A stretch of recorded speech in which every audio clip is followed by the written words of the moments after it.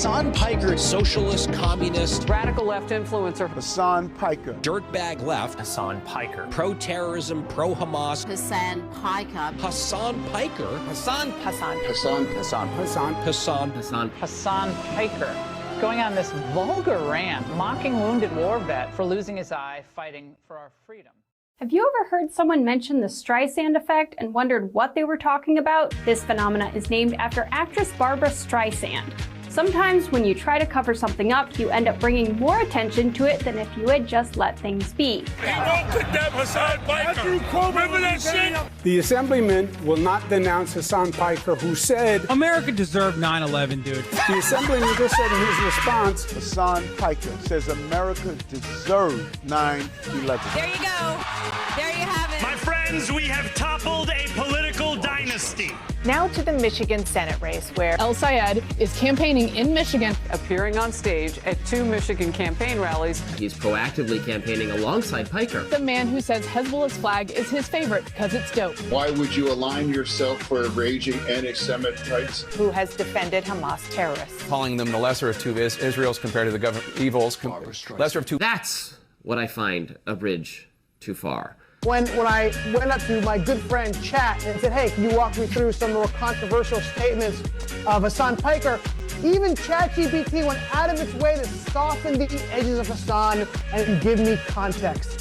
Thanks, but no thanks, ChatGPT. Hasan Piker is campaign poison. Placing yourself on the wrong side of a 90-10 issue is only going to make you look bad. It's going to be good for me. It's going to be good for the candidates that I work with. Turns out it was true. Abdul El Sayed at 27%. Oliver Larkin. Melon Kuros, everybody. Nice to meet you, Hasan. Welcome to the broadcast. Thank you for having me. Oh my gosh. What's going on, man? What's up, dude? Good to see you guys. I really enjoyed it. Yeah. How you been? He's trying to get that out. Wow. What's going on, everybody?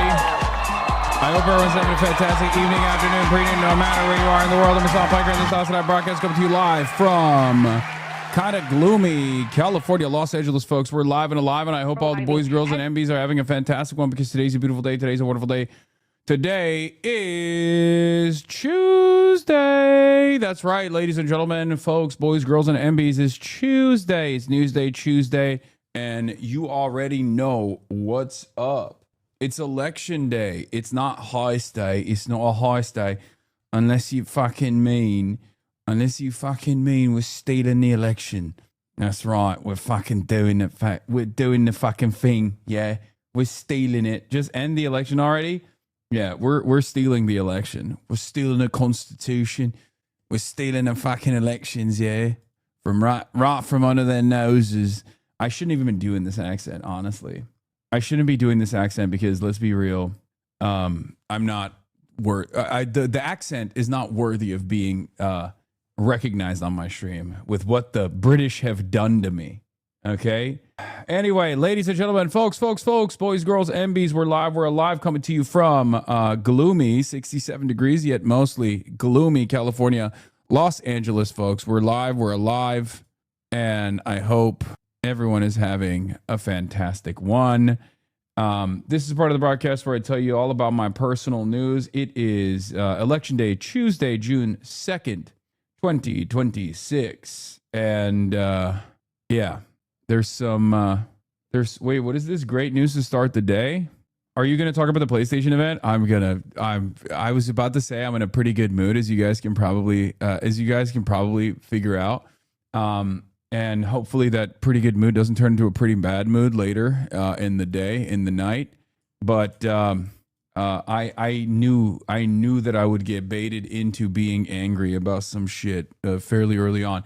But this is the part of the broadcast where I tell you about my personal news. Thank you, Druko. I got your blast-offs, okay? I'm not going to use the voting fascism one because I'm sorry, that's bait. Like, you want me to get absolutely destroyed by people, but I'll use the other two, okay? It's beautiful, it's wonderful, but, like, we're not voting yes to end fascism at the ballot box, okay? And I'm not trying to get my ass beat by everybody on the internet. In any case, ladies and gentlemen, boys, girls, MBs, no chat today, just talking to the void and closed chat. Yeah, it's going to be an annoying day today because there's some good news and there's some bad news. Hopefully there will be some good primaries here. Hopefully we get some W's on the board, you know. But having said all of that, okay, Megaphonics, I know you've been door knocking since 6 a.m. Okay, I know, I saw. I'm proud of you. Okay, Jesus Christ, stop spamming. I saw your fucking Twitter post. I saw your chat posts. Okay, I'm proud of you for door knocking since 6 a.m. Jesus Christ, this guy loves voting so much. He wants others to vote. In any case, folks, personal news-wise, ladies and gentlemen, personal news-wise, okay, a lot has happened in the world of HasanAbi Piker, except I'm still a chud-ass loser. And as a chud-ass loser, I did something last night that I need to tell you about. I have not watched a single second of Euphoria. Last night, I finally said, you know what? This is apparently an Israeli show, like literally, and also the creator has compared the show itself to the nation state of Israel. What the fuck is this show about? So I watched the first season, and let me tell you, I don't understand it. I don't understand it at all. It was very strange to me for a million different reasons. One, because like these are teenagers doing sexual style. And I find it weird because like the first season, they're literally in high school and they're doing sexual style. Okay. And I'm like, they're supposed to be teenagers. What the fuck is this? And then, but they're not, obviously. It's fucking like Sydney Sweeney and shit. But then also on top of that, it's just like it caused so much anxiety in me. Like I literally was just like, is this how American teenagers went to American high school? They're all doing like heroin. They're doing fentanyl. They're doing heroin, they're doing cocaine. What the fuck is happening in American high school? Oh my God. It genuinely, it confused me. It frustrated me. I was always like, why is no one taking care of these children? Why are they doing so many horrible things? And, you know, it just gave me a lot of anxiety. It gave me a lot of agita. Brother, it's not a documentary. Kirk laugh. Okay, Tucker Carlson bit, but unironically, yeah.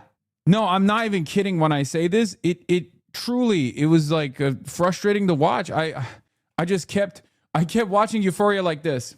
What's happening to these kids? I'm officially a middle-aged man. I'm officially a middle-aged man because I was like, these kids, they're not going to make it. They're not going to make it. I kept watching like this, shaking my damn head the entire time like an old man. I shot cocaine in high school, but I had a problem, rehab before graduation. Well, I'm glad you went to rehab. Yeah, anyway, my wife was watching it and I glanced over and there's like a FBI raiding some rundown drug house or something. And I thought to myself, isn't this show supposed to be about high school? Yeah, it was just, it was shocking to watch. Okay. It was shocking to watch. I'm still watching it to understand. Have you done drugs? Yes, of course. But post high school, you know, I went to high school in Turkey. There's no fucking drug doing in Turkish high school. What are you, crazy? There was like one couple that had sex when we were in high school and everybody knew about it because it was like a profound accomplishment. You know, it was an achievement, really. When I was going to high, maybe Turkish high schools changed too. Remember, I'm talking, this is like almost fucking 20 years in the past at this point. But yeah, college is different. But it does feel like Euphoria is very, it just felt like, I don't know. It just felt strange. It's like a strange show. The vibes are not there. The vibes are weird. It had mad segs in it. Yeah, there's so much segs. There is unlimited sexual style, and it's strange. It's too much sex. I thought Zoomers hated that shit. I thought Zoomers hated watching sex happen. I thought Zoomers were like, meh, why is there sex in my TV show? I'm closing my eyes. Zoomers love Euphoria, right? Isn't that a thing that Zoomers watch? So they love to watch people fuck, I guess. They don't want to fuck. They want to watch people fuck, maybe. I don't know. Anyway, whatever. It don't matter. It don't matter. Zoomers ain't watching that shit. Is it for faillennials? It's not for Zoomers. It's for pedophiles. Okay, well, there is a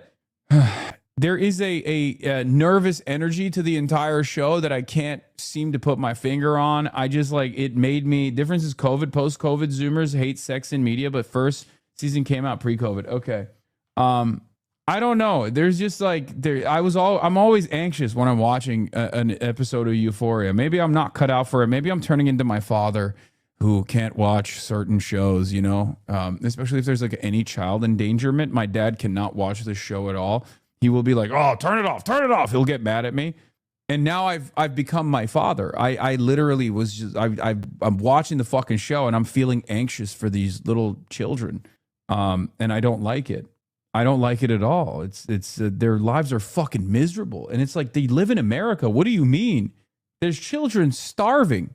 There's children that have to live in a fucking hollowed out apartment complex by the nation state of Israel. And you're living in like Burbank, California, or where the fuck you're living at. And you're like, my life is so complicated. I have to do heroin. I'm like, what the fuck is this? What the fuck is wrong with Americans? I have to do heroin and I have to have sex all the time. It's LA under Spencer Pratt. It gets 50% worse every season. Anyway, so that's my Euphoria take. But yeah, I woke up early this morning, real early this morning, and I went, and I have an announcement finally, and Austin's going to like this one. I don't know. He knows already. I already told him, but he'll like that I'm coming out publicly with this. I did something this morning. I worked out. And then I went, yeah, I'm coming out. I went to a dermatologist. That's the most delayed fa of all time. Jesus Christ. That's right. I went to a derm. And I say derm because, like, that's the level of comfort that I'm on. You know what I mean? Like, I have a derm now.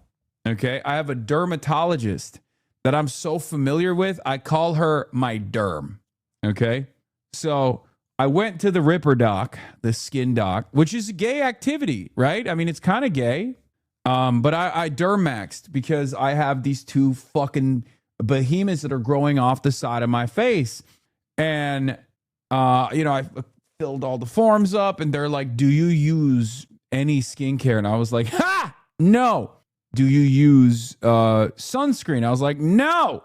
And they were like, you're insane. You're an insane person. What the fuck's wrong with you?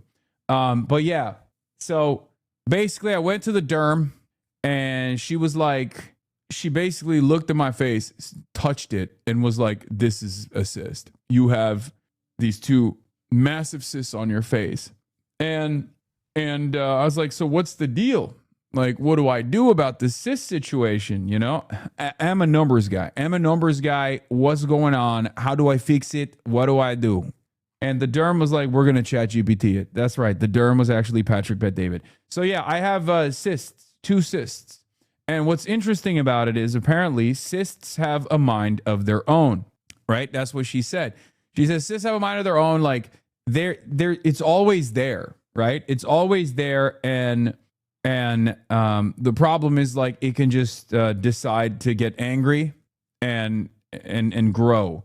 And the only thing you can do is either inject it, because I told her, like, I lanced it, I injected it with cortisol, it didn't really work. I constantly cover it with like a zit pack, whatever. And my friends keep making fun of me. They dunk on me, and one of them literally had to get Accutane, and he's still making fun of me for my acne. My cyst, like, it's kind of crazy. I'm being bullied by the guy who was being called Pizza Face in high school. Like, we have to fix this. I'm 34 years old. What do you want me to do? Kill myself? So she was like, all right, cortisone. Sorry. Is it cortisol? No, cortisone. So she basically was like, yeah, I'm not going to lie to you. That shit is crazy. It's an alien. Okay. That shit is the Wembayama of acne on your face. So we have to cut it out. And I was like, what? She's like, yes, you need plastic surgery because it's on your face. I would recommend not just like cutting it out here. It's a somewhat invasive process, but you have to do it with a plastic surgeon. I would refer you to a plastic surgeon. I was like, okay, what's the second thing? Because I was like, that's not happening. You know what I mean? I was like, that's not going to fucking happen anytime soon. That's crazy. I'm not doing plastic surgery. That's, you know, I'm not Hollywood Halkias over here, right? So she said the second best thing is just we boom it with the steroid. So yeah, I boomed it with a steroid. Okay. And so we'll see what happens in the next couple of days when hopefully it goes away. It's totally legit. South Korea has like 1,000 drive-thrus for it. Yeah, but also, what if my plastic surgeon is married to a billionaire, Chaebol, and he's getting really old, and in his old age, he accidentally slits my fucking throat instead of cutting the cyst off of my face because his hands are shaky, but he wants to still have his career as a notorious plastic surgeon. And if he actually ends up fucking it up, then I die. Then they have to hide it, and then it's an international incident. And then a lot of other people die in the process of covering the story that this old Korean plastic surgeon actually assassinated me. Brother, just get the surgery. It's only plastics because they're good, not and not cause scarring. Yeah. So we'll see. So I'm on this plan now. I'm booming my face. I got the injection on the cyst to like reduce it. And then next month we're gonna do another. Boom if it's not gone away. And then I'm also gonna get naked, and she's gonna look at my whole body to see if I have I have a lot of moles. So she's gonna do a full body mole check. Yeah, that's what I did this morning. Abdul is live on MSNBC being asked about anti-Semitism. Things like glasses or healthcare or schools for our own kids. And I worry that a lot of times people want to use the word anti-Semitism to spread, to defend a foreign government. I'll blast off right now. I think it's just really important for us to differentiate between those two, because I don't want to be held accountable to what another government does simply because I share ethnicity with the people who live there. And I know the same for my Jewish sisters and brothers. You've got support of Bernie Sanders and a lot of other progressives in the caucus. They're more my favorite Jewish uncle. There are more moderates in the Democratic Party who are worried that if primary voters elect you in Michigan, they're going to lose that seat. I guess, how will you feel if you are elected, the general election happens, and it goes to Mike Rogers? Well, we're going to do everything we can to beat Mike Rogers. I'll just tell you this. Who better to take on a guy who voted 60 times to raise prescription drug prices and then helped to architect the legislation that kicked off the opioid epidemic and then took a $14 million payout to be a pharma lobbyist than a guy who's a doctor who rebuilt the health department in the city of Detroit, eliminated $700 million of medical debt, and put Narcan in 100 locations. There is nobody better to prosecute that case than I will. So we're going to beat him by 7. We're going to beat him up and down the state, and we're going to show them what it looks like to actually campaign on strength rather than fear. If Democrats win in November, how should they treat Donald Trump's presidency? Should they start investigating him? Should they impeach him? Yes. Should they try to convict Yes. him? Should they go after this administration as furiously Will as Abdul they win the did? general? Fuck yeah, dude. Are you kidding me? It's already a blue wave year, and he is so well positioned to cook Mike Rogers. The day I take office in 2027. Number one, put as much sand in the gears into what Republicans are fucking idiots. They think, you know what they're going to do when Abdul wins the fucking primary, inshallah? They're going to literally open up unlimited maximum attacks against Abdul by being like, he's aligned with HasanAbi Piker. And we've seen that fail over and over again. And it's of course going to fucking fail in Michigan too. They're going to be focusing on dumb shit like, oh, you're hanging out with Hasan Piker. And Abdul's going to be like, I want Medicare for all. What do you think is the way to win here? I know exactly what they're going to do. I'm telling you right now. I'm fucking calling it. Babe Ruth. I know exactly what they're going to do. I'm telling you right now. I'm fucking calling it. Babe Ruth. I'm calling the shot. Okay? While they're busy talking about Hasan Piker, which will be the transgender of this Michigan race, he's going to be talking about Medicare for all and ending wars. Trump, if we fail to hold this one accountable, will actually be smart. Abdul El Sayed, candidate for Michigan Senate, thank you so much for joining us. I appreciate it. Good to have you in person. Thank you for having us. All right, coming up next is Minority Report. Did it predict the future? Okay. Rogers lost to a CIA agent? Yeah, I know. Rogers lost to Elisa Slotkin, dude. It's not even happening. Like, he is incredibly bad. New poll, by the way, speaking of Abdul, new poll alert, ladies and gentlemen. New poll alert. New poll alert. It's poll time. It's poll position. It's motherfucking Pol Pot. Abdul El Sayed, new Senate poll coming from Michigan, Lake R. B-rated El Sayed at 34. Stevens at 31. McMorrow at 19. Bruh. Mallory, what did you do? What did you do, Mallory? New poll alert. A new Lake Research Partners poll. of likely 2026 Democratic primary election voters shows Abdul El-Sayed in the lead for the Democratic nomination for U.S. Senate. El-Sayed has the most support and greatest intensity of support, highest favorability ratings of the candidates, and voters are liking what they are hearing about him. God damn. Now let me say something. Let me say something. Put some respect on it, dude. Put some motherfucking respect on it. Yeah, this was really funny. Zionists really just can't not steal things. Yeah. Track Islamist pack. Mallory kept pushing that voice like she was running for St. Paul City Hall. It confuses the minds of a Michigander. Can you do a Holy Toledo? Holy Toledo! Holy Toledo is New York City! Can you hear me, New York?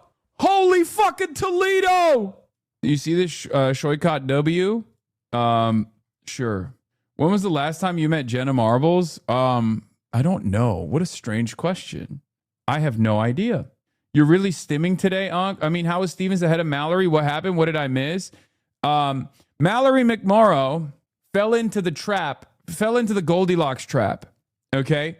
She was too progressive for the moderates and too moderate for the progressives. So the race is actually getting divvied up between Haley Stevens, Michiganders, Michigan's own Bobby Hill.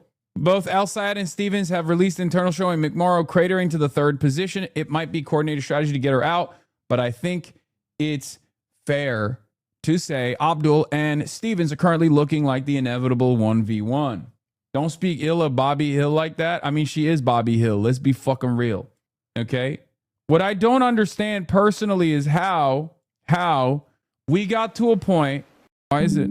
Okay, we're back. We're back. What the hell? Oh my God. Oh. Yo, I'm sorry. M Israel Chai. May awaken the people and help them to see the evil doings of Israel and the United States. Okay. I'm giving conflicting messages here, but sorry, we got hit with the Mossad gun for a brief moment. Ladies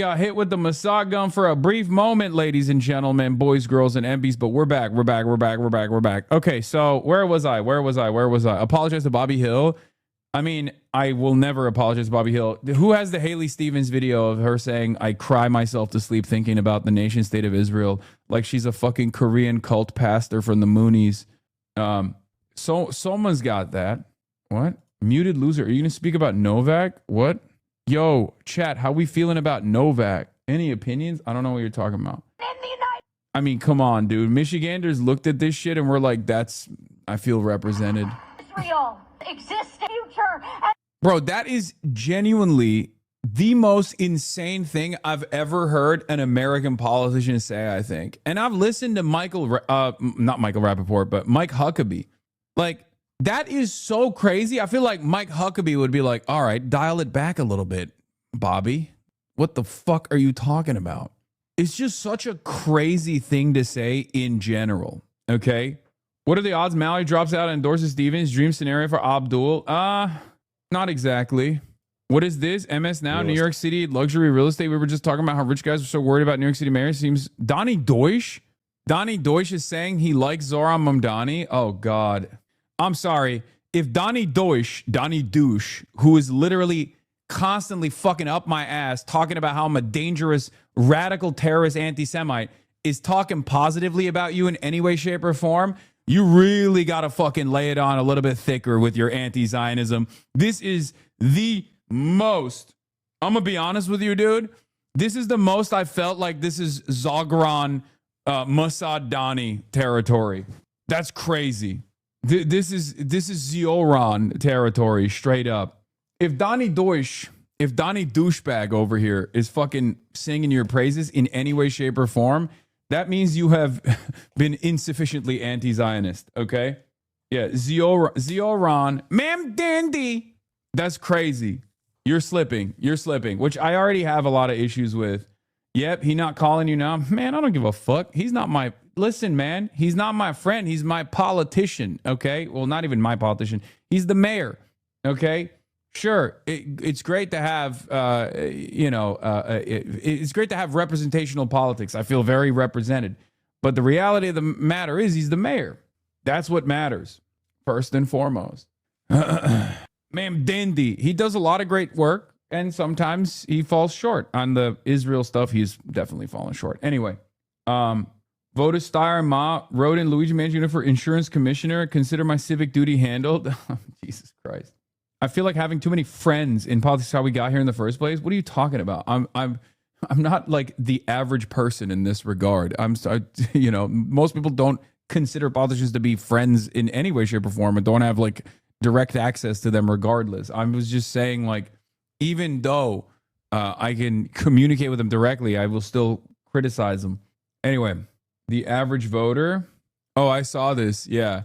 Dennis McClin, 43, social worker from Riverside, who said he was looking for a common sense on the issues of helping the homeless population that he referred to as the unhoused. I tried Katie Porter, but I'm a realistic person. I think she had a good chance of winning. So I voted for Javier Becerra. Bro, when I see stuff like this is the ultimate black pill. Okay.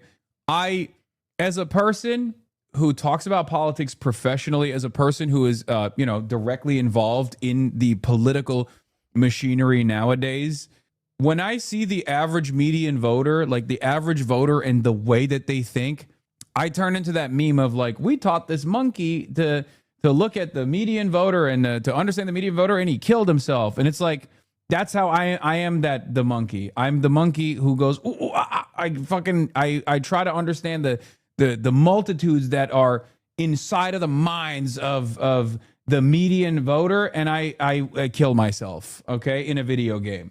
I am that monkey. Oh my God. I am literally. I'm Brian Kilmeade. Bro, you're about to get clipped, dog. What are you? Why? What? You got clipped, bro?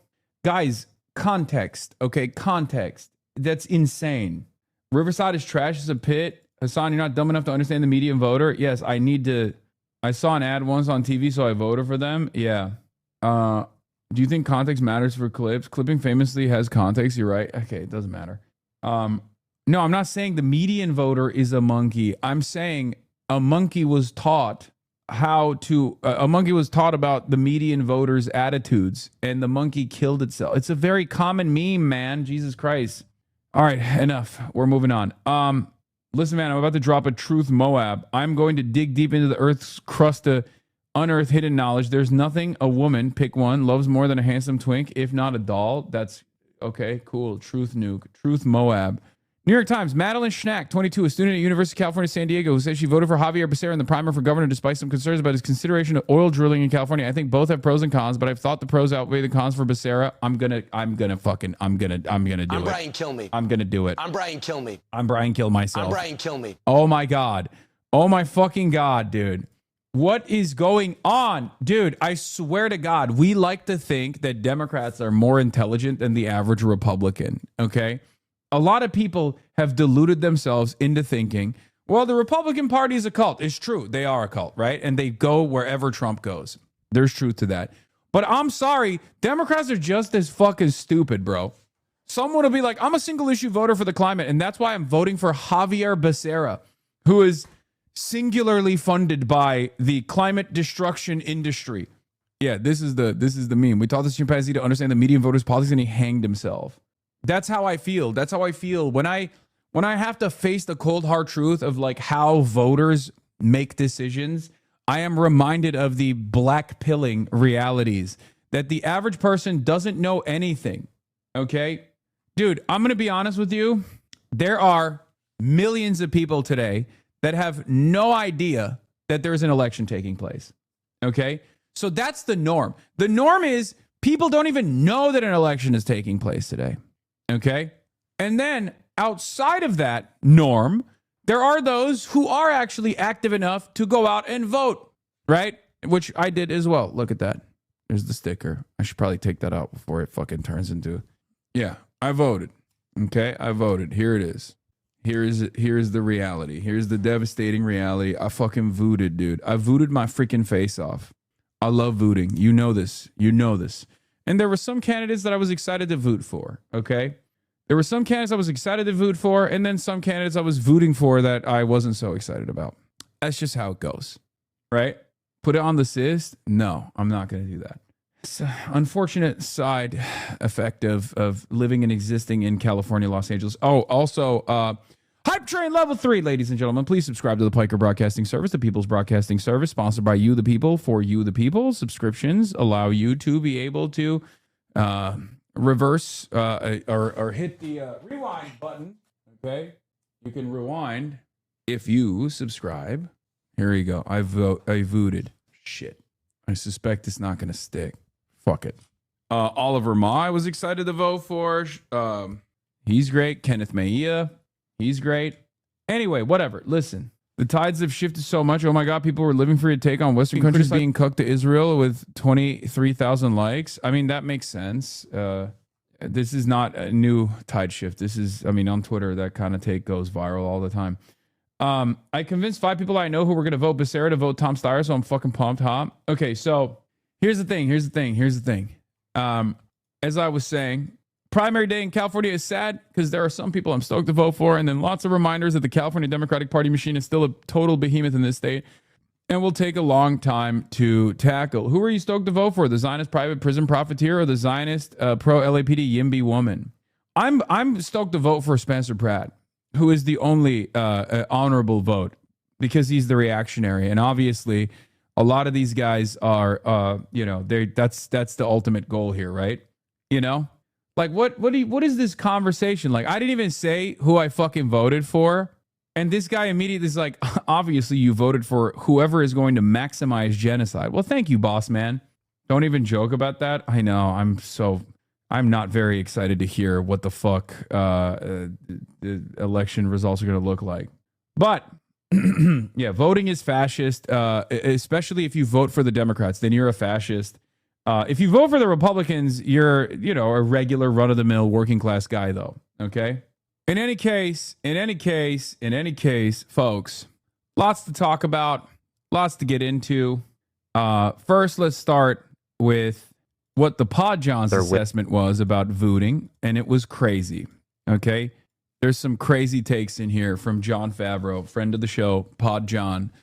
John Favreau. Let's turn to California. The big race, of course, is the jungle primary for governor. Same question for each of you. Who'd you end up supporting and why? I am going to vote for Tom Steyer. If the polls are to be believed, and they've been pretty consistent, Becerra is going to move on. One other will. There's a chance Tom Steyer can be that second person. I would much rather have 2 Democrats battling it out for the future of the Democratic Party in this state than I would have Becerra versus a Republican who has not passed the threshold question of opposing Donald Trump's election lines. Like, that to me is a threshold question. You could be frustrated with Democrats in this state. You can believe that Democrats have fucked up in California, but if you can't say Donald Trump lost that election, if you can't stand up to him, then that is so fucking dangerous, and he's a nut for that. I also really liked my conversation with Tom Steyer. I think he had good answers for some of the questions about where Democrats have gone wrong in California and some of the criticisms. I also really like Katie Porter, but she just hasn't risen to the top of the poll. It sucks because I really like her, but I'm trying to be pragmatic with my vote. If I could wave a magic wand and make someone governor, it would be Katie Porter, but she is down in the polls. I have the same rationale. I want to vote strategically because I think Steyer and Becerra going to a runoff would be great. It would kind of be annoying if we had to deal with, running in Steve Hilton, who's a random British short king who's like deep in the tech community. I don't think his height's a problem. I do love that triggered you of all the criticism. If I were doing ranked choice, I would be Katie number 1. I thought about Becerra, but I don't feel confident giving the top job to someone he's had 35 years in elected office to prove himself, but has received mainly bad reviews from his colleagues. He's very late to introduce any kind of... Brother, what is this convo, dude? What is this motherfucking convo? Zwing Thomas with the 200 gifty Hype Train level 7. You already know Hype Train level 10. Subscribe to the Piker Broadcasting Service. If you love the soundboard, I'm Brian Kilmeade. Let the people know by gifting subs or subscribing for free with the Twitch Prime or for $6 a month with a regular Twitch subscription. If we get to level 10, you already know you're going to get the regular Charlie Kirk. And if you get to level 15, it's the reggaeton Charlie Kirk. All right? Gift those subs. Who voted Steyer? It's not that bad, even if they got there. Weird. I know. It's very strange. I have 0.75 in my bank account, dude. I watch because there's no ads. Don't worry. Well, I will keep the broadcast ad free. Your voluntary contributions keep the Piker Broadcasting Service, the People's Broadcasting Service, ad free. Your voluntary contributions also allow me to maintain my editorial independence. The Piker Broadcasting Service is sponsored by you, the people, for you, the people. The Piker Broadcasting Service is unbought, unbossed, and unbowed. Housing policy whatsoever until after ballots drop. Even then, it was like more NIMBY than Steyer or Porter or anything else. And now, like, I hope I'm wrong. And if he wins, then like, great, maybe he'll be a great governor. But just it prevented me from voting Becerra. Steyer, like, I'm more confident in Steyer. For me, it was like the combination of he's never had any. Your ban situation should be all over the news. Why is it not? Are you kidding me? It was literally covered by every news outlet on the planet. The UK banning me was, I think, covered by virtually every single news outlet. Literally. Hasan Piker, UK blocks visit 1 day ago. Not only was it on every news outlet, not the American ones as much, like CNN didn't fucking cover it or whatever, but terrorists, Allah, Islam. Okay, man. Are you okay? You having a good time, dude? Take your meds. Take your medication. Take your medication. Yeah, there is, it's been all over the news, and I think it totally backfired. I will be honest, I think it totally backfired on the British government. Like, I don't think they were expecting, oh my God. I don't think they were expecting this level of controversy from the coverage. Like, people are just straight up writing articles like, Britain is wrong to ban speakers like Hasan Piker. In the race to see Pelosi, all eyes are on the fight for second. Free press, Britain. Free press, Britain. Don't ban Hasan Piker and Cenk Uygur. The Wrap, Los Angeles Times, NBC, Jewish Telegraphic Agency. Like, virtually every outlet has written about it. And most people are very critical of it because they should be. It's actually very stupid. This was a very stupid thing that they did.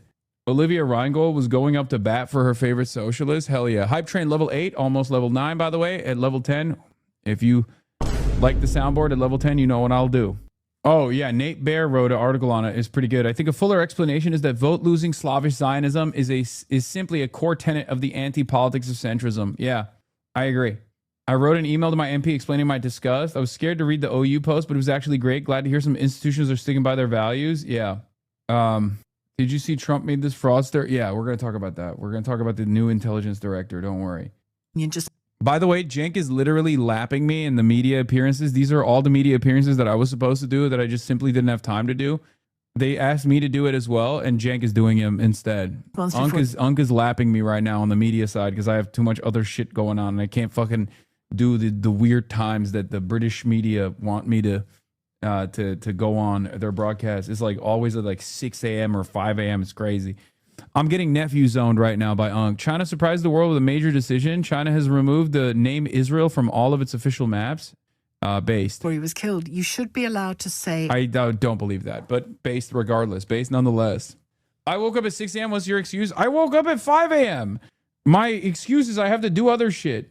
Outrageous things. All right, we're not going to do this right now. We're not going to do this right now. All right, we're not going to do all this. Let's get back to the weird calculation of the Podjons and who they voted for in the gubernatorial race. Any experience in elected office or governing anything, and is a billionaire who basically, like, you know, ran for president first, flamed out there, then spent just the GDP of a small country on this race. I like his positions better than Becerra and a lot of the other candidates, but I'm just like, there's just something a little icky to me about it. So I just voted for Katie Porter because I like her. It is the least strategic thing I could do, but that's crazy. Katie to me is like that is genuinely crazy.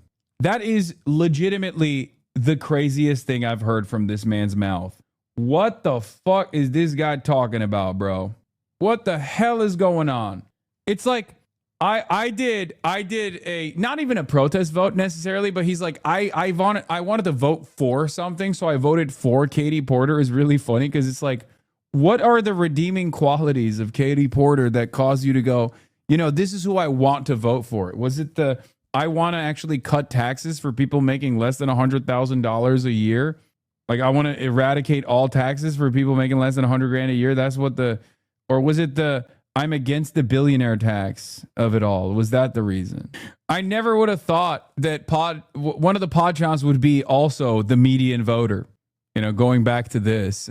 Known her a while. The temperament with her staff stuff is obviously like it bothered me a lot because like we've known her forever, and I actually didn't know that until those stories came up. I also don't think she's going to win. Yeah, he was like, I didn't want to vote for Becerra because his peers don't like him, which is why I voted for Katie Porter, whose peers have been murdered by Katie Porter.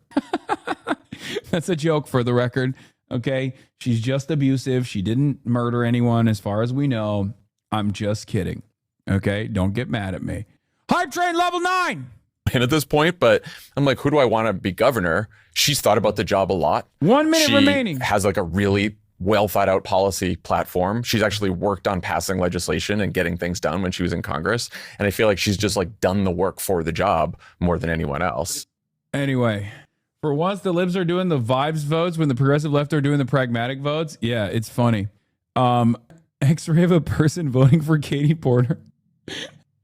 Yeah, I saw Kyle's defense of me. Ben Shapiro is making up gross lies apparently, which is, you know, what else is new? That's an interesting take. I mean, I love the pod Johns, you know.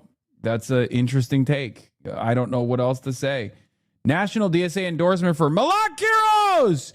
DSA proudly endorses Malak Quiros for Congress. A PhD student, barista, former lawyer, fired from her job defending students protesting for Palestine. Malak is calling for an arms embargo, abolition of ICE, and Medicare for all. Send her to the office by donating today. Hell yeah. Congratulations. Another national endorsement for a DSA candidate. Hell yeah. Pod Bros proving that they always choose the most centrist option unless they have no other choice. That's not even true. They've been pretty fucking good with the insurgencies that are propping up or popping up all over the country. What about Maureen Galindo? Maureen Galindo still lives in our hearts, lives in our minds, and lives in our souls. Shout out to Maureen Galindo. If you write her in the general, she can still win. Remember that. Maureen Galindo heads rise up. Okay. Give us half a song. No, you failed. You failed me. Fox News is going to write this in the article. Hasan Piker is a Maureen Galindo head. Yeah, whatever. I don't give a shit, dude. They fucking lie about all of my positions anyway. Randy Fine also lying about me. What else is new? Hasan Piker's kickrolled by Chinese interests. The so-called influencers are getting paid by foreign regimes to tear America apart from the inside. First of all, what the fuck would this have to do with tearing America apart? Like, this doesn't even make sense on its face. Like, not only is it ridiculous and he's obviously making shit up, but like the things that you're making up don't even make sense. How does this work? How the fuck does this work? How is like delivering, how is it in your mind that delivering humanitarian aid to Cuba would somehow destroy America? Randy, find your waistline was funded by Chinese food interests. Shut up. Nice tie clip. 70 years of what? It's the Japanese Communist Party. The Japanese Communist Party, 70 years. They're like commemorative 70 years tie clip. I love wearing this thing, even though they're revisionists and they're also anti-CCP, CPC. Randy Fine is not even a hog. He's a boar. I agree. Where were we? What were we doing? What were we talking about? Oh, yeah, the Pod Johns we talked about already. What's with so many black and brown people backing Becerra? Good on them, you know, have fun with it. I don't fucking know. Here's the thing. Okay. I'm not going to make any statements or assumptions. All I'm going to say is the Democratic Party's turnout machine is still very, very powerful in the state of California. Okay. Tom Steyer is a white billionaire. So obviously he has a long way to go to win the approval of these demographics that understandably are going to be skeptical of him. Okay. And that's a normal and healthy skepticism to have, right? However, I'd go so far as to say that most of the Becerra heads the Becerra mentum is coming from the Democratic Party's turnout machine because they consolidated support behind Becerra literally overnight after Eric Swalwell was outed as a sexual harasser, sexual assaulter, you know? And I think that there are a lot of people who are just like, okay, I'll go vote for whatever community leaders are telling me to vote for. That's it. And it's not even like the bots, because I think the impact of the bots are a bit overstated. Because I saw the article about like, oh, there were Becerra bots that came out of nowhere. I think it's an indication that like a lot of moneyed interests very quickly wanted to attack Tom Steyer because they were worried. They wanted a machine politician up there. And that's what happened. SEIU and the like, unfortunately, yes. The SEIU endorsed Tom Steyer, though. The problem is California labor unions and labor unions across the board, like the major ones, can either be very good, but when it comes down to elections and who they are endorsing, they're very bad. Okay? It just sucks. It just fucking sucks. Yes, I saw this and I wanted to immediately... I'm Brian Kilmeade. Yeah. It's just, this is it over and over again. When I hear about shit like this, I think they both have pros and cons, but I thought the pros outweigh the cons for Becerra. In the end, I didn't want to vote for a billionaire, so I voted for the guy backed by every billionaire. Fuck! That's a white person, not a black or brown person. Wait, what? It's not about fucking black and brown people either. Okay? It's just about American voters. Okay, that's it. That's my argument. It's about voters. And remember, this is a 22-year-old who is voting in the motherfucking primaries. So this is the highest, like this is the least likely voter of all time. Their level of interest and level of knowledge in American elections is beyond comprehension. Her peers don't even know what the fuck's going on. Most 22-year-olds do not know that there is an election today, okay? The overwhelming majority of 22-year-olds do not fucking know that there's a primary happening today. So this is a person who knows that there's a primary happening. This is a person who's like read the policies and is like kind of aware. This is supposed to be the educated voter, far more educated. Anyone that goes out and votes in the motherfucking primaries is far more politically active than the average American. And this person looked at the policies, looked at everything else, and was like, you know what? I want to vote for the guy that's being backed by Philip fucking Morris. Okay? When you're getting backed by Philip Morris, I feel like you've already maxed out on every single lobby, that you're going after lobbies that don't even exist anymore. Okay? The big tobacco lobby is gone.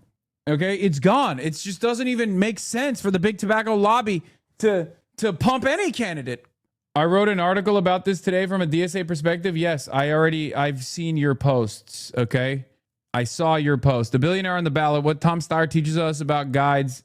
I see the geese writers all the time. Wait, is this the one where you talk about being bold?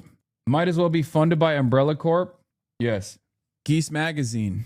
Always interesting and thoughtful articles on Geese Magazine. I like it. It's very good. Hold on. You don't fuck with flavored lung darts? I mean, me smoking or not smoking, which I don't anymore, has nothing to do with like the motherfucking tobacco lobbies, dude. Trisha Paytas did you dirty with the photo choices. Lamau 3120. What the fuck? What happened? We didn't get invited or nominated. Crazy. How did we miss this? Everyone. Double homicide. Yeah. I was nominated. Hassan Piker can't go to the UK, but he did get nominated for the Lost Culture Did he go? Awards. I don't think he made an appearance. He probably should have. Why can't he go to the UK? They revoked his visa. Yeah. Him and his uncle. Is he not a citizen? And his uncle? Mm-hmm. What are these photos? What the heliante? Oh my God. You guys don't have to do me like this. Okay? Also, Trisha Paytas is he not a citizen? Yeah, I'm not a citizen of the United Kingdom. Trisha Paytas. That's so funny. Dog, that's you. Man, that's not me. That's the old me. When I'm fucked up, that's the real me. This is old me. It's fucked up. This is from 2014. Okay? There should be an embargo on photos where you're trying to blast fits in 2014 with long T era, zippers on the side. That should go. That should show you that this is devastating. It's AI, bro. It's AI. It's AI. It's AI. This is AI. Is woke one was wild, but this is pre-woke one. I'm looking like a fucking Urban Outfitters model. Look at the goddamn bowler hat that I got on. Skinny jeans. What? Of the UK? No, he's not a UK citizen. Oh, well, how do you I think there revoke was a visa? South by Southwest conference they were supposed to go and give a speech. I'm so confused. I thought South by Southwest was in Texas. They branch. It's like He's here, so how are they revoking? I'm so confused. What visa's being He was supposed to revoked? speak at a panel in the UK. And why did he need a blocked visa? him from going. Okay, this is crazy. I'm so I missed all this. Where do I see all this? I saw it on Twitter. Instagram. I mean, it's all politics. It's political, so I don't think you would. All right. I mean, that's sad that he can't be let in, I You suppose, have a but visa into my home, Hasan, anytime. Okay. You need. Just. And it's Pride. Come on. Okay. Oh, because he didn't go to the Las Culturas Culture Awards. Oh, I wonder God. if he won. He should have won, I would think. Okay. Yeah. But Molly from Flopcast, she went. Oh, Yes. she get nominated? She bought. That's crazy. You age like wine. Thank you. Those are photos from 2014. That's like literally 12-year-old photos, by the way, like straight up. These photos, well, not this one. This was from Japan, as you guys remember. I don't know why this photo makes my legs and ass look. This photo makes my head look so tiny in comparison to the rest of my body. I fucking hate it. Okay? Why you look so thick? Nah, Unc, this was a fit back then. Low Kirk. Damn, dude, you were tall for a 12-year-old. Ain't no way you had that much beard as a 20-year-old. That must be 2017. No, I had that much beard, bro. Were you crazy? Yeah, this is 2014, 2015 era. Same era. You can judge by the hats. You can tell from the hats that I'm wearing. I still wear this jacket, by the way. Not the one I'm wearing currently, but the other navy jacket that I wear. It's the same one. Look at that, though. Dangly ass necklaces. Crazy hat. Hasan, my friend just told me you have yaoi proportions. Bro, if the pants were any tighter, you could check the pulse from the photo. Damn. What? Yeah, but I'm denying print. I'm denying print access. You see that? That's how you did it back then. Bro, this is like, we're dusting off the tomes, dude. This is old school shit. This is 2014, 2015, 2016. This is like Mumford & Sons. You know what I mean? Looking like a fucking youth pastor. Got the fedora on. Looking like absolute shit. Okay? This is the spiritual equivalent of the millennial gray architecture. This is the spiritual fashion equivalent of millennial burger slop. Okay? March and I, whenever we go places and they have the millennial burger slop music playing in the background, we'll point to it. Like, we'll be like, look, see, it's millennial burger slop. It's like a place where they just weirdly have an ampersand logo on the wall with lights on it. You know, rustic vibes with the fucking high chairs. They're making micro brews as well. And it's the same in every other fucking city, in every goddamn state. All the flyover states have the same exact shit. Stomp and clap music, Diet Coke being served in mason jars. You're like, this is crazy. Why is this still a thing? Yeah, Edison bulb slop. Yup. This fit is from that era. Back when that shit was popping, okay? The other peak HasanAbi era, brolic as hell. This is not even my most brolic. What do you mean? It's okay. It's okay. It's all right. Dude, oh my God. In the post like Kayagate universe, they will point to this to be like, he fucking abuses his dog. I just realized. Perception is everything, right? Now, anytime like there's any photo of me and Kaya or any video of me and Kaya, they literally fucking say, oh, you're a dog abuser. Look at you abusing your dog again. Oh my God. Oh my God. She did not fuck with the pool at all. She does not like the pool. There we go. Come on, you're doing great. That's her first time in the pool. I'd say that was a relatively successful mission. Yeah. You look so young here, aging backwards. Buddy, this is last year. And it's just because I don't have a fucking beard and a mustache as prominent. That's literally it. You guys always, you're dupe. You're like little babies, I realize. You're like little babies who are like, oh my God, this baby actually freaked out when her father shaved his beard for the first time. That's you, chat. You seem happier. I mean, my life has changed. And for not for the better, but certainly for the worse. I'm literally now persona non grata, public enemy #1, internationally recognized terrorist. Not one, not two, but 3 different government ops. 4 if you count Turkey, Israel, the United States, and now the UK as well. Turkey's already been the OG government op. Things are fucked up, folks. I'm not going to lie to you. But we're making some changes. Brother, I scare myself when I shave is fucked up. Okay. But sometimes you just gotta keep fighting. You gotta put up a fucking strong fight and keep pushing through it all, you know, and hopefully we'll get out on the other side in a positive way. Your ass is getting chewed. I fight for you though. Oh my God, I know. Threads is a devastating activity, by the way. Anytime you say anything about fucking Tom Steyer or Javier Becerra on Threads, you get inundated with Becerra heads. Haven't met one in the wild yet, but yeah, if you live in New Jersey, 12, Trenton, Plainfield, Princeton, Ewing, Plainsboro, most of Middlesex and Somerset, please get out today to vote for Adam Hamawi, a former combat medic who saved lives from ground zero to Gaza. Did you see the internet's favorite historian got your back? Who's the internet's favorite historian? William Dalrymple? I didn't know that this was the internet's favorite historian. Britain has blocked Cenk Uygur, a left-wing Turkish-American media personality, and his nephew Hasan Piker, a U.S. left-wing commentator and influencer, from entering the country to speak at events. Both say, "You're not the hero woke wants, but the one woke needs." Yeah, you're in the new Cato survey.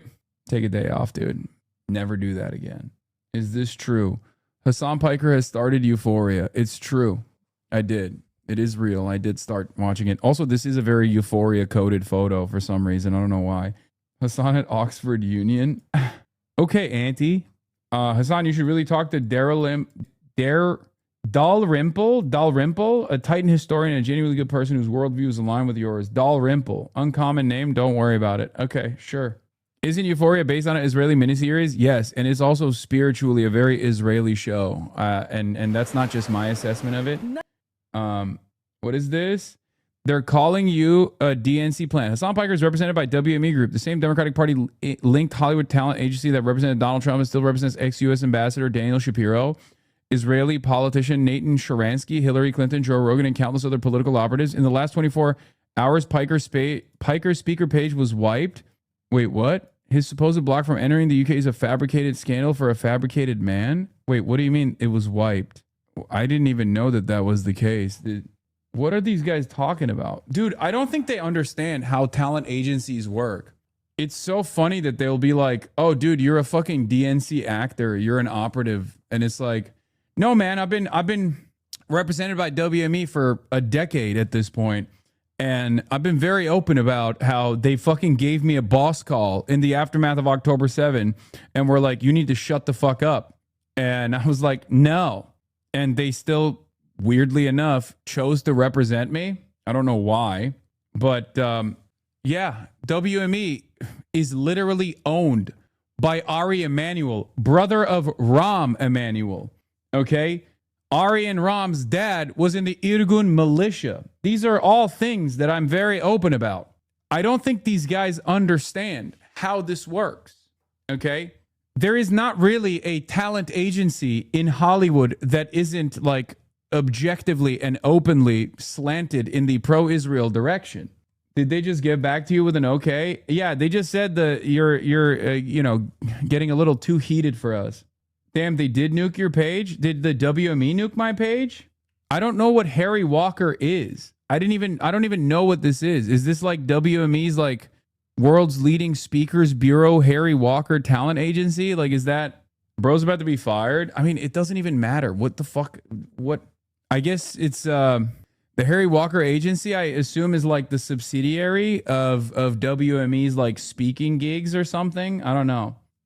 Dude, I don't even know. Dan Cohen doesn't know what the hell he's talking about. He's an anti-Zionist, but not a knowledgeable person. Yeah, it's funny because like, okay, so what I assume here is that this is probably under the banner of WME, William Morris Endeavor, which is who I'm represented by, right, as my talent agency, and my management is Night Media. My manager at Night Media used to be my agent at WME. I've talked about this story a lot. He's stood by me over, a lot of controversial moments. So, I trust him. Also, it's not easy to find a manager nor an agent that will say no to millions of dollars of sponsorship opportunities, because that's direct cash that would go into their pocket as well. So I suspect that this is the speaking agency. Yeah, Harry Walker agency is under the banner of WME. Okay, that makes sense. So maybe WME is firing me. I don't fucking know. I mean, not that it matters to me at all. I haven't really gotten them a lot of paid speaking engagements anyway. But ultimately, I don't really care. Like, I don't really. They probably get more prestige and utility out of having me as a part of their talent that they represent, to show that they have a broad array of speakers that they represent, than vice versa. But it is very funny that these guys just simply don't understand how any of this stuff works, and they just assume that like these talent agencies have some kind of say in what I say and do, and what I can and can't do. No, they just fucking book gigs. They take inbound requests that are coming from all of these all of these different speaking engagements all around the world, or even WME is full service too. So like they have full spectrum coverage, podcasting, shit like that, and they just take commission. They take 10% commission off of like whatever paid speaking engagement that you do. The problem with someone like myself is I don't do a lot of paid anything. Curious, why do you need an agent for if you don't normally do paid engagements or paid sponsorships? How does your bro make any money off of you? I mean, I do it every now and then, kind of like a leech. No, when you're at a certain level of fame, it's good to have a talent agency, because there's a shit ton of inbound requests coming. And they manage all of that stuff. They already have like pre-existing relationships, things of that nature. They also have a legal team to go over the contracts too. So like there's a lot of stuff. There's a lot of stuff that is happening behind the scenes that a lot of services they offer. You don't want to get fucking scammed, right? I'm in this industry. If you don't have an exclusive contract with a speaking agency, they will put your name up to attract Google hits. And when people inquire about you, they'll try to sell a speaker they do represent. No. I am represented by WME, full spectrum representation by WME, which means that I'm under the banner of the Harry Walker Agency, which is probably their subsidiary for speakers, right? Like this is an agency that does speaking engagements, right? Yeah. Plus they're licensed and bonded, required in California and New York. Exactly. When chatters ask why you're missing all the international headline news coverage interviews about the UK ban to do other shit, this is some of the other shit off your plate. Yes. Harry Walker is not a part of WME. What are you talking about? This is literally WMEagency.com/expertise/speaking. So yes, you're wrong. Harry Walker Agency, I suspect, is under the, see, they represent Ronan Farrow and a bunch of other like, journalists, reporters, media folks in general. But yeah, this is all above board and perfectly normal. It is very funny though, whenever guys like this get into it and they're like, this is actually very suspicious. They wiped them off their webpage. I've never hidden that I've been rep by WME. I don't really give a shit. Why would that be a fucking problem? If anything, it's more so a problem for them that they're even representing me, and maybe they no longer want to. I don't even know. Maybe this is how we find out.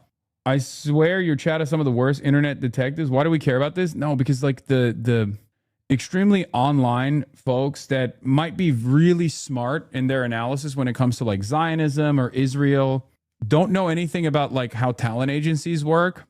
So then they think there's like some hidden truth there.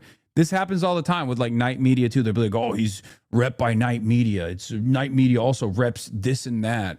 And it's just like a different version of a schizo post, pretty much. It's all to the Wayback Machine is from April 13th. He can't even prove it's in response to the UK ban. Yeah. But yeah, all of this stuff is totally above board, and I'm very transparent about it. I don't know why people try to make it seem like it's some sort of like evil thing at play. It's basically saying like, well, I'm on Twitch, which is owned by Amazon, and therefore I'm actually secretly stamping out the revolutionary potential of the masses and then feeding them back like pro Amazon sentiment or something. Yeah, maybe they got too much heat, so they deleted me off their page. I'm going to ask my manager what the fuck the deal is. You describe Dan Cohen to a T, but a lot of faux leftist types will believe him. Yeah, I mean, I don't really care. What are you going to do? I think it's cool that people have some schizo beliefs. Let them believe schizophrenic things, dude. Who cares? Let them hallucinate a little bit. It's fun. It's fun. Maybe it was a DDoS thing? No, probably not.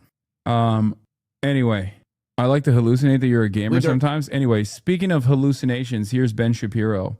hallucinating that I'm, fantasizing alongside my uncle of death and destruction for millions of Jewish people, apparently, which is not so much a hallucination, but more so straight up slander, I guess. But let's very online personalities, left-wing streamers who are beloved by a lot of the mainstream media in the United States, both supporters of various terrorist groups and foreign governments. No, we're not supporters of Israel, Ben. That's you, buddy. It was a big story over the course of the last few days that the UK had denied entry to them. Again, according to the New York Times, the British Home Office said in an emailed statement, the authorizations for the 2 American commentators had been canceled because their presence in Britain, quote, may not be conducive to the public good. The Home Office said a decision to deny entry for that reason was based solely on an assessment of the potential risk an individual might pose to British society. The statement said nothing, for example, about their criticism of Israel. There is no evidence to this point that that's what this is about. The UK Times, the Sunday Times, Times of London, rather, reported that it did have to do with their anti-Semitic views. Quote, the decision to block Uyghur from traveling to the UK is understood to have been based on several grounds, including fears that his presence would risk exacerbating anti-Semitism due to his rhetoric since the October 7th attacks in 2023. This has included repeating classic anti-Semitic tropes, such as the claim that Israel controls America. Dog, here's what's funny about this take, okay? Here's what's funny about this take. I have a much more nuanced perspective on this issue than the average person does, but the average person does believe that. So when you actually turn around and say, wow, I can't believe he's saying Israel controls America, most people look at that and go, yeah, Ben, that is the case. I like this guy now. Fuck you. If they were to unironically come in here and listen to what I have to say, they'd probably get mad at me. They'd be like, well, what do you mean Israel doesn't control America, that Israel is still, the junior partner in America's endeavors in the Middle East? And I've seen this with a lot of people who are trying to claim that I wasn't an avowed anti-Zionist from the past. And by a lot of people, I mean the Groypers. They keep fucking posting that old debate where Sex Pestany and I were debating against Nick Fuentes, and Asmongold was there too for some reason. And they're like, oh, dude, look, Hasan is actually shaking when Nick Fuentes says Israel controls the American military. It's like, yeah, back then in fucking 2018, that assessment was not true, because I still to this day openly state that the Iraq war was not a consequence of Israel's demands, and absolutely was a long-standing demand being made by American neocons, some of which are loyal to Israel, certainly. But ultimately, that was for material gain for a lot of American capitalists. Okay? That's what it was for. The idea that the Iraq war was entirely done at the behest of Israel is wrong. It's not the correct assessment at all. However, if you were to say the current iteration of the Iran conflict is directly because of Israel's push, and Trump was crazy enough to fucking lean into it, then yeah, that's a different assessment. Okay? Did Israel want America to go wage war in Iraq? Absolutely. It's not a question that they did. Benjamin Netanyahu came to the American Congress and openly pushed for it. Having said that, however, I would give it a 25% as far as what level of involvement Israel had in us going to war with Iraq. Maybe it pushed some people over the edge and caused them to be on board with it. But ultimately, there were obviously a lot of capitalist interests at play in why we went to war with Iraq. That was an instance where our interests were directly aligned with Israel's interests. With Iran, however, that is a very different attitude. Nick Fuentes doesn't even defend Hezbollah or Hamas's right to self-defense, waste of time grifter. Yeah, not only that, but he also literally calls me a fucking terrorist all the goddamn time, just like Randy Fine does. And he calls me a terrorist for the same exact reasons why Randy Fine calls me a terrorist, mind you. And on top of that, he does not ever fucking defend Palestinians or Lebanese population's right to fucking resist against Israel at all. That's number one. And number two, he celebrates all of these other Zionist groups. He celebrates all these other Zionist groups engaging in the act of censorship and mass repression at the behest of the state of Israel all the time. Anytime I get a fucking travel ban, he's right there celebrating. He's like, oh, hell yeah, I'm glad that this happened. Okay, well, you're basically fucking Randy Fine at that point, dumbass. That's it. You're inconsistent, you're unprincipled, and you're also a fucking neo-Nazi, so who gives a shit? Anyway, getting back to Ben Shapiro, a person whose worldview is almost identical to Nick Fuentes with one exception. Ben Shapiro is Jewish and also very pro-Israel. Nick Fuentes is an anti-Semite and very anti-Israel, right? Except for all of the other reasons, all the other policy issues, they are almost directly in line with, okay? With one exception. It's a significant one, but one exception nonetheless. Just remember that. And these guys, Groypers fucking lose their minds when I bring this up. You guys want the same fucking immigration policies. Ben Shapiro and Nick Fuentes want the exact same immigration policies in the United States of America. Ben Shapiro and Nick Fuentes want the exact same anti-queer policies implemented in the United States of America. The only major difference between Ben Shapiro and Nick Fuentes is that Nick Fuentes is an anti-Semite and Ben Shapiro is Jewish. Ben Shapiro is pro-Israel. Nick Fuentes is anti-Israel. That's it. Pretty much aligned on every other issue except for that one. And that's part of the reason why these guys have been able to, you know, exist in the same landscape for the longest fucking time.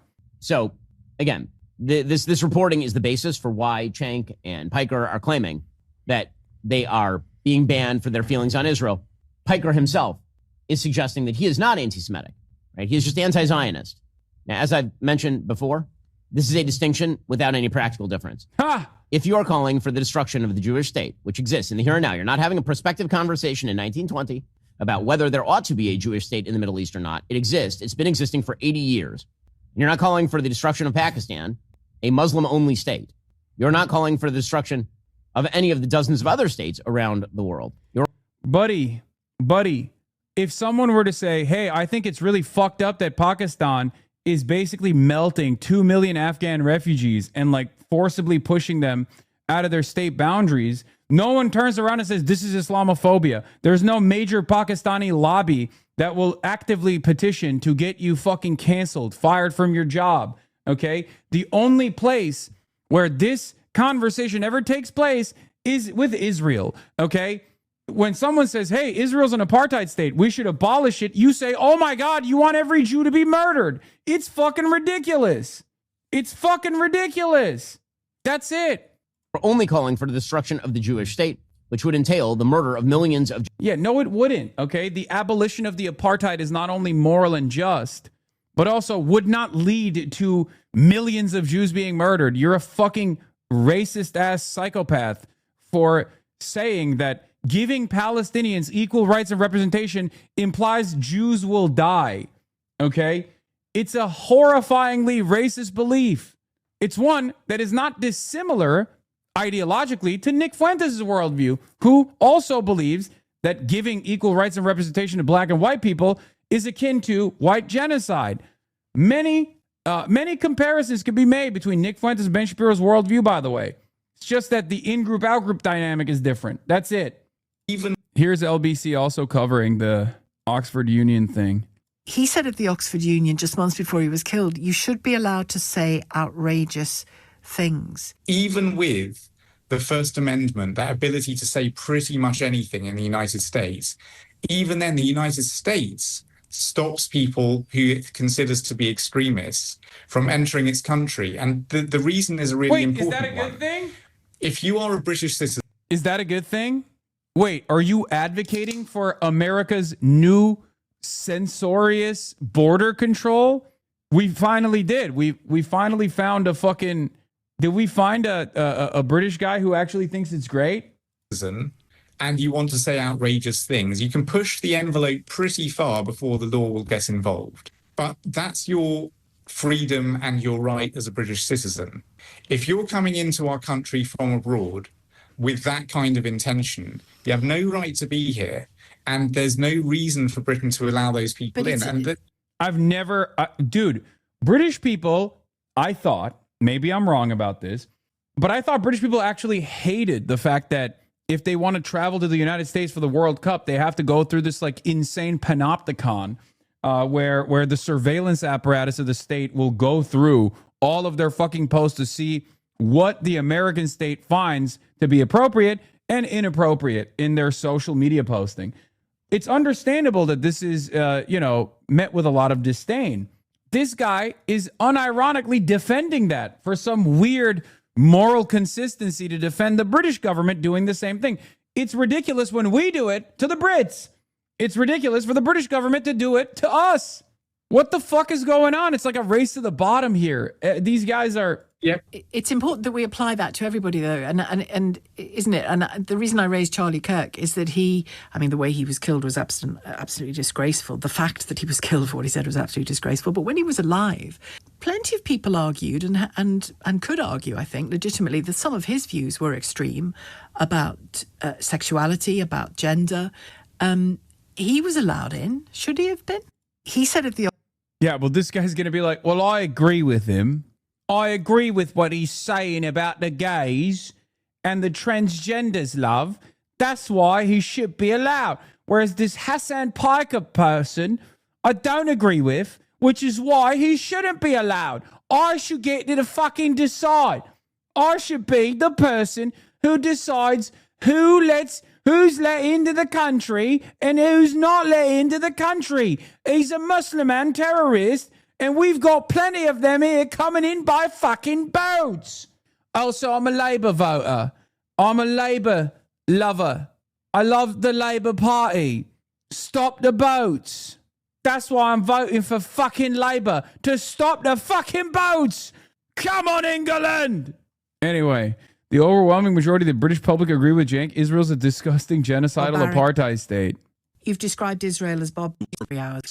You've described Israel as barbaric and savage. You've claimed Israel uses Jews as human shields. Your critics claim that you're sitting... Why was he crying? He was in tears, dude. He was tearing up thinking about how barbaric the savagery of Israel is. Dangerously close to the kind of language that is creating the kind of conspiratorial fever that's led to a huge amount of anti-Semitism. Dude, I love this because... It's not a conspiracy theory. It's just what happened. So if you want to tackle the growth of conspiracy theories that like Israel controls the UK or whatever, okay, then you should be in opposition to actions like this, because actions like this actually show people that there is maybe more than just a suspicion that Israel has tremendous amounts of influence over what England gets to say and do. Okay, who England allows into their own borders. Like, you can't just say this is a conspiracy when it's literally happening, you know? Like, yeah, it's we thought it was really fucked up that you said Israel controls the UK and the United States of America. So we just, chose to bar you entry into the country at the behest of Israel. Okay, so what's the argument? You just fucking decided to lean into it. You were like, fuck it, we ball on our streets. Now, we cannot lay all of that. We cannot lay all of that at your feet. Of course we can't. But do you ever question the language you use? No, not at all. I question whether it should be tougher. We're all going to ask ourselves later, what did we do to stop a genocide? And so what people who are Zionists and fervent supporters of Israel do is they hide behind anti-Semitism, and they use anti-Semitism as a weaponized charge to defend the disgusting, immoral actions of a foreign government. For what it's worth, and I speak to the British public every day for 3 hours, 5 days a week, nobody in this country thinks you can't criticize Israel. I want to ask I just got banned for it. Well, it's true. It literally is true. Like, yes, Cenk and I got banned from the UK for criticizing Israel. Not criticizing England, mind you, not criticizing America, but criticizing Israel. It's just, what the fuck do you do at that point? And now the cat's out of the bag, right? Toothpaste out of the tube. Now everyone is trying to be like, oh, well, maybe it wasn't for Israel. Maybe it was for all these other reasons. Bullshit. Okay?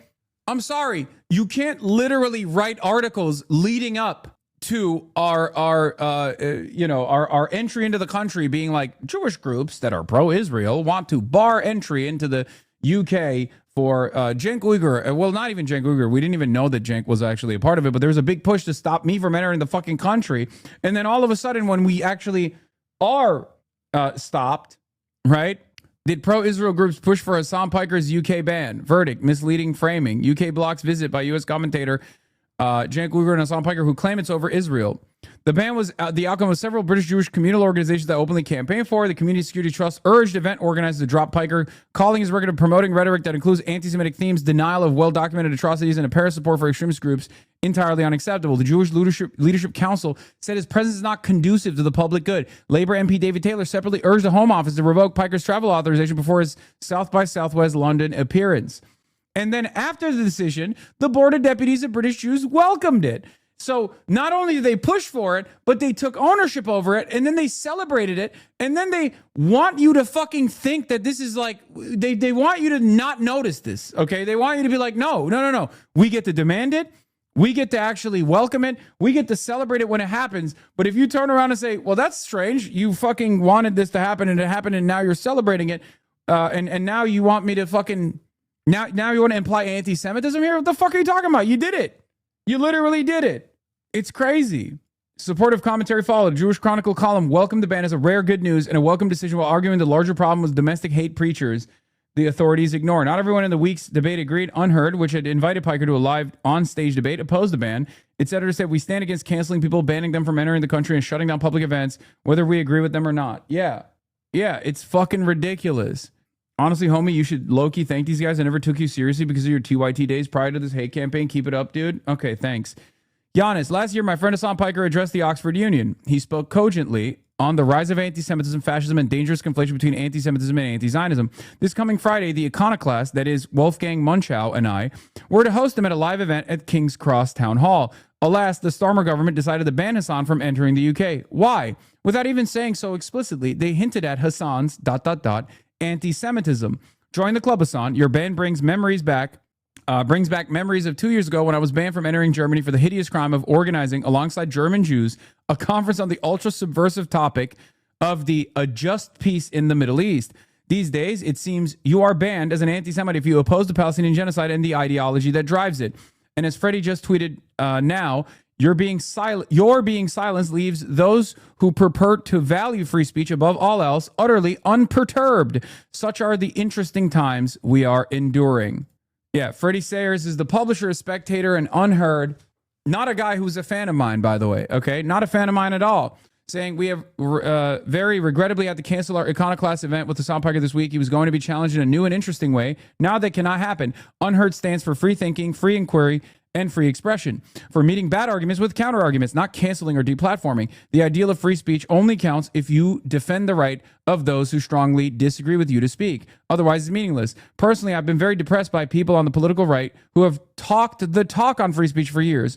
We have campaigned alongside them against censorship over COVID, gender, and much else, but who are now seemingly all too happy to forcibly silence people they don't agree with. We will continue to fight against intellectual dishonesty, illiberalism, and boneheadedness, whichever political color it takes.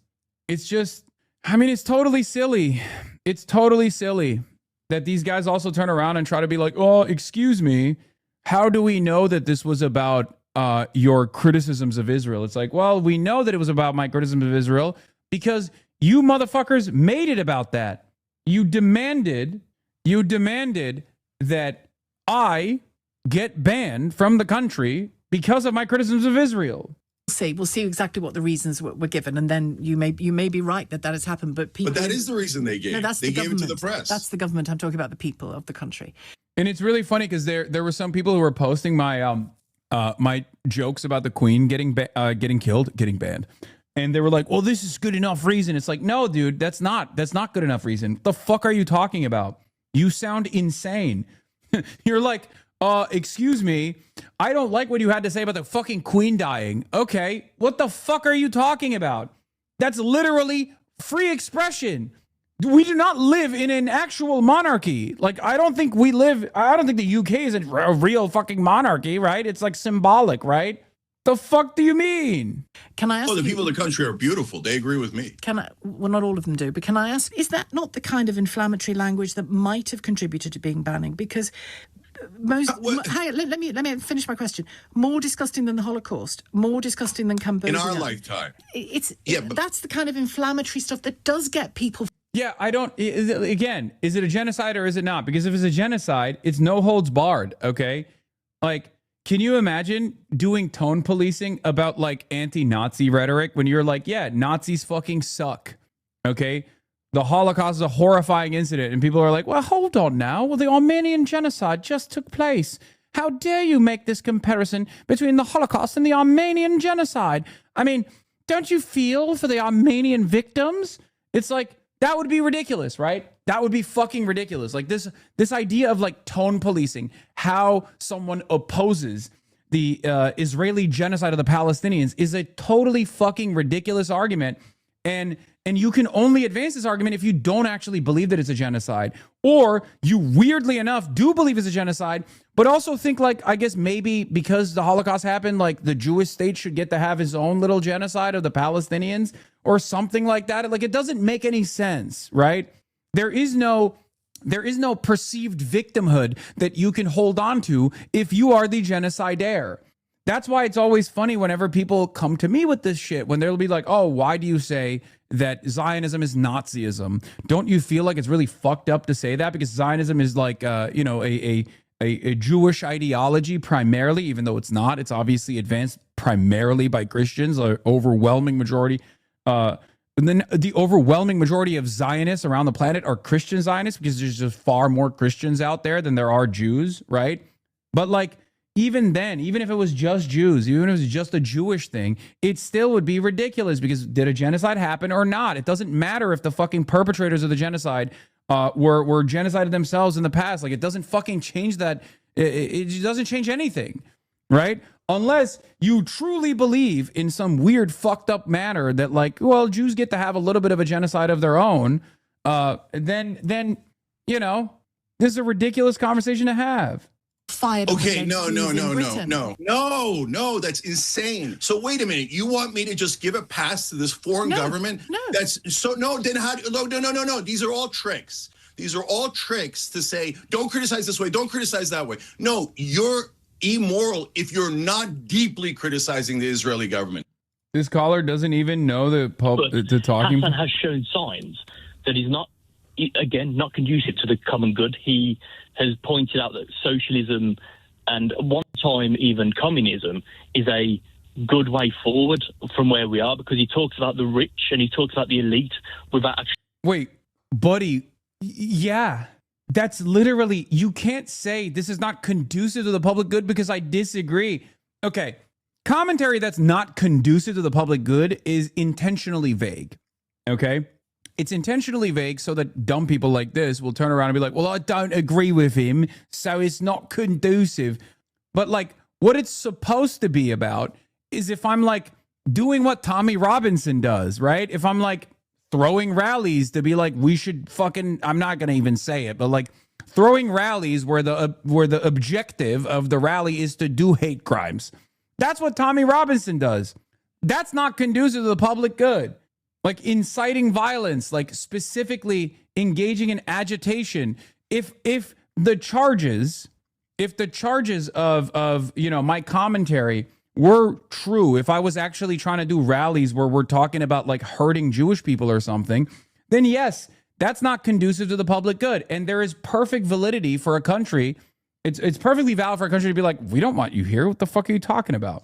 And it's the same for every group, right? Not just Jewish people, but just like if I was trying to fucking put together a rally to bring together a fucking lynch mob to go and harm Muslims, then yeah, it's understandable that the country would be like, no, sorry, we're not letting you in. The problem is I'm not doing that. I'm not doing that. They're claiming that I'm doing that. There's no evidence that I'm doing that.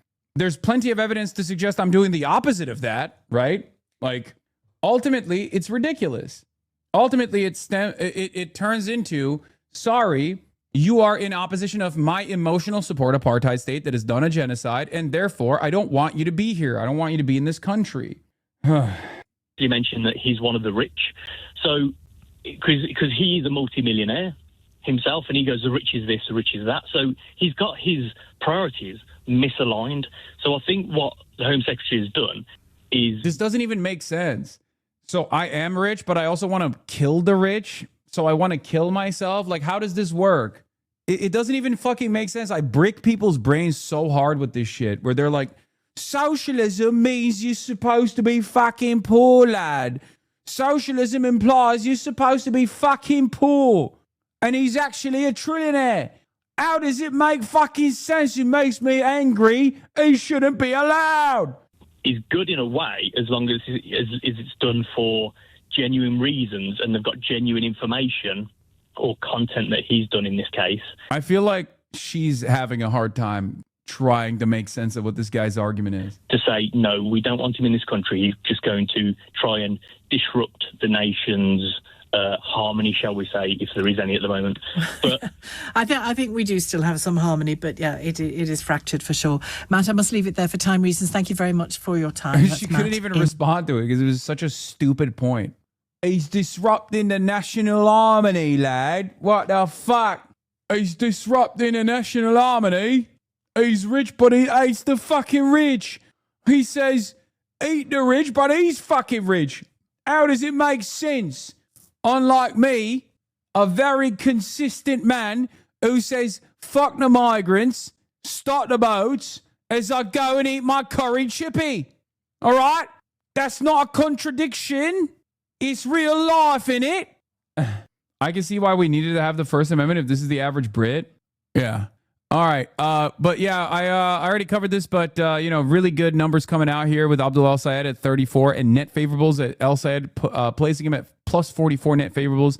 Stevens at plus 32 and McMorrow plus 27.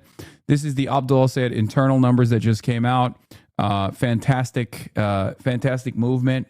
Things are not looking too good for Mallory McCuomo, unfortunately. And I suspect that that is because she tried to Goldilocks too hard. And when you do that, you look unreliable. Sometimes you look like a fence sitter, and that's not good. Randy Fine talked about you on Newsmax. Yeah, I saw. Did, sir. Well, I do, and I think it brings up a much greater point, which is the influence of foreign money in the United States. Dude, Randy Fine is saying the influence of foreign money in the United States is so funny. It's like, brother, you literally have an Israeli flag in your office. What the fuck are you talking about?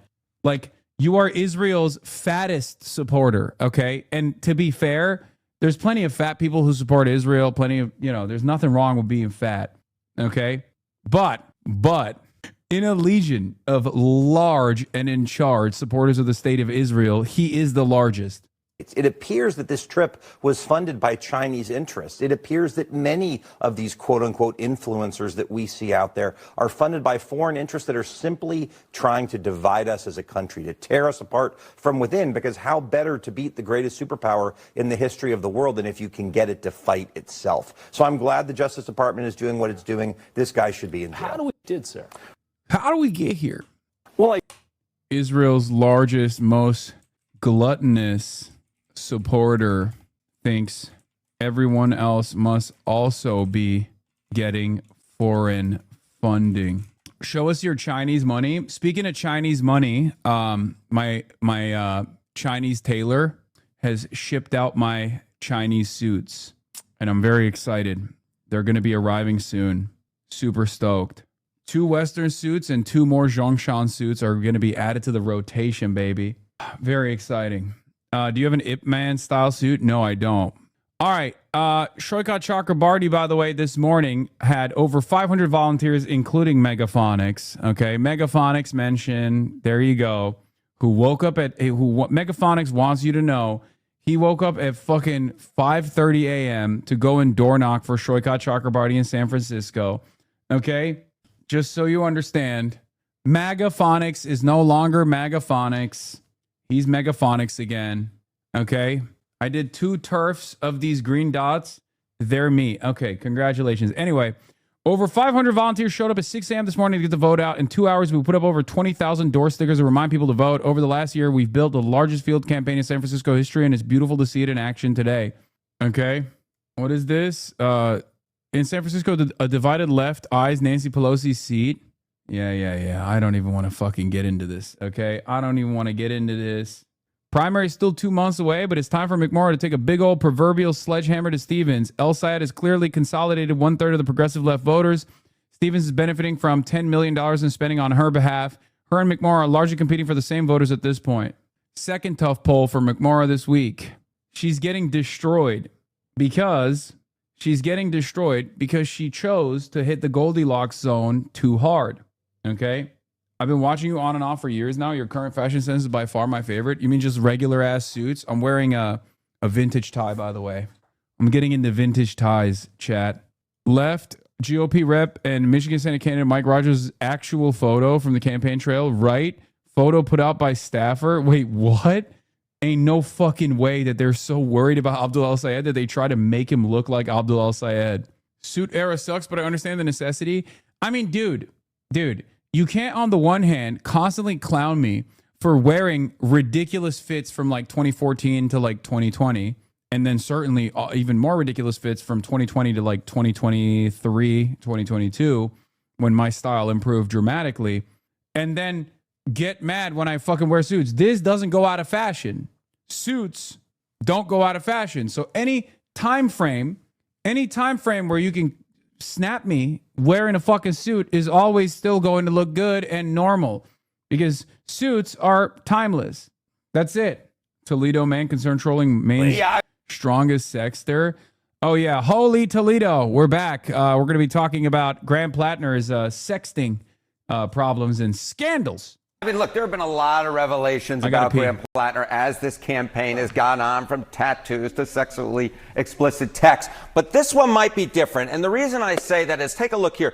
Google searches for Graham Plattner in Maine up significantly over the past few days. We're talking about up 275% in the last 3 days versus the 3-month average.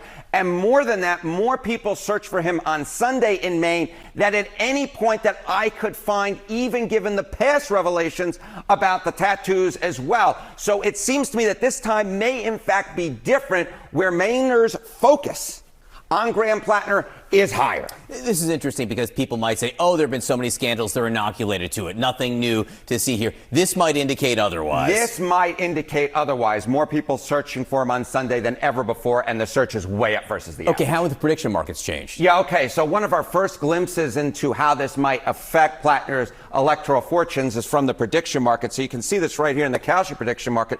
Chance to win the Maine Senate race. Now, of course, there's still that Democratic primary that Graham Plattner is heavily favored to win. So we have Dems, Republicans, the likely Republican nominee, of course, being Susan Collins, the incumbent. You go back, May 22nd, was that, about 10 days ago, Democrats had a 70% chance. That's essentially Plattner had a 70% chance of winning the general election. Now, that number has fallen. It's fallen rather significantly. Look, he is still the favorite according to the prediction markets, a 59% chance, but you're basically going from about a 7 in 10 shot to about a 6 in 10 shot.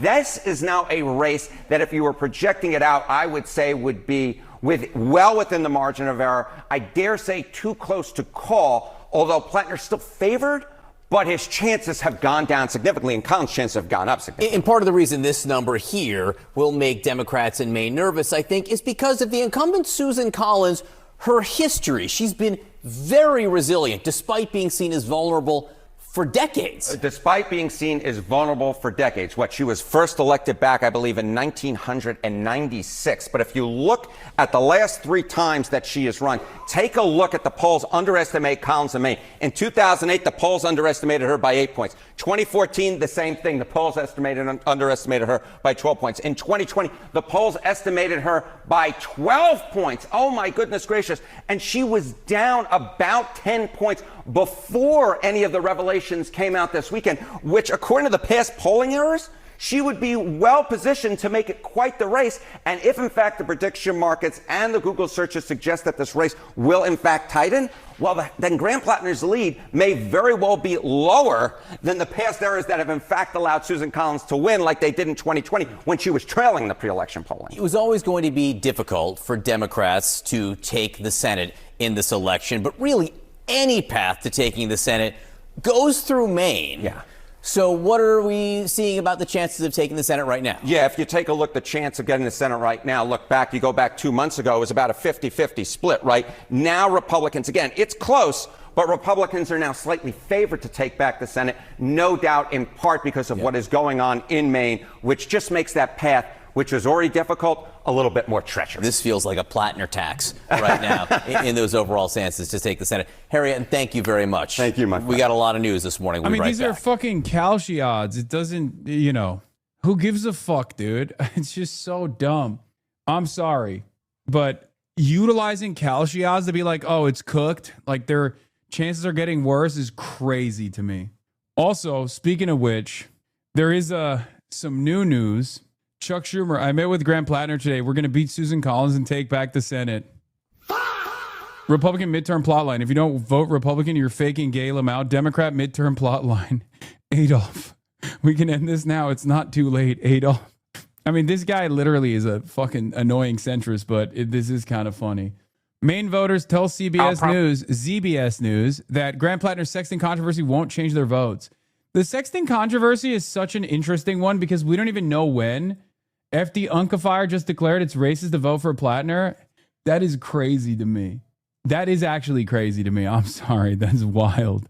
What the fuck? I doubt that he said it like that. Why I left the white left address the elephant? Wait, what?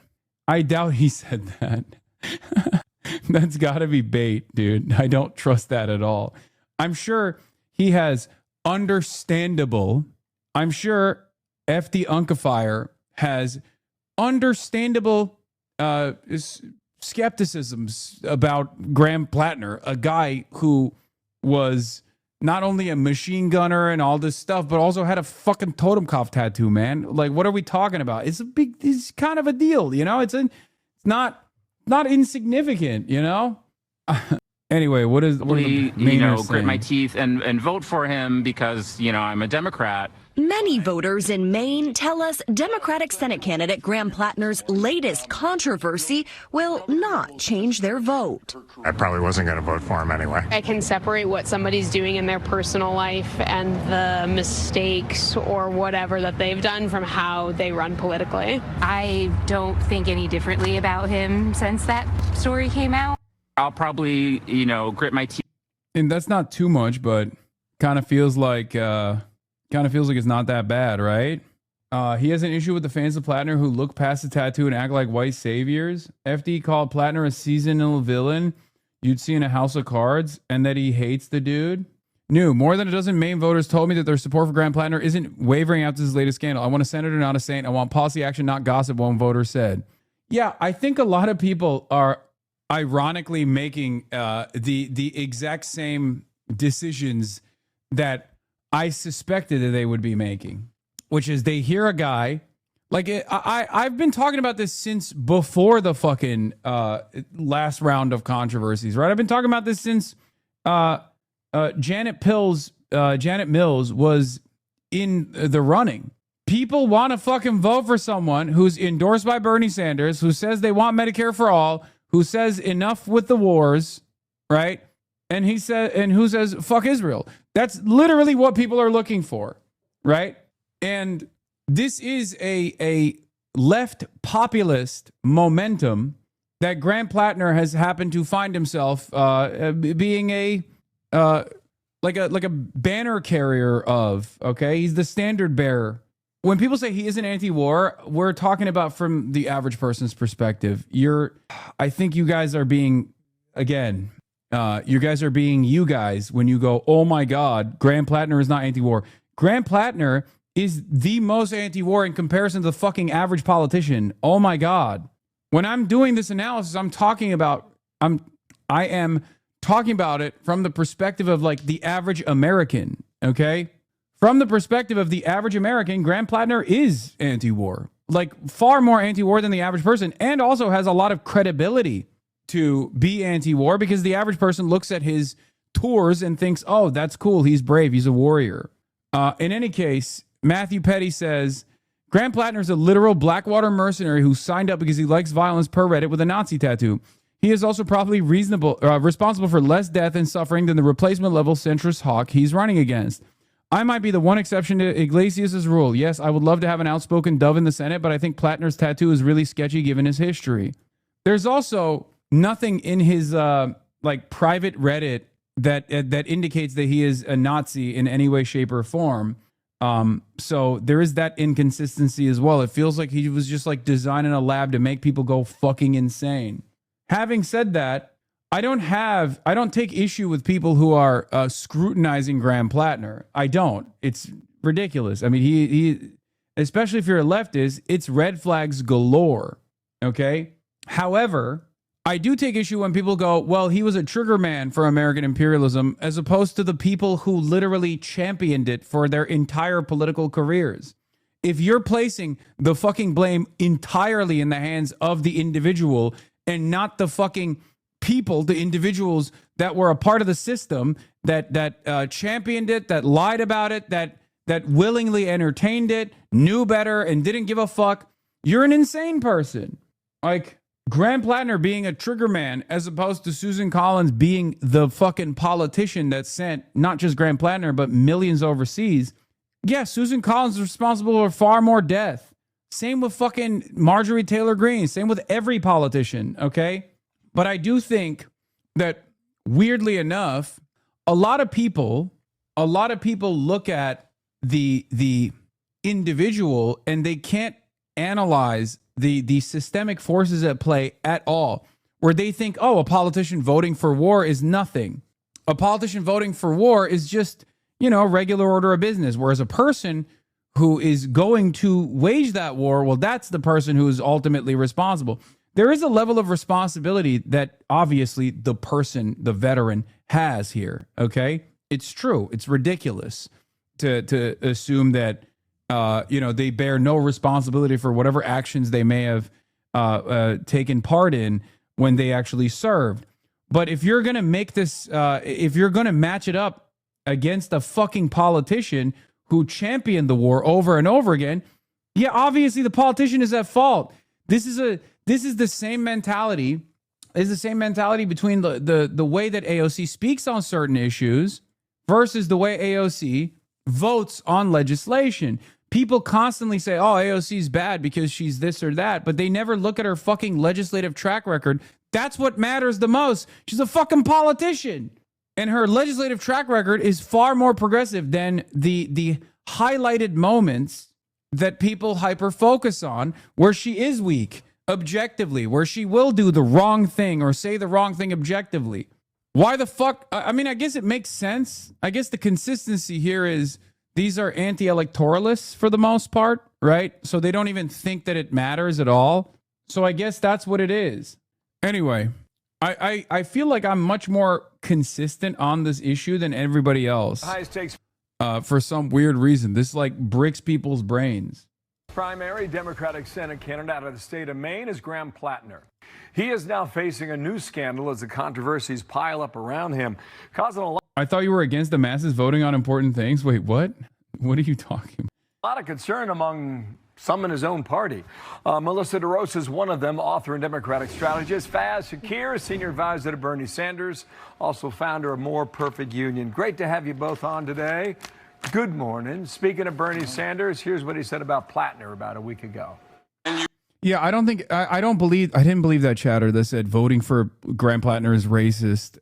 When they said that that's what FD Signifier's take was, I didn't believe that. We can move on. I don't agree with that. I don't believe that at all.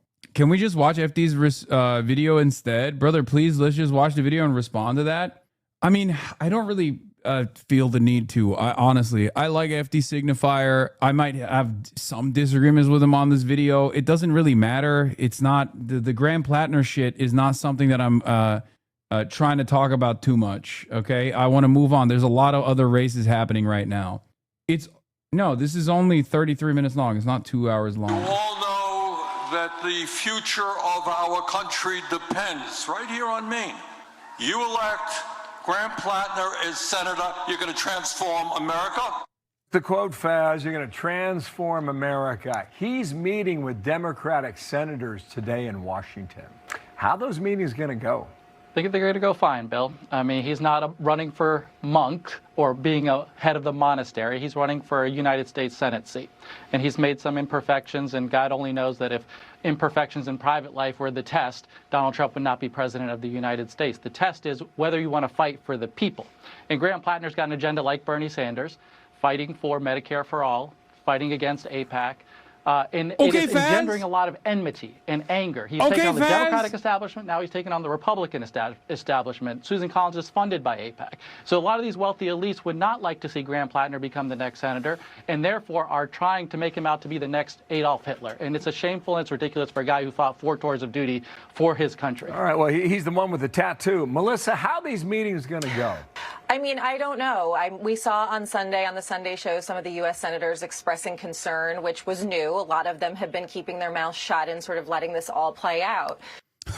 Melissa DeRosa being the moral center here about Graham Plattner's scandals, specifically what we know about the scandal is the suspicion that there were consensual text messages shared, right, between Graham Plattner and women, where he might have, been sexting them, right? We don't even know the details of it, right?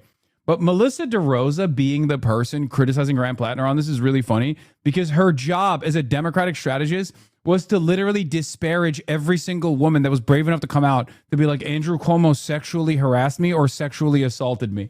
Like, her job literally was to be like, yeah, these bitches don't know anything. Fuck them. What are you talking about? Graham Plattner's scandalous past. The fuck do you mean? We remember your job. Like, that was your job. What are you talking about? But again, it's not about people being upset that he's taking on the establishment. It's not about people being like, oh, he's trying to take power from us. He had a Nazi tattoo for 18 years. He then pretended that he didn't know that it was a Nazi tattoo, which does not pass the smell test. His staff came out and told CNN that he was well aware. They had all been talking about it. And I agree. The personal stuff, whatever goes on between two people, it is what it is. This is not the first time in American politics we've had someone dabble in infidelity. But this is his staff then believed the whistleblower who came out and told the reporter.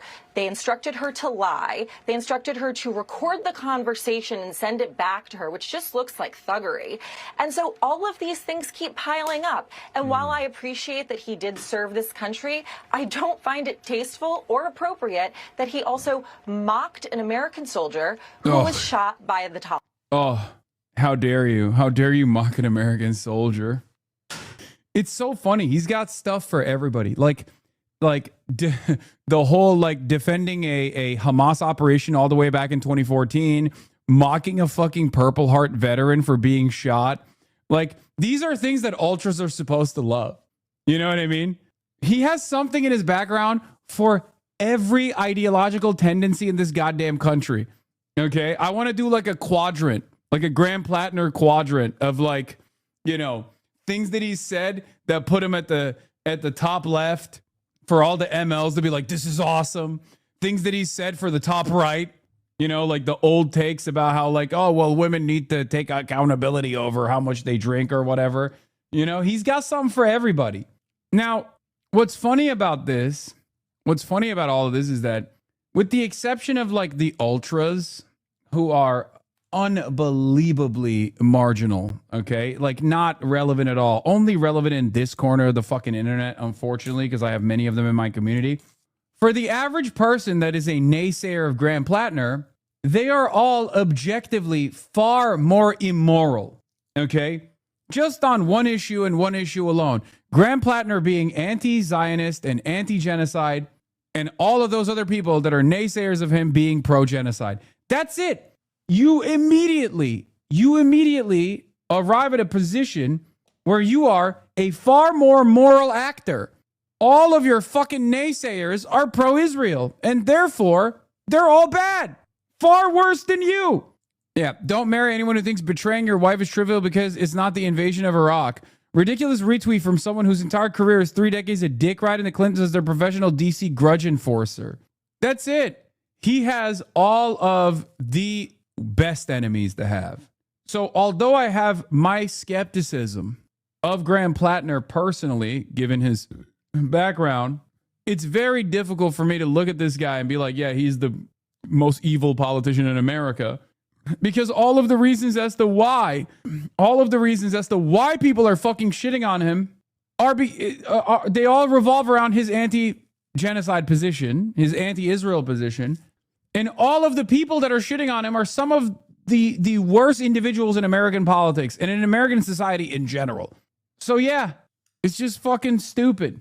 All about. Okay, all right. So I sense as a Democrat, Melissa, he's not your guy.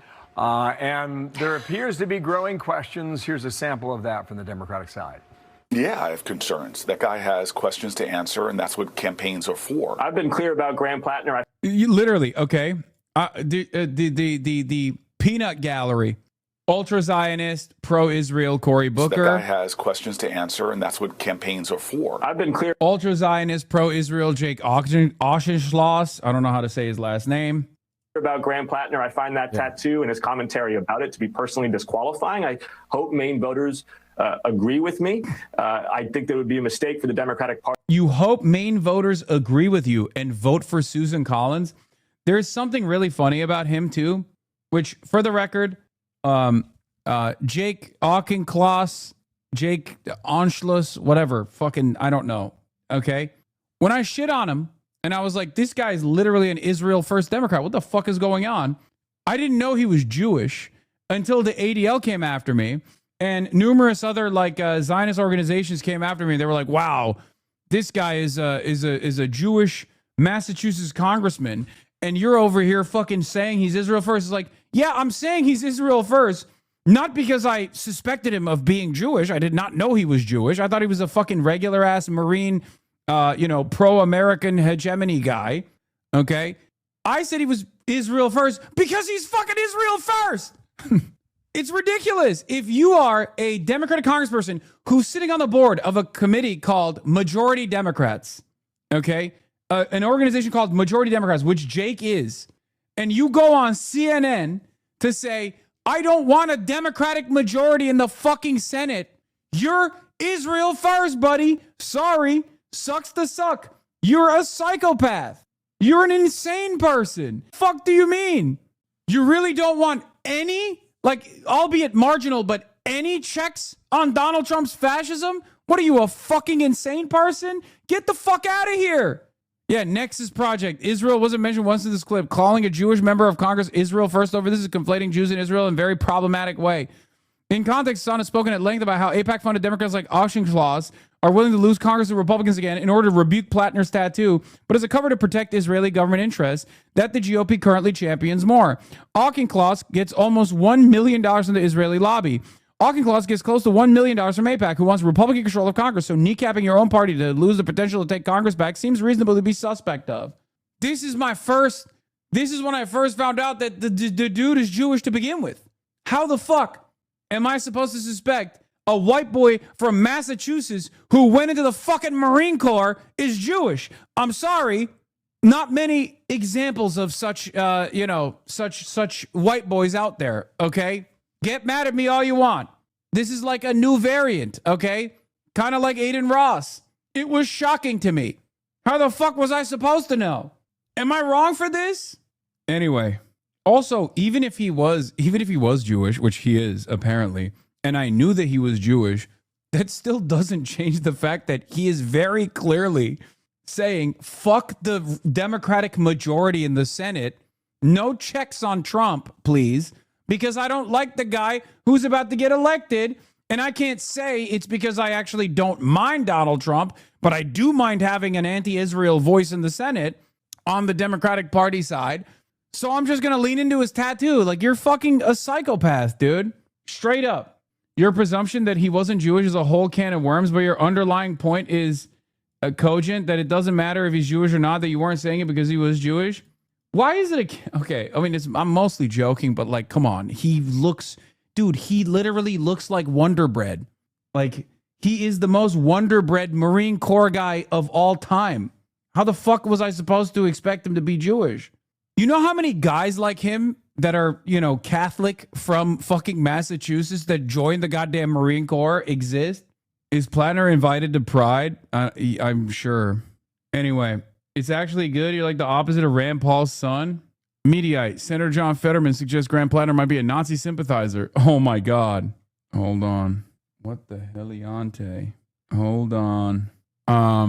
Where the fuck were we? We were talking about Graham Plattner. To think that Graham Plattner's brand of the Democratic Party is what wins us durable majorities throughout this country. Faz, you don't have to go far. I mean, both of those Democrats. By the way, the divide is real. Go ahead. Both of those Democrats there, significant AIPAC funding, and as does. Oh, there it is. Which, by the way, another thing that's like a very, never mind. It's just fucking, let's Why just. does it always come back to AIPAC? Why does it always come back to AIPAC? I don't know. Maybe because it's a pretty fucking significant lobbying group. And yeah, these guys care about that shit a lot. Because right now, there is a declaration that Graham Plattner is a Nazi. You've heard on this channel and other channels. Oh, I was going to say, one of the funniest aspects of the Graham Plattner is a Nazi saga is the fact that the photo of him shirtless dancing is with his extended Jewish family because his wife is Jewish. Right? Didn't he marry, or no, is his wife Jewish, or is his sister-in-law or his brother-in-law? I don't know. Like he's dancing at his wedding, surrounded by his in-laws are Jewish. He's not dancing at his wedding. He's dancing at his brother's wedding. His sister-in-law is Jewish. He's dancing at his brother's wedding. Okay. And it is false, right? He's fighting tours of duty in Iraq, and he goes from Ramadi and Fallujah. He goes to Croatia, and he looks at a tattoo parlor with his whole unit, and they say, "That's Skull and Bones. I'll put it on my chest," and they get it together. And for that crime, he has been declared the second coming of Adolf Hitler, right? And it's outrageous, it's shameful, and people are calling him a Nazi, and you sense from my end, AIPAC has a role in this. That's my view. Melissa, I'll let you get in here, but it's not just the tattoo. I mean, it's the personal matters too, and who knows what comes of these messages that he sent to staffers. Go ahead, Melissa.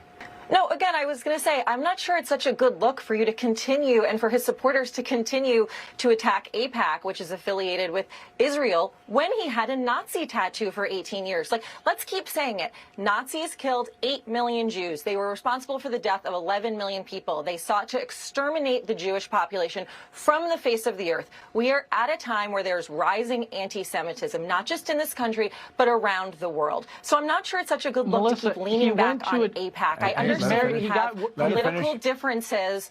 I understand we have political differences with Bibi Netanyahu and the policies that they employ in the Middle East, and that is fine. But this is something different. And I understand his excuse for it. I understand it. I just don't buy it. I think a lot of other people aren't buying it too, regardless of whether or not they're supporters of AIPAC. Brother-in-law, thank you. You got 15 seconds. Brother-in-law married a Jewish person. This is not a person who hates Jewish people. He was at a Jewish wedding. He declared in his Reddit post that had become. Yeah, that's the funniest aspect of it, is that he's the famous Totenkopf tattoo. The famous Totenkopf tattoo unironically comes from where he's surrounded by his extended Jewish family. Source of controversy that he wanted to fight Nazis. I mean, it's really outrageous and shameful to believe the idea that he is not opposed to Nazi and fights against anti-Semitism in every form. Okay, I'm out of time. Thank you for yours. Janet Mills says, by the way, she didn't drop out. You wonder if that Democratic governor gets back in this race. Faz, thank you for your time. Thank you. Melissa, thank you for yours. To be continued. Thank you. Thanks. Jillian. Anyway, Senator to Manu Raju, let's take a look. Embassy right now. Now, I think what impresses me about what's going on is you may or may not. Republicans, super controlled by the wealthiest people, are plan to spend $100 million in a very small state like Maine. Extraordinary amount of money. Now, why do the richest people in this country want to defeat Graham Plattner? That should tell you everything you need to know. Because he's going to stand up for working people. Is he a saint? I guess not. I don't know too many states here. Thank you very much. Thank you very much. Do you see a potential deal with Iran? Worried about it. Outside of the DSCC headquarters where Plattner was meeting with Democratic senators? What the fuck? Dude, zero chill. Zero fucking chill. I swear to God. It's so clear. It's so fucking clear that it's like, if this guy had not been anti-Israel, none of this would be happening. Okay? And people still fucking fall for this shit so hard. Yeah. So this is what the NRSC was promising regarding his bad day law when he was outside of DSCC headquarters. Like, dude, they literally, I mean, it's the Dave Rubin equation, right? When all else fails, just accuse. When all else fails, accuse someone of being a fucking sexual deviant. Straight up. It's like, oh, you're anti-Israel? Well, guess what, dude? Don't actually pay attention to the pro-rape riots that have taken place inside of my favorite apartheid state. And instead, well, you're... actually, I've decided you're a sexual deviant. Aha, we got you. It's fucking bullshit. Meanwhile, the people that are making that accusation are literally, again, in defense of the country that had a pro-rape January 6th, a pro-rape riot. It's always, don't look at what we're doing. Don't look at what we're defending. I accuse you of the thing. Yeah. They're saying he's a sex addict. Offensive to veterans that he blames some of his past and present behavior on post-traumatic stress disorder. That is not a catch-all for people. Oh my God, they're coming after Morris Katz. The quote in question here is a criticism of revenge porn. This is false, prudish trash from apologists for the serial sexual assault perp in the White House. Embarrassing. Morris Katz, a top advisor. Now they're fucking hitting the fight agency guy. In his blog post, Katz defended Hill's naughty pictures. I've sent news, I've received news. We need to reach a cultural understanding where sexual photos that were consensually exchanged get deleted once relationship ends or either side no longer consents, Katz said in an elegy for Hill's career. The quote in question here is a criticism of revenge porn. This is faux, prudish trash from apologists for the serial sexual assault perp in the White House. Embarrassing. Oh my fucking God. Levine digging around in the trash for a Plattner angle and then yelling, I got one at something that implies he doesn't actually understand consent. Democrats should literally not stand for any of this, except, unfortunately for all of us, Democrats are leaning into this stuff pretty heavily. Is it anti-Semitic to say that the Israel lobby has the most annoying mobilization tactics by a country mile? No, it's not. I feel like a not insignificant amount of their power projection comes from just being max annoying and government officials just capitulate so they can stop being harassed. No, that's literally the meta. It is straight up the fucking meta. The meta is, oh, are you a prominent critic of Israel? Do you oppose Israel? Well, we're going to fucking lie about you non-stop until you give in and you cave and you just shut the fuck up about Israel. Half of the lies that we're going to make up about you are literally things that Israel has done, by the way, that we're going to attribute to you somehow. The problem with some of these tactics is that if it's not directly about like anti-Semitism allegations, it does work. Because it's the same as like disparaging me, right? A lot of people have tried for years and years to disparage me. The obvious thing is like hitting me on, being a rich socialist or whatever the fuck is going to be far more effective for normies than it is to say, I oppose Hasan's worldview where he wants to have a more just, more equitable outcome for all workers, right? So you do a multifaceted you do a multi-front, multifaceted approach. You try to tackle it from every angle. That's why people will say I'm transphobic. That's why people say I'm anti-black. That's why people say I'm, not woke or too woke, depending on which argument is being presented, depending on what the audience is. They will always land on something that like broader audiences will find receptive, right? Anyway, it's fucking annoying and lame as shit. And it's extra lame. It is extra lame when it's some of the worst scumbags that are pushing this. And then Democrats fall for it. Okay? Yeah. Oh my God, not a triangulated approach for a smear campaign. Yeah, that's what it is. And then Democrats will lean into this shit. And if it actually succeeds in causing Susan Collins to somehow secure a marginal victory over Graham Plattner when it was like literally imminent, all right, where the Democratic majority was going to be established, right? Then they'll turn around and say, see, this confirms our priors. It was just that Graham Plattner was too anti-Israel to win Maine. He was too pro-Medicare for all to win Maine. He was too left to win Maine. That's the reason why he couldn't win Maine. You should never run anti-Israel and pro-Medicare for all candidates ever again. We've learned our lesson, right? That's the goal. They want to take control over the party again when there are so many people. We all told you a month. He announced a campaign that we should have picked someone else, but you wanted walk like a chud, think like a woke. Yeah, dude, I had all to say on Graham Plattner being selected for Maine. Yeah, I'm not only the fucking magic man, not only am I the kingmaker, I also personally did that. Dude, I'm sorry. You gotta fucking wake up, buddy. Okay, you gotta not watch just me for as long as you do. Subscribed for 60 months at this point, cuss, and realize that I have no say in this matter. Not you, but the left in Maine. None of these people had a say in this. Okay, the centrist Democrats put forward Janet Mills. Graham Plattner clearly, demonstrably, was a far better candidate than Janet Mills. That's it. Anyway, California Governor crosstabs. All right, we'll look at all this stuff in a second. Yeah, aside from that, let's get back to Trump's mixed messages on the war with Iran. 95 days into this war and with talks on the brink of collapse. This morning, President Trump declaring negotiations are back on track. Complicating the deal, Israel's incursion into Lebanon, advancing deeper in the region to fight Iranian-backed Hezbollah. Iran threatening to call the talks with the U.S. entirely off. The president initially said he couldn't care less, saying the talks started to get very boring. But hours later, he was on the phone with Israeli Prime Minister Benjamin Netanyahu. Sources describing the call as tense, with President Trump fuming at Netanyahu over the escalation. At one point asking him, "What the expletive are you doing?" and accusing Netanyahu of being ungrateful.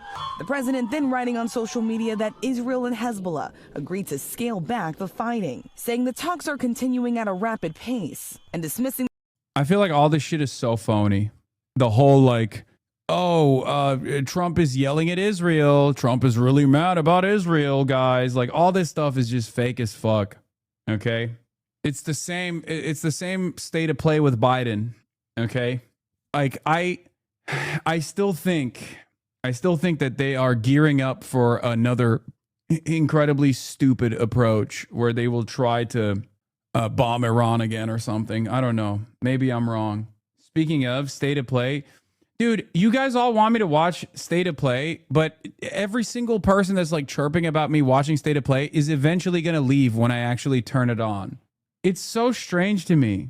Like, I don't know why you guys do this, where it's the same as the people that are constantly demanding I play video games. Like, there are more people asking me to play video games than there are who want to watch me play video games.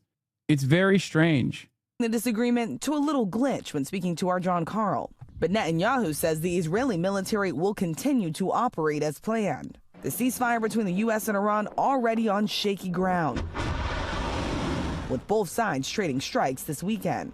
And on Capitol Hill today, Secretary of State Marco Rubio will be testifying for the first time since this war began in two back-to-back hearings.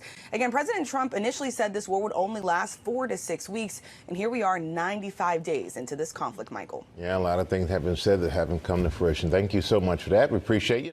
The big question with Iran is what now and what next? Iranian state media signaling that talks to end the war are now back on track.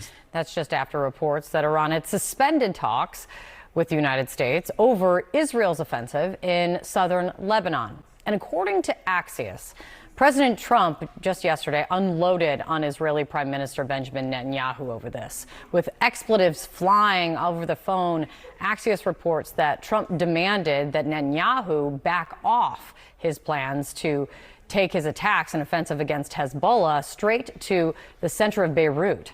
A U.S. official summarized the call this way to Axios, that Trump told Netanyahu, quote, "You're effing crazy. You'd be in prison if it weren't for me. I'm saving your ass. Everybody hates you now. Everybody hates Israel because of this." Joining us now is one of the reporters who broke this news, global affairs correspondent for Axios, Barak Unit 8200 Ravid, baby. Barak Ravid. Quite the read, Barak, of course, and quite the call. I mean, is this how these two leaders speak to each other often? Well, I don't know if often, but it's not the first difficult and tough call they had, although a senior U.S. official told me yesterday that it was definitely one of the worst calls they had, and that maybe there was one call over the war in Gaza that was more difficult than the call yesterday. And I think what led to this is a growing feeling that the president had that Netanyahu is out of control. I heard it from several of the president's people. And Trump, at the end of the day, wants to end the war with Iran and to de-escalate in the region more broadly. And he felt that what Netanyahu is doing in Lebanon and his plan to escalate the war further by expanding the Israeli ground operation. Yeah. It's really cool how the White House staff with knowledge of Trump's phone calls with Israel only have one reporter's phone number. And it's the same phone number that Biden's staff with knowledge of his phone calls to Israel had. What are the chances? Maybe this is part of the memo during the White House transitions. If you want to leak phone calls with Israel, call this guy. Yeah, isn't that crazy? He's just got such deep insight, dude. I love that. I love how that works. Yeah, one Biden after another, one Brandon after another. Barack Ravi with a Sisyphus-like punishment of having to tweet the same thing over and over again. Deal is close. Insert U.S. president mad at Israel. Why is he called Unit 8200? It's just the name of the unit that he was a part of, the Israeli PSYOPs division that he was a part of when he was in the IDF. That's why I say Barack Unit 8200 Ravid. In southern Lebanon, and by going on a massive bombing campaign in the center of Beirut, knocking down buildings, that is disproportionate, and that would cause an escalation that would undermine what the president was trying to do with getting a deal with Iran. I think this is how the president went in to this call yesterday with Netanyahu, yesterday around noon, and he told Netanyahu that he needs to stand down and that he needs to understand that this war broadly in the region has to come to an end, and that you cannot just continue it. And over this call, Trump used the F word several times, told Netanyahu he's effing crazy, mentioned the fact that he helped him numerous times regarding his pardon request in his corruption trial. And therefore, what I heard from U.S. officials and what I heard, and my colleague Mark Caputo, who worked with me on the story, what we heard is that Trump's message to Netanyahu was that by doing what he's doing in Lebanon, he's being ungrateful to all the assistance Trump gave him on the pardon issue. And I think this is also what led to the mention of, if not for me, you would have been in prison by now. That does sound very Trump-esque, of saying you have not been grateful or shown you're grateful enough. So then the what now? I mean, is it clear that Israel is going to slow or pull back on operations against Hezbollah in Lebanon because of this, or just specifically exactly maybe where they're targeting? And isn't there a responsibility, and where's that conversation of Iran? Yeah, it's like when Biden called him a jackass. Yeah, it's the same exact guy. It's the same exact story. Okay? Ridiculous. On to tell Hezbollah its proxy to stop as well. No, definitely. And I think this is, the Iranians for 2 or 3 weeks now told Hezbollah to escalate, because they wanted to, put pressure on Israel and to also put pressure on Trump. And this is why we saw Hezbollah escalating. On the other hand, once Israel escalated its response, the Iranians came to the U.S. and said, oh, if they're escalating, we're out. We're not talking to you anymore. I think this was part of this Iranian maneuver to try and, because the Iranians, at the end of the day, they want a deal to end the war, and they want it on their terms. And I think they thought that through Lebanon, through putting pressure through Lebanon, they would get better terms or would get Trump closer to where they are. But I think now the question is what happens. So the ceasefire at the moment, we had numerous announcements on a ceasefire. Most of them stayed on paper. So I think we need to see if this is actually implemented, because we're just in the first phase. The first phase is Hezbollah stops shooting rockets at Israeli towns in the northern border, and Israel holds or suspends its plans to attack Beirut. This is a very minimal thing. There's fighting on the ground in southern Lebanon. Israel has ground forces there. They're demolishing buildings in southern Lebanon. Hezbollah is firing attack drones at Israeli forces in southern Lebanon. So the fighting is still ongoing. And I think that today, actually, I think in 40 minutes at the State Department, Israeli and Lebanese diplomats will meet under U.S. auspices to try and actually consolidate the ceasefire and try to agree what does it actually mean and how do we actually make it work and not just stay as a Truth Social post. The group chat is back, but this time we have got Gordon Sondland, the former ambassador to the EU. Thank you so much for being here. Amit Segal reported This is all bullshit, but he's surgically attached to Bibi's butthole. Exclusive. According to a very senior official of the PM's team on the late night Netanyahu-Trump call, he's literally talking about Netanyahu. This is what Netanyahu wants the Israeli public to hear, or maybe even the American public to hear, the English-speaking public, because Ahmed Segal is writing about this in English instead of Hebrew. The Axios report is inaccurate. Trump did not make personal remarks about jail or claim that Netanyahu is hated globally. Instead, the tense call focused on conflicting social media posts. Trump felt Netanyahu implied the war was continuing at full intensity, while Netanyahu felt Trump implied a total ceasefire. Trump did note that defending Israel's global position is difficult and breeds hatred. Ultimately, the call ended with an understanding. Okay, I'm not going to lie to you. This actually confirms Barak Ravid's reporting. I was skeptical about the Barak Ravid reporting to begin with, and I'm still skeptical about whether or not this is going to lead to any material changes. But now I actually do think that it happened, because clearly he just restated exactly what Trump would have said, but in a more polite manner. Trump did note that defending Israel's global position is difficult and breeds hatred. Ultimately, the call ended with an understanding. Israel will hold off on striking Beirut as long as it's not attacked within its own borders. Okay, got it. Yeah, one bad man theory proven wrong again. Israel's Netanyahu faces backlash for halting strikes on Beirut's southern suburbs. Who would have thought? Who would have fucking thought, dude? That's crazy. I never thought I'd see the day where decades-old dick measuring concepts between middling Israeli journos shape major chunks of our geopolitical reality, still waiting on Gil Riva to weigh in on the Oval Office transcripts. I don't think it's like a dick measuring contest between journalists. I think it's more so a deliberate attempt to reframe and control the narrative, control the message. Benjamin Netanyahu feels a little bit embarrassed because obviously a big part of his appeal in Israel, a big part of the reason why Israeli society is fine with him is because he gets to say he has unprecedented access and unlimited access to the American administration. He can basically dominate the American admin, right? Yeah, the other sign that like the Axios leak might have been real is the way Mark Levin responded to it. But again, even if it is real, it doesn't matter.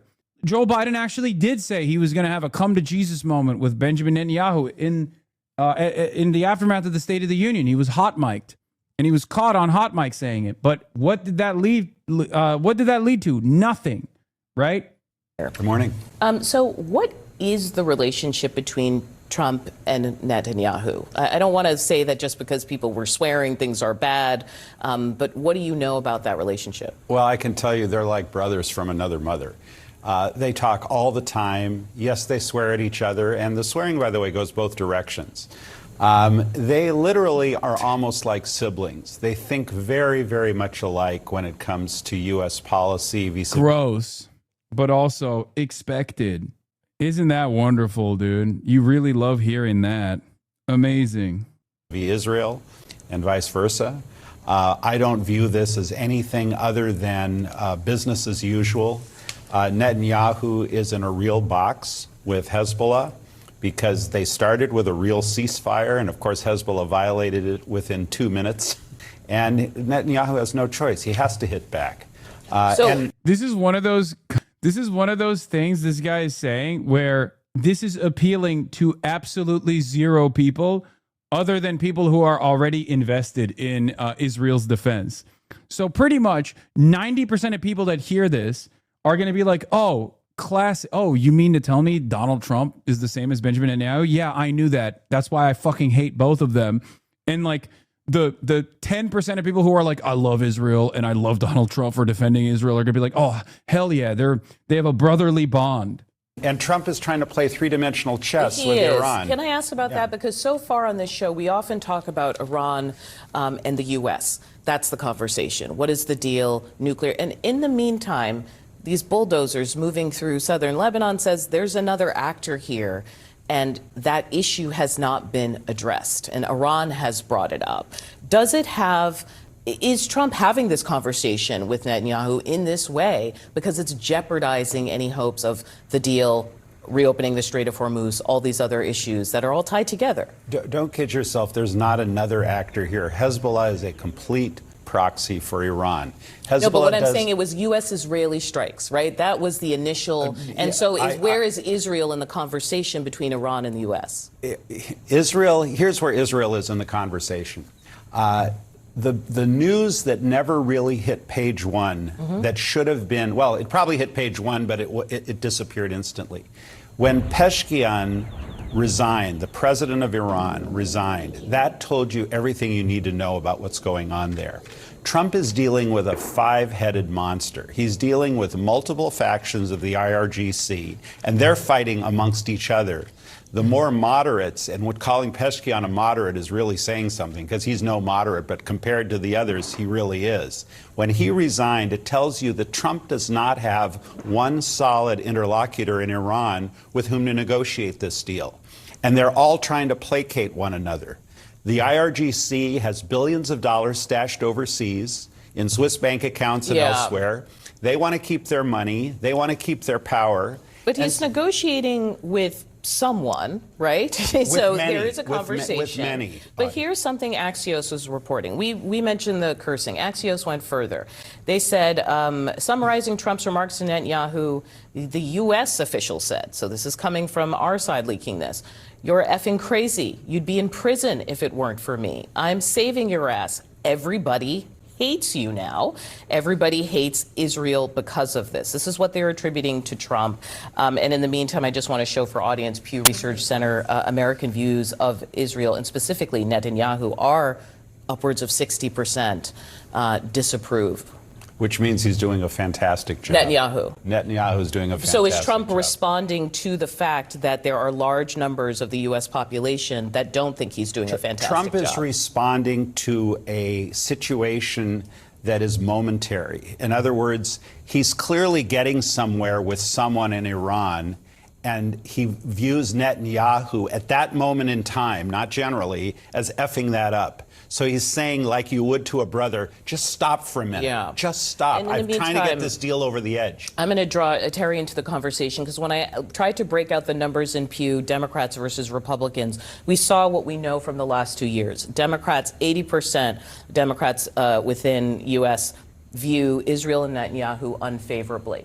The number that struck me is Republicans going up to 41%. And it seemed to be in line with the world of what we have been calling marquee podcast land, right? Your Tucker Carlsons and whoever, even the Rogans of the world who are being who expressing their frustration with Netanyahu in Israel to their constituencies, to their listeners. Yeah, well, look, this is what happens when you get $5 a gallon for gas.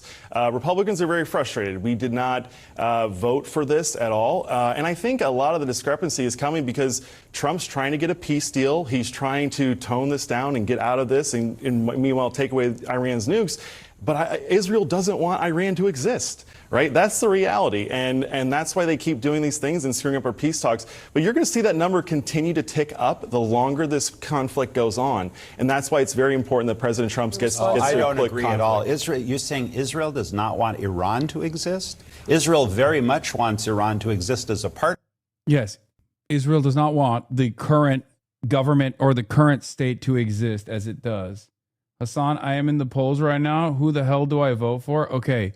Turn on the DSA LA voter guide and just plug and play, okay? That's it. DSA LA voter guide. How are we still doing this? Partnership. What they don't want is the clerical regime to exist. There are about 90 million people in Iran, and about 88 million of them would love to be a peaceful partner of Israel. Google DSA LA voter guide and plug and play. And wherever you are, you can do the same for your local DSA. They usually all have voter guides. 2 million that don't happen to have all the money and the weapons. Well, I think actions speak louder than words. I'll defer to you. You are the foreign policy expert, but I think that there's a lot of really bad things that we're seeing coming out of this entire conflict, and the quicker we can get out of it, I think the better it is going to be for our country and for the future of America. Can I let you answer one more thing? I voted for Spencer Pratt. Thank you. Okay, that's crazy. He said screwing up the talks and like that. This is, I guess, kind of the question I was asking. Can you respond to that world of and maybe Republican voter that thinks Israel? Also, yeah, I don't understand. Like, I voted by mail.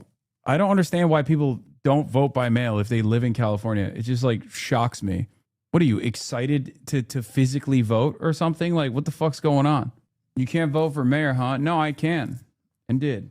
Is quote unquote screwing up the talks. I think, unfortunately, and this sounds sort of unctuous, and I don't mean to, but I think the American public is not well educated on what Israel does for and with the United States and why Israel is such a key ally. And it's very popular right now to hate Bibi Netanyahu. But Bibi Netanyahu is fighting for the existence of his country. And when you're fighting for the... Dude, what the fuck? Dude, it's 2026, man. Guys like this should not be allowed on television, okay? It blows my mind that guys like this still go on TV and do not even care about how they are seen. This guy said we need a disruptor. Let's hear what he had to say, who that disruptor was. And change the system for at least try something different. You can't keep doing what you're doing without saying, okay, knowing it's not working, but keep voting for it. You know, I can't just I can't go down that rabbit hole every time. What pushed you over the edge this time? The fires, the homelessness, the condition of the roads, the taxes that aren't being used for the right thing. You know who he voted for? Javier Becerra. Karen Bass for mayor of Los Angeles because he wanted to give her more time to fix the city. He also voted for Javier Becerra, who will be the state's first Latino governor in over a century. He represents who I am. That's a big factor for me, says Mike Binder. This is why I'm saying, it's just like the average, the median voter's mind is dookie, okay? The median voter's mind is doo-doo. Unbelievably cooked. Yes, I already did this. I already went through this. If Becerra wins, are you going to video game yourself? Stop looking at your phone, or you're going to get accused of getting someone else banned. Oh my God, I know. It's funny. This is how Medicare for All was polling at like 80% and people voted for Hillary Clinton over Bernie. I know. I don't even want to talk about that. It's making me so sad. President Trump continues to say that the negotiations that he's having with Iran are all on track. It's all going well. But the Iranians said today that there haven't been any negotiations for 3 or 4 days. And at the core of that problem is Lebanon, the south of Lebanon, because Israel has now occupied a larger proportion of Lebanon than it has for 25 years. And so it's not just a question of Hezbollah ceasing to fire missiles and fiber optic drones into Israel, terrorizing the people of the north of Israel. It's also about Hezbollah's determination to drive back what they see as an occupying force. And Iran says until that happens, there is going to be no ceasefire. Now, Israel also wants to keep up the pressure. You can probably see across the bay from me there, the twinkling lights. There were Israeli attacks there quite a long way from me today. And here in Tyre, or Tyre as it's sometimes called, we saw today the evidence of the destruction that Israel is wreaking across the south of this country. From the shattered windows of the Jebel Amal hospital, we could see them raking through the rubble of the apartment block opposite for bodies. Israel says it was targeting Hezbollah infrastructure. Maybe it was a Hezbollah commander who shaved at this basin in front of this mirror. Another body comes out. President Trump reportedly shouted at Prime Minister Benjamin Netanyahu yesterday, saying he was killing too many civilians and that everyone hated him for it. What the president meant was that Israel's long war in Lebanon is interfering with what he had hoped would be his short war with Iran. President Trump would just like this all to be over. He says he's finding the negotiations with Iran very boring. Well, the people of Lebanon would like it to be over too. But as long as Israel is occupying a swathe of the south of the country and occupying further and further into Lebanese territory as well. They're encroaching further and further into Lebanese territory. They're bombing more and more. They even were going to bomb Beirut again, as they were doing so in the beginning. What can I fucking say, dude? Like the audacity to just like talk about your lack of interest, about people's lives being ruined permanently, to be like, oh, well, it's just boring. Oh, it's boring. Oh, you find it to be boring, do you? It's great. This is life or death for so many people. And yet you find it to be boring. It's just pure terrorism. Yeah, to get one over on Iran, the United States is committed to making sure that this can happen over and over again. I don't want to show it, but there Israeli shelling of a children's nursery in southern Lebanon. Yeah, here. Okay, it's not TOS. Never mind. Look. This is not a recent video. This is from last year. Or is it 2023? Or is it 2025? Yeah, it's got to be 2025, right? Yeah.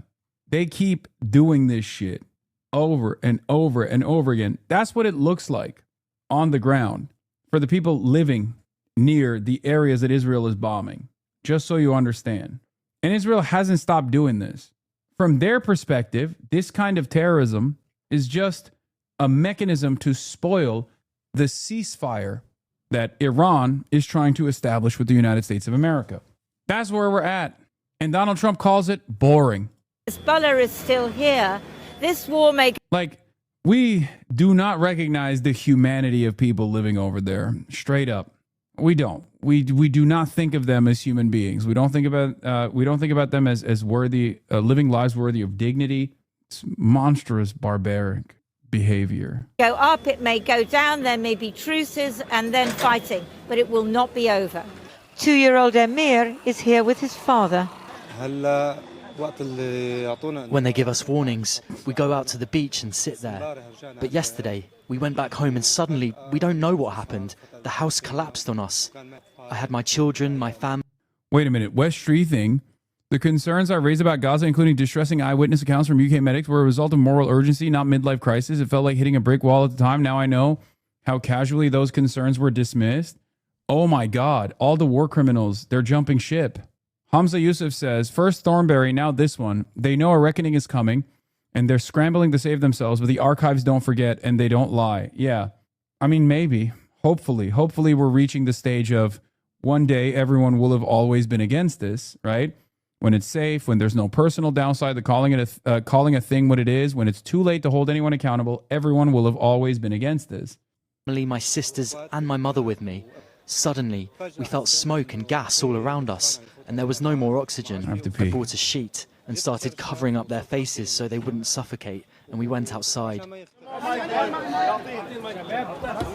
Hezbollah had invited us and other journalists to Tyre today to show us the damage to the hospital. 39 members of the staff were injured and some remain in intensive care. I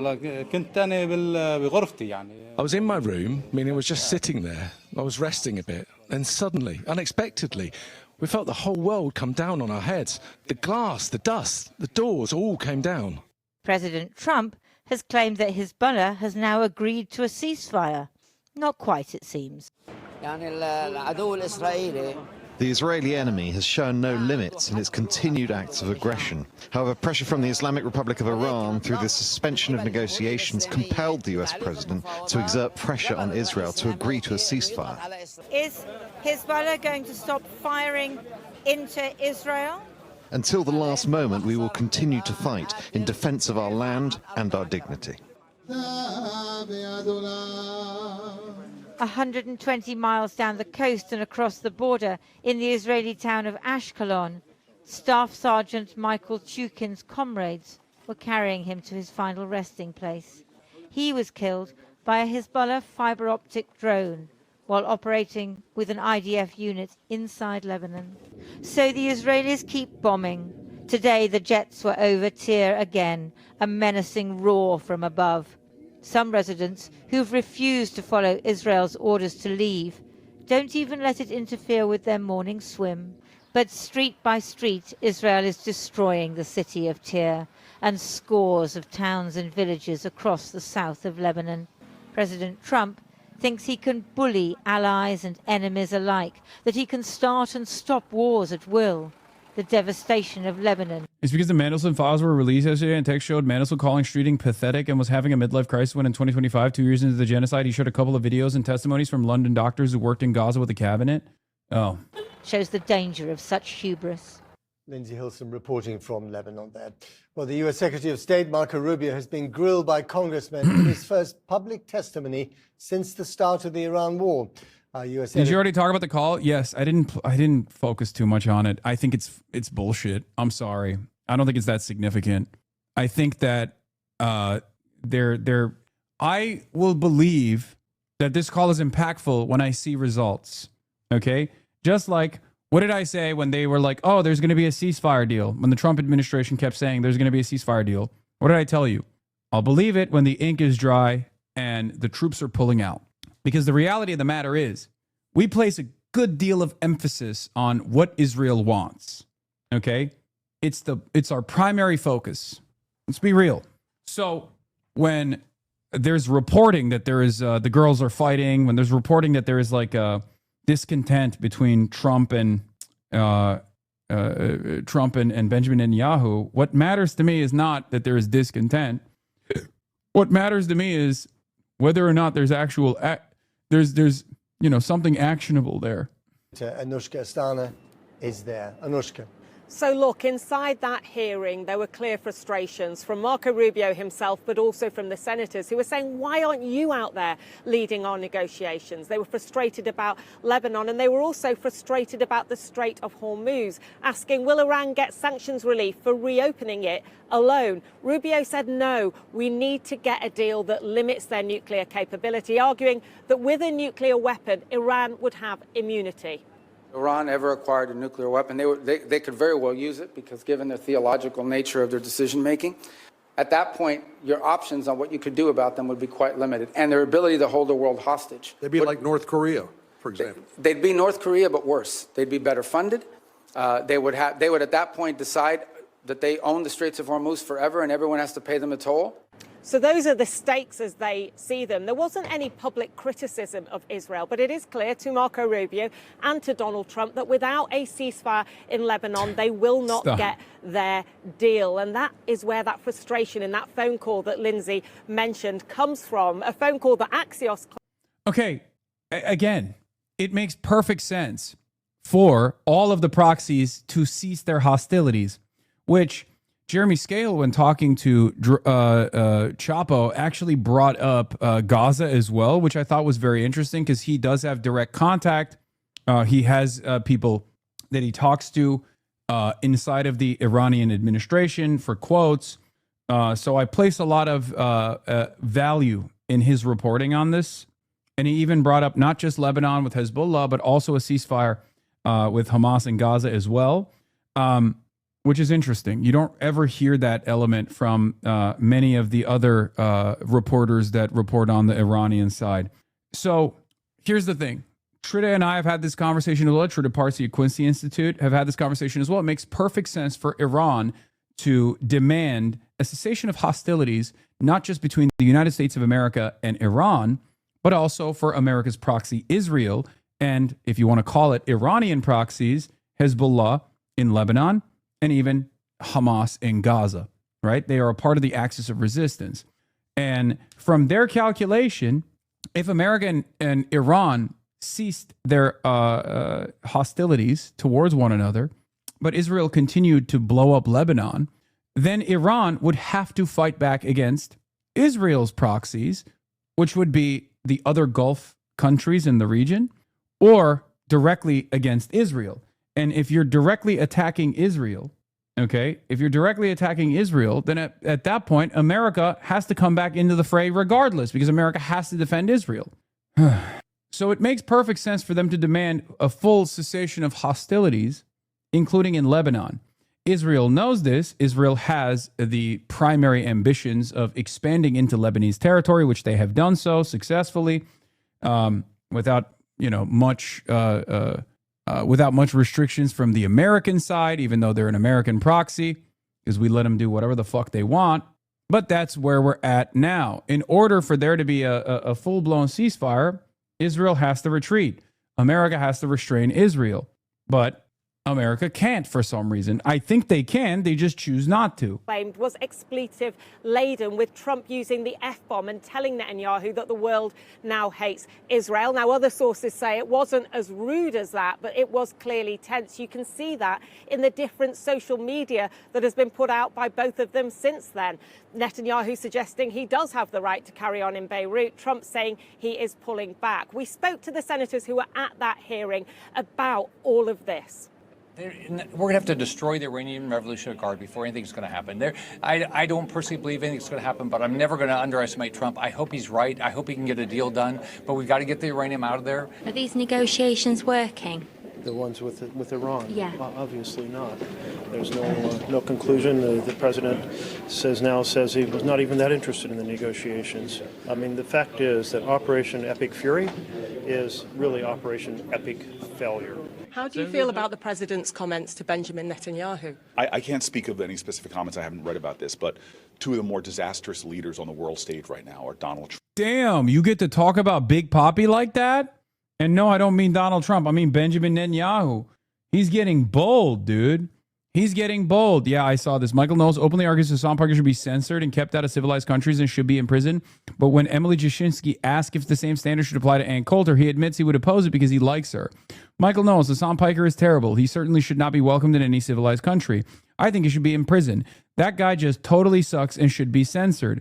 If he weren't an anchor baby, we wouldn't have to tolerate him in our country as well. It's only common sense to keep him out.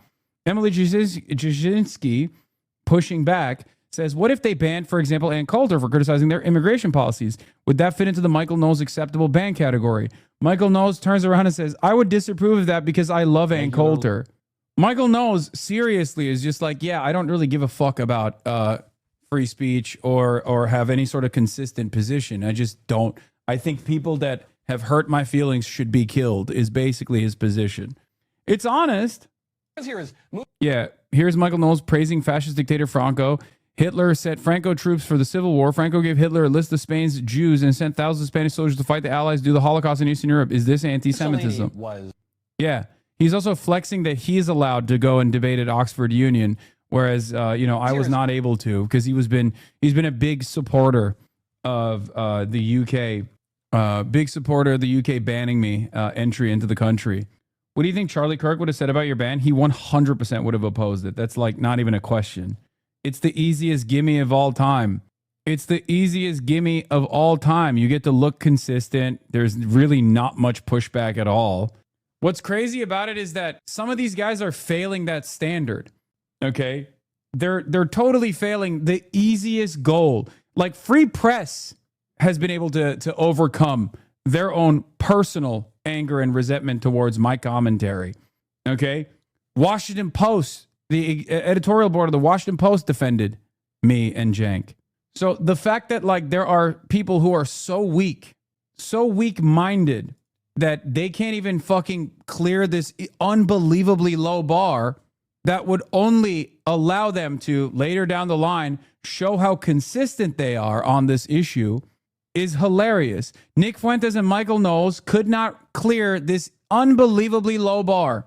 Now, of course, for Michael Knowles, it makes sense. He's a fucking idiot. And on top of that, he is, one of the Daily Wire slaves alongside Matt Walsh, which I don't even expect Matt Walsh to actually. Matt Walsh probably didn't say anything about it. I would be surprised if he actually opposed it, though. Or, I mean, I'd be surprised if he actually was in favor of it. This is a chickens for KFC moment for guys like this. He's very stupid. Trump and Benjamin Netanyahu. So you could hear the divide there, those who are desperate for a deal to be done, and those, among them Republicans, who actually want Donald Trump to stand by Benjamin Netanyahu and, in their eyes, finish the job. Anushka, thanks very much indeed. Well, joining me now is Professor Shivli Telhami from the University of Maryland. He's also a senior fellow at the Center for Middle East Policy at the Brookings Institution. Professor, thanks for coming on the program. I guess the sound that we can all hear is the sound of Trump's, irritation and frustration with Israel. There's no question about it. I think that, there were reports early on when there's typically reports from Axios about a tension between Netanyahu and Trump. Sometimes it's exaggerated. Sometimes it's for public consumption. Sometimes it's for deception. In this particular... The Free Press defended you. Wow. It's not surprising, dude. It's the easiest bar to clear. I don't think you guys understand. What the British government did was unbelievably stupid. It was so stupid that anyone that ever wants to seem like a sincere person, anyone that's in the commentariat that wants to come across as like a sincere person and not a total fucking Israel stooge, is going to look at it and be like, I disagree with this guy vehemently. I think he's bad, but it's ridiculous to ban him from entering the country. Like, no matter how biased you are, this is a silly thing for the British government to do. Okay? And there's a reason why they won't even defend like certain other actors like Valentina Gomez, right? When you turn around and you try to like compare me to Valentina Gomez, you look stupid. Valentina Gomez's entire output is to say the most unhinged shit. She has been outright rejected by her own Republicans. So the people that actually can't clear this unbelievably low bar are either only invested in disparaging me personally because they feel slighted by me, like the Sex Pestinies of the world, right? Or they are massive dick riders of Israel. And some might even say Valentina Gomez shouldn't have been banned because I don't think the government should even have the power to pre-crime people like that without solid evidence that crimes will be committed like the Maccabi Tel Aviv, etc. But comparing her to Cenk Uygur is insane. Case, one has to believe it because it's so embarrassing. This is not dissimilar to like, I mean, it's even worse than the visa where they blocked the dude for having the JD Vance meme because that one is stupid on its face. This one is also political, so it sets a very scary, very dangerous precedent. Like, that one is so stupid that it's not replicable, right? This is not so stupid. This is actually a serious error that the UK engaged in. The Prime Minister of Israel, that it's really hard to believe that this is just reporting. I think there's no question, if you look at other reporting, the president has been very frustrated overall with the Prime Minister of Israel, in part because he feels that he was deceived, or at least believed what the Prime Minister tried to sell him before the war. This would be an easy war, and it wasn't. Obviously, the president himself made that decision, but nonetheless, there's a sense of frustration, and it's increasing because, as you know, initially when the ceasefire was announced between the U.S. and Iran, it was announced on all fronts, including Lebanon. The Israelis walked back from that. They saw an opportunity to push the war with Hezbollah, and obviously now it's escalated, and the president feels very frustrated. And he feels frustrated also by the apparent limitations of America's superpower and his own power. But what's he really worried about? Is it the Republican Party? Is it the MAGA base? Is it the midterm elections? This is really an interesting question because it's not a limitation of power. He has extraordinary power if he wishes to use it. Israel is entirely dependent on the U.S. The war, even in Gaza alone, showed how dependent Israel is on the U.S. They needed replenishment immediately. When Iran started firing rockets, the U.S. was there to intercept them. They needed protection at the UN, particularly when lots of international organizations were finding there was genocide taking place. The U.S. protected Israel. That's, in fact, the president's reportedly said to the prime minister, you would have been in prison without my help. So there's no question that the real question is, why doesn't the president of the United States exercise? It's not whether the U.S. has power. The U.S. has power undoubtedly. That's a big question. But a lot of Republicans are asking that question. Right, but you know, Trump did tell Netanyahu to stop, and I wonder whether you think Netanyahu is actually listening to that.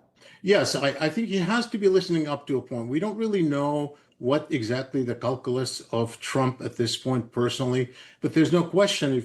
We know in the past, particularly during the end of the 12-day war a year ago, when the president said, stop it, Netanyahu stopped it. Trump is very mercurial, and that really worries Netanyahu, because if in fact he says no to the president's still in a position to hurt him. But nonetheless, the president is obviously very much paying attention to a lot of allies in Congress that are still supportive of Israel. Funders were very supportive. Khalil, no.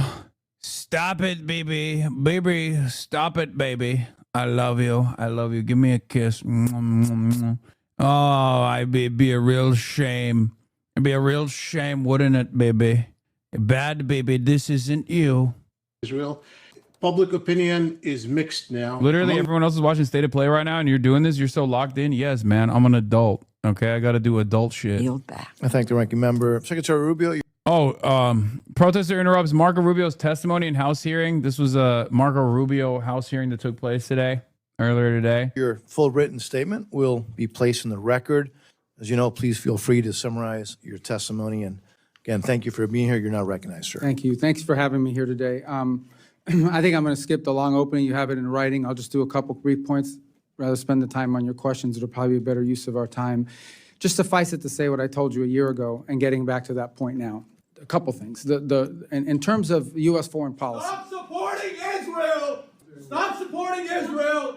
Israel committed a genocide in Palestine. It's still ongoing. And now they're committing another genocide in Lebanon. And what are you doing? You're serving Israel! Stop serving Israel! True. Awaiting the ADL report on this heinous anti-Semitic crime that took place. Okay? Heinous anti-Semitism, heinous anti-Semitic crime, claiming Marco Rubio is a supporter of Israel. All right. The core of our... can continue now? All right. That person is now banned from the UK. So the core of our foreign policy must always be the national interest of the United States. That is basically defining what that national interest is and then operationalizing it in such a way that our foreign policy reflects it. This is across the board in the work of diplomacy and the place in which and that requires prioritization, by the way. It requires us to prioritize some parts of the... Even by the standards of a people who've suffered so much, last night was different. Isn't it kind of wild to think that this is probably the only way Marco Rubio will get a window into public opinion on Israel and they just move right past it like it's nothing? I feel like these guys understand the public approval on Israel. I think they just don't care. Like, I don't think Marco Rubio, especially the right, I don't think the right is oblivious to how the public feels about Israel. I think the right is probably more tapped in on public approval and disapproval of many things. They're often much more knowledgeable about their base even. YouGov today shows support for the Iran war is lower than the current support for the extremely unpopular 2003 Iraq war. Holy shit. Looking back, do you think the U.S. did the right thing taking military action against Iraq in 2003? Did the right thing, 38%. Looking back, do you think the U.S. did the right thing taking military action in Iran this year? 35% say did the right thing. Oh my God.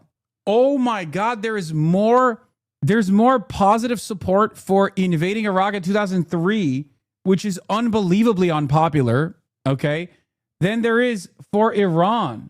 Like right now, 20 years after the fact, majority of the U.S. is now banned from the UK.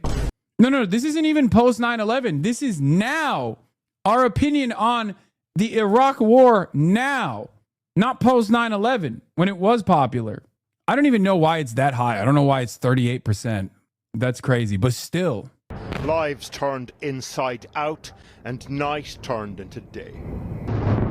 Такий спалах прямо озарилося все.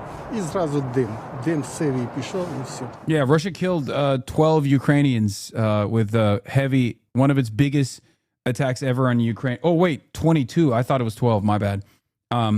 Yeah, that's still ongoing, by the way. I know we don't really think about it that much, but Russia is still pummeling Ukraine. Ukraine is still blowing up Russian positions as well. Eyewitnesses describe what it was like as 73 missiles and over 650 drones were launched by Russia at Ukraine. One of the largest aerial bombardments since the full-scale invasion began over 4 years ago.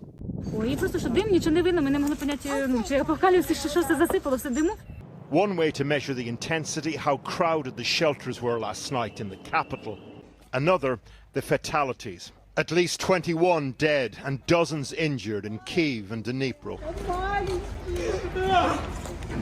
After a night of deafening explosions, morning and a different sound. Neighbours and families processing news of people killed in Dnipro, including 2 children. Or take Ulla Mudra. Herself and her daughter survived a strike on their block. Covered in dust, described what it was like last night. There was a cloud of dust. We couldn't breathe. Men were standing nearby. One was thrown under the car by the blast. We were calling out to other people. We couldn't see anything. People were using flashlights as it was dark, and we couldn't understand where we were. This is the second large-scale aerial attack of this type in just over a week, and it's becoming clear that this summer Russia is intent on punishing Ukrainians with renewed intensity. The question, why? The answer, we've hit a key inflection point in the war where basically for the last 3 years, things have been trending positively, but slowly for Russia. But now things are starting to trend negatively, but slowly for Russia. And I think Putin is seduced by the very seductive premise, which is you can win a war through strategic bombing, you can demoralize a population, and that essentially you can bomb your opponent into submission. But he's not going to be successful because that's not the center of gravity for this war. The centre of gravity now is being determined by drone warfare. For months now, Ukraine has been using drones to target this crucial Russian supply line inside occupied Ukraine. It runs from Rostov in Russia along the OR-280 highway. It's a vital route for military supplies overland to Crimea and to Russian forces along the southern front. Ukraine is bringing the fight to Russia in ways that its population is starting to feel. Ukrainian long-range drones have continued to strike oil infrastructure inside Russian territory. In the last few days, at least 6 refineries hit. In Dnipro today, the savagery of domesticity destroyed for the umpteenth time. The card reads, "For Mum." It was Mother's Day in Ukraine a few weeks ago. There have been 5 of them since the full-scale invasion began. Ukrainians have seen pivotal moments in this war come and go. And they know that when it comes to Putin, there are few things as dangerous as a strong man who feels weak. President Trump has just named Bill Pulte. Oh, we're going to talk about Bill Pulte, but meanwhile, explosions heard in Iran's Qeshm Island. Dude, I don't understand this will they, won't they situation that we're watching where America will just take pot shots at Iran and then Iran doesn't do anything about it. And I don't know where the fuck, I don't know how long we're going to go along with this, right? This already happened. This has happened before. It's not new. And I guess shortly we will find out if Iran is retaliating by striking the Gulf. But perhaps the reason why this is taking place is because they've decided to drop the whole ceasefire thing. They're just leaning into more and more. They're leaning more into Israel's ambitions. A good example of this, and a number of European leaders have basically said we should fight to the last Ukrainian, which I find kind of morally sickening. I mean, this is actually what we're doing. The Ukrainians are going to lose this war. I could lay that out for you. They should have quit a long time ago for their own good. The language that's used to describe the demographic situation in Ukraine is that it's in a demographic death spiral. It's in a demographic death spiral, and we're encouraging them. Oh my God.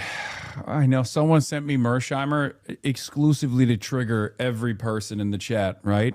This is like a fucking nuclear first strike in here. Before people say, oh, Mersheimer, classic tanky or whatever, he is just a believer in offensive realism. He does not think that engaging in a proxy war against Russia is good for American interests, and he certainly doesn't think it's good for Ukrainian interests. Okay? That's it. He is not a Russian operative. You just have a disagreement with him on this issue. Who's going to get mad at that? He's right. People who do think that Ukraine should fight down to the last Ukrainian. To throw bodies into the meat grinder when they're going to lose anyway? God, morally reprehensible. But people make that argument. And it is you correctly point out, that's the buck passing argument. You don't see these Europeans fighting and dying over there, right? The British, French, and German leaders, they're really enthusiastic about continuing the war. But that's because their people are not dying. A ballistic missile was launched from Fars province, Iran. Air defense and sirens activated in Kuwait. I still think this is like theater. This is strategic deterrence still, if that makes sense. Maybe I'm wrong, but I think this is still like they're not. We'll see. We'll see how America responds. But this reminds me of when Iran would volunteer a retaliation that was tempered. Why do you think that? Explain. I don't know. I mean, we'll see. We'll see what happens. Maybe I'm totally off base with this because I don't know. I don't know what the retaliation looks like yet, right? If it's just like pilot of fighter jet downed over Iran was previously shot down in Kuwaiti friendly fire incident. Wait, shut the fuck up. I'm simply speculating. Yes. We got Egyptian God of War? No.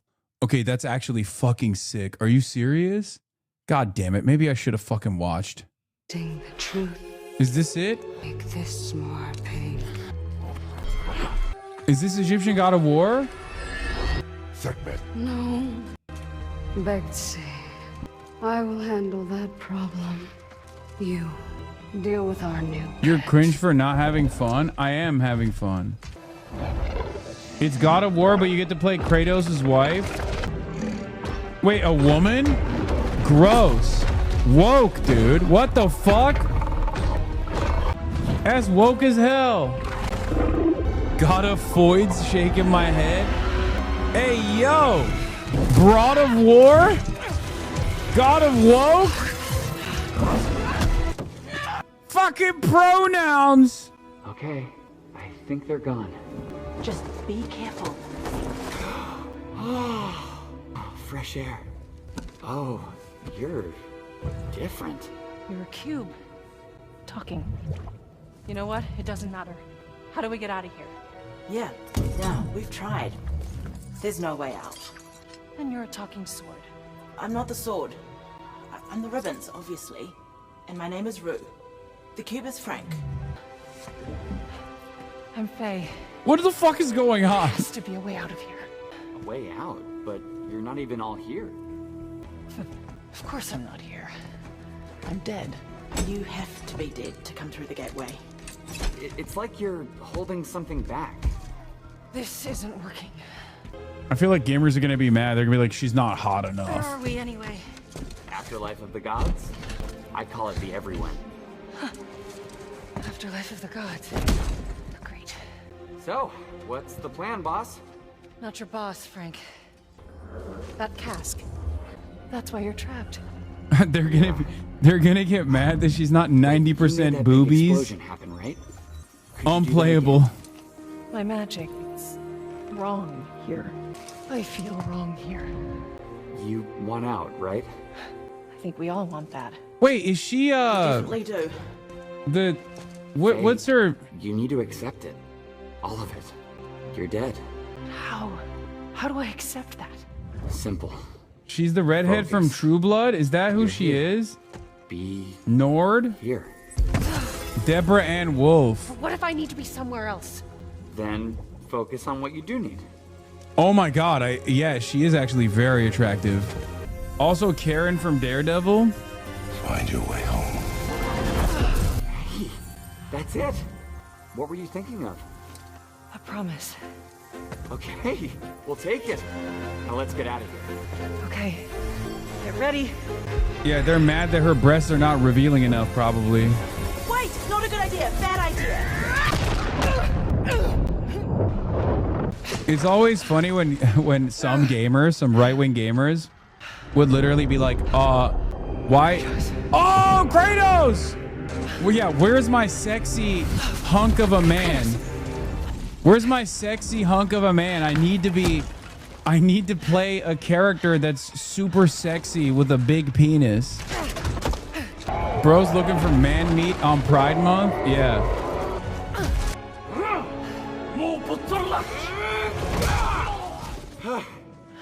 Rue? Okay, this cube is annoying me a little bit. I think you should give her the sword. How do I know I can trust her? I'll give it back. Wait, is that Alana? Doing the voice for the ribbons? Okay. Take it. Oh my god. The cube is Jack Quaid, but the ribbons are... I think the ribbons are Alana. What the fuck is this combat? Okay. Lady, you need to get out of here. Not until I get you out. I don't need help. Here we go, coming up behind.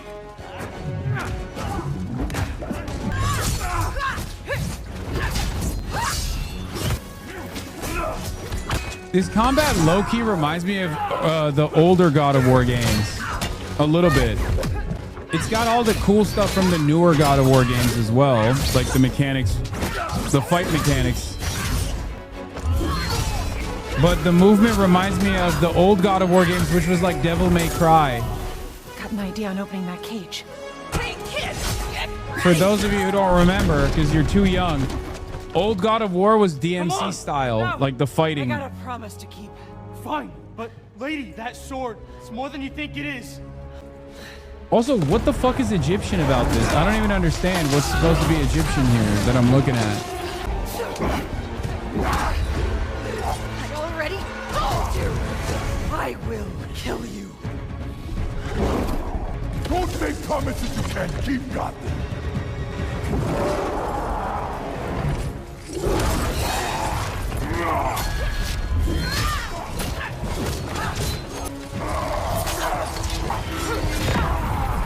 Try again!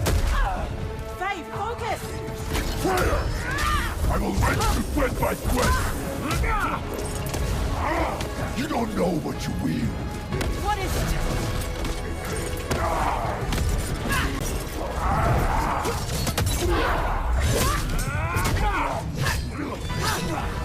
You're scared of this sword. Why? I fear nothing!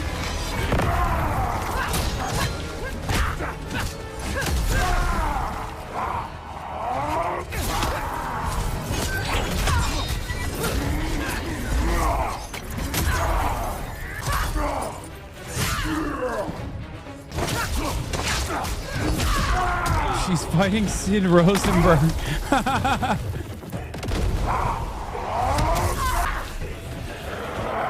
Just give up! I don't give up!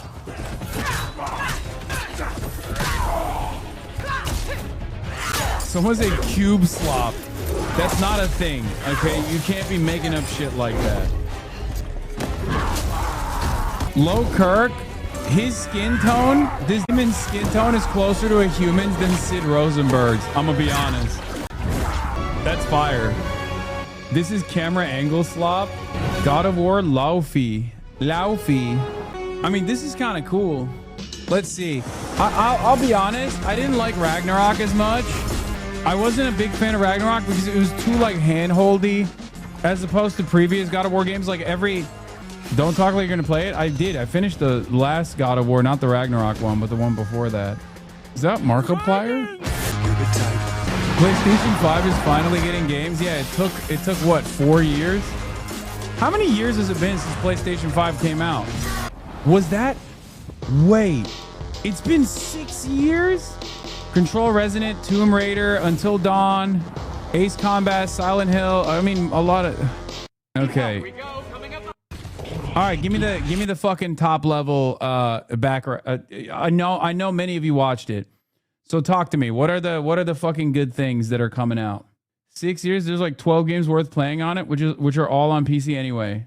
They are finally starting to kick the PS4 to the curb. Yeah, did I see Dave the Diver but 3D? Was that crazy?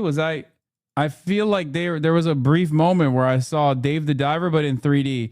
So there's a Wolverine game, which is exciting. It's a prequel with the chef. Oh shit. Dave the Diver is such a fun game. Oh my God. I mean, I played it on the Steam Deck and offline, so none of you guys got to experience me play it, but I loved it. It was so cute. It was so fun. It was great. Bro, they're never making a Turkish God of War. What are these, bro? Gods in Turkic mythology? Wait, what? Why? What's wrong? That's chill. Yeah, a lot of titties. Yeah, I got to pick up Dave the Diver for my $649 1 terabyte Steam Deck. Isn't it like 900 now? Am I crazy? Didn't the Steam Deck prices go up? I heard Bloodborne Remaster is coming. 60 FPS, Bloodborne Remaster, PlayStation 5. Yes, the 1 terabyte is almost 1K now. Yeah. Kuwait is engaging numerous missiles and drones. Seems to be a bit more serious. Response from Iran at this moment. A ballistic missile. Well, that we saw already. IGN recap. Everything that was announced. What? This is just a readout, bro. That's crazy. ROG Ally Xbox clears. I don't know about that. You can get a PS5 at Costco and return it when you finish. 90-day return policy. You talked about Trump yelling at Bibi and saying everyone hates him in Israel, right? I did, but I don't really fucking place a lot of emphasis on that, especially considering that after that conversation took place, America hit Keshem, or maybe Israel did. We don't know. Keshem Island. And then now Iran is retaliating against Kuwait. So there's seemingly that was, as I said, fake fucking theater. Here's a recap slide. State of play is from Wolverine. Well, it's not recap. Oh, there it is. God of War Laufey, Until Dawn 2, Onimusha Dawn of Dreams, Psy-Ops, the Mindgate Conspiracy, Ill, Control Resonant, Marathon, Gitaru Man, Stuntman, Hollywood, Ace Combat, Silent Hill, Onimusha, Way of the Sword, Phantom Blade Zero. That one's going to be good. DEI of War. I really hope the Marvel's Wolverine one is good because I don't know. I feel like it's I hope it's not Slop Central, you know? I worry a little bit. We need a good, holy shit, they look at how hairy, god damn, bro. They did not even hit him with the 2026 metrosexual Wolverine. They just went straight fucking shoulder hair. Yeah, comic book accurate Wolverine. See if we can find the one that got away. Redhead might be our only lead. Yeah, they made him Turkish. Looks like she took off into the industrial park. 5'2" and fucking hairy ass shoulders. This is Turkarine. Oh, it looks a little Slop City. This is literally Spider-Man. Status update. Perimeter stable. Holding position. Not that it's bad, it's good. Oh, I love that. Okay. That's cool. Okay, it's Spider-Man, but unbelievably bloody. No answer. Stay sharp. I don't like this. Do another sweep. It's too quiet.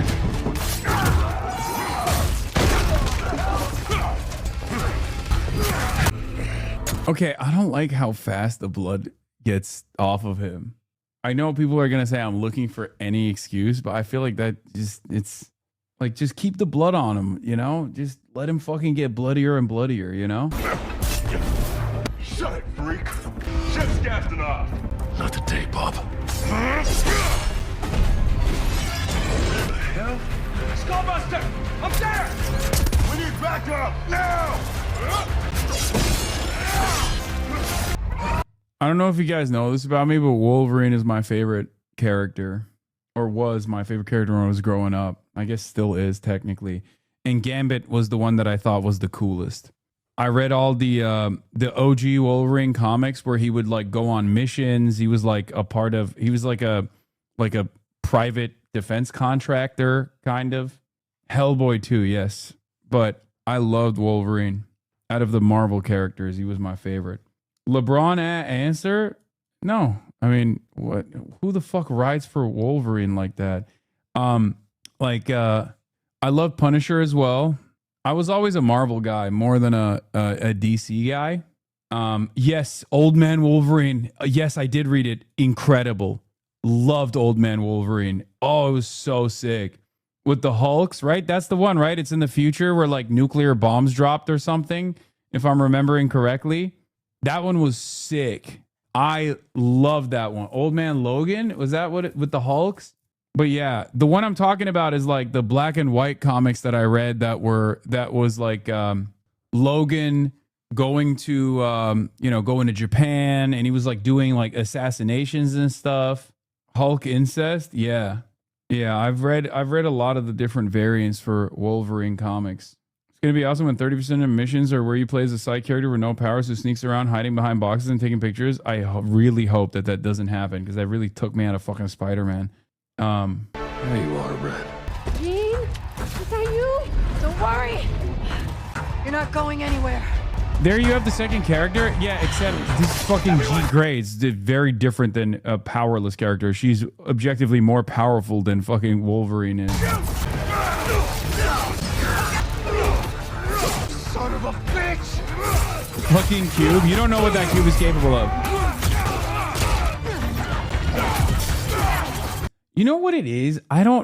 Look, maybe I'm alone on this, but like I wish, like if I were to play like in my mind, like a peak Wolverine game would be if he was like carrying out assassinations and like fighting enemies and stuff, but they looked closer to like real world cops and soldiers instead of like these, futuristic, like Spider-Man does this shit too, where it's like you're fighting all these like different mercenary groups or whatever, and they all have like they all just look kind of silly, like, and I can't stand robots. Ambiguous bad guy corporation, it's always like that.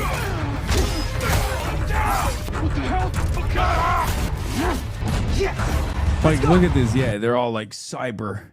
They're cyber enhanced bad guys from Bad Guy Corps, and they're half robot, half man. They're always bionic. Shit. Yeah, that'll work. Shit. Where are those mutants? He's a wild animal. You don't like how linear it seems? Yeah, I mean it's definitely going to be on safety rails, clearly. Get out of my way! Or mine, shorty!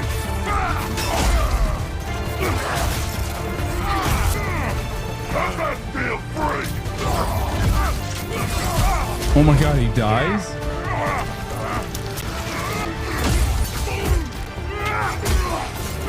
That's cool. The healing thing is. Yeah, this is literally Adam Smasher. This is Cyberpunk. Okay, I just realized we're just watching a cutscene. This is not even QTE or like, this is not a real fight sequence anymore. It's just a cutscene. I was like, what the fuck? I was hoping for the redhead. Is this what we're doing for the next million years, or when can I come back? I'm a girl.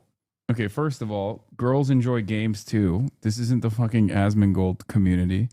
Okay, and second of all, we're almost done. But it feels to me like getting back to the real world and not the video game world once this is over. Iran might be striking Kuwait pretty hard. Let's get you guys out of here. Are you a superhero? Lock it. I'm Wolverine. Oh, this is what I was talking about. Okay, if they have shit like this is literally what I'm talking about when I said like, because he would go on missions and stuff and he would wear like a tuxedo. Like that is, I forget which comic book that's from, but it's like, oh, so I guess it's gonna have more of his like origin and like the common, this is Canadian on Canadian violence. Some folks can't wait to die. That's sick. Okay, I like that. They were just showing one mission. Yeah, Sabretooth. All right, getting back to the real world, everybody. Kuwait is getting peppered with Iranian ballistic munitions and drones after explosions were reportedly heard in Keshem Island. So yeah, G. Ben Cohen defended you. I mean, my understanding of the way things were supposed to be is that you're supposed to do most anything as long as it's not hurting other people. And that's the way I still think it should be.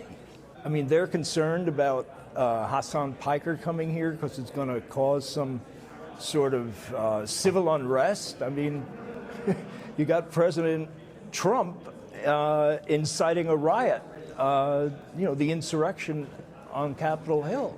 I mean, maybe we shouldn't let him come. Hassan Piker, a very well-known influencer in the United States, a live streamer.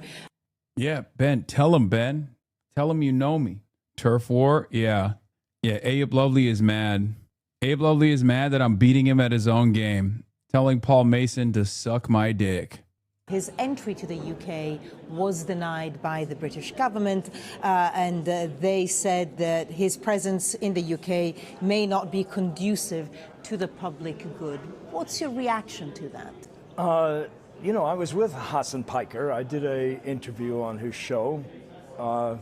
It's hard for me to believe that there's a reason for excluding him from the UK. What do you make of it, though? I mean, it seems that the government... They're saying that he's bad for the public good? So the exact phrasing from the government is his presence in the UK may not be conducive to the public good. It's pretty vague. I mean, I got no idea why they excluded him. I mean, it just seems crazy to me. At face value. He has made some very strong statements against Israel's actions in the West Bank and Gaza. Quite recently, he said that Hamas was the lesser evil over Israel. Do you think, in general, that sometimes governments are a little bit more careful about people that express views against Israel when it comes to platforming them or letting them into the country? You know, I know that some people have said that criticizing Israel is anti-Semitic. I think that's absurd. I mean, I'm a Jew. I believe Israel has a right to exist, but I'm totally opposed to the slaughter in Gaza. And I'm opposed, and you know, Ben & Jerry's was opposed to the treatment of Palestinians, you know, even before October 7th.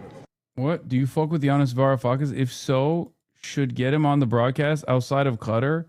I love Yanis Varoufakis. I was supposed to do an event with Yanis Varoufakis in person in the UK that he put together that they recently had to cancel because I got banned from the country.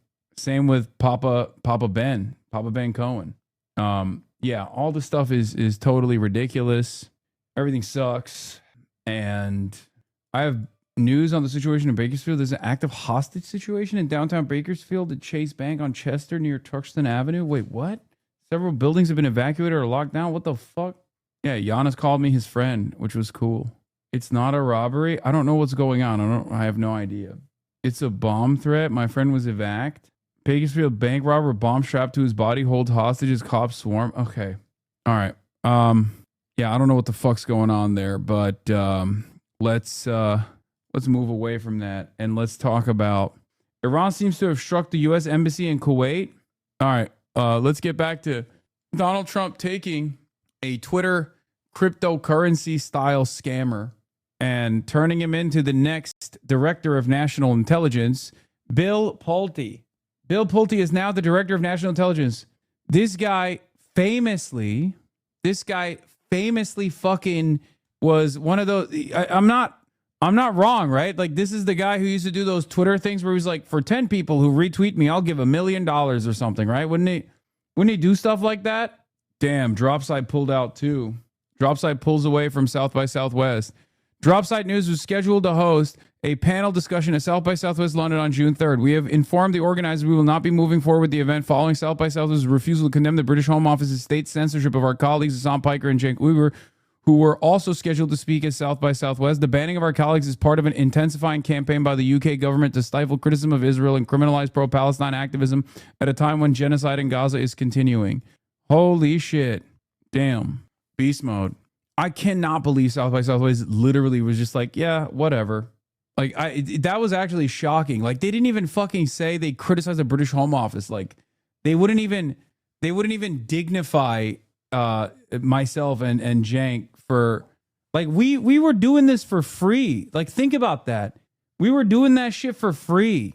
Typical corporate speak. Come on, Hassan. No, dude, come on. That's actually unbelievable. Subscribe to Dropside today. Yes, they're the best. They literally said we have 800 other ags. Why you mad? Yeah, pretty much. Like, Oxford Union, students that run Oxford Union had a far better take on the issue than a whole ass American corporation, South by Southwest, from Texas. Wait, so are you washed now? What do you mean? Yeah, Zara pulled out. So it was supposed to be me, Zara, and Ash were supposed to do the panel. But hey, guys, don't worry. South by Southwest has Wes Streeting as a speaker now. You know? Yeah. South by Southwest London, the festival Cenk Uygur and Hassan Piker were scheduled to speak at. Last year, organized an unannounced talk by Tony Blair. The information was leaked to me. Blair still spoke, but many artists pulled out of the event when the news broke. Funders of South by Southwest London include KPMG, Deloitte, Pepsi, Uber, and the UK government itself. Daily Mirror covered it. South by Southwest Labor Puppet. South by Southwest is literally a Texan thing from Austin even. Yeah. The only reason why South by Southwest stopped meat riding the military industrial complex in 2024 was because damn near every artist worth a damn dropped out. Yeah. I mean, look, I've never been like a big South by Southwest guy. I've had plenty of opportunities to attend in Austin. I just chose not to, right? Does bro still shock his dog? Yes. They were sponsored by the U.S. military in Raytheon. Yeah. Attack is still ongoing. Jesus Christ. Chris Hedges just uploaded a good analysis of the great Iran conflict. Okay. Iranian nightmare. Trump's catastrophic miscalculation ends. It swells the prop. Wait, what is precipitous. This is too bitter humiliation. Wait, what the fuck? Okay, dude, that's crazy. This stream is shock slop. Yeah, It's also missile slop and drone slop. That's what it is. All right, but let's get back to Bill Pulte. President Trump has just named Bill Pulte as the next DNI, Director of National Intelligence. As the acting director of national intelligence, replacing Tulsi Gabbard. Let's go live to the White House right now. Our senior White House reporter, Kevin Liptak, is working the story. Pulte is already serving as the director of the Federal House Finance Agency. Does he have any intelligence experience? None that we know of, Wolf. You know, to call this appointment an unorthodox one, I think would be an understatement here. You know, he's the heir to a construction company fortune. He's been in this mortgage role for the last year or so. What he is a real true Trump loyalist. You know, he's a frequent guest on Air Force One and at Mar-a-Lago. And what you've seen him doing is leveraging this role that he's in at the mortgage agency to try and go after some of Trump's perceived enemies, using allegations of mortgage fraud to go after the New York Attorney General Letitia James, the Fed Governor Lisa Cook. In some ways, that effort has not succeeded, but it has, I think, engendered an enormous amount of goodwill towards him by the president, and now the president putting him in charge of the expansive American intelligence community. Writing on social media, quote, William has deep experience managing the most sensitive matters in America, the safety and soundness of the markets, and over $1 trillion at Fannie Mae / Freddie Mac, a substantial increase from where it was just 12 months ago. And he also says, also surprisingly, that he will continue in that job even as he is now going to be appointed the acting director of national intelligence, essentially suggesting that he will be splitting his time between his current job and what is an enormous position. You know, the DNI position was created after 9/11 to essentially coordinate all of these intelligence streams from the 17 intelligence agencies inside the federal government. And so it's an enormous job, but I also think it signals where the president sees this job heading. You know, he did not necessarily rely on the incumbent DNI, Tulsi Gabbard, for intelligence matters. He has relied on the CIA director far more for those subjects. Instead, he looked to her to sort of go after some of his obsessions, whether it's to try and advance claims. I mean, this is a fuck it we ball moment, right? Yes, this is the guy best known for doing random engagement bait cash giveaways on Twitter, who Trump just had as an appointment for some like housing initiative. I don't even know why, but I think he's like OG, a real estate developer or something. So that kind of makes sense. But now he's just in charge of the director. He's in charge of national intelligence. He's a DNI, director of national intelligence. I have no fucking idea.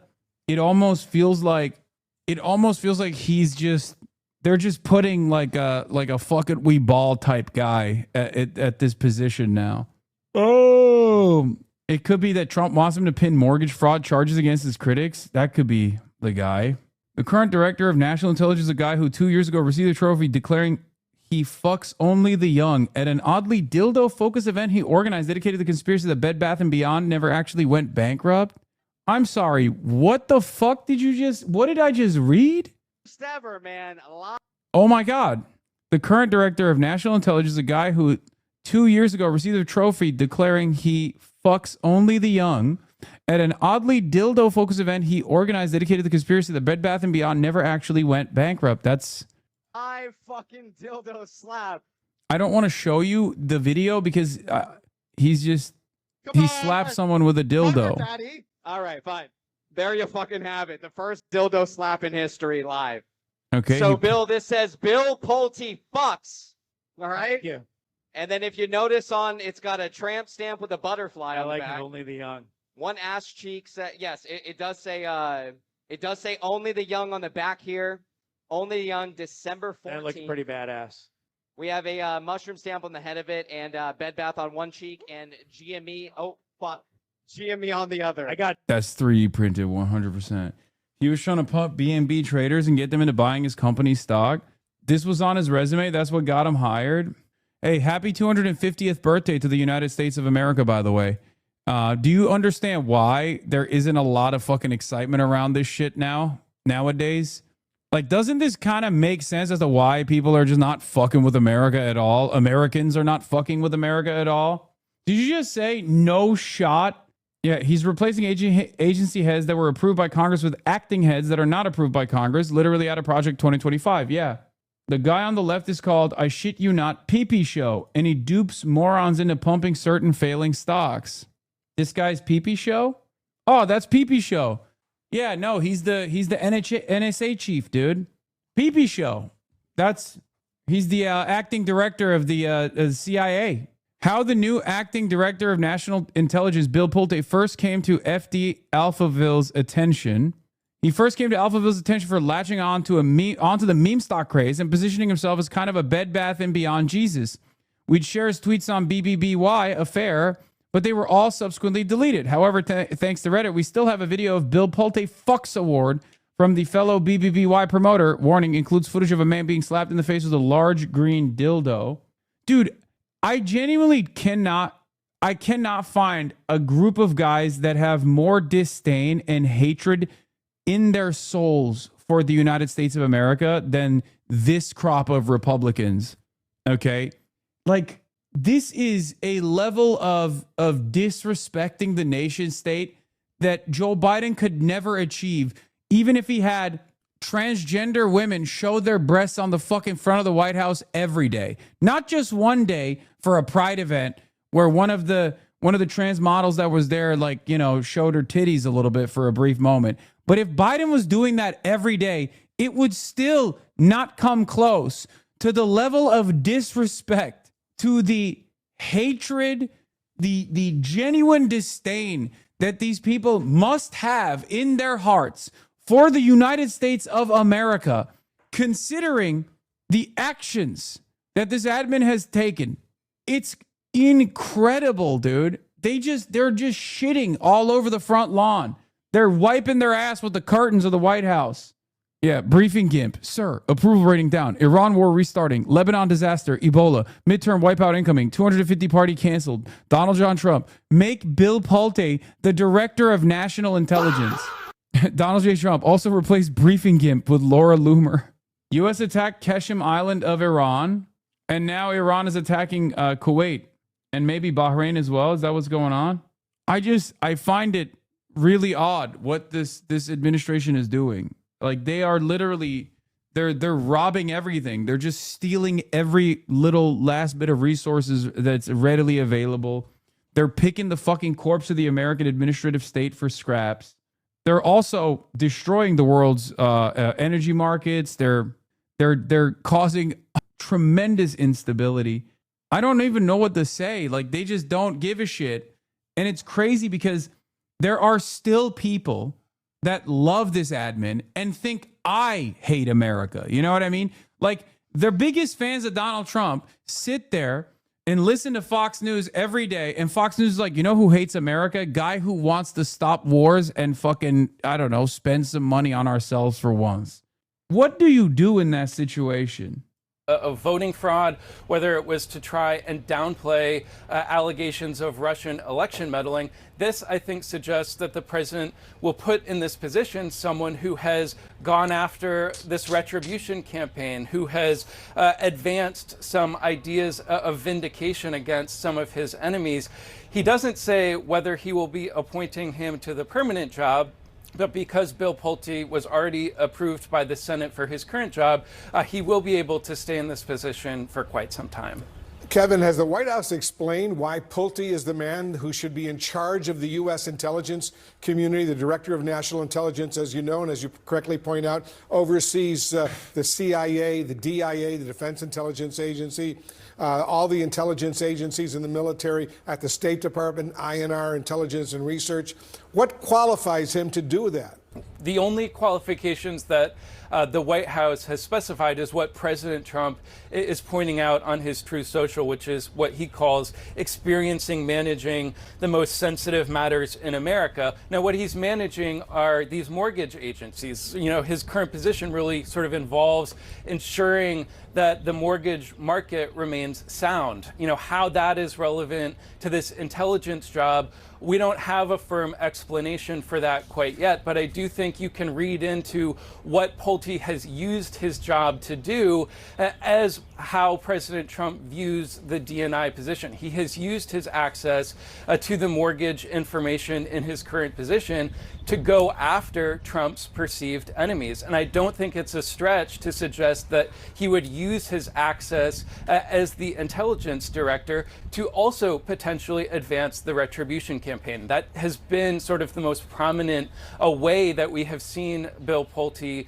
act in the job that he is currently in. And so how this proceeds going forward remains to be seen. But clearly the president is someone who has really put a premium on trying to go after his enemies, but also has been frustrated that that has not been particularly effective or particularly quick so far in his term so far. That's part of the reason why he dismissed Pam Bondi as Attorney General. I think he sees Bill Pulte as someone who has been perhaps more effective in doing that in this, clearly much more minor job at the mortgage agencies. And so we don't know how he will behave in this job. We don't know if he will, in fact, go after the president's perceived enemies as the DNI, but certainly we know that he has done he's not that even in his a finance position. guy.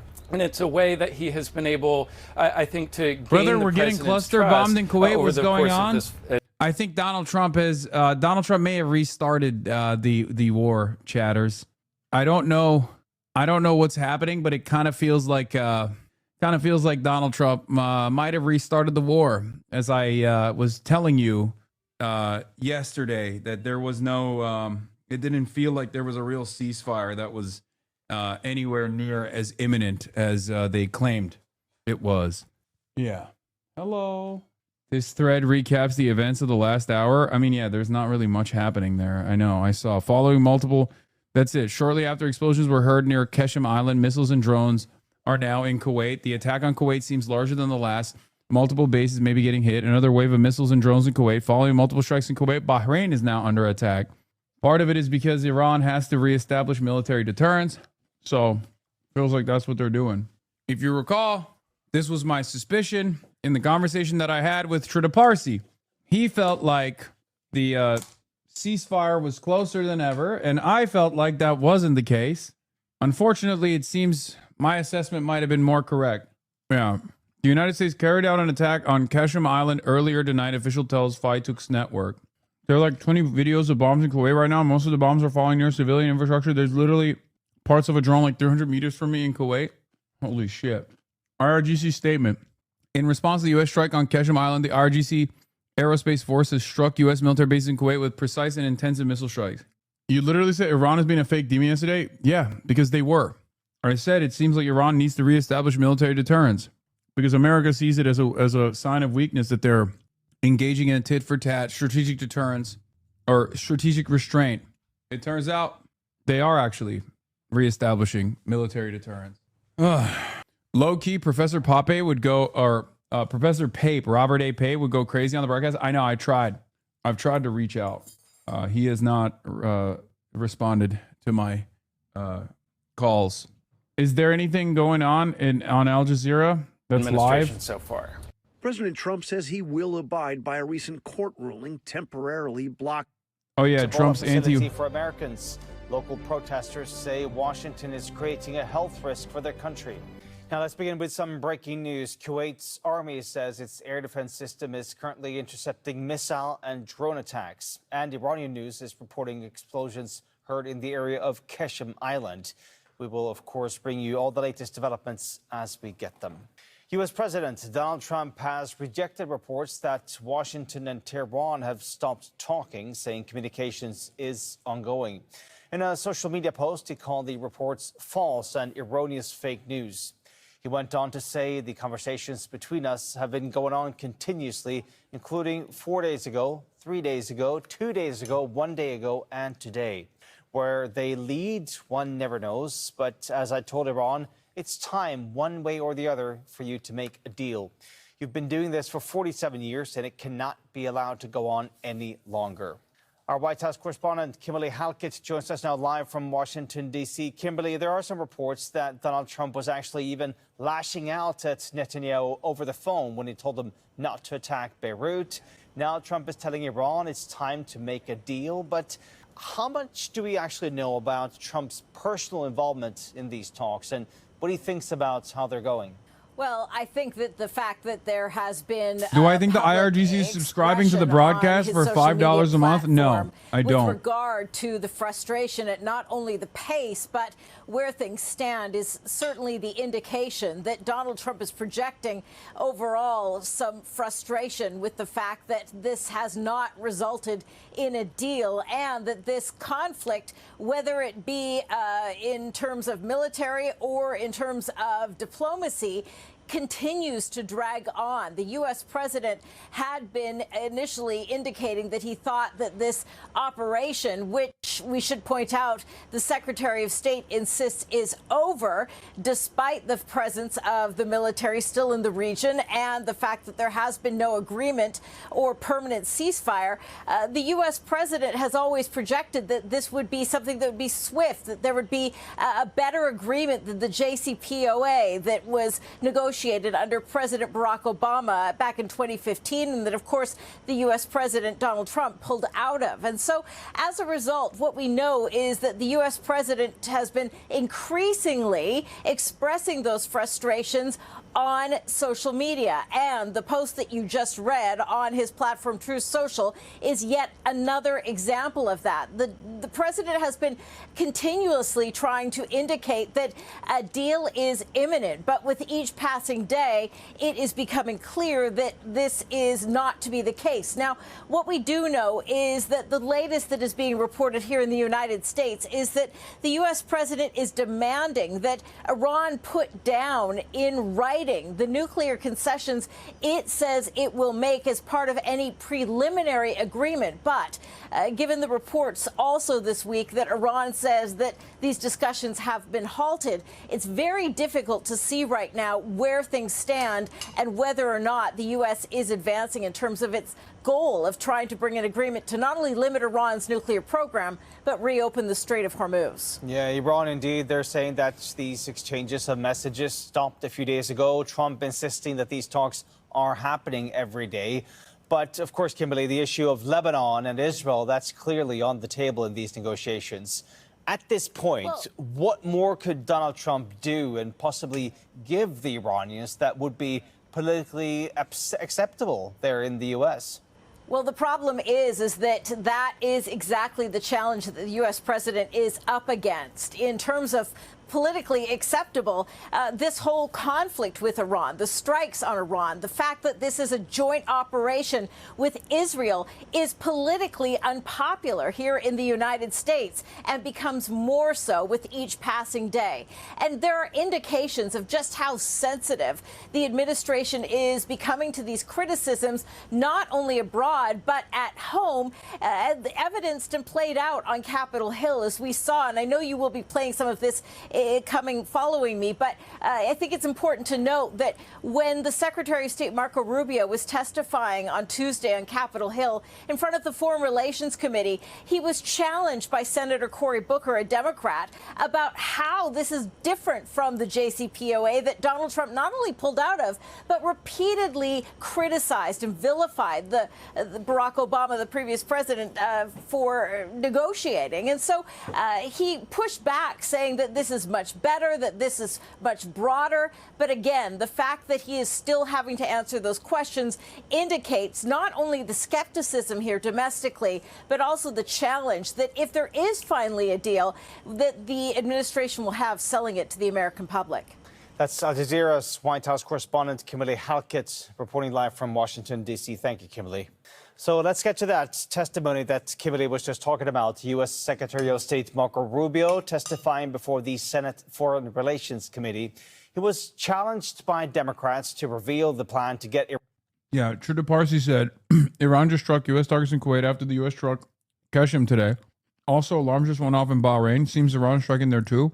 Iranian source tells me Iran has stopped playing the tit-for-tat game. Instead, it's now striking back at least 1.5 times as hard for every attack the U.S.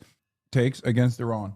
Fire on commercial ships that are going through or threaten to fire on ships because in many cases, ships just won't move. They won't go, not because they got fired on, but because of the risk of being fired upon. And so they have to announce very clearly, the straits are now open. We're not charging a toll. We will help remove the mines that they put in there, and they will not fire on ships. But the president says they also need to make commitments on their nuclear program. That's what I'm asking. What? Oh, I see what you're saying. What commitments do they need to make in order for the strait to be reopened? Well, the second thing they have to agree to as part of this is, so in addition to the straits, that's the predicate that opens the door to phase two. Phase two is they have to commit to very specific negotiations on highly enriched, the disposition of the highly enriched uranium that still is buried deep in a mountain somewhere.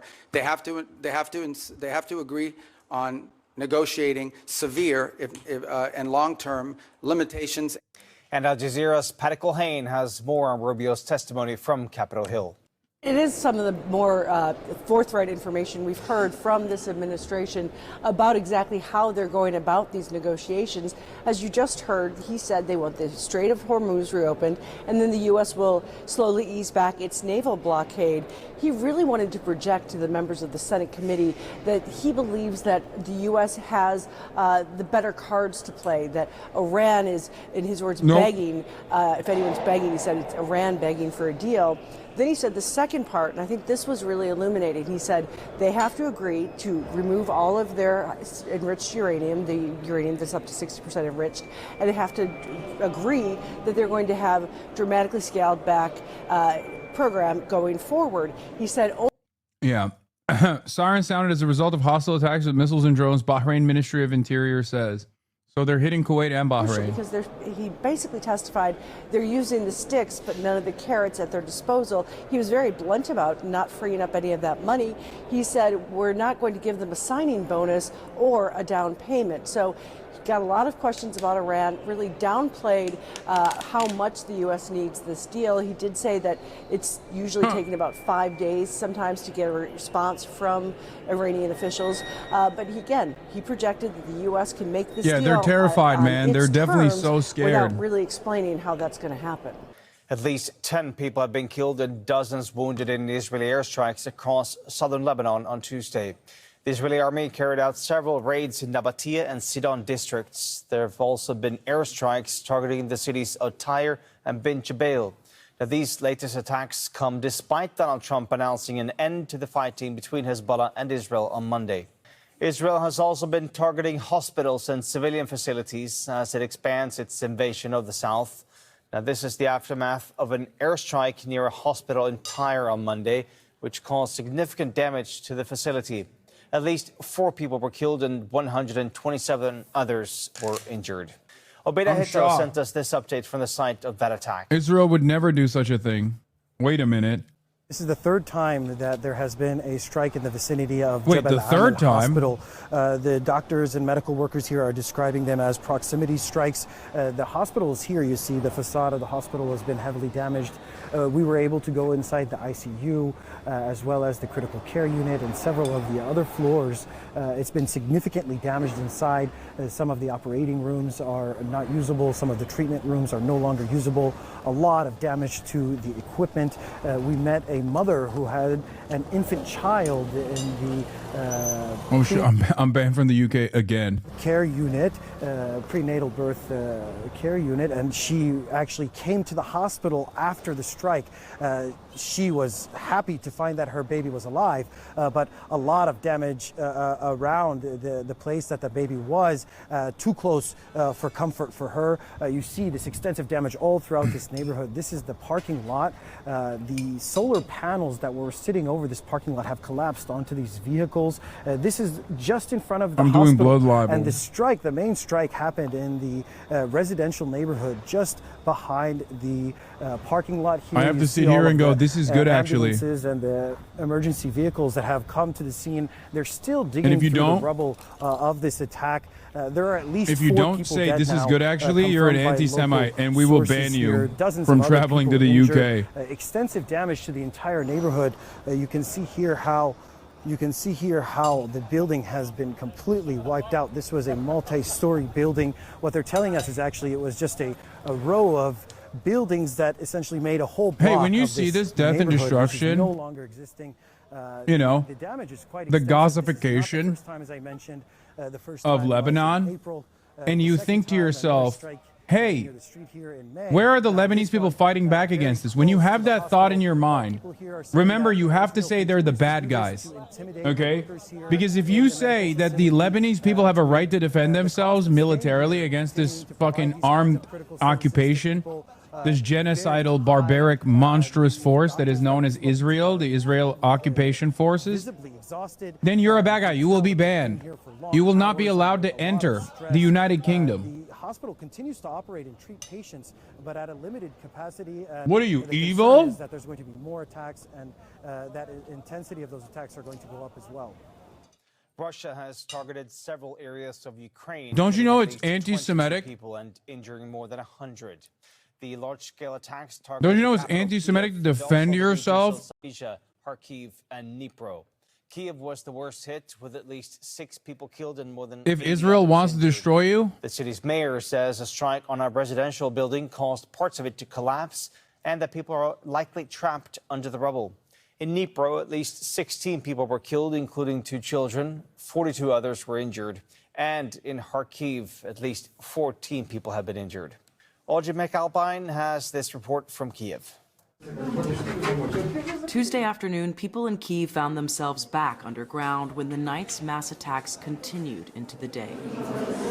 Ukraine has just come under another ballistic threat over the last several minutes. If you look here, you can see we're inside one of these state shelters where people in this neighborhood have come to get protection. It really speaks to how on edge people are, not just today, but over the past several days leading up to this attack. Overnight shelters across Kyiv reached capacity after Russia warned a huge attack on the capital was imminent. This neighborhood in Kyiv was among them. That were dropped. Predictable attack, but unpredictable moment it was that it would be so fast.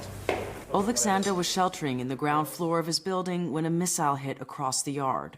It's like default Tuesday for us. It's becoming an all too common sight. The second Russian massive. well, Russia's not the size of New Jersey, so Russia obviously, when it does this, is bad, and we know it's bad. When Israel does it, it's the size of New Jersey, so it's good. They simply want to intimidate us. But intimidation does not mean victory. It wasn't just Kyiv, but other major Ukrainian cities like Kharkiv and Dnipro, where several people were killed, some buried beneath the rubble. The night strikes highlight an uncomfortable reality: Ukraine's lack of crucial air defenses, which leaves it vulnerable to more attacks like these. Audrey McAlpine, Al Jazeera, Kyiv. Yeah. And still ahead here on Al Jazeera. Sorry, Ukraine. You can't have any fucking air defenses because Israel's got them all. And maybe, holy shit. And maybe the UAE as well, which is little Israel. Jesus Christ. Yeah, it seems like Iran is setting a new equation for how they intend to respond to American violations. No more tit for tat. Yeah, they're going beast mode, I think. It seems like they're going beast mode on regional actors. Like all the proxies are going to get hit again. Islamic Revolutionary Guard Corps says, in announcing this initial response to give as good as it gets, issues a stern warning with the utmost resolve to the American administration, the head of the global arrogance, and all who permit the use of their lands or airspace as a launch pad for their aggression against Iran. The era of hit and run is over, and the forces of aggression must bear the dire consequences of their ignorance and their reckless, uncalculated adventures.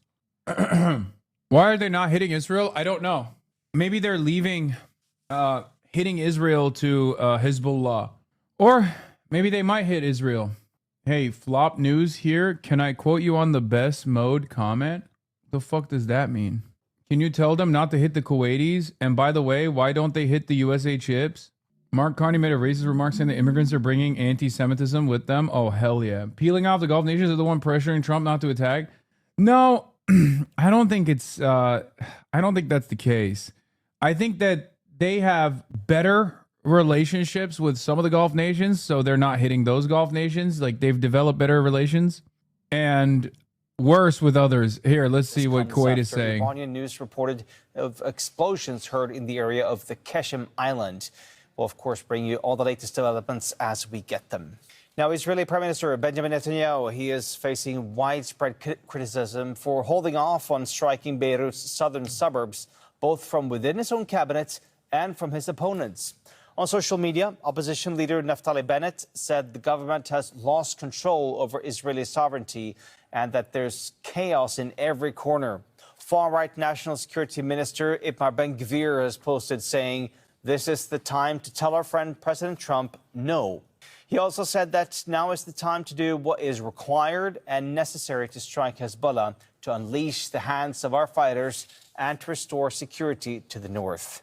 Nida Ibrahim is in Nablus in the occupied West Bank with more on the backlash in Israel against Netanyahu. According to many politicians, many media analysts talking to several Israeli media, they're saying that Netanyahu has chosen once again his political own interests, his own survival at the expense of the strategic goals that many Israelis were hoping he would achieve against Hezbollah. According to many opposition leaders as well as coalition members who are with Netanyahu, who have been lobbying for him to expand his military assault, to target more targets inside. Yeah, there's Beirut. people who are Now mad at him, very bro. Frustrated. They are criticizing Netanyahu, saying that once again he chose himself. Let's watch some of this debate on Israeli media. Oh, Saudi Arabia too? Jesus Israel needs Christ. to change its strategy. For every rocket Hezbollah fires at Kiryat Shimona, Tehran should get hit. Soldiers are falling, wounded and killed, and Israel's prime minister is sitting around waiting for Trump's green light to strike the southern suburbs. Israel is not a banana republic. Flatten the here to the ground right now, and don't stop until the last. Yeah, he's like, breathing we're not a bear banana republic. We democratically want to do genocide. Why won't you do genocide? Currently launching military operations driven by electoral motives to send a clear message to Israelis that Israel has no constraints. But in reality, Israel is constrained in Lebanon, and the Iranians prove that in practice when they said that a successful deal with them requires stopping the bombing of Lebanon. Let's not forget that Netanyahu had a hidden motive. Yes, he wanted to expand the military assault in Beirut for his own reasons, strategic reasons, trying to reassure communities in northern Israel, but he wanted to derail the talks between the U.S. and Iran, and that's why many believe Trump has made that phone call and threatened him. Even some media is saying that he used the word crazy to describe Prime Minister Netanyahu. In general, it's a day of frustration and criticism of Netanyahu in Israel. The Trump administration has dropped plans on a $1.8 billion fund for political allies of the president. The beneficiaries would have been people who supported Trump's failed attempt to overturn his 2020 election loss. The money would have come from a lawsuit Trump's Justice Department brought against the Internal Revenue Service over a leak of his tax documents. But the attempt has come under legal challenge and stiff opposition from members of both parties in Congress. The reasons for the fund is something that President Trump talked about for a long time, which is the fact that there were a lot of people in this country who had their government weaponized against them. The reasons for the fund, I think, remain as important as they were before, but we are not moving forward with the fund. A Kenyan court has blocked a proposed Ebola quarantine facility for U.S. citizens for another 3 weeks and ordered the government to disclose its agreement with Washington. Now, the deal has sparked widespread objection from the public and medical professionals. They accuse the U.S. of offloading the health risk of caring for patients. 2 people were killed on Monday as hundreds of protesters rallied near the planned site. President William Ruto has defended the agreement, saying it's part of a long-running health partnership with Washington. Catherine Soy has more now from Nairobi, where this case was heard. The court session was done. IRGC is pissed. Iran bombed Dubai airport now. Wait, what? This is not the main. Earlier today, Iran said northern Israel should evacuate if they hit Beirut again. Maybe they're keeping that as a red line rather than opening it up for Israel to respond. Maybe they found out they might have to repay you for their wearinization. I don't know what that means. Sources tell me the idea of Dubai is stable, please God. I don't think it is. I don't think the idea of Dubai is stable right now. Yeah, this is pretty fucking crazy. No shot, the Dubai ceasefire mega threat is quiet. Did Dubai get hit or no? Is Ian Miles Chong all right? UAE is putting their planes on the air so they don't get hit. We can also see several planes that took off from UAE circling over the Persian Gulf, waiting that missiles and drones stop flying towards Kuwait and Bahrain. That's crazy. What is this? Oh my God, bro. Elon started following Ian Miles Chong again. Is the New York Post shit again? Oh, classic. Buddy, they write about me on a fucking daily basis. It's like saying, yo, have you seen this Fox News article? Who gives a fuck? Video of air defenses firing in Kuwait. Analysts say Iran has mostly been precise and targeted. Iran attacks damaged... Oh, no, this is earlier. This is from a couple days ago. Iran attacks damaged 20 U.S. military sites since the start of war, satellite images show. This is like the early hits. And yes, we do know that they were all very precise. They hit strategic assets. They hit American radar installations that Israel also uses. Explosions, according to I-24, explosions reported also in Dubai. You are the only news broadcast that covers the situation? Yeah, because it's just happening. It's unfolding right now, which is part of the reason why people are kind of oblivious to it, because we're getting the situation from situation monitors. Initial reports of ballistic missiles now against Saudi Arabia as well, at least from Telegram. I mean, dude, if they hit Keshem Island and that this is the retaliation, this is not 1.5 as hard. Trita Parsi said this was no longer tit for tat, but you get hit once and you hit 1.5 as hard. This is not. This is you got hit once and you're hitting tenfold back. What is this? China is openly criticizing America, and no, dude. He always cooks. Well, first of all, as far He is first, yeah. What's his name? Victor Gao. Victor Gao is not a current administration official. He's a former administration official, if I'm not mistaken, and also he always rips into America. That's his whole shtick. I mean, it's cool, it's funny, but like he's not him cooking the United States of America on English broadcasts. English speaking broadcast doesn't mean anything about like the Chinese position overall. Yeah, I saw the dashcam one. Okay, RGC statement. The U.S. attacked Keshem Island. In response, Iran has carried out a precise and intensive missile strikes on U.S. base in Kuwait. Yeah, Victor Gao is like the Morandi of Iran. True. Which, of course, is more, more understandable. Less blemishes, let's say. Does this change in Iran's attack plans have anything to do with the president resigning? No. The president is a non-entity. He's a non-factor. I don't think he's... I don't think he has any kind of say in this process at all. Fewer blemishes, not less. Breaking news: complete halt of flights in Kuwait, Bahrain, UAE. Arab media reported that airport operations on all flights in Bahrain, Kuwait, and United Arab Emirates have been suspended due to airstrikes. Here's the statement. For the record, a statement issued by the leadership of the Islamic Revolutionary Guard Corps in response to the arrogance and blatant aggression committed by the terrorist American forces by targeting the national sovereignty of the Islamic Republic of Iran on the precious island of Keshem. The aerospace force of the Islamic Revolutionary Guard Corps, with God's grace and support, and in the fulfillment of his pledge to protect the homeland, carried out precise and intensive missile strikes on the military base of the American occupation in the state of Kuwait, which resulted in the successful destruction of their targets and the ignition of the aggressors' fortresses. The Islamic Revolutionary Guard Corps, while announcing this initial response to strike back with equal force, issues a stern warning at the highest level of determination to the American administration, the head of global arrogance, and all of those who allow their territories or airspace to be used as a launching pad for aggression against Iran. Any new foolishness, further aggression, or acts that infringes on even a single inch of our borders and sovereignty will be met with a seismic, crushing, and decisive response that exceeds the established norms and boundaries. Our valiant forces will not hesitate to reduce all the aggressors' headquarters and interests in the region to ashes. Jet activity over Tehran? Wait, is it Iranian jets or is it Israeli or American jets? I don't know how reliable this is, but... By the way, that's not a crazy question. Iran still has fighter jets. Like, before you say, what do you mean? How could it be Iranian jets? They still have Iranian fighter jets. Literally. Yes, they do. They have retooled F-5s. And they're in underground bunkers. Uh-oh, Dan Cohen's coming for you on X? Oh, no, dude. I should quit while I'm ahead. F-14s. Yeah, they basically ended it by saying the era of strike and run is over.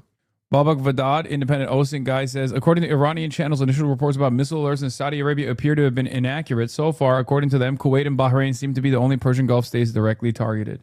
Well, Dubai must also be part of it, though, for sure, regardless of whether they're admitting it or not Dubai, but the Emirates must be a part of it as well, because they're also fucking... why Bahrain and Kuwait instead of UAE? Okay, listen. I don't know. Okay, I don't know what the actual goals of the IRGC is, but my suspicion is, judging by what they are saying, that they're hitting American targets, American military targets. Now, before the ceasefire was implemented, they would hit not just American military targets, but they would also hit strategic civilian targets as well. Okay. They would hit banks and things like that, or at least say that they were going to hit banks and things like that, depending on what America was hitting. So if America would hit an Iranian bank, they would be like, okay, here are the American banks in, Qatar. Now they're back to stage one. They got hit on Qasem Island, and they're peppering the Emirates, Bahrain, I think Emirates as well, Bahrain and Kuwait. Bahrain and Kuwait confirmed. Emirates have not been confirmed as of now. Drop site news, I suspect, has a report on it too. IRGC launches missile strikes on U.S. bases in Kuwait. Explosions also reported in Bahrain and Iraq, in Erbil, I think. There have been some interceptions over Kuwait. Iran's Islamic Revolutionary Guard Corps has claimed responsibility for missiles on U.S. military bases, missile strikes on U.S. military bases in Kuwait, saying the attacks were a retaliation for the American strike on Qasem Island, a strategically located island in the Strait of Hormuz. Kuwait's defense ministry confirmed it is under attack from drones and missiles. Iran state broadcaster IRIB said strikes hit both Camp Arifjan and Ali Al Salam air base in at least 2 waves. 8 explosions reported in Bahrain, which is also under attack, according to various monitoring accounts. Explosions were reported near the village of Masan on the southern coast of Qasem Island, Fars News reported. Iran also appears to be heavily striking Iranian Kurdish opposition groups near Erbil in northern Iraq. Earlier, CENTCOM said U.S. forces fired a Hellfire missile into the engine room of a Botswana-flagged commercial tanker, the MT Lexi, after its crew ignored warnings while attempting to reach Iran's Karg Island. That's crazy. CENTCOM says it has now disabled 6 commercial vessels and redirected 122 since imposing a naval blockade of Iranian ports on April 13th. The IRGC warned the time of strike and run has passed, adding that any further aggression will be met with seismic, decisive, and crushing response. Yeah. Earthquake machine, ? No, they don't have that. Only America has that. Let's be real. Yeah. Remember when they said the deal is 95% done? That's what Trump said. We're just, crossing our T's and dotting our I's. It turns out that was a fucking lie, dude. You think Iran got the dog in them, or are they chirping? I mean, it seems like they got the dog. They busted out the dog. Iran said, place. Why are you dressing like a 1940s reporter now? Because swag. Because why not? Trump doesn't lie. True. But Trump said in China that he never lies. Yeah, that's true. So there must be some confusion here. As a Trump fan, obviously, I am going to assume that actually a ceasefire is almost done. Yeah. Remember, this was 6 hours ago when Marco Rubio said, well, that was Marco Rubio, not Marco Lubio. If it was Marco Lubio, he would say the truth. Marco Rubio, on the other hand, he fucking lies. He's actually sanctioned by the Chinese state. That's a simple mistake that people make. The difference between Rubio and Lubio. You're dressed like the election night guy? Thank you. Well, it is election night. Marco Rubio.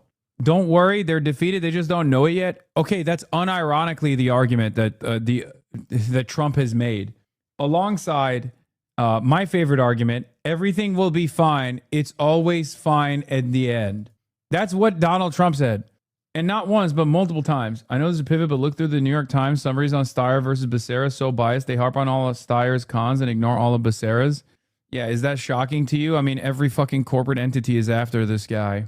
Iran launched several ballistic missiles, according to ZBS News' Ryan Sprouse, night assignment editor in D.C., Zionist Broadcasting Service. Iran launched several ballistic missiles towards regional neighbors. All failed to hit their intended targets. 2 Iranian missiles fired at Kuwait fell short and broke apart en route. and 3 missiles launched at Bahrain were intercepted by U.S. and Bahrain air defense forces. Yeah, I'm going to be honest with you.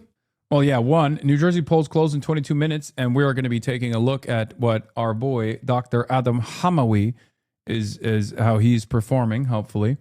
But I'm going to be honest, I don't really believe this. The masculine urge to record a Patriot battery while driving on the highway.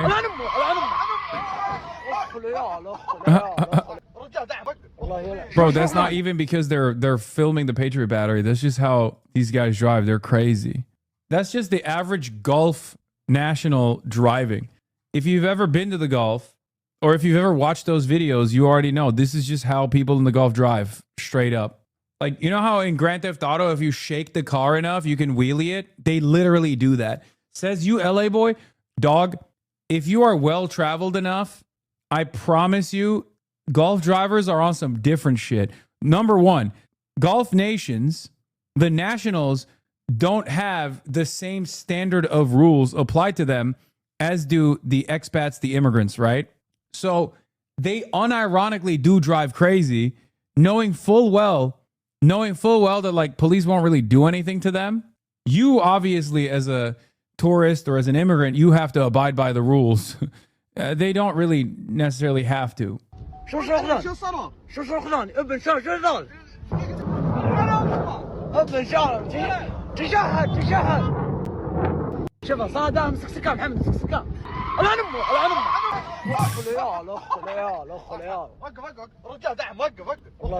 drivers are Austin show. Oh, golf drivers, easy. I mean, they drive crazy, but they're not bad drivers. They're actually really good drivers, ironically enough. They just drive like insane people. When I said they drive crazy, I didn't mean like they drive poorly. Austin show drives poorly. Bro, they are crazy. I was hitchhiking in the Gulf once and the driver had his feet outside the window while driving. Yeah. On Pride Month, buddy, Austin drives like shit every month. Okay? That's crazy that you think just because, dude, this guy got so excited to link me that he linked the same link 18 times. Let's see what it is. Iran's real. Okay, yes, we know. All right, we've already seen it. CENTCOM claims ceasefire is still in effect. That's a huge L. If CENTCOM claims that ceasefire is still in effect as Iran is fucking lasering the Gulf countries, that means Iran can continue lasering the Gulf countries and America still has to say, oh, no, it's not. This is not. This is a position of weakness. By the way, it's very cool that we have stretched the imagination on what a ceasefire means. Okay. Normally it meant, the opposition ceases, America fires, or the opposition ceases and Israel fires. It turns out now everyone's using the Israeli definition of a ceasefire, which is everyone keeps firing. It's very cool where a ceasefire in name only, where people will be like, oh, it's a ceasefire as bombs are exploding overhead. Regular banking day. Yeah, breaking. Speaking of ceasefires, a man with a bomb allegedly strapped to his chest has taken at least one hostage inside of a Chase Bank in Bakersfield, California, prompting lockdowns nearby. Police say they're actively negotiating, which for the record is also a different type. It's like, according to CENTCOM, Bakersfield is also in a ceasefire style situation, it seems. All is calm in Bakersfield, according to Central Command. Breaking news, a man with a bomb allegedly strapped to his chest has taken at least one hostage inside a Chase Bank in Bakersfield, California. That's about 100 miles north of Los Angeles. Major buildings, including city. Dog, what do you mean? What did you do? He just said it. It's 100 miles north of where I'm at. City Hall and police headquarters on lockdown at this hour. It all started about 2 p.m. local time. A hot day there, 93 degrees. Our Carter Evans has late developments now, reporting from our Los Angeles bureau. Carter, good evening to you. Well, good evening, Tony. Police say this is an active hostage situation. It's happening right now at the Chase Bank. It's in downtown Bakersfield. Now, the suspect is a man and may have a bomb strapped to his body. Over the radio, there was talk about a subject coming into the bank yelling, "Everyone stay down on the ground." Now, police say at least one hostage is involved, and they're actively negotiating right now. You're looking at video that's coming into our LA newsroom. Also on the radio, someone can be heard saying it looked like the suspect rigged a tripwire on the hostage's legs. Streets nearby are closed and evacuations are in progress right now. Tony? All right, Carter, thank you very much. All right, Bakersfield chatters. There you go. Bakersfield mentioned, but at what cost? Bakersfield mentioned, but at what fucking cost? Baker-Tucky? Oh, it's fucking worse than Kentucky. Let's be real. Bakersfield is a league of its own. I'm on the scene. Okay, dude, get the fuck out of there and be careful. What do you mean you're on the scene? All right, here's some good news, at least. Congress returns the battle over Trump's $1.8 billion anti-weaponization fund. It seems to me like that fund might be over. His $1.8 billion weaponization fund, telling ABC, "We are subject to the courts." Just last week, a federal judge ruled the fund cannot give out a single dollar until further proceedings on whether the fund is legal. President Trump told me in a phone call, if a court doesn't allow it, and right now a court has it held up, what can you do? The Justice Department said while it disagrees strongly, it will abide by the ruling. The $1.8 billion fund was created to give money to people who say they were harmed by the Biden Justice Department, possibly including the nearly 1,600 people charged with attacking the Capitol on January 6th. The fund has been radioactive on Capitol Hill, even facing opposition from Republicans. I'm not sure that He canceled it when he found out you were after it? Yeah, dude, this is kind of fucking putting a damper on my plans because as a victim of the current administration's lawfare, I thought I was entitled to financial compensation from the Trump weaponization fund, and it's kind of bumming me out. I'm not gonna lie that they decided it might not even work. Also, what is Drewski doing here? a $1 billion plus slush fund is the answer. Republican Senator Tom Tillis had dubbed it a payout pot for punks, and Senate Democratic leader Chuck Schumer called it one of the most corrupt schemes ever launched by a president. I mean, it's literally true. It's kind of crazy because Chuck Schumer is right. This is genuinely one of the most corrupt things any president has ever done. I can't, it's just, he's objectively correct with this statement. That's how fucked up Donald Trump is. I got to hand it to Chuck here. I mean, this is, someone said yet in the chat, which is true. This is the most corrupt thing that any president has ever done in the history of the United States of America. Yet, until tomorrow, when Donald Trump decides to, double down or triple down or do something even more corrupt. Senator Schumer is vowing to go further, saying Democrats will force Republicans to vote on the fund. If Republicans try to force through their reconciliation bill again, the first amendment I will offer will be to ban the slush fund permanently and forever. Republican Senate Leader John Thune now says he wants the White House to make it clear that the fund is permanently shut down, regardless of what happens in court. But the fund is only part of the settlement Trump made in his lawsuit against the IRS for leaking his tax returns. The settlement also barred the government from continuing any existing audits of tax returns filed by Trump, his family, and their companies. I'm told that part of the settlement still stands. That tax immunity provision was signed solely by Acting Attorney General Todd Blanche. And George, Blanche is going to be on Capitol Hill today testifying before a House subcommittee. You can be sure he's going to get a lot of questions. He is. There are so many questions still out there, John. Republicans, as you pointed out, are still pressing for more certainty that the fund is really dead. And the judge, even overseeing the whole case, could end up throwing it out. Yeah, so you have two different judges that have raised questions about this. One looking at the entire settlement, including the tax provision. But here's the thing. There are grounds to challenge both of those for the president. And what those Republicans... Mr. Khamenei, open this straight or I'll cry, bro. Please, bro. Is an that could work better than what they're trying to do so far. I'm going to be honest. Assurance that no matter what happens in the courts, that this settlement is dead. All of it. John Carl, thanks very much. This morning, California voters are... All right, back to fucking the devastating realities of elections taking place today. Headed to the polls with the spotlight on a highly competitive primary for Los Angeles mayor, including reality star turned conservative firebrand Spencer Pratt making an unexpected push. I just want people to feel safe. I want families to be able to thrive in the city. Pratt rose to fame on the early 2000s MTV show The Hills. I say things that I feel. His campaign has taken aim at incumbent Mayor Karen Bass as she's battled low approval ratings triggered largely by her response to last year's devastating wildfires. No, I haven't always got it right. There's more work to do. And with your help, I'll keep fighting for LA. The Democratic vote now appears split between Mayor Bass and a progressive challenger, Councilmember Nithya Raman. That's paved the way for Pratt, a registered Republican running as an independent. He's been a vocal critic of the mayor since his Pacific Palisades mansion burnt down in the fires, but he's drawn criticism for campaign ads implying he's since been living in an Airstream trailer, later clarifying he's actually staying in a luxury hotel. He's also stirred mixed reactions for his campaign's frequent use of reposted AI-generated ads and his blunt statements about wanting to clear out the city's homeless. What are your plans for the over 40,000 homeless in Los Angeles? Yeah, well, they're not homeless. They're drug addicts. The latest polling shows Bass, Raman, and Pratt all virtually tied, with 10% of likely voters still undecided. Now, in all likelihood, the primary is going to narrow down the mayor's race to the top two candidates who would compete in a runoff race in November. And of course, given all this attention, it's possible we could see quite a high voter turnout in LA, George. Right. There are a lot of other key races as well.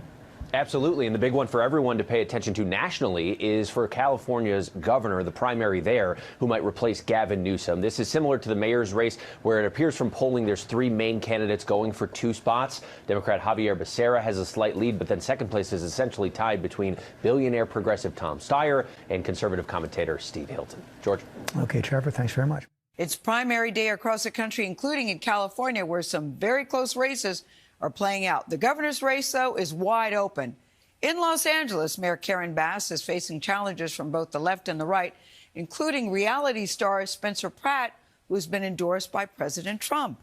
Our chief national correspondent, Matt Gutman, is in L.A. with more on the story. Matt, it went from no way, no how to Spencer Pratt to maybe. The president's record's pretty good in endorsing, too.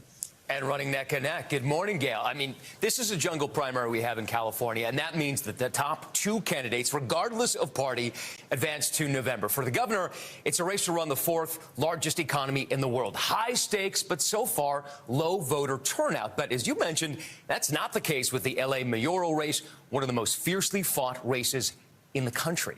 In Los Angeles, the seat for City Hall is still anyone's game. There's incumbent Democratic Mayor Karen Bass, who is facing an unlikely challenger, former reality TV star and Republican Spencer Pratt. And Councilmember Nithya Raman, a Democratic socialist. Thank you for your support. All fanning out across the city for one final push as the latest polling shows Bass in a virtual tie with Raman and Pratt coming in third. Bass is looking to overcome criticism she faced during the 2025 Palisades fire. It was one of the worst moments of my life to not be here when my city needed me. And one of her most ferocious critics has been Pratt, who told our Adam Yamaguchi it's what encouraged him to join the race. I didn't want to run for mayor. I had to step up so that my sons one day come back here and live in the L.A. that I lived in. Beautiful, safe. I'm standing in what happened because of failed politicians. As for Raman, she's leaning into fighting homelessness. They are tired of how high the housing costs are here, how it's driving families out of the city, how our response to our homelessness crisis has been lackluster. As for the election of governor here, it's also a wide open race to replace Governor Gavin Newsom. Javier Becerra, a former Biden administration official, is in the lead. I'm not running against them. I'm running for governor. Let them try to catch me. Followed by environmental advocate Tom Steyer. I am running because Californians can't afford to live here anymore. And former Fox News host Steve Hilton, he's aiming to change the political direction of the nation's largest blue state. If we don't get a Republican in the top two, we have no chance for change. Now, affordability is a huge issue for Californians right now. The latest CBS News poll shows a whopping 70% of voters find the cost of living to be unmanageable. And whoever wins will manage a state with a roughly $4 trillion economy and a lot of work ahead of them. Vlad. All right, Matt, thank you very much. Tomorrow is the last day to vote in California's gubernatorial primary, and it is not clear who's going to advance. According to a recent poll by the Public Institute of California, a clear front-runner has yet to emerge. I cannot believe that there's a British guy who's possibly going to make it to the top two. What a shame. What a fucking shame. I don't think people are rocking with Tucker Carlson, but Kana, Ossoff, and Tallarico all score about the same. Yeah, I saw. Also happy to not be included in this poll, for the record. Hilton and Pratt for you, Unc. Yeah, stop the boats, dude. That's what I say. Stop the fucking boats, lad. We got too many British people coming in here, ruining the fucking state that I love. What happened to fucking Brexit, yeah? What about Calexit? Calexit means fucking Calexit, lad. No more British people coming in, stealing our jobs, yeah? They're coming in here and they're stealing good American jobs, yeah? How many fucking British people play American accents in Hollywood? Yeah, Pope is cooking. Jon Stewart is also cooking. Mark Kelly is very positive. John Ossoff is pretty decently positive. And then it's James Talarico at +5, Ro Khanna at +5, Pete Buttigieg at +1, Josh Shapiro at +1, AOC at -1, Kamala Harris at -3. This is broad approval, which means, of course, the more Republicans shit on you, the worse your overall approval is going to be. But then also you got, you know, the most polarizing figures like Donald Trump at -17, Don Jr. at -27, Tucker Carlson is -36. Yeah, he is, Spencer Pratt is so fucking bad, dude. Everything I ever spent money on, they act like I didn't have it. So yes, I spent all this money. I was also 22, 23 years old, was planning on being Kim Kardashian, rich and famous. So I wasn't hoarding my money like this was my one run at the game. You know, if I didn't get unplugged, which that's the game. You know what I really don't like about Spencer Pratt? I mean, everything, but specifically, you want to know why I really despise him? Because he's got stupid chud confidence. Okay? I've met a lot of guys like him in Los Angeles. My least favorite type of guy is stupid chud with like maxed out confidence, where it's like, yeah, dude. Yeah, you know, yeah, I blew through $10 million. Yeah, who gives a fuck? I was dumb. I was young. And the problem is that shit clicks with a lot of other stupid chuds. Okay? Yeah, he has that coworker energy. He's the closest thing by far to Trump personality-wise. Yeah, policy-wise, too. Your evening black pill? Oh, yeah. Yeah, here. This is... Start to creep. This is going to make me want to just completely end everything, but here it is. A rare Steyer Pratt voter. Up, and we're seeing that in the people we talk to. Most of the people we've talked to today are voting for Steyer, including these two gentlemen who we just met. Gilbert, you're voting for Steyer. Why is that? I think we should definitely give him a chance, being that with everything that's going on right now, he has an actual agenda on how to get it done versus other people haven't really had people in there to get it done. So that's the reason why I'm Is your going. dog also supporting Steyer? Oh, yeah, Steyer, right, Papa? This is milkshakes. And what about you, Ed? You also are supporting Steyer. You're a progressive. You're concerned about voting for a billionaire. Yes, it was hard to vote for a billionaire, but at the end of the day, he is the one that I think is saying the most things that align with my personal values, and we're going to hold his feet to the fire and make sure he does those things. So it's interesting, you both, who don't know each other before this, both are Democrats, and both have very different views when it comes to the mayor's race. You say Nithya Raman, the progressive Democratic Socialist council member, over Karen Bass. Why? Well, I'm not a Democrat, but I do consider myself a leftist and a progressive, and while I wanted to vote for that's a HasanAbi head. Ray Huang, I think strategically it made more sense to vote for. It was 100%. It's one of you motherfuckers. Which one? Come on. It's one of you motherfuckers that did that. And shift everything left, and hopefully we'll get a more progressive mayor in the process. Meanwhile, you, as a Democrat, are voting for Spencer Pratt. Yes, sir. Why is that? I do like him. Did it F? What happened? Small bean F? Small bean F? Small bean F? Okay. Dude. This guy fucking voted for Tom Steyer for the governor and then voted for Spencer Pratt, voted for Spencer motherfucking Pratt for mayor. For Spencer Pratt? Yes, sir. Why is that? I do like his approach for the homelessness as a person who used to be homeless myself. I think we should be killed. He's like, if someone like Spencer Pratt was the mayor while I was homeless, he would have killed me, which would have made my life much better, I guess. Incredible stuff. I was rendered the services that he's talking about. I was able to change my life 10 years sober with no alcohol and stuff like that. So his approach is really good. I do think it's fair for him to go off with the runoff with Karen Bass. This way both of them can go ahead and prove to me why they deserve my vote. So as of today, I'm doing it, yes, because I do like his approach and I do think he deserves a fair chance. But come November, it could be different. Okay, it's been real. What's his actual policy on homelessness? Just murdering them. You better start packing up the house, buddy. If you choose to live in Spencer Pratt's LA over Zoran's New York City, you'll never live it down. What do you think about Pratt's unconventional approach? LA voter. He's a human person. He lives here. He knows what goes on. What do you think about Pratt's unconventional approach? I love it. What is it that you love about it? He's another Trump. I mean, yeah, this is a 7,000-year-old lady, so that's not that surprising. Kornacki cam time, is it already starting? Oh shit! New Jersey, New Jersey, New Jersey, New Jersey, New Jersey, New Jersey, New Jersey, New Jersey, New Jersey, New Jersey, New Jersey, New Jersey, New Jersey. Adam Hamawi, Adam Hamawi, Adam Hamawi. Let's go, let's go, let's go, let's go, let's go. Fairly quickly. While we wait for that, though, and by the way, if you were watching us last week, this is refreshing.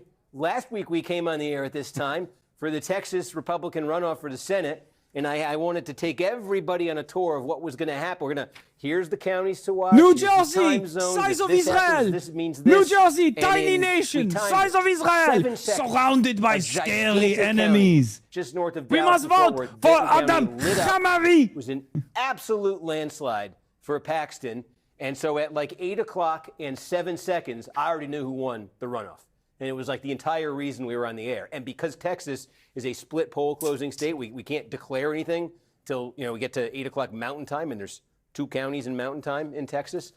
We then had to spend 59 minutes and 53 seconds trying to, as they say, draw blood from a stone. And yet, many of you stayed and watched, and we appreciated it. And anyway, it's a long way of saying polls have now closed in New Jersey. I'm not allowed to vote in the New Jersey primaries because I registered socialist. Wait, they have closed primaries? That's so funny. You registered socialist? Holy LARP, dude. That's going to begin at 10 p.m. Eastern Time on NBC News Now. NBC News Now is in its regular programming right now. They're going to be checking in with us a couple times in the next few hours. If you've been watching these, you know how that goes. You'll get to watch the on-air hit. It'll pop up on the screen there. And a matter of fact, I think I have one coming up like in the next minute or two, just to sort of in 2 minutes. So we're getting our first one in 2 minutes. If you haven't seen this before, it's pretty cool. You see the tricks our control room is able to pull off here. I'm not going to connect me to Gotti Schwartz. I'm not going to fight a nasty liberal revisionist who only registered as a socialist and not as a fucking communist. Why would I ever fight you, Kev Rhino? You're a filthy revisionist, okay? Oh, I bet you love de-Stalinization, okay? Oh, no, don't liquidate the kulaks looking ass. Oh, I'm a socialist. Yeah, commie wasn't an option? Yeah, you make it an option. Just inside 3 hours from now. A lot of drama, obviously, in the gubernatorial primary there, maybe even more in the Los Angeles mayoral race. We'll be covering that, too. Some key congressional races adjust your there. Camera so it doesn't occupy the timer. Why? Polls close in Iowa in 55 minutes. Who cares? And we got Montana, and we got New Mexico, even though there's like nothing going on in New Mexico tonight. So I don't think we're going to spend much time on New Mexico tonight. It's too bad. We haven't spent too many nights doing New Mexico elections. It would have been fun, but unfortunately, not a ton happening there that's of note. So again, we're just kind of waiting here to go to our hit on News Now, where they'll ask about NJ7. We can show them NJ12 too. Make sure you're not missing any votes. Again, these are the 2 main congressional races we're keeping an eye on here tonight. And again, as I said, the 7th district, it's such a key race this fall because this is what the district looked like Thank you for 25 in 2024. Trump won it by a point. Tom Kaine was reelected by a couple of points, okay? And in the governor's race last fall, remember Mikey Sherrill, was elected governor in kind of a landslide. She carried this district. She only carried it by 2 points. It was close, but she did carry this district. So Trump won it by a point. Mikey Sherrill, running for governor, won it by 2 points. And obviously in the midterm climate of 2026, which so far looks like it's going to be challenging for Republicans, you can see why this is just a prime pickup opportunity for Democrats. This is one Republicans would badly like to hold on to, really kind of badly need to hold on to. And of course, sort of complicating the picture here is we're not quite sure what's happening with Tom Kaine. Again, I think his last vote in the Bro, for autistic leftists, you're like the most hilarious human alive. You're lucky that Twitch exists, or else you would have never found this niche. I don't know. I think there's many autistic leftists out there. What is this dude? Bad news. Cory Booker is still the Dem candidate. Yeah, no shit. Well, did he run uncontested? Was there anyone trying to even primary him? Maybe I can. Well, and what can I do in a minute? So what I can do is this. Level 3 hype train. Tonight's going to be. As you say, there's 2 congressional races in New Jersey we're watching in these early hours. I canvassed for Julie Gonzalez last Saturday. Between him and Adam. First time door knocking for a candidate. Thank you for having her on the stream. That being said, I was one of the 3 people door knocking in North Metro Denver. That was rude of me. If anyone out there in Colorado is hearing this, we could really use you out here in Broomfield on Sunday at 10 a.m. He's also our data cruncher extraordinaire on the sidelines here with a very small table. Just ignore me. I like this. Thank you for the 20 gifted subs. Level 4 hype train, ladies and gentlemen. You already know the goal. You met Adam. Here comes our hit. If you like the soundboard, level 10 hype train gets you a gift on the soundboard. Gets you the ultimate prize. All right, where are the dumps? Where are the dumps? Dump it, dump it, dump it. Big dumps, big dumps, big dumps, big dumps, big dumps. Come on. Give or take. Why is he whispering? What the fuck is going on? Are they waiting for the dumps? Is it data dump time? Mate, feed art. God damn. Thank you for the 20 gifted subs. Bruh. Okay, guys, I don't know if you can. There's so many candidates for governor on the CA ballot. Dude. Then they're going to come here. As soon as we do. Our boss will scrape results instead. Thankful to be honest. That would have been grueling work with our stringers over and over again throughout the night. There were so many candidates for governor on the CA ballot. We were instructed to skip that race in our manual tabulation. And I want to turn now to the big board and NBC's chief data analyst, Steve Kornacki, who, by the way, Steve, if you were in California and you were crunching the ballots coming in, we would have answers in seconds. I know you're keeping an eye right now on New Jersey this hour, where polls just closed. Oh, that's my mood. Yeah, I don't know if I could be faster than California, but I couldn't be slower. I'll tell you that. So we're waiting on New Jersey right now. 7th congressional district is the key primary to watch here tonight. Why? Because this is going to be one of the most competitive congressional races in America this November. The Republican incumbent here, unopposed, Tom Kean Jr. You could say the check mark there. He formally wins renomination. There's some mystery here. He has not been seen publicly in a few months. Medically undisclosed situation. He released a statement this afternoon. Oh yeah, that was so funny. Clarity. He said he's recovering. We don't know from what. Is which of these Democrats emerges to challenge him? The leader in the polling has been Rebecca Bennett. She's a former Navy helicopter pilot. But God, to give you a sense of it, this district, Donald Trump won this by a point in 2024, and Mikey Sherrill, when she got elected governor last year, Democrat. Yeah, he's recovering from all the stock trades that he was doing. It voted for a Democratic governor by 2 points. Level 7 hype train, ladies and gentlemen. 3 more levels to go until you know what. In this Democratic primary tonight in New Jersey. And yes, the polls have closed. No numbers yet, though. Yeah, we'll keep checking back. But first, New Jersey 11 results have Anna Lilia Mejia with 83% of the advanced vote in Passaic County. The redistricting maps and how they play into today. Their governor's offices up for grabs. What else are you watching? Yeah, obviously California. Holy fuck, it's a blowout. Hudson County's advanced vote goes 73% for Menendez Jr. Musab Ali got absolutely cleaned out there. Let me just get out there. Democratic Senate primary here is one David to watch. Now, Louis this is a race where the Republicans will be favored to win this Senate seat. Joni Ernst, the Republican, is not running again. Ashley Hinson, a congresswoman, is favored to be the Republican candidate. But Iowa's the kind of state where if the Democrats are going to have a chance we get Reggae Charlie Kirk. Yeah, they're that's going to have to win a couple states like Iowa. I'll do that for you. What I mean by that is a state that Trump won by double digits. And Democrats think this is one of those states that they could put in play nationally. They are hoping that Josh Turek wins tonight. Chuck Schumer, National Democrats are behind him, but he's facing a potentially difficult challenge here from Zach Walz. Some interesting dynamics here, but this one could have general election implications. Who emerges here? Interesting. We'll be checking back with you very soon. Steve Kornacki, thank you very much. You got it. All right. Oops. One of our first hits, and thanks as always to Gotti and the News Come Now on, come on. Activate the mules. Do that. Let me get back to New Jersey here. I'm like lost on the map as I try to talk and maneuver at once. Yes, Cory Booker, by the way. Again, not much suspense, unopposed. He's running for re-election, and he has won his primary. Let's go back to these House primaries, though. Have we got any numbers, Adam? I'm going to come. Okay. That was emphatic and defeated. Sorry, not yet. We're hopeful. Soon. Complete chaos on the race to take on Cory Booker. Shout if NJ7 starts coming in. But let's take folks through what we're looking at here next door in the 12th Congressional District. So as I He mentioned, heard it's me. a very Democratic district here. Kamala Harris won this thing by 23. It was an even bigger margin for Joe Biden in 2020. Very Democratic turf here. Bonnie Watson-Coleman is not running for re-election. I think a 12-year incumbent right there. And, you know, in big blue districts, you know, when the longtime incumbent retires, you get a lot of candidates, and that's the situation. Big red district. Level longtime 8 hype Republican train. retires, 4 minutes same remaining. thing, but you 2 get a more lot of levels candidates here. until So this is you what we're get looking the at goods. in the 12th district of New Jersey. Some of these are more serious candidates than others.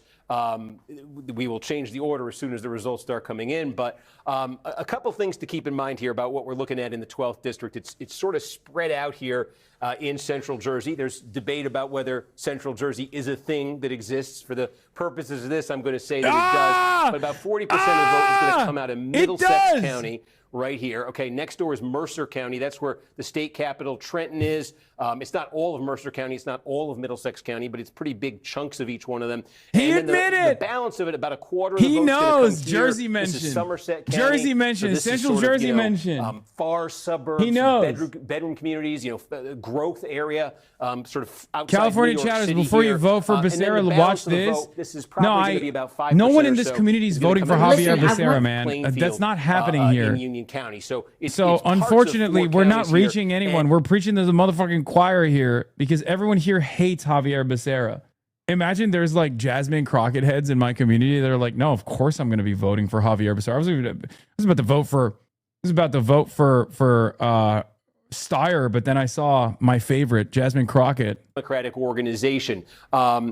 Sue Altman's name you see here. Do you recognize that? Oh, we got votes. Okay. Sue Altman had run in a different district against Kane. We talked about John Kane. She was his opponent in 2024. Stop the count. Okay, we got some votes in here in the Somerset County portion of the district. Okay, so again, we generally this is the early vote, we think, right, that comes out first. Yeah. Okay, and this is very interesting. Toledo. Adam Hamawee, has the most financial backing of any candidate in this race. Okay, he's shown a lot of movement. He's a plastic surgeon from Princeton, but he's been backed by a pro-Palestine super PAC. That's what you're describing him as?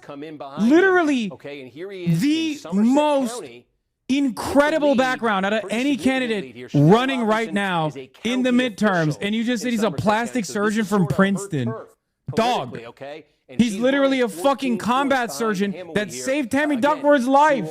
She had run a well-known name in Democratic politics in in New will Jersey. you say she's backed by AIPAC? In the 7th District AIPAC in subsidiaries? 2024. No. Sam Wong is a Princeton professor here. Look at that, Brad Cohen. See, Brad Cohen with that Middlesex County base, but not translating across county lines here. I think that's 124 total significant to votes see him down early there in at 5%. Somerset. But God damn. What's very significant in that vote Yes, right PALPAC there is a Hamawee. pro-Palestine, anti-AIPAC super PAC. I think it's called PALPAC. Yes, there is one. A Princeton plastic surgeon. He is not running with county party backing in this district. He does have a ton of money behind him. Subscribe to the Piker There's some Broadcasting Service, the controversy, People's Broadcasting certainly Service. around Hamawee here about him. He testified. Wait, he at the did save her? Are you 1993, fucking the kidding me? 1995 trial, federal You're a 50-month subscriber. You didn't. I've had Adam Hamawee on multiple times at this point.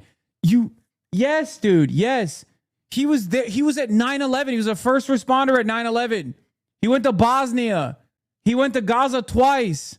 And yes, as a combat medic, he saved Tammy Duckworth's life, dude. God damn. Subscribe. Davidius Ferenius, thank you for the 20. Conway, thank you for the 5 gifted subs. We do have something at 7th, but sticking with the 12th real quick, I was looking inside Somerset, inside the municipalities in Somerset, and we do see kind of Hamawee leading in all of the different municipalities inside Somerset. So we're talking Franklin Township, Hillsborough Township, Montgomery Township. As you get into the vote, again, it's all early vote, but he is kind of broad support inside Somerset. Yeah, there's a breadth there. That's significant. You said we got some in the 7th. Holy cow. I mean, there it is. Okay. So let's take you through the 7th district here. And again, Rebecca Bennett had been favored, certainly, coming into this. Look at that. That's about 1/5 of the vote right there. So start right here, Hunterdon County. This is probably about 20% of the district here. Gentile, Hunterdon thank you for the 5 tier 1 gifted Adam, you're a subs. Hunterdon County guy, I think. I am. Level 9 hype train almost complete. 4 minutes remaining.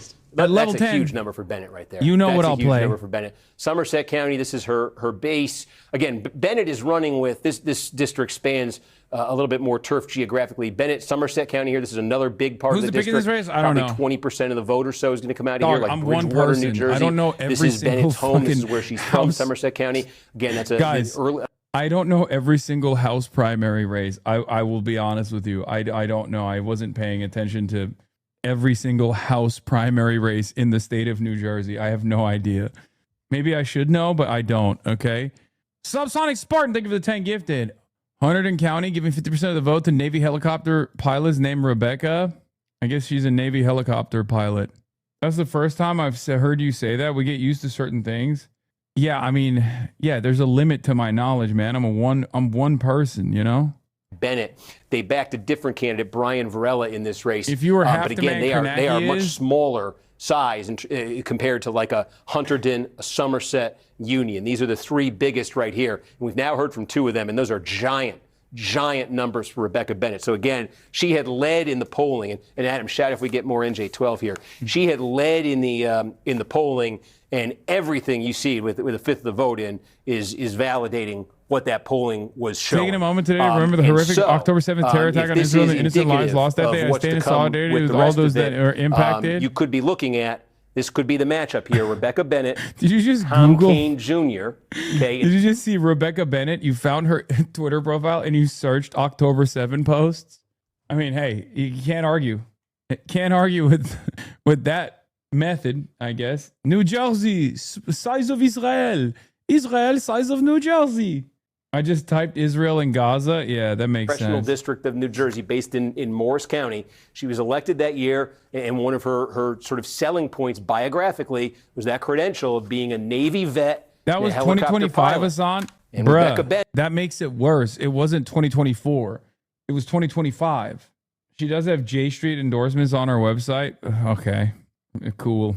New Jersey and Israel have the same size political influence? Fuck no, they don't. A lot of party support, meaning the party organizational support. The party organizations saw something in Cheryl early on, and I think in this part of the She's the meme. When I was deployed in the Middle East, I saw firsthand how vital Israel's partnership is to the United States. So again, if this holds, that could set the stage Great. there for a. That's great, man. I love this kind of Democrat. Israel's vital to our national security interest kind of Democrat. That's my favorite Dem, dude. We don't have enough of those guys. Glad to fill another one of these ranks with a guy like that, with a lady like that. And what are you going to do? You can't win all the fucking races. You can't run everywhere, right? Maybe one day. Maybe one day.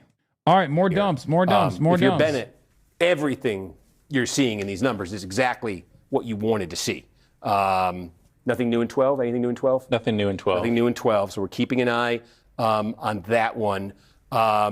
And yeah, I said that the Tom Kean situation, he put out a statement, they started a written statement. He said within a few weeks, he said he would be transitioning from work from home back to, in-person attendance and public appearances. He said in the next few weeks, so didn't put, quite a date on that.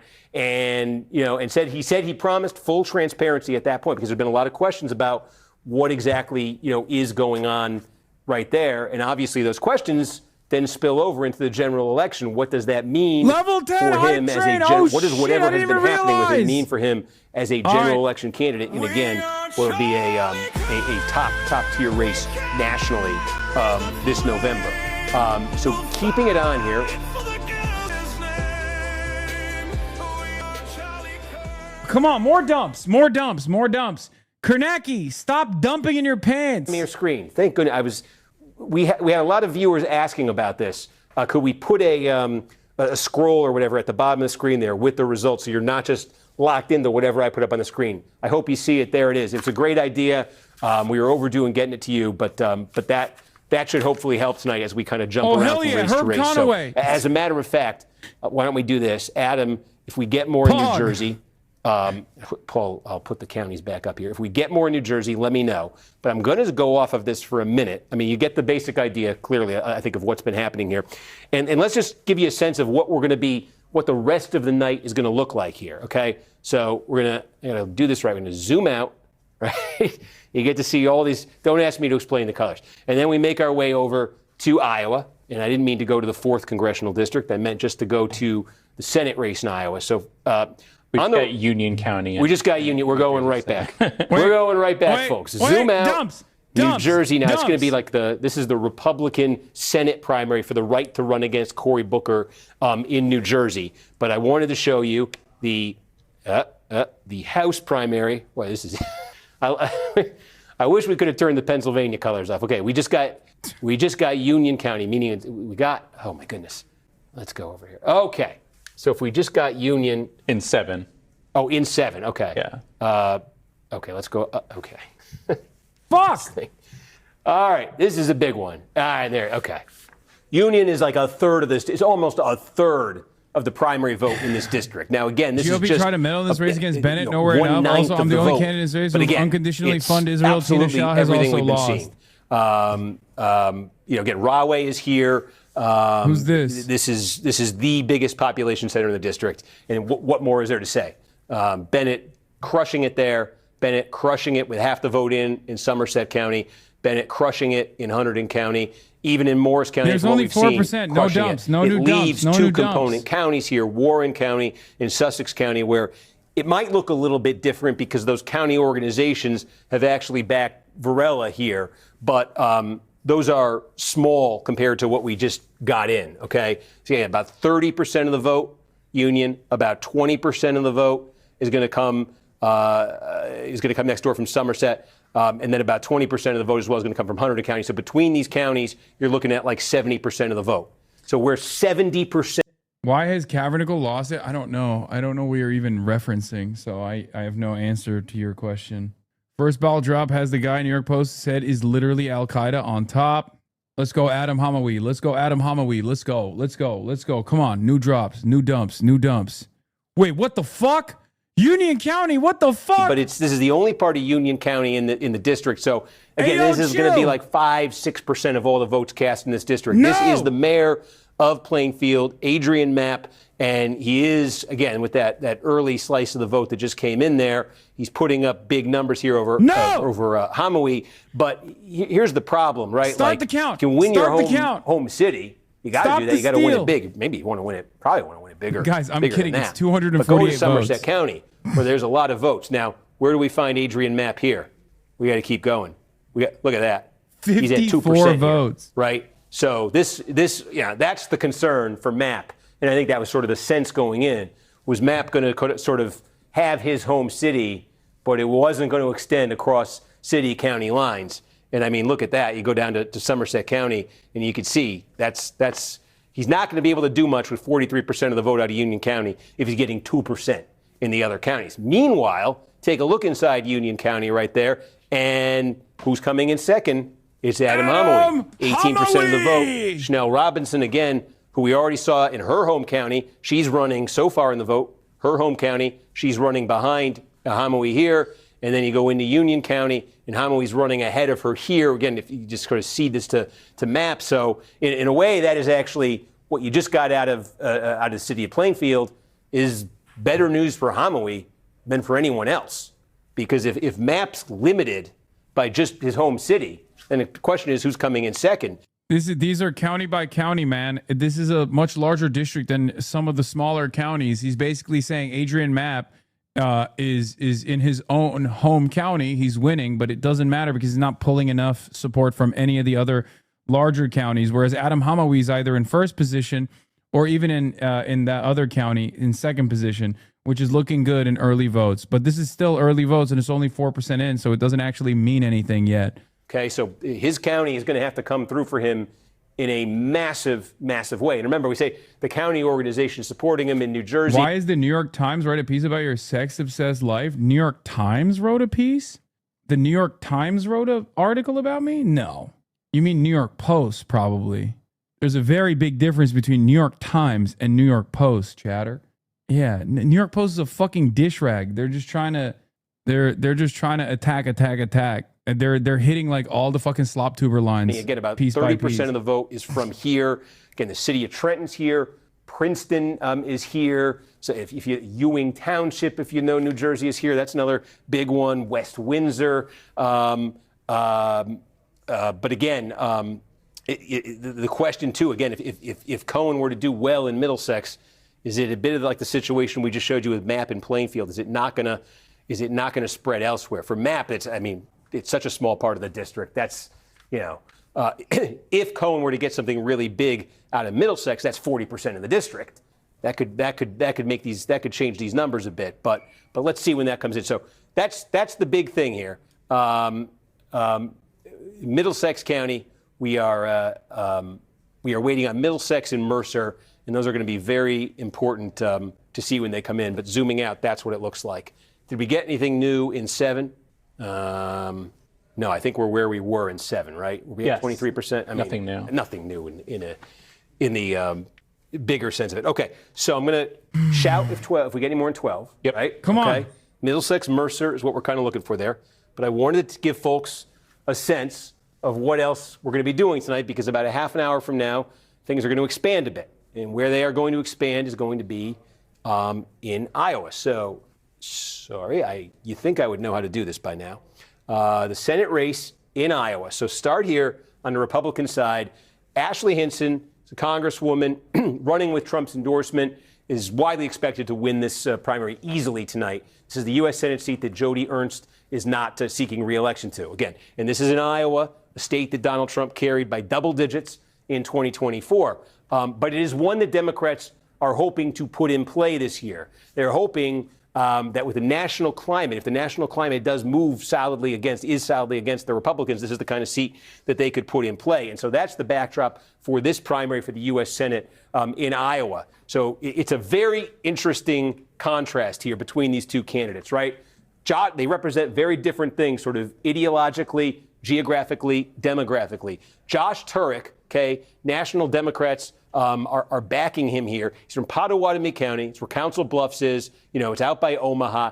And he actually he's a state legislator, and he represents a district that voted for Donald Trump. So he actually, of all the state legislators in Iowa who are Democrats, he represents the most Republican, the most pro-Trump district. He's been able to win in that district, calls himself a moderate, is running on electability. You see why folks like Chuck Schumer, the Senate Democratic leader, they see a possibility to sort of export that out of his district statewide. Now, Zach Walz, meanwhile, is from here. He's from Johnson County. This is where Iowa City is, the University of Iowa. He's a state senator. I saw a Republican consultant call this the People's Republic of Johnson County. This is as blue as it gets in Iowa. And not just Johnson County being blue, but the district in particular that Walz represents, the 3 sort of communities that make up his state Senate district, the 3 of them gave Kamala Harris her 3 highest shares of the vote of any community in Iowa. The top 3 are all in his district. So you have the Democrat who represents the most Republican district in Iowa state legislature, represented by a Democrat on the one hand, versus the most Democratic legislative district in Iowa on the other hand. And Walz has been running. Look, you say the National Democrats are behind Turek. Walz has been, sort of trying to harness that to his benefit. He's been saying, that Chuck Schumer is not a popular figure in polling with Democrats. So not just with Democrats, but inside the party. He's been trying to take that frustration with party leaders nationally, with party leaders in general, and says, hey, send me. I'll vote against Schumer. I'll vote against these leaders. So he's been trying to turn that to his advantage. It's going to be interesting to see this come in here. Man. Anything new in New Jersey? It's wearing my ass down, brother. Holy shit. The governor's seat here, Kim Reynolds, the Republican incumbent, not seeking re-election. We are going to be looking at the Republican primary here, though. It's a crowded race. The 2 main candidates appear to be Randy Feenstra, Republican member of Congress from the 4th District of Iowa, the northwest corner of Iowa. So most Republican, most of the 3 other congressional districts in Iowa are competitive to some degree. The 4th district is the one that's a solidly red congressional district here. That's what Feenstra represents. He's running for governor. Zach Lon is a farmer, but who is running as a populist, MAGA-aligned Republican candidate here. And Lon is the one who has had the momentum in polling. In fact, there was a poll last week that actually put him slightly ahead of Feenstra. Now, two complicating factors that make this thing interesting tonight. Number one is this. Iowa's primary has a 35% threshold, right? So it's a crowded field here. And that's important because if no candidate gets 35% of the vote in this Republican primary, they go to not a runoff, they go to a state convention. The state convention would pick the Republican nominee then. So who comes in first is a question, but right away, does that person also get 35% of the vote? Otherwise, it goes to the state convention. And the other thing is this. Maybe this was the most important. Feenstra, last Friday, last minute, got an endorsement from Donald Trump, right? So his opponent has been tapping into the sort of populist, pro-Trump, MAGA grassroots and gaining momentum. Feenstra gets the Trump endorsement at the last minute. Is that going to change? There had been tens of thousands of votes had already been cast when that happened. But after that, does that change sort of the complexion of this race? So we got that. Yeah, we got some new results in NJ12 in Somerset County. Somerset, we got more Somerset in NJ12.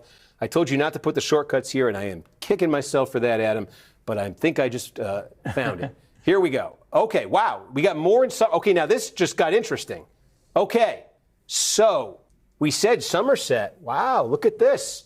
Chanel Robinson, who is she's a county commissioner in Somerset County. So that initial batch there, which was the early vote, we think, is that right? Yep. Now, the next giant batch here has come in, and it's much better for Robinson and not for Hamawee, who's now in second place here.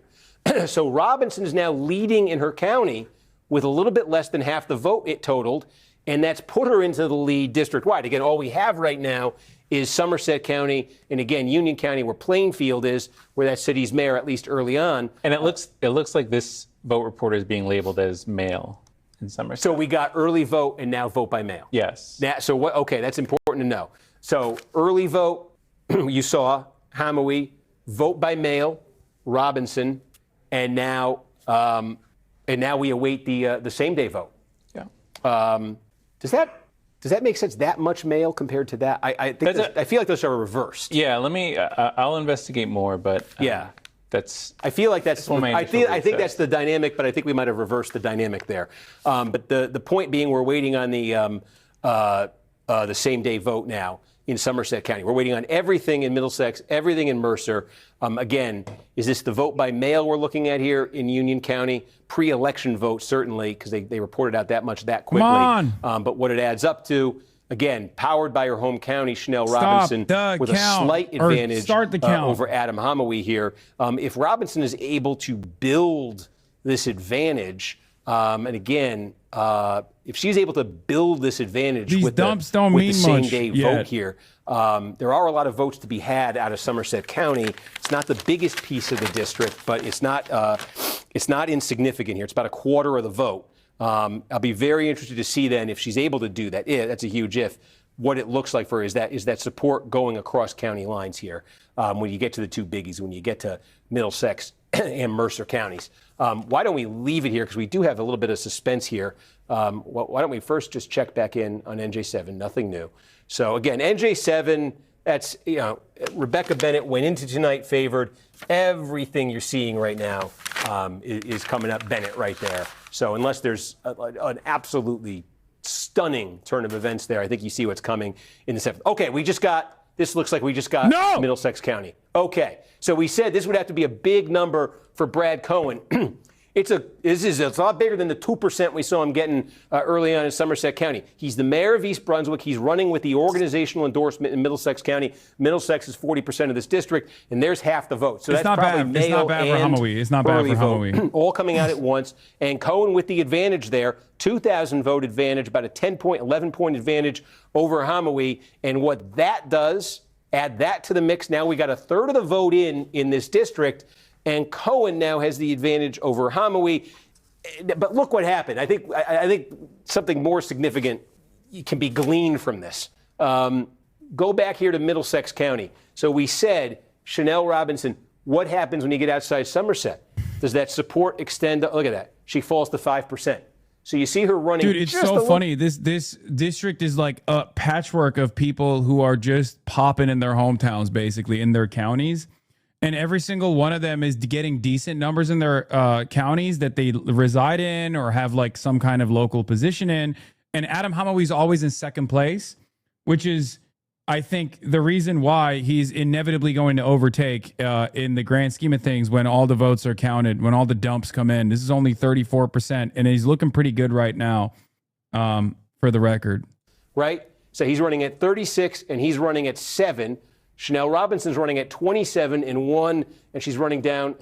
It's 4% in the other one. Meanwhile, here's Adam Hamawi. He's not in first place in either, but he's only 3 points behind in second place in Somerset County, and he's 11 points behind, but running at 25%, quarter of the vote in Middlesex County.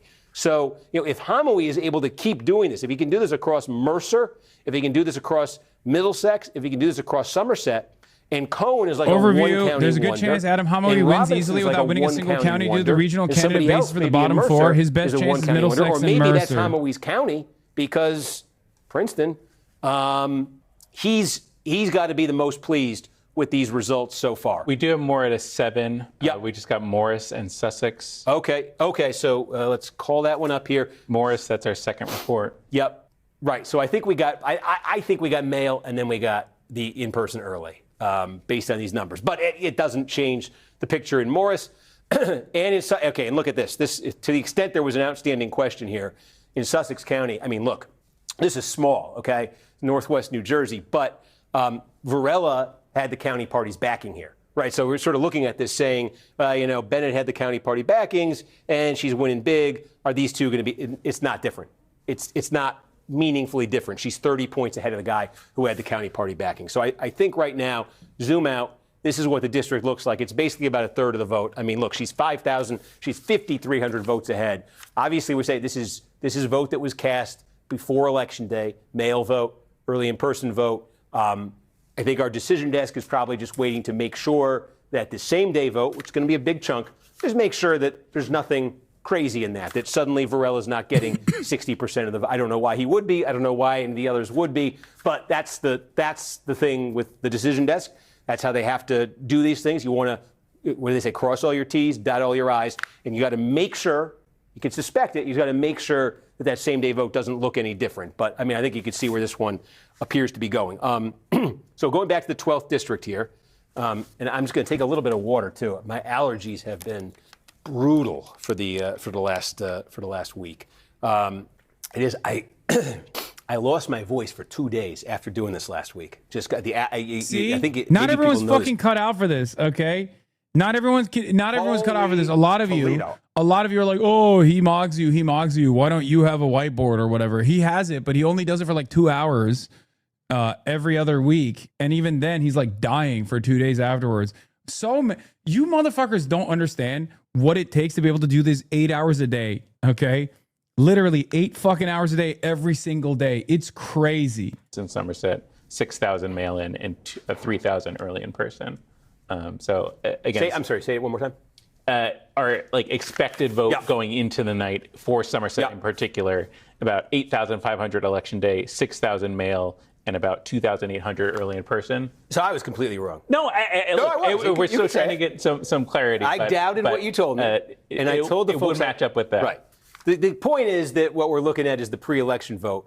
The point is also that I was wrong in my sense of which type of pre-election we just got some Warren County vote in NJ7. Okay, so again, this is the place where Varela had the county party's backing.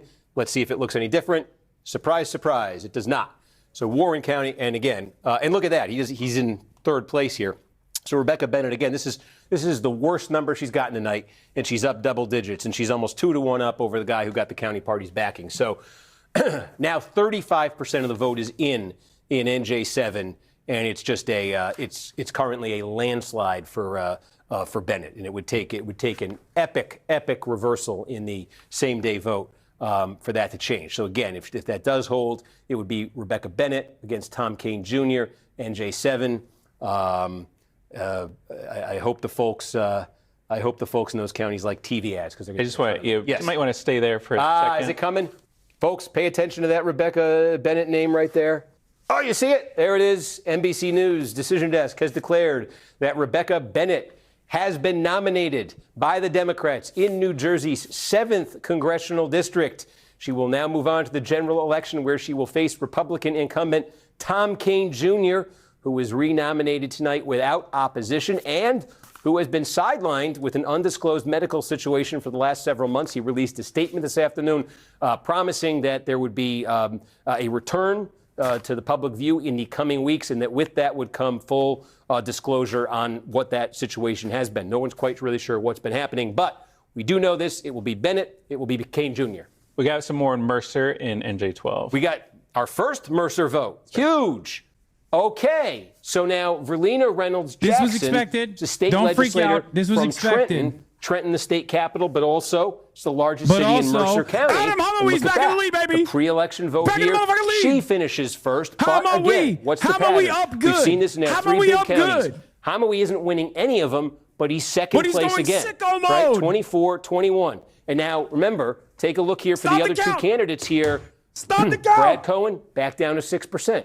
He got his bang out of Middlesex County, but he's sort of an afterthought baby. in Somerset and in Mercer. And the same can be said for Chanel Robinson. She's getting somewhat of a bang out of Somerset County, but an afterthought in Middlesex and Mercer. So add that all together, and you're looking at a district-wide vote right now that has Hamawi ahead, but Cohen still at double-digit lead in the biggest county in the district is keeping him competitive. Everybody else now has fallen under 10%. So, again, that's about half the vote district-wide. And now we start to say, where's the remaining vote coming from? So we've got, again, that's more than half the vote in Middlesex County, and a little bit less in Mercer. So Hamawi's margin right now over Cohen in Mercer with those votes, 2187. So it's about a 1,500 vote margin. So if they keep running at that level, that's a big if, but if they keep running at that level, then Hamawi Hamawi versus Cohen, he could net another 1,500 votes in his margin over Cohen. He leads him by 1,000 right now. So if you added 1,500 to that, okay, we're playing with the math right here, you get to 2,500. Now you take a look in Middlesex County, where Cohen's margin over Hamawi is 2,000 votes with a little more than half in. So again, if you were generous and gave Cohen another 2,000 vote margin with the remaining vote, what would that do? We said Hamawi would be up 2,500. You'd shave 2,000 off. Hamawi would still be up 500. And you would then have the matter of Somerset County, where a quarter of the vote is in. And here, Hamawi, you could see, is kind of crushing Cohen. He's more than 3-1 ahead of Cohen. So if that doesn't change in Somerset County, then currently what Cohen's getting out of Middlesex County, based on the numbers we're seeing so far, currently that wouldn't be enough. That wouldn't be enough. He right now clearly is the main opposition to Hamawi, I think, as these votes are coming in. And again, our friend Adrian Mapp here winning his home city currently in Plainfield, but, go down to Mercer County. Where is he, right? He's at 1.2%. We showed you Somerset. Where is he in Middlesex County? He's down at 0.7%. So again, he's a one-county wonder. And there you go. So again, the Hamawi, I think, has got to be feeling the best here of these candidates. And I think, obviously, realistically, if it's not going to be Hamawi here from these early numbers, Brad Cohen is the only one here. But what he would need, one thing that he would really need, he needs a bigger margin than this. We say this is the pre-election vote in his home county, right? He was winning it 36-25 over Hamawi. Now comes the election day vote. Well, okay, what if he could get that over 40% with the election day vote? What if that Hamawi share fell under 20% with the election day vote? What if Cohen gets a lot more out of the second half of the vote that gets tabulated in Middlesex than he got out of the first? That's what he's going to need. He's going to need something like that, I think, realistically here, because again, Mercer County, he's running at 6% right now. He's running at 6%. He would like Hamawi's number to drop in Mercer, for that matter, as the election day vote gets tabulated there too. He doesn't want Hamawi getting too far away from him in any of these other counties. But and for that matter, if it comes to it in a close race, again, Union County, 6% or so of the vote here. Size of New Hamawi Jersey. Running at 18%. Size of Israel. And where's Cohen? 1%. See, this is a small, votes this is in a small Union county, but County. that's consequential. If this is close at all, that's consequential. So again, I think those numbers right now, as that pattern that we're seeing presents itself, it's much more favorable to Hamawi than to Cohen. The pattern would have to change in the remaining half of the vote that gets tabulated for that to shift. But an interesting race right there, and again, this in a heavily Democratic district. So, in all likelihood, winning this primary is tantamount to becoming a member of Congress. Just a reminder, it's 8:47 now. We're coming up at the top of 9. We will have to do a check-in again with News Now just prior to the top of the hour. And then we'll have Iowa polls closed. Right. Okay. So Adam took you through that, and I think the News Now one is going to be a little lengthy at the top of the hour here. I think so. Yeah. Okay. How do we split this? I don't know if we've had this challenge. This is an interesting story, but I also have a feeling that our viewers are more interested in the outcome of that Democratic Senate primary in Iowa. It's just that this is, as we say, it's a Democratic district. So I have a bias towards when I see a close race, right? I want to stay on it just because I have a bias towards something that's very close and very competitive. But at the same time, in 12 minutes, we could start getting numbers out of Iowa. Now, I think Iowa's going to be a little bit slow going with its returns. But we will shift towards that and err on the side of showing you Iowa, I think, and then obviously jumping back here anytime we get anything. But again, the next big things here, anything went we uncontested, get from I believe, Middlesex or from Mercer, unfortunately, or from Somerset County, potentially even decisive if we get a big batch of vote here. Did any of these New Jersey 12 candidates even bother campaigning outside of their home counties? I don't know, but good for us, right? I'm just going to zoom out. And South Dakota, is that coming at 9? I'm a numbers guy. Number 2 in every district. Number 2 in every county means number South 1 Dakota in the district. It's an interesting race here for governor for the same reason the Iowa Republican governor's race is. There's a 35% threshold here. Now, unlike Iowa, if nobody gets 35% in this South Dakota Republican gubernatorial primary, they just kick it over to a runoff, I think, in 8 weeks from now. So it's not a state convention, but this has runoff potential. Now, this is, remember, Kristi Noem was the governor of South Dakota before she joined the Trump administration. It opened the job. Larry Roden became his lieutenant governor. He became the governor when that happened. John Hanson is the state house speaker. Dusty Johnson is the at-large member of Congress from South Dakota. And Toby Doden is running. He's a self-funded campaign, or a largely self-funded campaign, again, aimed squarely. He's tried to position himself here as the most staunchly, adamantly pro-Trump candidate, the sort of populist, grassroots conservative candidate in this race. He's the one who's been moving in the polls out here. Okay, so you got Doden as sort of the outsider, Doden. Johnson, the Dusty congressman, Johnson. John Hanson, of course, the veteran state legislator, and Larry Roden, the interim governor, who moved into the job when Noem went to the administration. But does anyone get 35% here tonight? So we'll be watching the South Dakota primary as well. Iowa, we're also. I mentioned Iowa for the Senate race. We've taken you through the Senate race. There are some House races in Iowa that are going to be very significant this November. We're just not looking at particularly competitive primaries in them tonight. But there are 4. But my Johnson ain't dusty. There are 4. I don't got no cobwebs on my Dusty Johnson. Orange, yellow. But there are 4 different districts here, as we say. This one, Mariannette Miller-Meeks, is the one I wanted to show you here. She's got Republican opposition in the primary, but it's not considered to be a serious threat to her. She won by less than 1,000 votes in 2024, and she faces a rematch here, Christina Bohannon, who nearly beat her in 2024. This is another one. I would say NJ7. This one we're going to be talking about at least as much as NJ. It looks like you got something out of it. Yeah, we just got an update in Somerset County. It's small. It's 200 votes, but I think it is election day vote. Okay, let's go. I really should have. I can. Nope. That's okay. All right. So you're talking about the 12th district. Yes. Sorry. So what was the election day vote update we got?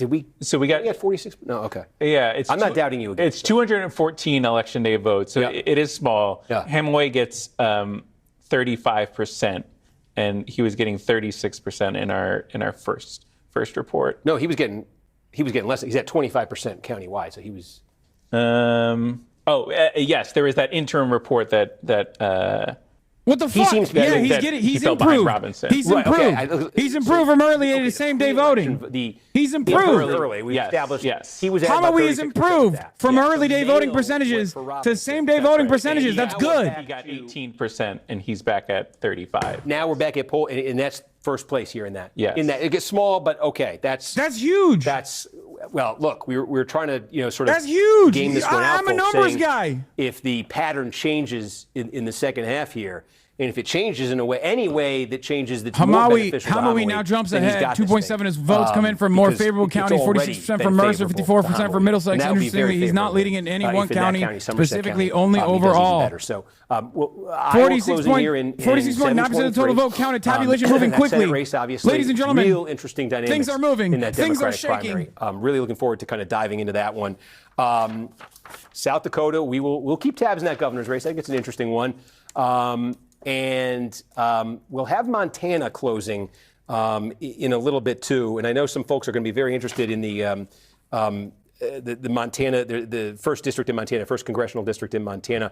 Just a warning that we were sitting here telling you California takes a long time. They're going to take even longer. Tonight, the Montana one is actually going to be the slowest. So I'm not sure we're going to get anything meaningful or clarifying from Montana's first congressional district, but we will monitor it. We will be checking it out throughout the night. And now we are a little bit more than 2 hours away from poll closing in California. So again, I'm going to, as we build towards this News Now hit, I will take you through a bit of the play. We got something? Well, just a little bit more on the design of this News Now hit. Yeah. You'll have about 3 or 4 minutes coming up here in about 2 minutes. They're hoping you can teeing up Iowa Senate. And then they'll do a minute reset at the top of the hour, and then they'll bring you back in. Okay. Could I ask you a favor? Is it easy to put NJ12 in one of these shortcuts? Yeah. Because I think for the next hour in Iowa, we're going to want to check back on this, but kind of live in Iowa. It's really funny that 4 county establishment parties thought they could run their own candidate and win, with zero plan or interest in getting any of the other support from other 3 counties. I know New Jersey. And then Adam HasanAbi comes in and pops off. So what's going to happen later tonight, though, at 10 o'clock, News Now is going to begin its special. And I'm going to be joining that special. They're actually just, about 20 yards over that way. Still waiting for more dumps? We're going to keep the live stream going. Anything that's happening with me on the special, you're going to see. In that 10 to 11 hour, on the special, he went from 18% we're going to be in early recapping vote anything to major that's happened between 35% now on and then E-Day. for results. We're going to be That is setting an up incredible. California. That's an incredible bump. There, I think. I'll come back here. That's an incredible bump. In the same exact county, he went from 18% early vote to 35% E-Day. Obviously, it's a very small number of votes that have been counted so far, so we don't know. But if that keeps up, it's over. Another small dump. Report, and it was about 867 votes. Okay, and HasanAbi and I can see Robinson did a little bit better with it. We're talking a very small number of votes there, right? Yeah. Okay, right. So basically, Mapp, again, his home city, the only place where he's really registering right now. Coming up on another News Now hit, but I will say, so then a few minutes before the News Now special, 10 to 11, we're going to be juggling both. You won't miss anything that we're doing. A few minutes before 11, that's California poll close time. I'm going to go over there. You'll see this all. Leave this thing on. Please do. Because I will tee up with Hallie Jackson what's about to happen in California. And when the polls close in California, we make fun of it as a slow state. It is slow on the tail end. But that first hour, right, it's like there was the California gold rush in the 19th century. It's the California vote rush in the 11 o'clock hour. Because all that pre-election, all that vote by mail that's been received by Election Day, or some point before Election Day, they've processed it, they've got it ready, and county after county, they release it all in one giant chunk. Orange County in 2024, 750,000 votes came in at 11:06 p.m., and they just fly like that. And at some point in that hour, one of those counties is going to be Los Angeles County. And when you see that, that means city of Los Angeles. And when you see that, that means we're going to get like half the vote in the mayor's race all at once. Talk more about that, but here comes the News Now hit. They won Iowa. Shows that AIPAC has no motion in this race because Altman is getting destroyed. So here's the thing. Closing up this hour on a very... One, they weren't hitting as many. I don't think they pumped Altman as hard. That's number one. And number two, the Democratic primaries is a totally different demon than the Republican primaries for this reason. That's why I said there's a viable route here to put forth candidates that are actually good. We saw what happened in the Republican primaries with Thomas Massie and with numerous other candidates that had opposed Trump at some point throughout their careers, and they all got punished for it, right? There are other candidates in this race, in this very crowded primary field, that are even more pro-Israel than Sue Altman. Sue Altman was actually the Working Families Party candidate too, because she worked with the WFP, and WFP really liked HasanAbi but had to endorse Altman. Now, what's interesting about this race, or what's interesting overall with the races that we've participated in so far, is the fact that, brother, I can't hear them talk about Iowa. What the fuck is there to talk about Iowa, man? The polls haven't even closed yet. Listen, buddy, no disrespect to the Iowans in the chat, the 3 Iowans in the chat, but there's nothing yet, okay? Now, here's the thing. As I've said, there is no real viable constituency within the Republican Party that can withstand AIPAC-style funding initiatives, but clearly there is a lot of appetite. There is a lot of appetite in the Democratic Party's primaries to actually vote for a candidate that is anti-Israel, regardless of what AIPAC tries to do. Can you turn on closed caption? It doesn't work. In the first hour to 90 minutes. And that's because, I'll put it up on the screen and just give you a sense of it here. This is the governor's primary here. Remember, this is a top 2 primary for governor, meaning all the candidates, regardless of party, run on one ballot. The top 2 advance to the general election. There is no real Iowa? Tom What is Steyer, this? Steve Hilton, Javier Becerra have kind of been the top 3 in polling here. I wanted to actually see them kind of debate it out. I didn't get to see that, so it was just kind of, I leaned more towards I felt he could fight Trump better than Becerra could. A big part of the conversation around his candidacy is the fact that he's a billionaire and that too. Is that part of your thinking? Yes, definitely, for sure, because he's a billionaire and probably has the same frame of thinking. You fight fire with fire. So, thank you so much. That's going to do it for us tonight. You do have a shortcut. We do have some more Middlesex vote. Okay. Tell me when I'm going back to Dump it. In about a minute. Okay, folks, we got a minute here. What just came in Middlesex? So we got 3,700 votes. Oh, I can see it. Wow, it was HasanAbi. Left sex, right sex. Yeah, he gets 37%, 38%. Wow. Yeah. Sex in the middle. Folks, HasanAbi's feeling great after seeing that. And they'll want to go back to Iowa on the other side of this. It's coming. Call it. It's coming. I think they want to go back to Iowa because we have made some characterizations, at least particularly in Congressional District 3. Iowa, boo-hoo! Call it first. Wait, they want to do the 3rd district? Yes. What do they want to? It's unopposed. Yeah, we made the characterizations at the top of the hour. 6-second ad, top of the hour. Subscribe. They want me to do it the unopposed. For good old time's sake. What is happening right now? What the fuck is going on, dude? There.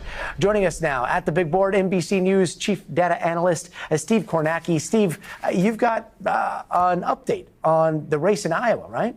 Yeah, well, I mean, as the polls are now closed, so we don't have any votes yet, but hopefully this thing is going to light up soon. Again, the Senate race here, all eyes are on this. Ashley Hinson expected to win the Republican nomination. Question on the Democratic side of will it be Josh Turek or Zach Walz here. By the way, as the vote comes in tonight, keep in mind, Turek is from the western part of the state. Walz's base is right here around Iowa City. That's a big county. In fact, we just got a little bit of vote in. It is from Turek's part of the state here. This is really small puts on here, a show when Carroll he's on County the big here, show. But you just got a chunk of the vote in Carroll County. It's a 4-1 margin for Turek over Walz. Again, that's the only thing that we have right now, so we show it for you. That's obviously a very strong number for Turek, expected to some degree because he's going to, again, western Iowa is sort of his base here. His political base is in, Pottawatomie County. But, these are, a place like Carroll County is small, but a bunch of Carroll counties can add up. That's a very, it's a very early initial number, but obviously that's an encouraging one there for Turek. But again, his big base here in western Iowa is Potawatomi County. Walls is right here, Johnson County, where the University of Iowa is. And this is going to be, if this race is at all competitive, right here, Polk County, where the state capital is. This is 25% of the vote. This is a quarter of the vote in a Democratic primary in Iowa. So if East meet West and we've got a competitive race, this big city in the center of Iowa there Unless would something decide. like insane happens, they're hitting all their benchmarks in all the different counties, and they're doing really well overall. Hamawi's doing really fucking well right now. They're hitting all their benchmarks. Depending on polls close at 11 p.m. Are you going all night? No, dude, I'm not. I'm not going to go all night. The numbers rain on the big board. Steve Kornacki will be checking back with you in just a bit. Joining us now to break. Okay. I'm sorry. I was unclear if they wanted the 3rd district, and I was trying to figure out, They were just trying to go through the calls at the top of the hour, and we did put in some calls for those unopposed races, and that's what the guidance was. But we're on the other side of it. We do have new vote in this race, in the governor's race. We got South Dakota governor's race. We got governor's vote. Yeah. We got okay. Of course, we've got Carroll County. And Randy, now, of course, this is, say, Feenstra represents the 4th district of Iowa, so we're in Feenstra territory here. And though it is interesting here that we expect his main opposition to come from Zach Lund, who's actually running in 3rd right here. But again, you don't want to read too much into it, but this is just part of the vote in one small county here. But Feenstra leading there, his neck of the woods, and remembering that 35% is the threshold here. Candidates got to get above that 35%. Do we get more in NJ12? We got about 190 votes in Mercer County. Okay. And what did they look like? It was Reynolds Jackson gets the share of them at 42%. Same day votes. Appears that way. Yeah. And Hamawi was second, or does he? He gets 18%. I don't know if that was second. Okay. It's a small number of votes here, but again, we're here now because this has become the competitive story of the moment. It's going to shift here. I will not spend the hour on NJ12. I was just trying to see if we can get us to resolution, but it is like the news has been, if you're Hamawi, the news has been very good and very encouraging for you. Cohen showed some life here in Middlesex County, but now we've gotten a big chunk of the same day vote reported out there, and it's not been as good for him as that early vote was, and he needs it to be better than the early vote was, or otherwise he would need to offset it somewhere else. We're certainly not seeing him offset it in the small part there in Plainfield. He's not offsetting it in Mercer. Where we were in Somerset. So this right now is advantage Hamawi until and unless something changes. And if it doesn't, as we said, he had the most money behind him of any of these candidates. Wrap it up. Stop coping. Stop coping. Oh, he had the most money behind him. Stop coping. Stop coping. Right now, as of right now. So Adam will alert me if we get anything significant. Lobster was too buttery. Oh, Adam Hamawi. His steak was too juicy. Shifting to where the action is this hour. The much discussed Iowa. I keep getting the 4th district. Enough with the sauce, the 4th Kornacki. district here. So much airtime here tonight. This is the safe Republican district. Oh, he got too much money. Again, he raised too much. He raised too much. His weed is too loud. His bitches are too bad. It's out of my way. Okay, now we got Lee County. Okay, so, again, this is small. We've gotten 2 small counties here, but we said, is there going to be an east-west divide? Keep looking at Iowa, Steve. Keep looking at Iowa, Steve. Steve is holding on to Iowa for dear life. He's like, I don't want to see this race anymore. This Hamawi race is not looking too good for us, folks. Here at NBC News, let's look at Iowa. 8 cows voted in this race. It was very fun, very cool. Never been done before. In a primary. This is 25% of all the vote in the state. This is a quarter of the vote. Okay. And again, we've got 3 counties. 2 of them are small rural, and one of them is the biggest of big counties. Yeah, he's like, we can't keep talking about that plastic surgeon who some people are saying was Al-Qaeda and might have done 9/11. Not entirely sure about that one. Read an article, said he was at 9/11, possibly inside of the plane, maneuvering it in the direction of the Twin Towers. Who knows? Okay. I mean, this is, you're not seeing a geographic divide in these 4 at all. You're just seeing big Turek numbers. Now, again, Lynn County, Johnson County, Cedar Rapids, Iowa City here. These are big. You said, look at these districts. They're just shaped like farms. Lamont. They can't even gerrymander properly. Buddy, it's because the state is white. Okay? That's why it's not gerrymandered. Because it's just white. Notice how when a state is entirely white, the districts look so perfect. That's because everyone is white in the state. Tuesday, we've gotten just a few reports from a few counties here, but so far those reports are very emphatic. And again, Josh Turek, who is a state never mind. Those are county, not districts. My mistake. My mistake. Actually, I don't know. I don't know what Iowa's gerrymandering looks like. Didn't they ban gerrymandering in Iowa? I don't fucking know. I don't know enough about Iowa. I'm just legislative district. Get back to Adam Homoy. Is of all the Democrats in the Iowa state legislature, there's no more pro-Trump district that any of them represent than Turek in Pottawatomie County in western Iowa. So he's been selling Democrats the idea that a candidate like that can win a state like this. Certainly seems that Democrats in Iowa are buying into that. And as we said, we didn't expect Ashley Hinson, Congresswoman Ashley Hinson on the Republican side, to face serious He's trailing in opposition ABEV in his home county of Middlesex. You could just see here the 4 counties. He's not leading any county, but his support has been consistent across the district and could run better in election day. 5 counties, I should say, all pretty similar. 3-1 lead, a little bit better than 3-1 lead for Hinson. So you got Hinson, as completely expected, winning or leading in her Republican primary by a wide margin, but not by a margin that far off.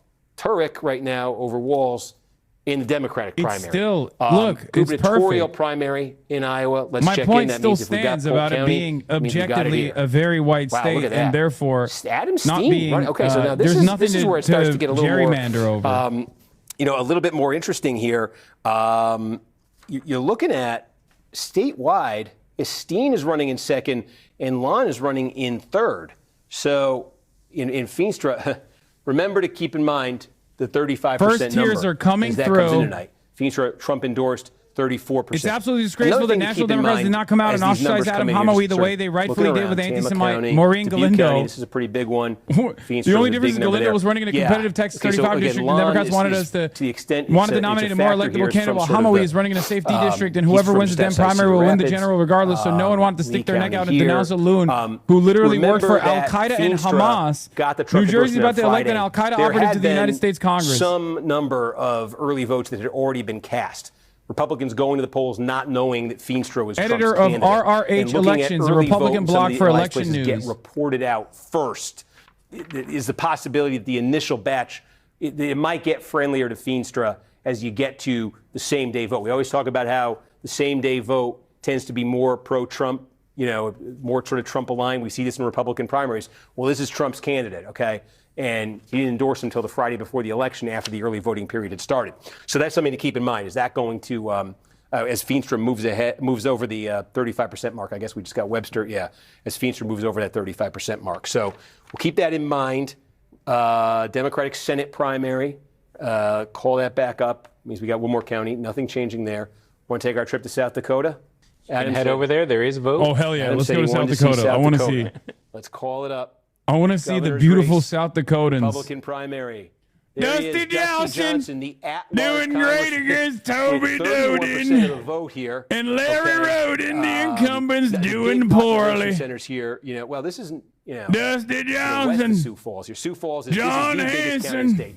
Minnehaha County, biggest county in Iowa. Right down here, Lincoln County. Going up north, Brookings County. These are some big population center counties. Hell yeah, big population, not a lot of cows there. South Dakota is split between 2 time zones here. So the polls were actually closed an hour earlier in the eastern part of the state. They just couldn't report anything out until Mountain Time. But these are just small counties largely that we're seeing right now. As you can see, about 2,500, about 3,000 votes total counted. Just seeing Larry Roden. I mean, he is the interim governor right now. Hanson, the state house speaker. Doden, who's been running as sort of Doden leading in 4 counties. Doden's Dude, been running what as sort are of the these populist names, Trump-aligned man? candidate. Toby Doden, Dusty Johnson, too. Larry Roden. Really, that's kind of powering his performance. John Harrison. Again, 35% the number. While you're doing governors, I love me some South Dakota. New Mexico, Santa Fe has our first report as well. We want to put New Mexico on the map here. Yeah.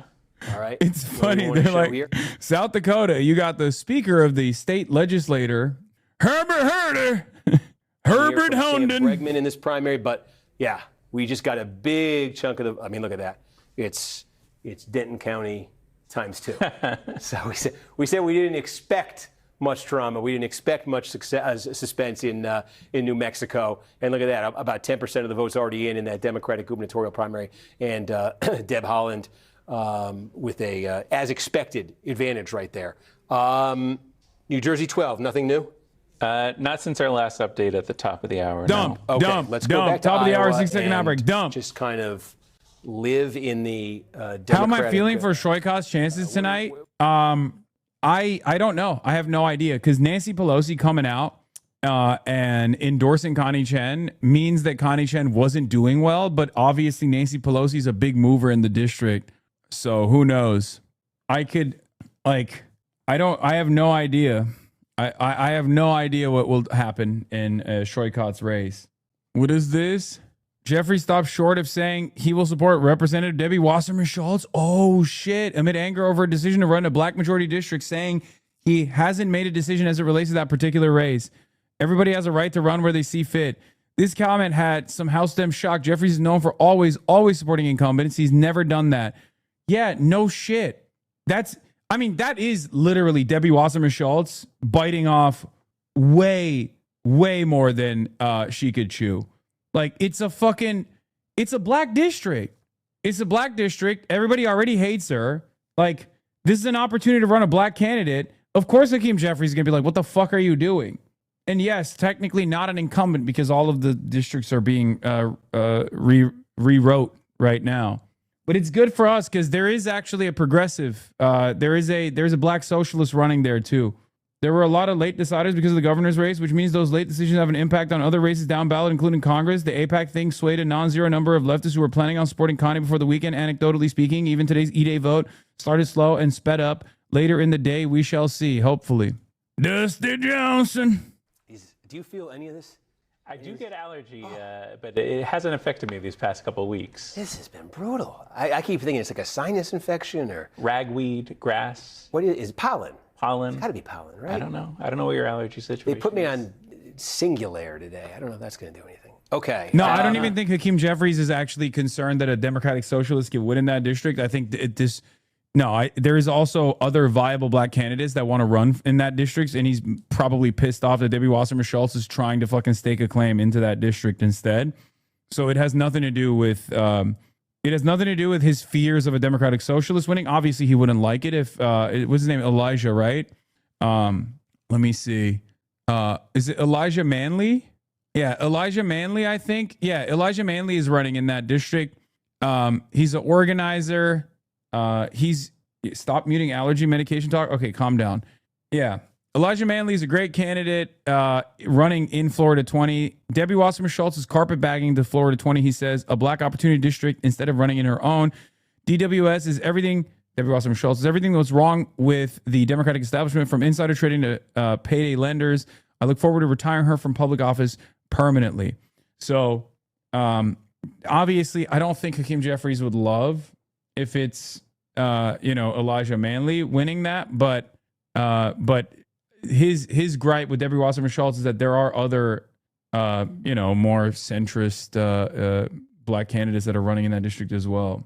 DWS has been at the scene of the crime every single fucking vote that cracked down on Israel criticism and invited more warmongering and increased presidential powers, giving Trump a loaded gun. She needs to lose.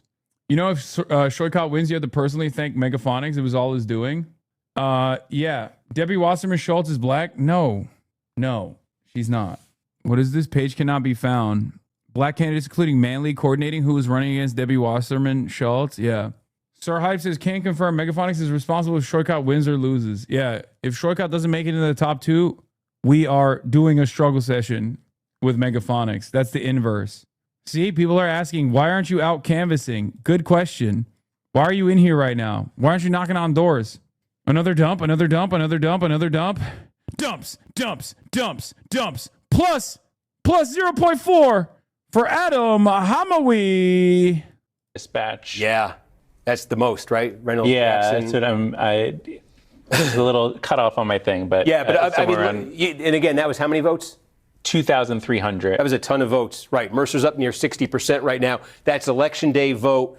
Hamawi doing better with the election day vote than he did with the early vote here.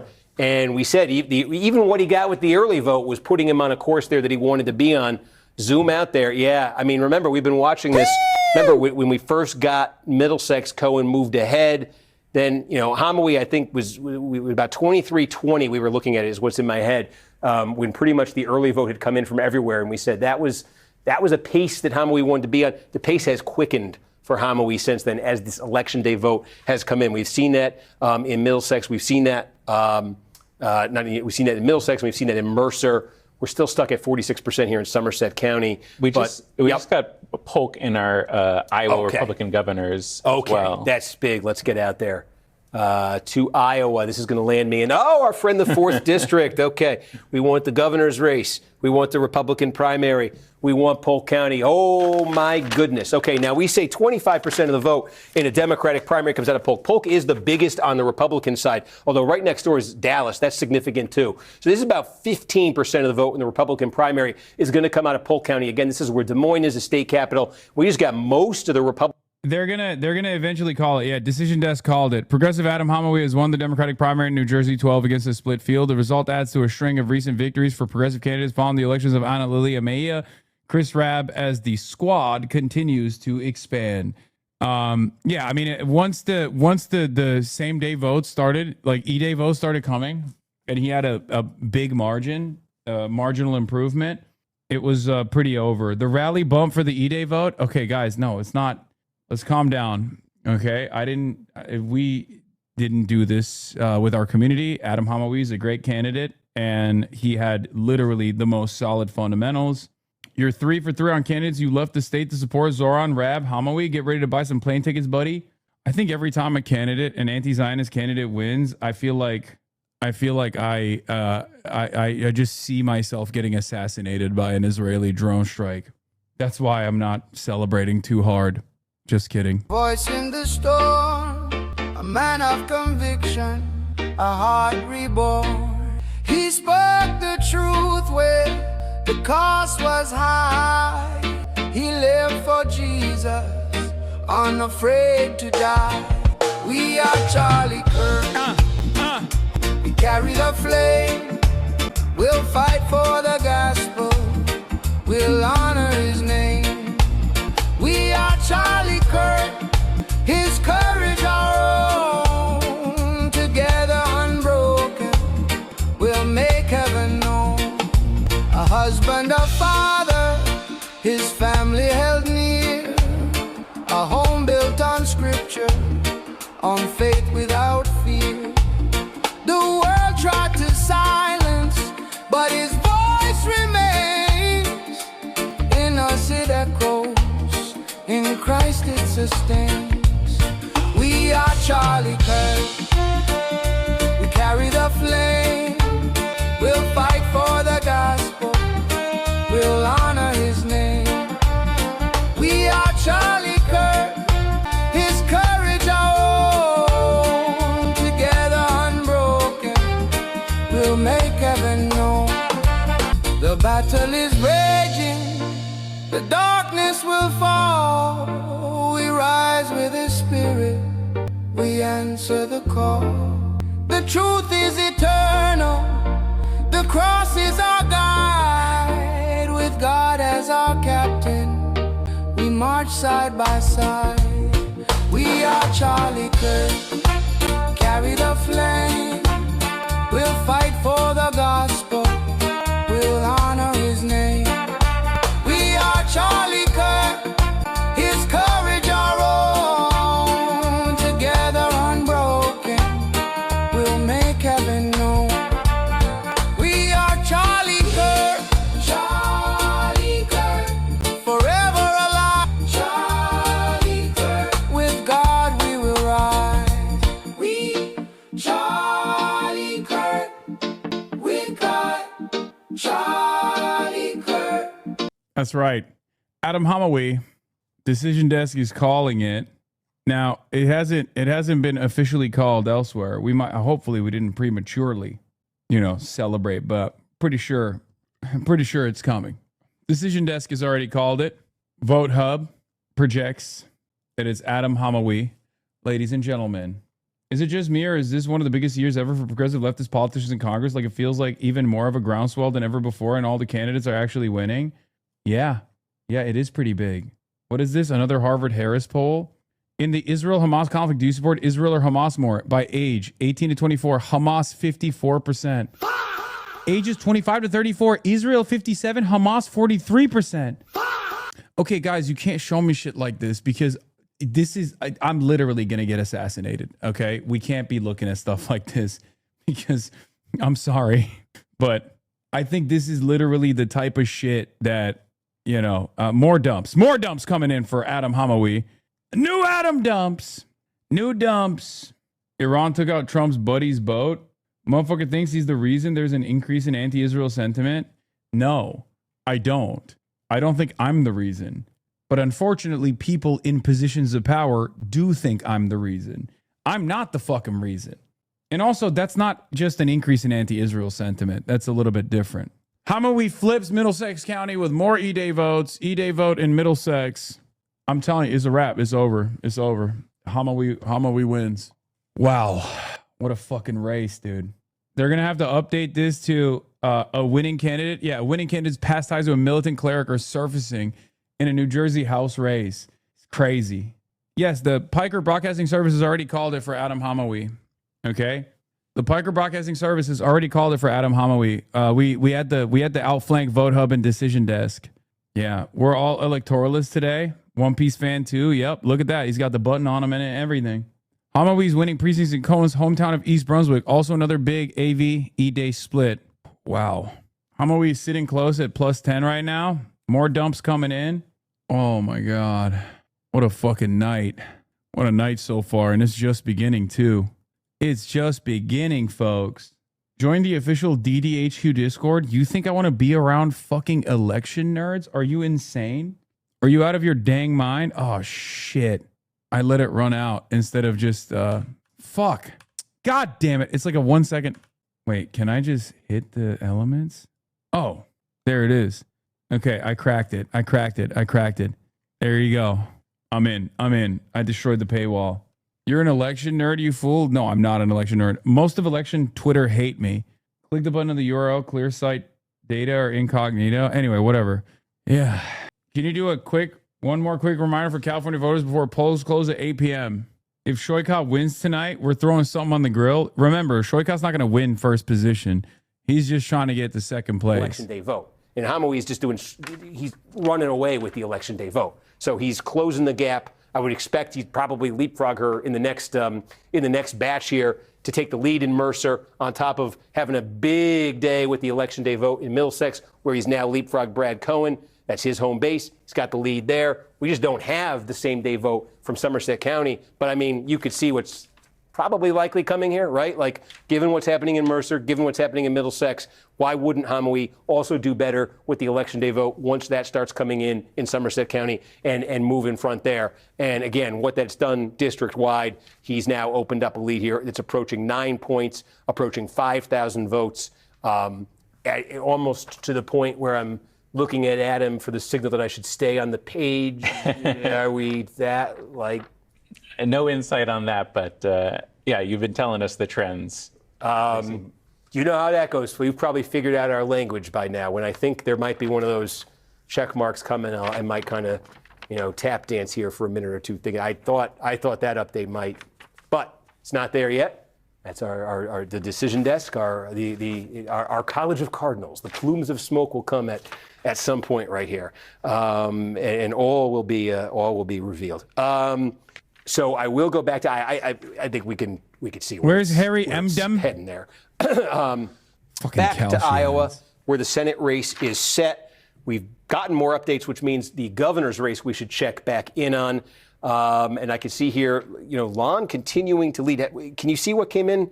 Did somebody come in the last few minutes, or did Woodbury was our Woodbury was the last big one? Yeah, it was our. From this point out, he's going to fucking pick up 500 votes. So there was a little bit more to come out of Polk. Yeah. I see that put him over 10,000 votes. It's a very good number for him right there. Lose one of its two majority black districts. Yeah, that are right now currently represented by Black Democratic members of Congress. My political sources are back with me, along with my legal CBS source, fired Ellie Scott Honey. Pelley. And Ellie, I mean, obviously I'm from Alabama. This has comes after caused Pelley so much confronted 60 confusion Minutes where new candidates have had to executive qualify producer Nick multiple Bilton in a times meeting for the yesterday and said primaries. Barry Weiss was They trying to said multiple murder the dates for these program. primaries. Now that the Supreme Court is coming down with this ruling, what stands out to you? Well, Caitlin, so heading into tonight, Alabama had a map where of the 7 congressional districts in Alabama, 2 of those had been drawn to be majority Black Democrat. I can't believe he got a gif of now me as a wearing the result of this Cuomo decision, Fauci that's gonna go hat down to too. 1. And this is all based off of the Louisiana Supreme Court opinion that came down in late April. I In that dare Dave opinion, to post that the on US Blue Supreme Sky. Court said Wait, the do they states hate can me on Blue essentially Sky? draw- I think Blue Sky is hot and cold on me.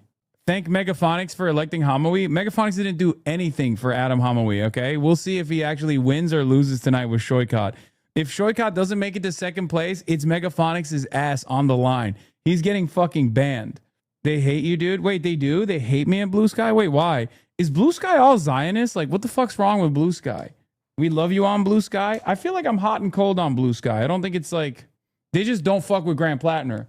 Nowadays, it seems like everybody hates you. I don't understand it. Buddy, it's because of what you're watching right now, okay? That's why. There's a lot of, there are a lot of institutional forces that are actively trying to do everything, firing off on all cylinders to be like, this is the worst person around. There is no one worse than this fucking guy. It happens. While I'm talking, but we keep pushing, baby. You already know. We keep pushing. But things are going to speed up very quickly. So first, as always, thank you for watching this. And I really hope over the next 2.5 hours or so, 3 hours or so, you stay with us, because this has sort of been the appetizer. You know, we were talking about when to. I think we are. Oh, my big dialogue with the audience is being interrupted. Oh my gosh! I missed the moment. And NBC News decision desk has declared that in New Jersey's 12th congressional district, Democrat Adam Hamawi has won his party's primary. This is the race to succeed the retiring Democrat Bonnie Watson Coleman. Let's fucking go! Must be Yeah, I'll see if I can get it back. Things. For you. Well, this is a district that Kamala Harris carried by 23 points in 2024. So you would consider this, you would classify this as a safe Democratic seat in the general election. Hamawi will advance to that general election. As we said, he just ultimately here, there's a breadth to his support. These other candidates had geographic, very clear, pronounced, sharp geographic limits to their support. Hamawi's support spread out really across this district. All right, now that, with that one exception. Now that Steve also called it, I can retweet the fucking HasanAbi Productions. Now that he called it.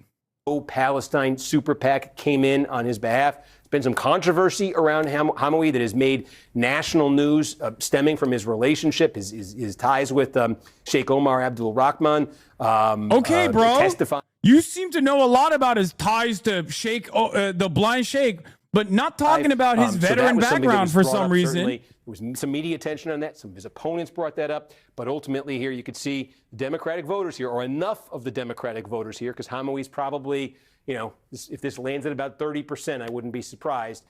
Enough Democrats in a crowded field are good with Hamawi being their nominee here, and very likely their next congressman. So with that, we will just remind you of the other major thing that happened in New Jersey earlier tonight.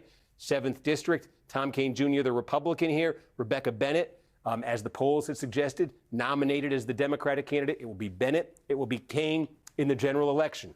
With that, I'm going to move off of New Jersey. We're going to say, we're going to wave goodbye to the Garden State, okay?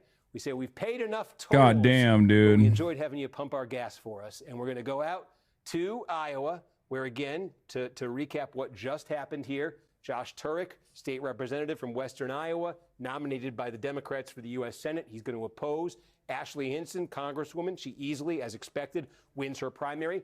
Potentially a competitive race this fall. Bernie on CNN after the break. Nice. Competitive race this fall. But again, this is a state that Donald Trump carried by 13 points. And just to underscore the situation for Democrats here nationally and how this fits in, if you do the Senate math, right, maybe we'll just put it up on the screen here. With the Democrats, if they want to take the Senate, they need to flip 4 seats, right? So what are the first thing they got to do is they got to hold on to Georgia. That's no guarantee Democrats are holding on to Georgia. They got to hold on to Michigan, right? Michigan's got that Democratic primary on August 4th. We'll see what happens there. There's no guarantee Democrats are holding on to Michigan. And the outcome of that primary, we'll talk more about that as it comes in, could have some ramifications for that. So first thing, if Democrats want that for, is they got to win Georgia, they got to win Michigan. That's just so they don't lose any ground. Then they got to start gaining ground. And the state that obviously gets mentioned first and foremost there is the only seat up this year held by a Republican that Trump didn't win. That's Bro, me. look at this. Look at this. I work for DDHQ. Would you collab with us? Look, do you see?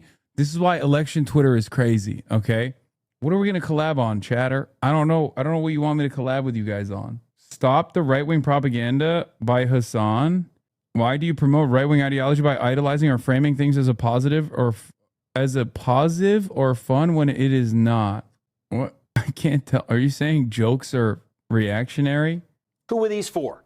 And these four states all have something in common. They all went for Trump in 2024 by double digits. Stop. That's the Democratic Senate path, right? Stop linking things that link back to a fucking clear docs. Please stop being stupid. That Trump carried by double digits. So will Iowa be a state that's competitive this fall? I think National Democrats got the candidate they wanted tonight, but that's still a big if. So that's the story there in Iowa in the Senate race. Governor's race will check back in. Again, 35% threshold here. We got something? No.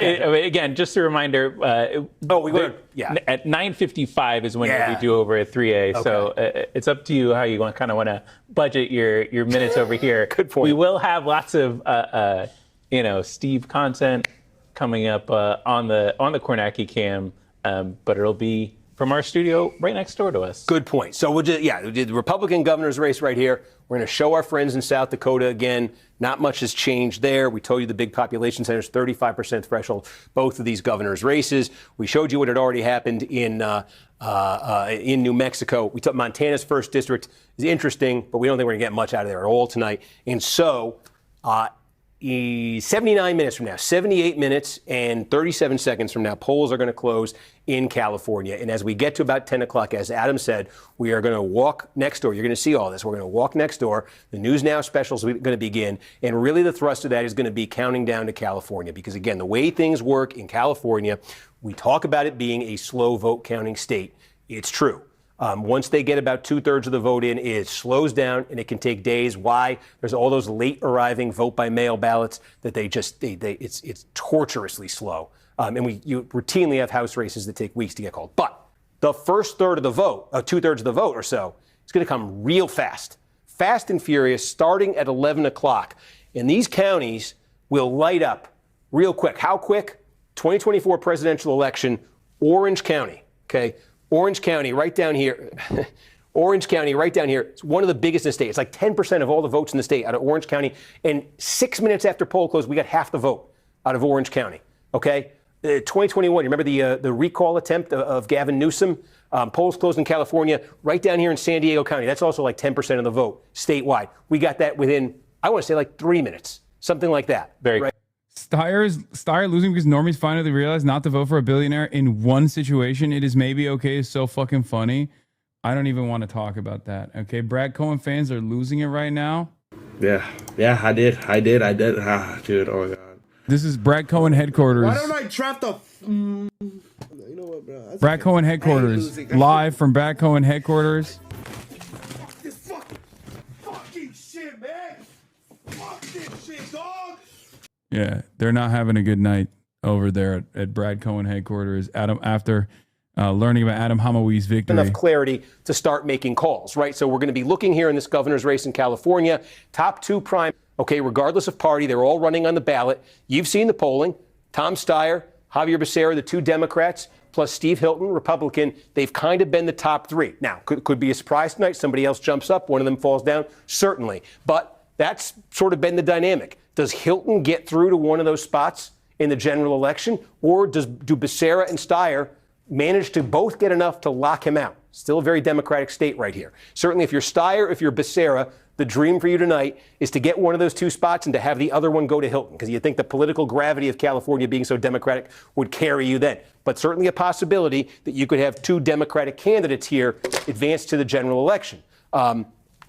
Geographically, we'll talk about this more. It's going to be really interesting when the votes start coming in. L.A. County, right? That's the political base of Becerra. He was a member of Congress before he joined the Biden administration. It's like a fifth of all the vote in the state is going to come out of LA County. Okay, then you go up here to the San Francisco Bay Area, not just San Francisco itself, but all those Bay Area counties up there. That's about a fifth of the vote. And that's where Steyer lives, and that's where you expect Steyer to do better. So it almost becomes a bit of a battle of geography here. Is Becerra squeezing more out of LA County, or is Steyer squeezing more out of San Francisco County? Are they both squeezing out enough that it's going to hurt a guy like Hilton, who's got to do better sort of in northern inland California? Really interesting what the numbers are like in the Central Valley, in the San Joaquin Valley for Hilton tonight. And also maybe complicating things for Hilton. This is a big piece of real estate down here, Riverside County. It's one of the biggest counties in the United States of America by population. That's where the other main Republican, Chad Bianco, is the sheriff. And Hilton's been trying to send messages in the final days of this campaign to Republican voters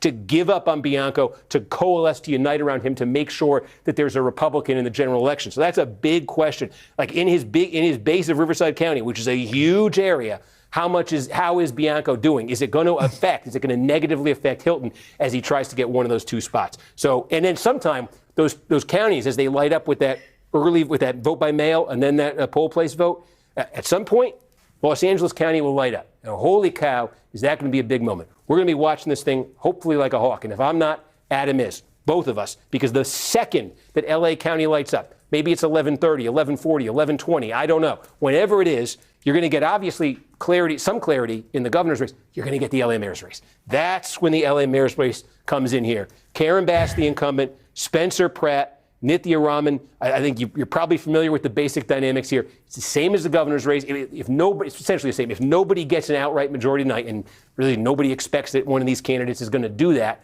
the top two advance to the runoff.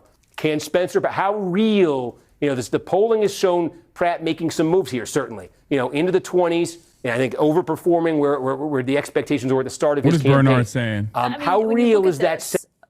In terms of how this works, some of these companies might just see this and say, if this legislation passes, I'm just going to move my he's talking company about to the another 50% stake in AI companies. Never mind. We're election night right now. If you're getting half the vote in LA County, you're probably getting half the vote in the mayoral race in Los Angeles. And then shortly thereafter, you're going to get that polling place vote. So we'll probably in that first 90 minutes or so get, 2/3 of the vote out of the city of Los Angeles. Stu Smith. And we may have a sense some of those questions about Stu Smith is just now clipping my bits. Hassan Piker sounded genuinely offended that a British-born Republican might advance in the California governor's race. I cannot believe that there's a British guy who's possibly going to make it to the top two. What a shame. What a fucking shame. Then he goes full stop the boast like he's Bill the Butcher, which is pretty rich coming from someone who happily boosts foreign-born progressives and socialists when they are on his side. Mamdani, Quiroz, Omar, Rahman, all fine. But Hilton, who was naturalized only 3 years after Mamdani, suddenly Hassan is an immigration hawk. Why? Because this immigrant has an R next to his name. Yeah, I quote retweeted this and I said, Stu might be too neurodivergent to understand this, but this is also known as a joke. Comedy is legal now. Like he sincerely clipped this. What a fucking shame. I don't think people are rocking with Tucker Carlson, but included in the British fucking boats, dude. That's what I say. Stop the fucking boats, lad. We got too many British people coming in here, ruining a fucking state that I love. What happened to fucking Brexit, yeah? What about Calexit? Calexit means fucking Calexit, lad. No more British people coming in, stealing our jobs, yeah? They're coming in here and they're stealing good American jobs, yeah? How many fucking British people play American accents in Hollywood? Like, I can't believe he posted this. And he's like, wow, he's being quite racist. Stu's probably in the bath right now, manually clipping your shit. What is this trash-ass clip? Yeah, normally he knows how to edit them to make it seem like he cuts the dead air out. He cuts like other parts out usually. I like that I have to always be like, I'm joking. For all the autistic clippers getting paid by the Manhattan Institute or Fox News, I am joking. And then when the joke is over, when the joke is over to go, end joke. Scott Pelley fired. I can't imagine CBS maintaining any news credibility after this 60-minute shit show. I feel like they just don't. What is this? Sam Parker says no one has a retort to Hamas 1,000 times better than Israel. The retort is obvious. Hamas and Hezbollah's ideologies have helped destroy their own civilians' futures. So no, who killed more civilians is not the moral question. Okay, dude. Good one. He said, it doesn't matter who killed more civilians. That's not what matters. What matters is ideology. Oh, okay, got it. So their ideology is liberation. Toby Doden, supremacy. Toby Doden, 29% against Larry Roden. And Dusty Johnson in a close third, and John Hanson with no shot. Toby Doden. Dooby Doobin. Oh. Here we have socialist Marxist streamer HasanAbi clearly making fun of white people and their naming conventions. Why does he hate?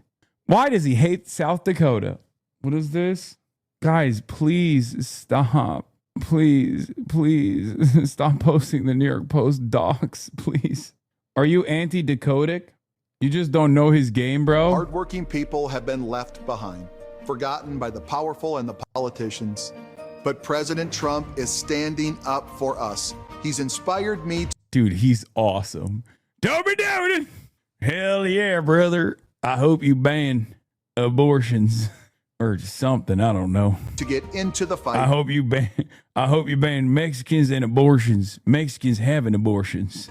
I've created thousands of jobs right here in South Dakota. As governor, I'll get spending under control and fight back against. Toby Doden says we got a big border crisis in South Dakota. Them North Dakotans are coming over the border. We're gonna put an end to that goddamn bullshit. He has gout. And his name means death in German. What Doden means? What a beautiful and rotund man. Yeah, he's incredible. I love his shape. He's got a great shape. I know the top of his belly is slammed against the bottom of the table. Oh yeah. Resident South Dakotan here. Unfortunately, Doden is a fucking slumlord who seemingly has fucked over many tenants. He pretty much just wants to run to give property tax breaks to himself, his properties, and his rich friends. He's anti-education. He'll suck Trump's ding dong. He probably has. Oh, yeah. I mean, you're in South Dakota. There's not really much else to do there. I'm sorry. Any comment on the meeting overall? Are you with the Republican Party? Are you talking about morality and corruption with President Trump? Have a nice day. That was quite a moment. Well, I mean, I'll tell you, if I may. There was a mob of media there, worried about Graham Plattner's marriage and his texts. Meanwhile, we are not talking about why one person in America owns more wealth than the bottom 53%. How often do we discuss that on CNN? Can we talk about both? I mean, of course you could talk about both, but I think what people are saying, we are the only major country not to guarantee health care to all people. All right, how often do we talk about that? But can I ask you on Graham Plattner? I mean, I think you can talk about both. I think just because there are major issues, you can talk about both, but I have never seen a mob of media interested in whether or not health care. As well, not just reporters. Pardon me? Those are protesters. No, but there were a whole lot of reporters there. But can I ask you, in terms of Graham Plattner himself, you're standing by him. He's like, why are they not doing a naked protest for health care? The tattoo, the post from online. Are you what are worried you about saying? anything else coming out about him? I don't know. All I can say is, look, I'm sure he's not a saint. And by the way, let's not forget, he has acknowledged, this guy served 4 tours of duty in Iraq and Afghanistan. He went through some very bloody and horrible situations. He has acknowledged that he came back with PTSD. He had a share of problems. You know, I just think, and by the way, I met his wife, Amy, who is a very lovely young woman. She is standing by her husband. And I think it's better for this country that we start focusing on the enormous crises facing working people, a corrupt political system, than spending so much time worrying about, the personal life of an individual. Senator Bernie Sanders, thank you for joining us tonight. Thank you. Appreciate your time. We also have some breaking news on this election night in America, as CNN can now project that the state representative, Josh Turek, will win the Democratic nomination for the United States Senate in Iowa. Give me Toby Durden. Walls and a hard-fought race that underscored Democratic Party divisions. Turek is a 2-time Paralympic. I don't care about Josh Turek. I don't care about Iowa. I only care about South Dakota. Henson, who is projected to win the Republican nomination. We're following those breaking news on this election night in America. We're also getting major breaking news tonight out of CBS as Scott Pelley has just been fired from 60 That's Minutes. crazy, by the way. Brian Stelter has the termination Like, what letter. remains of 60 Minutes at this point is nothing. I mean, this guy's literally like one of the faces of 60 Minutes. Is actually crazy. And they fired him for being right.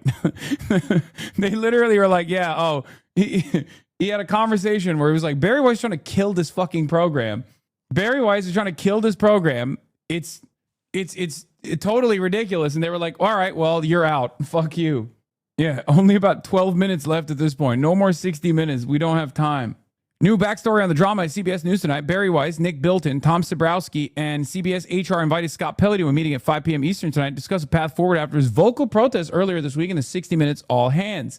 The two sides did not find common ground. Yeah, I wonder why.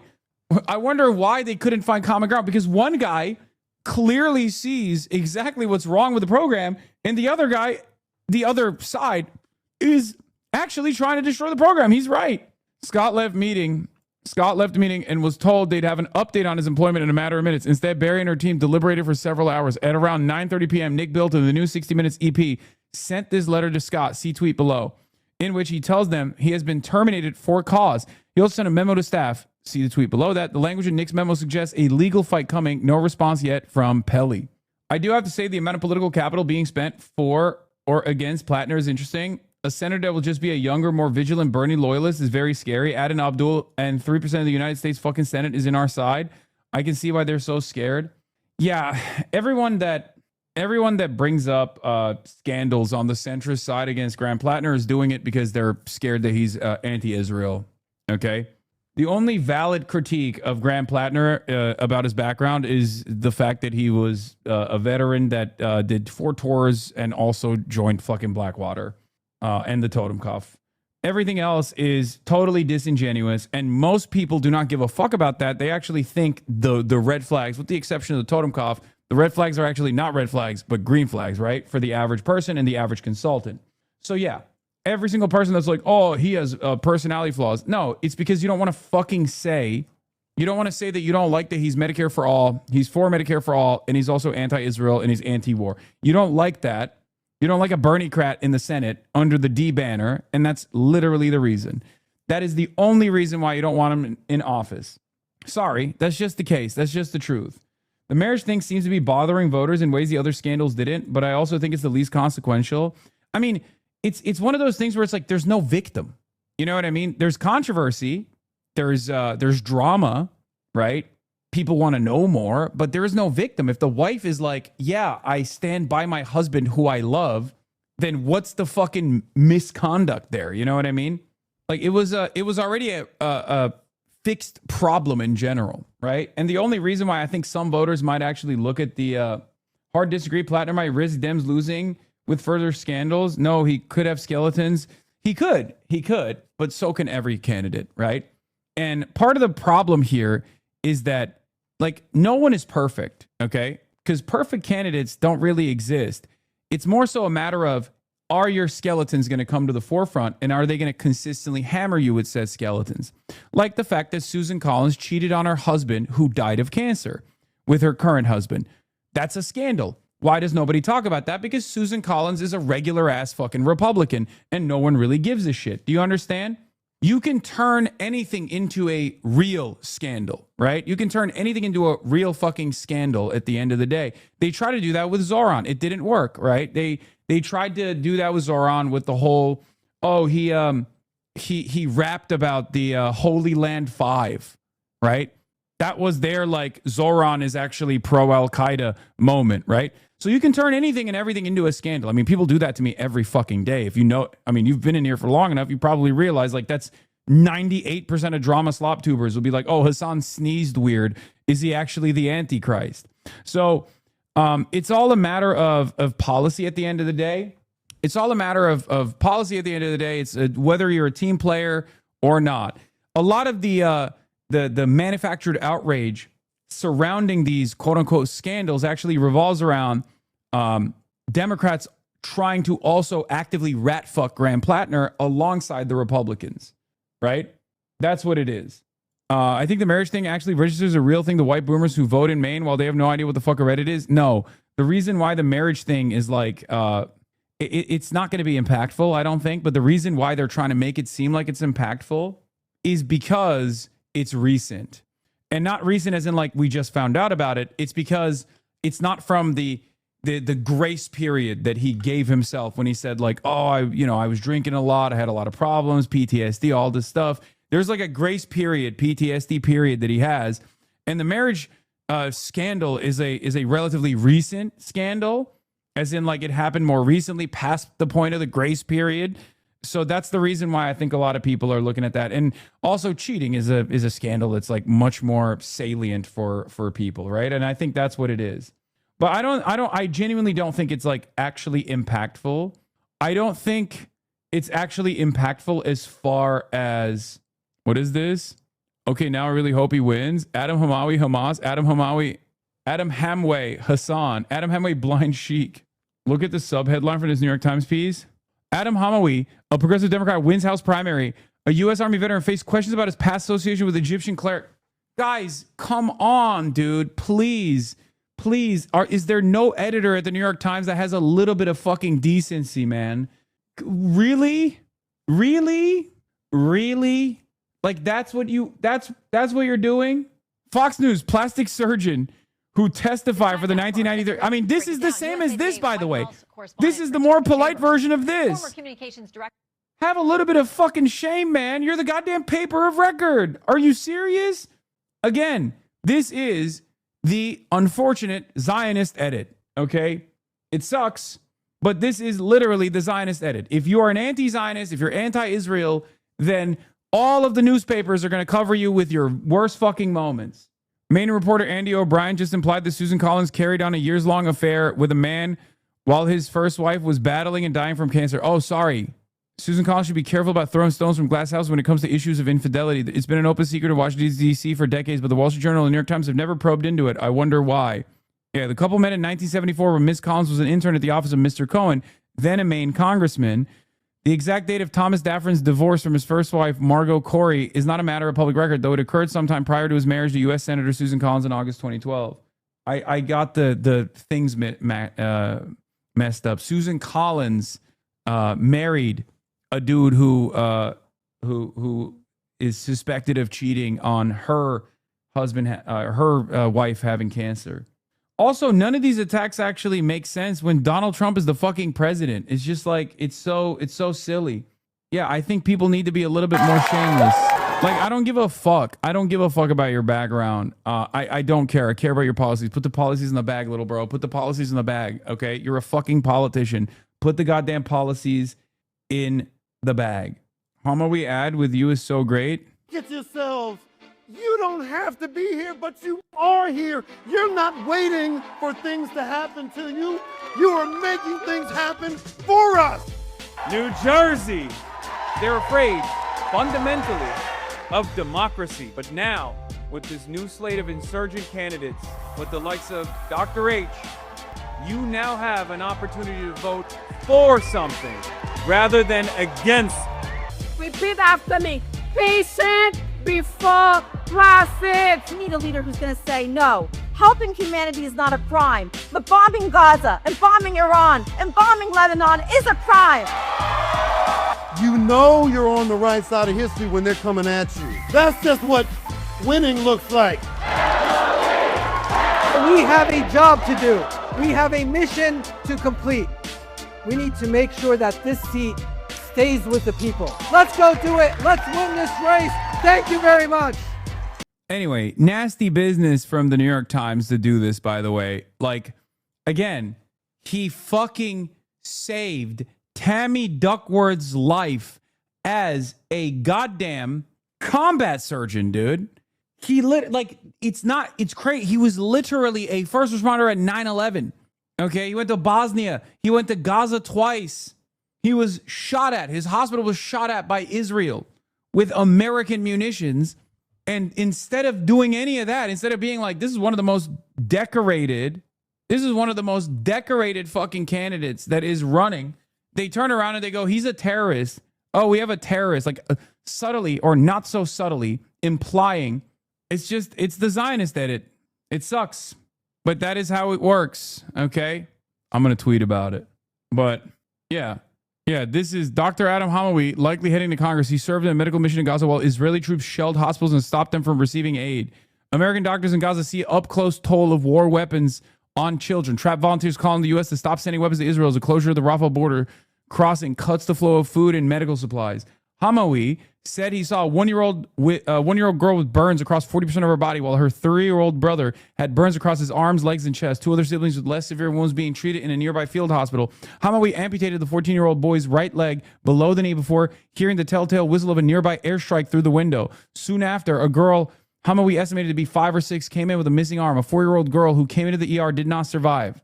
And that was all before dinner time Thursday. This man has experienced the genocide. It's so disgusting to do this. It is so disgusting to do this, especially after he already fucking won the primary. You know who they would never do this for? Toby Durden. Sorry, I want to lighten the mood a little bit. Okay? Toby Durden. Toby Duty. You know who they wouldn't do this for? Dusty Johnson. Did you see this fire writing? Oh, yeah. I mean, this is, yes, of course, this is a classic. It is said that just before the Sino-Soviet split, Nikita Khrushchev had a tense meeting with Zhou Enlai, at which he told the latter that he now understood the problem. I'm the son of coal miners, he said. You are the descendant of feudal mandarins. We have nothing in common. Perhaps we do, murmured his Chinese antagonist. What? Blustered Khrushchev. We are, responded Zhou, both traitors to our class. Yeah, this is, Hassan Piker's father was a billionaire. Keir Starmer's father was a toolmaker. I know whose side I'm on. This is fucking, why do you have to lie? His dad was not a billionaire. For attention, mostly. Should have been there, brother. With Toby Doodin. Election night victory party. Please do not talk South Dakota politics. We are fucked over here, and I'm trying so hard to win back a seat in the state legislature. Yeah, except Toby Durden. He's the one who's sweeping the state tonight. Trust me, this article faced a lot of pressure internally to publish. Did Adam Hamawi actually respond to 9/11 like directly, or did he actually treat the 9/11 first responders at ground zero? I don't want to fuck it up, you know. Lol, remember no vets here? Yeah, I don't give a fuck about that shit. Obviously, I work with veterans. I'm pretty sure he treated the first responders, but I don't know if he actually was on the ground, like it was at ground zero. I feel like he said he was at ground zero. Yeah, and was in Gaza. He was in the field hospital at ground zero.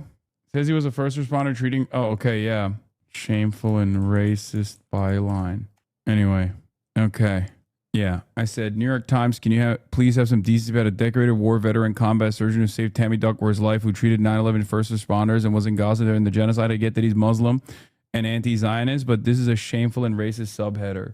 Like, it's crazy. Like, he won. You got to give up at that point, right? Like, you can't do that. You shouldn't have done that even before. You shouldn't have done that even before, right? Dear Scott Pelley, More Perfect Union is an Emmy Award-winning journalism organization focused on holding the wealthy and powerful accountable. You could always work with us. Consider it an open invite. Okay, FaZe. Okay, FaZe Shaker. Damn, Avi Lewis posted about Hamawi. More proof that taking a principled stance on Israel's genocide is not a liability among the working class majority of this continent. Moral clarity is popular. The fuck is this, chatters? Yeah. Bury the electability argument in the dirt for anti-Israel sentiment, by the way. Every single W that we actually get, every single W that anti-Zionist candidates get, destroys that fucking argument. It takes away from the impact that AIPAC has in these races. Important lesson from these races: unapologetically calling Israel's genocide in Gaza a genocide wasn't a liability for these candidates, but a reminder that they will boldly tell the truth on moral issues despite intimidation. Obviously, the same doesn't go for the Republican side. Let's be real. Hamawi is now plus 11 and winning every county except one. He smashed E-Day votes. Yeah, that they're calling it the HasanAbi bump. When you come into South Florida to stump with Oliver Larkin, DNC just announced it plans to pour resources into Moskowitz so we can hold the seat. Florida 25 is about to become one of the most watched districts this summer, and we're waiting for our HasanAbi bump. Yes, I'm going to work on it. Endorsement checklist. After a 1-point loss in North Carolina and a disappointing night in Illinois, the left is starting to hit this stride in congressional primaries. Yeah. Oh, it's coming. Yeah. The 1-point loss in North Carolina with Nita really upset me. I mean, obviously, Kat Abu-Ghazaleh was like a long shot. Kat was obviously a long shot, right? And that was a tough race regardless. But with Nita Allen, I was really sad about that because like I genuinely think if I had done like maybe one more fucking event with her, or if I'd gone to her district or something, that would have been a victory. That would have been an easy wrap, right? Stop cursing, bro. My dog is watching you. Why are you flipping me off? Your dog is watching you. Congratulations to Dr. Adam Hamawi on his landslide victory tonight in New Jersey.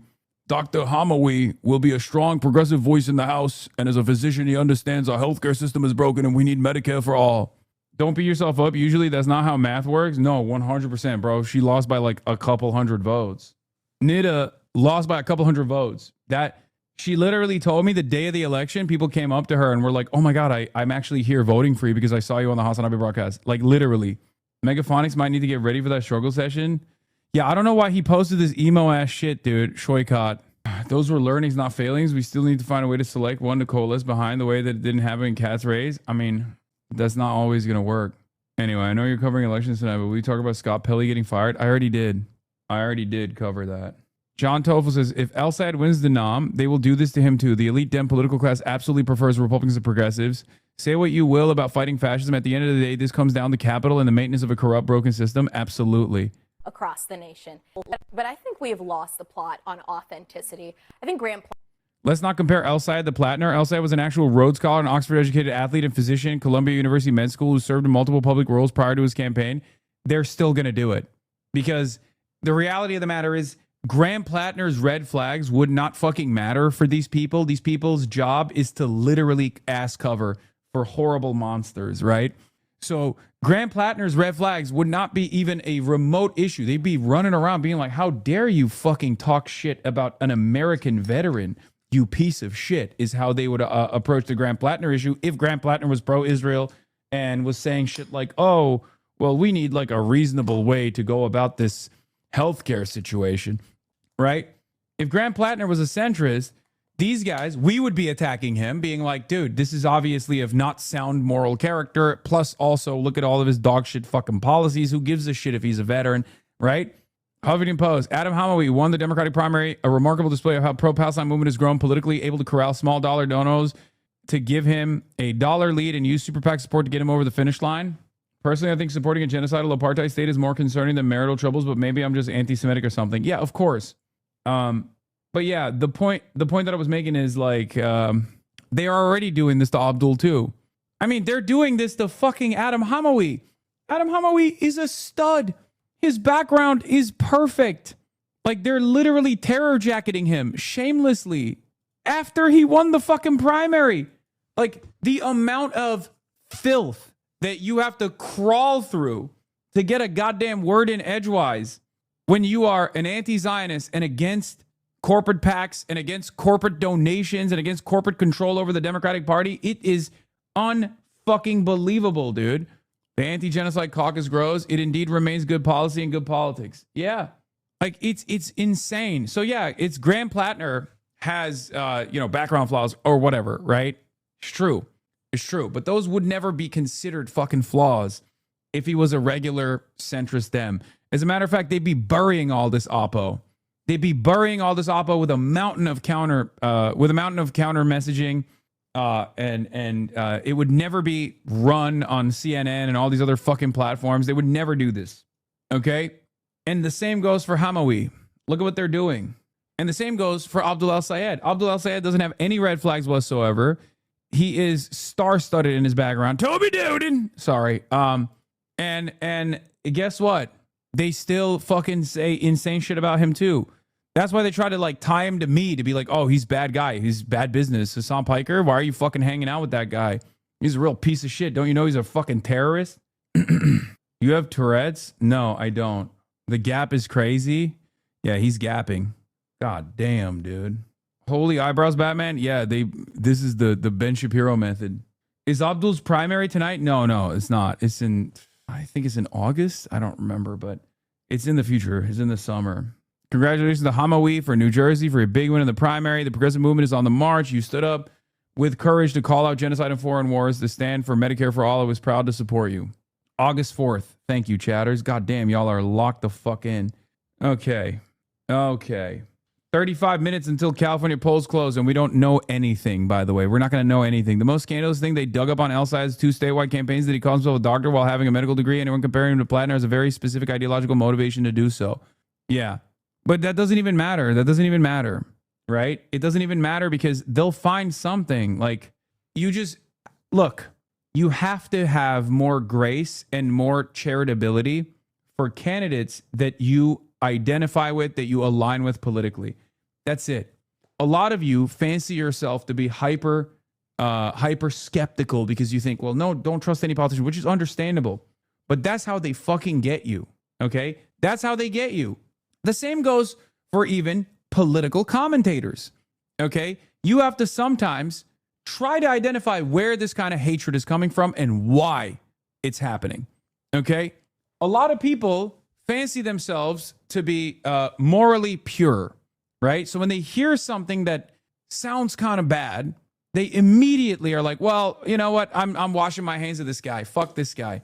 And it happens all the time in my experience. I jokingly, I was doing an interview earlier today and I talked about this. It's like, I've been doing a political run for the last decade of my life because I'm a socialist, anti-imperialist, anti-Zionist political commentator in the United States of America.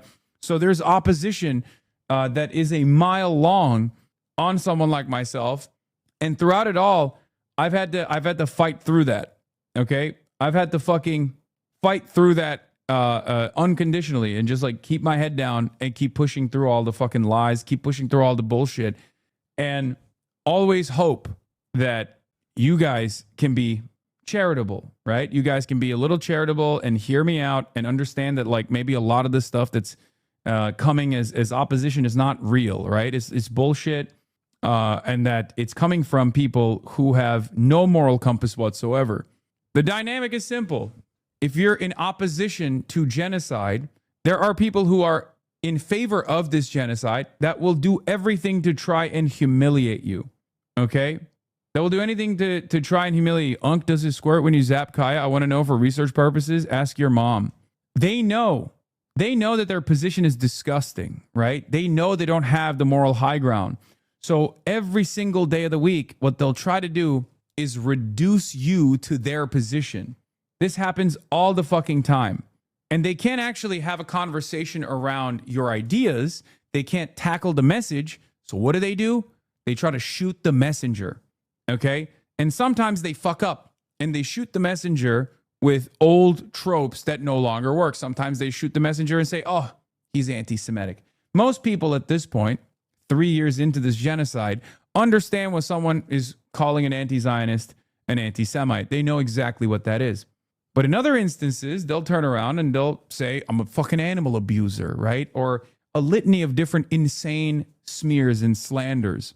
All of which, if you scratch the surface of, you'll realize is not holding up to any scrutiny whatsoever. But it piles on. And people from afar only see you as this like dramatic guy who's constantly involved in like fights, unnecessary fights, an unserious guy, right? So that's why you have to be, like I said, a little bit more charitable to people that you know have opinions that are not exactly well liked in mainstream media and positions that are seen as disruptive to the status quo. Okay? Just be a little bit smarter. Don't fall for oppositional framing. Democrats love doing that, and leftists also love doing that. They love falling for oppositional framing, and your opposition knows better. Yeah, this is low even for the New York Times. Totally discredited, sleazy tabloid face questions. Yes, from the most bad faith racist assholes on earth. So let's make that the primary framing of his candidacy. The same first 9/11 responders and victims that you said deserved it. Yeah, Norcal Groiper. He's a fucking 9/11 first responder, idiot. After today, you can't fucking do the 9/11 shit to me, okay? I got a 9/11 first responder elected into Congress. Suck my fucking dick. What's your favorite Nazi doing? Fantasizing about having sex with Sneeko? Shouldn't even dignify that with a response. Happy Pride. Stop responding to Groipers and super far left weirdos on Twitch. You're too good for that. I'm not, though.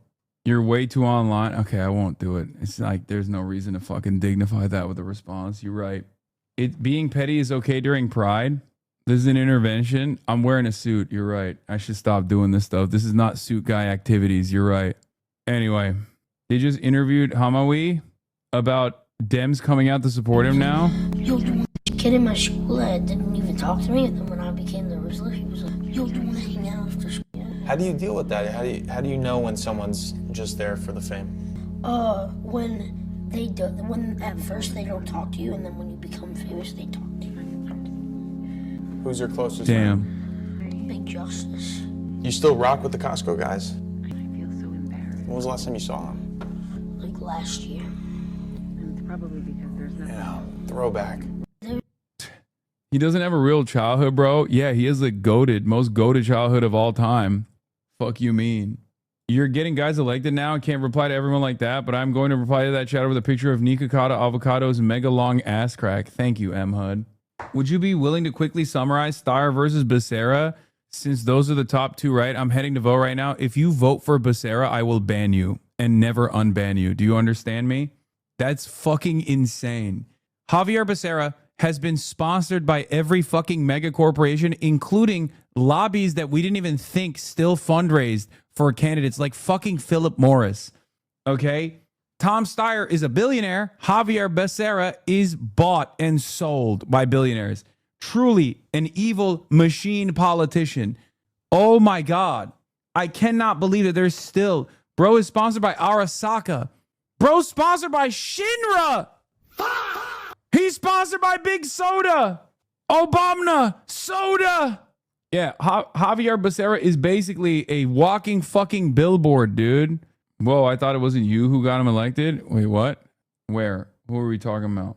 New Jersey super doctor guy? No, I said helped.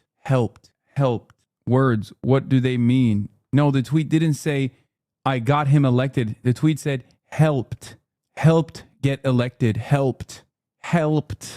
Oh my God. Kim Paxton looks like a Bob's Burger villain. It's funny. He does. God, this fucking guy is running for mayor, dude. Everything I ever spent money on, they act like I didn't have it. So yes, I spent all this money. I was also 22, 23 years old, was planning on being killed. Unexpected results in Montana. Bernie-backed candidate outperforming. Check Kornacki. Where's Kornacki Cam? Hold on. Let me see if I can find Kornacki Cam. Oh, Sam Forstag is? Yeah, he's not very, from what I understand, Sam Forstag is not necessarily the most progressive in that race, by the way, but that's for some reason who Bernard and AOC liked.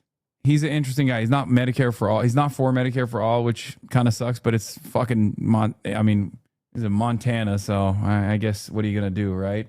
I'm Mexican as dad was so reluctant to vote for the rich white guy, but I made him sub to you and the dark woke general, and in 2 days he said, I'm so sad. That's what Pisces can do. Yeah, I live in Montana and the politics here aren't great in general. Yeah. The provision of Trump's agreement banning the agency from investigating his family and his businesses for past tax issues remains on the table. Anytime the IRS settles with an individual taxpayer or another company as part of the settlement, it's standard, it's typical to get rid of past. Okay, I don't really care about this shit. All right, this is the Kim Kardashian, rich and famous. So I wasn't hoarding my money like this was my one run at the game. You know, if I didn't get unplugged, which that's the game, like the Kardashians, Comcast stayed with them. Viacom said, oh, this crew's too expensive. So I wasn't wrong and I wasn't right. But that idea, again, that's my money. It wasn't tax money. So if we're going to say he spent $10 million of his own money when he's 23, this lady, Karen Bass, just spent $400 million last year of our money to house allegedly 1,400 people. If we're going to do the who spends more reckless money, and mine wasn't reckless. I had great dinners. I treated a lot of friends. Like I was supporting people. I was funding, rappers, MMA fighter. I had so many people I was taking care of with that money that you go ask them right now, buying my friends suits so they could go try to be real estate. Like I was a very good person to be friends with, like with that money. I'll run it back right now. If this is what's going to stop me from being mayor, like those decisions, I would have done. Who's this weirdo? He has a real shot at being top 2 in the fucking Los Angeles mayor. The Venn diagram of Spencer Pratt voters and Barstool fans in LA is a circle. It is truly the fucking worst. of the worst type of guy in LA that loves this fucking dickhead. As voters prepare for a competitive ballot on Tuesday. Anyway, Remember, let's the see top what Tom two advance Steyer's final regardless of pitch to party. voters was. The Republican side, an endorsement I gotta from go President pee. Trump appears to be lifting Steve Hilton into striking distance. Meanwhile, Democrats Javier Becerra and Tom Steyer are both looking to consolidate their party support. Over the weekend, Steyer referenced our recent interview with Becerra, an attempt to differentiate his candidacy. Take a listen. The key point about Javier Becerra was that this week, when he was asked on TV what he would change, he said, I think we're doing pretty well. And Alex Michelson said, but what would you change? And he said, we're the fourth biggest economy in the world. We must be doing something right. Well, let me say this. It's not working for working Californians in the state. We've talked with all the leading candidates here. Tonight, Tom Steyer joins us live. First off, thanks for watching. Well, let me say, I thought you did a solid job as a reporter to ask the basic question, why are you running? Yeah. And his answer was, everything's fine. Well, the question was, what would you change in the Yes, state? but it was. And sort of what do we do differently? And I said, what would be a specific policy that you would change? And he went on for about 2.5 minutes, and he did not name a specific policy. He did say that we would build more housing. So let me ask you that same question. What is a specific policy that you would change if you get in there? Well, Alex, do you have a little bit of, can I go through a few? Yes. I mean, I've said we will break the monopoly power of the electric monopolies and reduce electric costs by 25%, electricity costs by 25%. I've said we will push for single payer starting on day one. Single payer healthcare. Yes, single payer healthcare, that healthcare is a right for every Californian, and we will deliver it, and we will get single payer. I have said we will, on day one, I will call a special election to close a corporate tax loophole that's worth over $20 billion to the state of California, money that we need both to step up our educational system, K through 12, but also to deliver healthcare, because there's a huge hole in the budget that's been caused by Donald Trump and his big bill kicking people off Medi-Cal. I could keep going. Those are a lot. I'm saying we're going to build 1 million houses, and I can take you through very... Not surprising that the rich Beverly Hills Zio elites are all supporting Senator Pratt. Yeah, except Beverly Hills has a different mayor. So they can't even fucking vote for Spencer Pratt. This is what's so goddamn annoying about the Spencer Pratt conversation. They can't vote for Spencer Pratt. Spencer Pratt is not the mayor of Beverly Hills. If he ran for mayor of Beverly Hills, maybe that'd be fine. All these fucking idiots that don't live in Los Angeles are talking about voting for Spencer Pratt. This is a sad day for all of them. I've been joking about this already. Sad day for all those people that went to their polling stations today thinking that they were going to vote for Spencer Pratt for mayor, realizing in that moment he's not on the fucking ballot. Very clearly the way we're going to do that. Look, California is unaffordable for most Californians. Mm-hmm. And they're really stressed. And so even though the richest people in this state are killing it, the truth is the majority of Californians can't make ends meet. And so the idea that we're not going to do anything about that we're not going to structurally change things, I'm saying corporate special interests are driving up the costs for Californians. That's why they have record profits. And I'm saying we're going to have to take them on. In order to change things structurally, we're going to have to take on these corporate special interests. And they've heard me say it, and they've spent tens of millions of dollars to stop me. Yes, they have. There's a lot we could get into all that, but let's just go with single payer for a second. Okay. So the projections are that the cost of single payer, if we were to do that in California, would cost 3 times the cost of the entire budget of California right now. And there's a lot of folks that are scared that think, how do we pay for that? And why are we going to take on other people potentially coming in here and using our systems? You say what? Alex, let me say this. There are single payer systems around the world. Mm-hmm. Overall, they cost about half as much per person as our system. Our system is a combination of what the government does and what employers do and what unions do. And so when we think about the cost of the system, you're lumping everyone in the state in without taking into account that most of the people are on a system that's not directly from the government. Mm-hmm. So the truth of the matter is single payer is the only way that we can get control of health costs in the state of California. If you, in fact, look at what's been going over the last 50 years, the cost of healthcare has gone up at twice the cost of inflation. It is eating up every family. It is eating up every business that has to pay for their employees' health care. And if you look at the budget of California, it is robbing every other part of the budget. And we're gradually moving people out of healthcare. Healthcare is a right for Californians. This is legitimately the only way we can deliver healthcare to every Californian and be able to afford it as a state. That's why I'm for it. I understand that getting it right will be a lot of work, but we don't have a choice. Because if you look at our budget, you know, we're 38th out of 50 states in education. We used to be number one. We don't even meet. He's a billionaire. You see what billionaires are doing for and to this country. He's not solid. Steer was hiding the fact that he was paying influencers money without disclosure. Twitchy girl. He's a billionaire. You see what billionaires are doing for this country. Why would you vote for this idiot? Are you listening to what he's saying? Are you a Becerra head? The only appropriate thing you can say here right now to salvage your reputation, Twitchy girl, is to say that you're a Ramsey Robinson voter. Because if you turn around and go, that's why I voted for Becerra, ban. If you're Ramsey Robinson, that's fine. You know, you're moral, you're pure. You wanted to fucking vote for a socialist, and that's, you know, more power to you.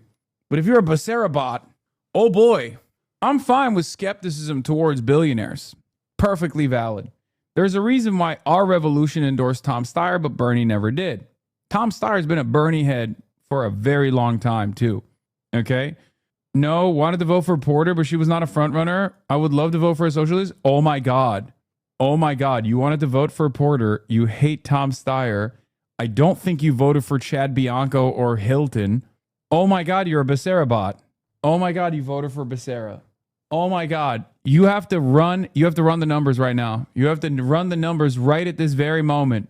No, she says she wanted to vote for Porter, didn't. Implying that there's only one person she could have voted for. Not understanding class consciousness outside of money bad as a toddler's level or understanding leftism. Great rage bait chatter. You're going to give him a stroke. Oh my God, you voted for Javier Becerra. Oh my God.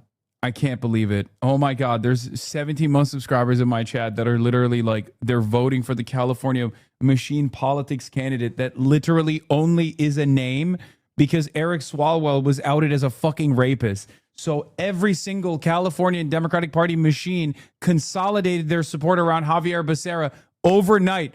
And he shot from like 5% to 20%. And that's all it fucking took. That's all it took. We're never going to get health care. We're never going to get health care. It's over. I'm done. We're never getting health care. We're never getting health care. We're just not getting health care. We don't deserve it, honestly, as a people. We're just not. We're not getting health care because this community is comprised of the highest propensity voters that are the most tapped in, right? Like the most tapped in. And you still got people in here who are like, I spread my cheeks wide open to be gaped by the Democratic Party machine. I saw 3 ads about T.O. Becerra and I thought to myself, please, I love this. Brother, California is a lost cause, neolib establishment shithole. No, I was talking to David Dane about this. It's not a lost cause. It's not. It's a big state. There's a lot of people that aren't paying attention. They're not paying attention. It just happens when our politics are not in service of our people. And for the longest time, they've never been in service of our people. The areas where you have deep blue districts that are the safest districts where people are just not serving their constituents, it causes a lot of voter apathy. And it causes people to just like, you know, vote for whoever the fuck the television man is telling them. Thanks for reminding us a while ago that California polls close at 8. Didn't think I registered in time, but learned I can simply go in and do a provisional ballot. Yes, you can. Yeah, I didn't. Voting for Javier Becerra over Tom Steyer is like, I didn't want to vote for 1 billionaire, so I voted for 50 billionaires. I voted for all the billionaires instead of the 1 billionaire that all the other billionaires are spending against. You've described most Thread users. I know, I saw. I peeked into Threads the other day. Sometimes I look at Threads to stare. Yeah, my students are all morons. You're hitting your loopy unk phase of the night. Okay, don't be parasocial. But you're right. The city's next mayor, Pratt, has Polls close in made 7 minutes. significant ground in this tight 3-person race with incumbent Democrat Karen Bass and the Democratic Socialist City Council member Nithya Raman. California is facing a very interesting fall, no matter what happens tonight. But at least what we'll learn tonight, perhaps, is just who has some headwinds, who has some momentum, and what the big matchups are going to be come the fall. Well, look, I mean, in the state, you've got, both at the governor's level and at the mayor's level, you've got an establishment candidate, you've got somebody to the left, you've got somebody to the right. It's because there's just a lot of discontent in the state. I think Karen Bass has gotten a bad rap because of the Palisades fire. That was a fire hurricane. For the first time, our fire season and our wind season kissed, and we had a fire hurricane. We could not fly our air tankers. And so if she had been in town or not in town, you'd have the same outcome. That said, there's a lot of problems that people are upset about.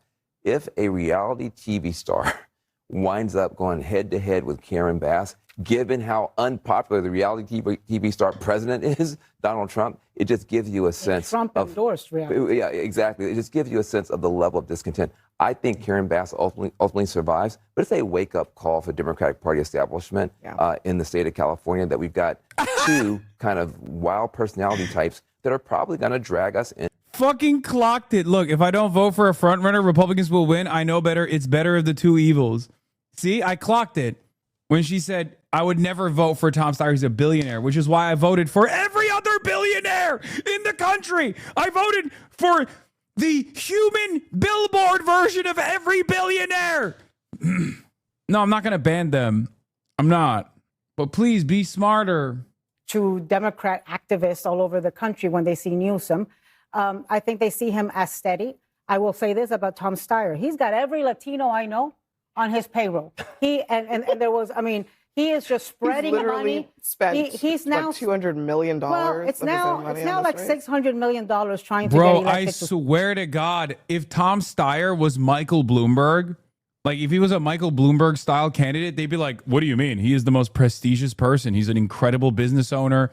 He is fantastic. He's brilliant. I love him. I want him to have my children. I want him to be the next governor. But because Tom Steyer is like, yeah, fuck PG&E. We got to do single payer healthcare in California. Everyone's like, oh, he's this fucking piece of shit billionaire, cocksucking motherfucker paying everybody. Fuck him. 60 Minutes. Literally. It's like all you need to do to draw maximum enmity from mainstream news is even if you're a fucking billionaire, even if you're untouchable, even if you're basically a demigod in American society, in capitalist society, you've made $1 billion. Okay?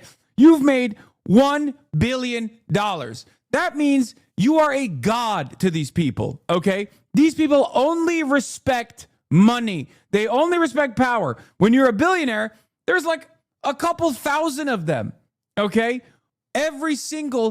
Normally, every single commentator would be like, I love you, I respect you, can I please get a little bit of your shine? You're a jobs creator. But when you turn around and you're like, actually, I think the situation is fucked up. We need to do free healthcare in the state. Everyone's like, pah, look at this fucking wealthy asshole doing a vanity candidacy. Fuck him. Fuck him. How dare he? It's like, come on, brother. Come on, brother. Oh. The legal requirements from Proposition 98, which says this much of the budget will go to education. We're actually saying, well, we can't do that this year. We promise to pay you back in the future. Healthcare is eating us up. We have to do something about it. And for the people who say, we'll sort of compete our way out of it, we've heard that for far too long. We have to make a structural change if we're going to deliver healthcare to Californians. It seems like the way that this race is setting up is that it seems like a 3-person race for 2 slots, even though there's 60 people on the ballot. And that is true. you. It's true. By the way, the ballot this morning, I was voting. The governor's ballot is insane. It is genuinely the most insane ballot I've ever laid eyes on. Yes, 60 candidates on there, and Butch Ware is not one of them. Which is why when people were like, oh my God, why aren't you fucking advocating for Bush? Where I was like, there's 60 fucking candidates.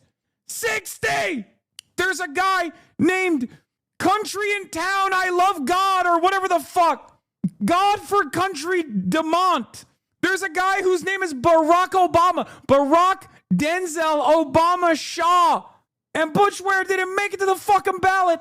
And there's still motherfuckers in here going, why won't you advocate for Butch Ware? 60 fucking candidates. They might as well have had Toby Durden on there. He should have ran in South Dakota and California with the amount of motherfuckers on that ballot. Toby Durden. Oh my God. Oh my God. Look at this. What are we doing? This is too much democracy. Too much. Too much of anything is bad. Too much water, you drown. You get water poison, you die. Too much democracy. This is what happens. And officially, polls have now closed. Ladies and gentlemen, California polls have closed. We got a lot of candidates, a lot riding on the wonderful neoliberal shithole of California, one of the most beautiful places on the planet, where you can go to the top of a mountain and ski, and in only a couple hours go to the goddamn beach and surf. One of the most beautiful places on the planet, genuinely, okay? Genuinely. I love this state, but god damn it, is this state's politics so unbelievably fucked. Neoliberal hell. We have defeated political dynasties in New York, where the Democratic machine could not withstand a people-backed candidacy with Zohran Mamdani, and hopefully with Daria Liza and the rest of the DSA slate, with Claire Valdez, and many more victories to come. In Philadelphia, we went to the bluest district in the goddamn country and fought back against the Philly Democratic Party machine and defeated it with Chris Rabb. Same in New Jersey, but in California, my home state, where I reside, ladies and gentlemen, we have problems in this state.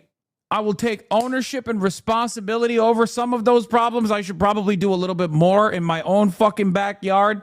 Turkish people have a saying, a tailor can't mend or sew his own clothes, right? That's how I feel sometimes in the state of California.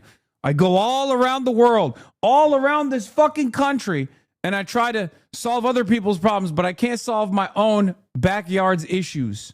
This state is the blue stranglehold, okay? This is the blue vanguard state. This is where the Democratic Party's machine is so goddamn powerful that you can put dog shit ass candidates back to back to back for the governor's race without even thinking about it. And then the top contender is outed as a mass rapist, sexual harasser, sexual assaulter. And then overnight, they'll bring up a new candidate out of fucking nowhere. A goddamn loser like Javier Becerra. And the people are fucking cattle. The CA for California stands for cattle. But hopefully we'll see. We'll see if California can also change. That's what we're going to find out tonight. Yeah, this is the state where you can't even get 1+ year HasanAbi subscribers to vote for the guy who's against the machine politics.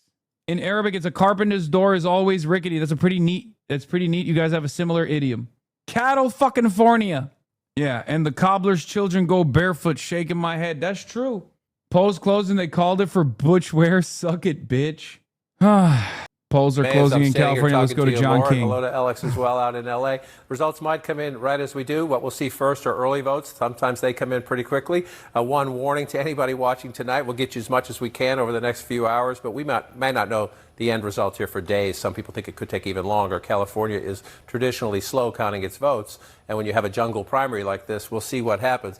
But as you note at the top, again, a lot of people watching elsewhere in the country say, what's a jungle primary? What's an open primary? All the Democrats and the Republicans run in one race. The top two get to go on in November, and so that's the big question. California right now has a Democratic governor. It is still a blue state, but who will be on the ballot in November? The late polls showed some movement by Javier Becerra. He was the former state attorney general, served in the Biden cabinet. He was moving up. Ellis just mentioned Steve Hilton, a Fox News host. Will there be a Democrat versus a Republican in November, or will we have two Democrats? Possibility you could have two Republicans. That would defy the late polls in this race, but that's possible as well. So we're waiting to see as these results come in. Tom Steyer, Some of you not in California might remember he ran for president in 2020. He's a billionaire. He's self-funded. He's also a very progressive candidate. So some progressives have said, "Whoo, I don't generally like billionaires, but wow, I like what he's saying." So we'll watch how this one all plays out as the results start to come in this primary. Just a reminder, you said at the top of the show, this is a race to replace Gavin Newsom. All right, Gavin Newsom won with nearly 60% of the vote 4 years ago. Brian Dahl was the state senator, got 40% of the vote. So yes, California is a blue state. But one question, Laura, as we go through this cycle is there's a lot of frustration with politics in both parties. You're seeing it in this gubernatorial open primary. You're seeing it in the mayor's race in Los Angeles. We're seeing it all across the country on primary nights and in my travels. So do Democrats get a little thumped in California because they're in charge, just like the biggest midterm dynamic is for people here in Washington? Do Republicans get thumped in House and Senate races because they're in charge? So California is pretty interesting this year. Well, take me to San Francisco, because I'm watching that seat that's up for grabs, which is Nancy Pelosi's at one time. Right, Nancy Pelosi's seat. Let's come into San Francisco. Let's come on out here. There we go. And we come up here. This is the Pelosi seat here. We got to come up to the open primary here. Let's come down here and get it. There we go. Again, open primary. So again, this is Nancy Pelosi's seat. I'll move this back over here so everybody can see it. You see a number of candidates in this race as you come through them right here. Nancy Pelosi has endorsed Connie Chan.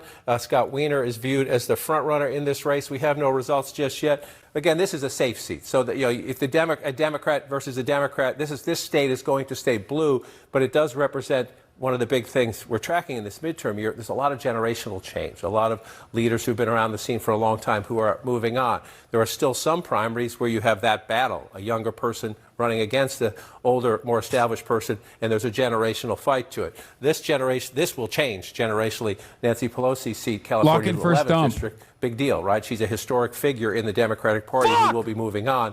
That's one of the big, it gets buried sometimes under the who's going to control the Senate, who's going to control the House, who's going to be the California governor. But that will be a big piece of the history when 2026 is written. It will indeed. John King, please stand by. I want to go now to CNN's Kyung Law, who is outside Spencer Pratt's headquarters. Kyung, I mean, his campaign, it's been loud, it's been unconventional, it's gone viral at times.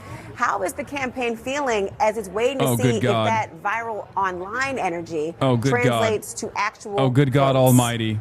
Oh, no. Well, the campaign isn't exactly talking right now. And let me kind of walk you through why. I mean, I've covered a lot of campaigns, Laura, but not anything like this. You see this dark curtain here? This dark curtain is basically all in front of Don Antonio's Mexican restaurant. And the reason why is because instead of having a traditional watch party, they have decided to essentially have only invited guests. They've kicked out members of the public as well as the press. So what do you see here? The press is left on the sidewalk. It's turned into a bit of a circus atmosphere. And I mean, I've talked to some of his supporters who are floating around talking to the press, and they feel very excited. They think that he's going to make it into the November ballot. But right now, as far as what the campaign is doing, again, very unconventional. Fuck it, I'm moving to New York, bro. This just sucks. Talking to press, all we know is that they're having a party. There's some good music, but they're not really talking right now. So as far as his supporters, Laura, I can tell you that they do feel that he has tapped into something, that he is talking about the issues that really frustrate some of the voters, from affordability. I fucking hate this goddamn city, dude. Holy shit. I love the city, but I also fucking hate it, okay? I love my city, but I fucking despise it to the goddamn bone. Oh my God. Oh my God. Yes. Central Committee's right. It says, listen, I'll say it. Anyone who votes for this guy probably should get some mandatory custodial health care. No, literally. Literally, what are we doing? It's a joke, right? This is a joke, right? We can't have this many fucking cattle. If I look around and I find out, that there are like tens of thousands of people that voted for Spencer Pratt, I don't know how to exist in this space. You know they're going to take a month to count the votes? I know, it sucks. I know. California's voter tabulation is dog shit, but it doesn't matter. They can probably call a projection if there's like a big... In a if it's not very close. democratic city like Los Angeles, that certainly speaks to that. Look, this is another example, certainly a different flavor right now, of somebody who is tapping into the frustrations of name your place, name your town, name your state, wherever, of people who don't feel like they are Chad Bianco is listened also to above Tom by Steyer? the What elected the leaders fuck? where they live, and are frustrated by the cost of living. In this case, it's very specific, the very difficult time that they're having in rebuilding after the fires in Los Angeles, and the cost. LA hot take. In 2022, Rick Caruso came out of election night with a 5-point lead on Karen Bass and ended up losing by 7 points. The early vote in LA is 14 points more Republican, more male, and older Dems are voting later. An early number of 40% of Spencer Pratt is possible, but that number is not durable. It plummets with the later ballots. If I see 40 in early numbers, I will Brian kill me. I'm Brian Kilme. If 40% early voters or not, if I see 40% for Spencer Pratt at any point, I might just die. I might just combust. I might just spontaneously combust. If Steyer does worse than second tonight, I'm moving to Canada. I do not want to live in a country where a white male billionaire with hair no less cannot buy an election against a candidate as mid as his opponents are in the California governor primary. It's true. It's true. Steyer third from mostly red counties is actually a good sign. Steyer moved up, check again. Yeah, moved up from Chad Bianco. What are we doing? What are they, just counting fucking Bakersfield? What the fuck's going on? Are they counting Fresno only? What are they counting? Clanty? Oh, Tom Steyer's in fourth position in Clanty. They don't like him over there. They found out that his father was a Nuremberg prosecutor. Fuck! Where are these votes coming from? Like being in LA, definitely when I'm watching those tacos. But listen. I know. California always counts the rural votes from smaller locations early. I know. It's still fucking frustrating.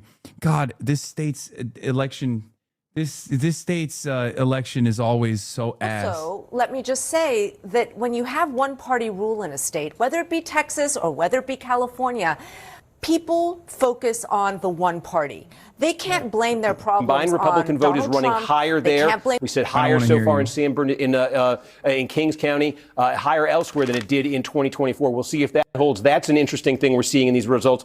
Becerra with an advantage over Steyer there, not quite as pronounced. Everyone subscribe right now to the Piker Broadcasting Service, People's Broadcasting Service. Subscribe to fund my transition away from Los Angeles to New York City. Bianco, Becerra with an advantage over Steyer, a little bit more slight right there. This looks like Placer County we're getting. This is pretty big. You're talking about the Sacramento suburbs. I know it extends all the way there, like close to like Tahoe and the Nevada line, but most of the population's right there in the Sacramento suburbs here. It's a pretty big piece of real estate. Hilton leading it here on the Republican candidate, 37%. Yeah, kind of tripling Bianco's number right there, and Becerra outpacing Steyer. So Becerra outpacing Steyer pretty much everywhere we're looking. You get up here, this is very remote, small, Northern California right here. This is an interesting test sort of Republican sentiment here, because you are in sort of core rural, very small in the scheme of things. Interesting, though, to see Bianco leading Hilton right there. Zoom out. What does that do to the statewide vote? We've got 6% in right now.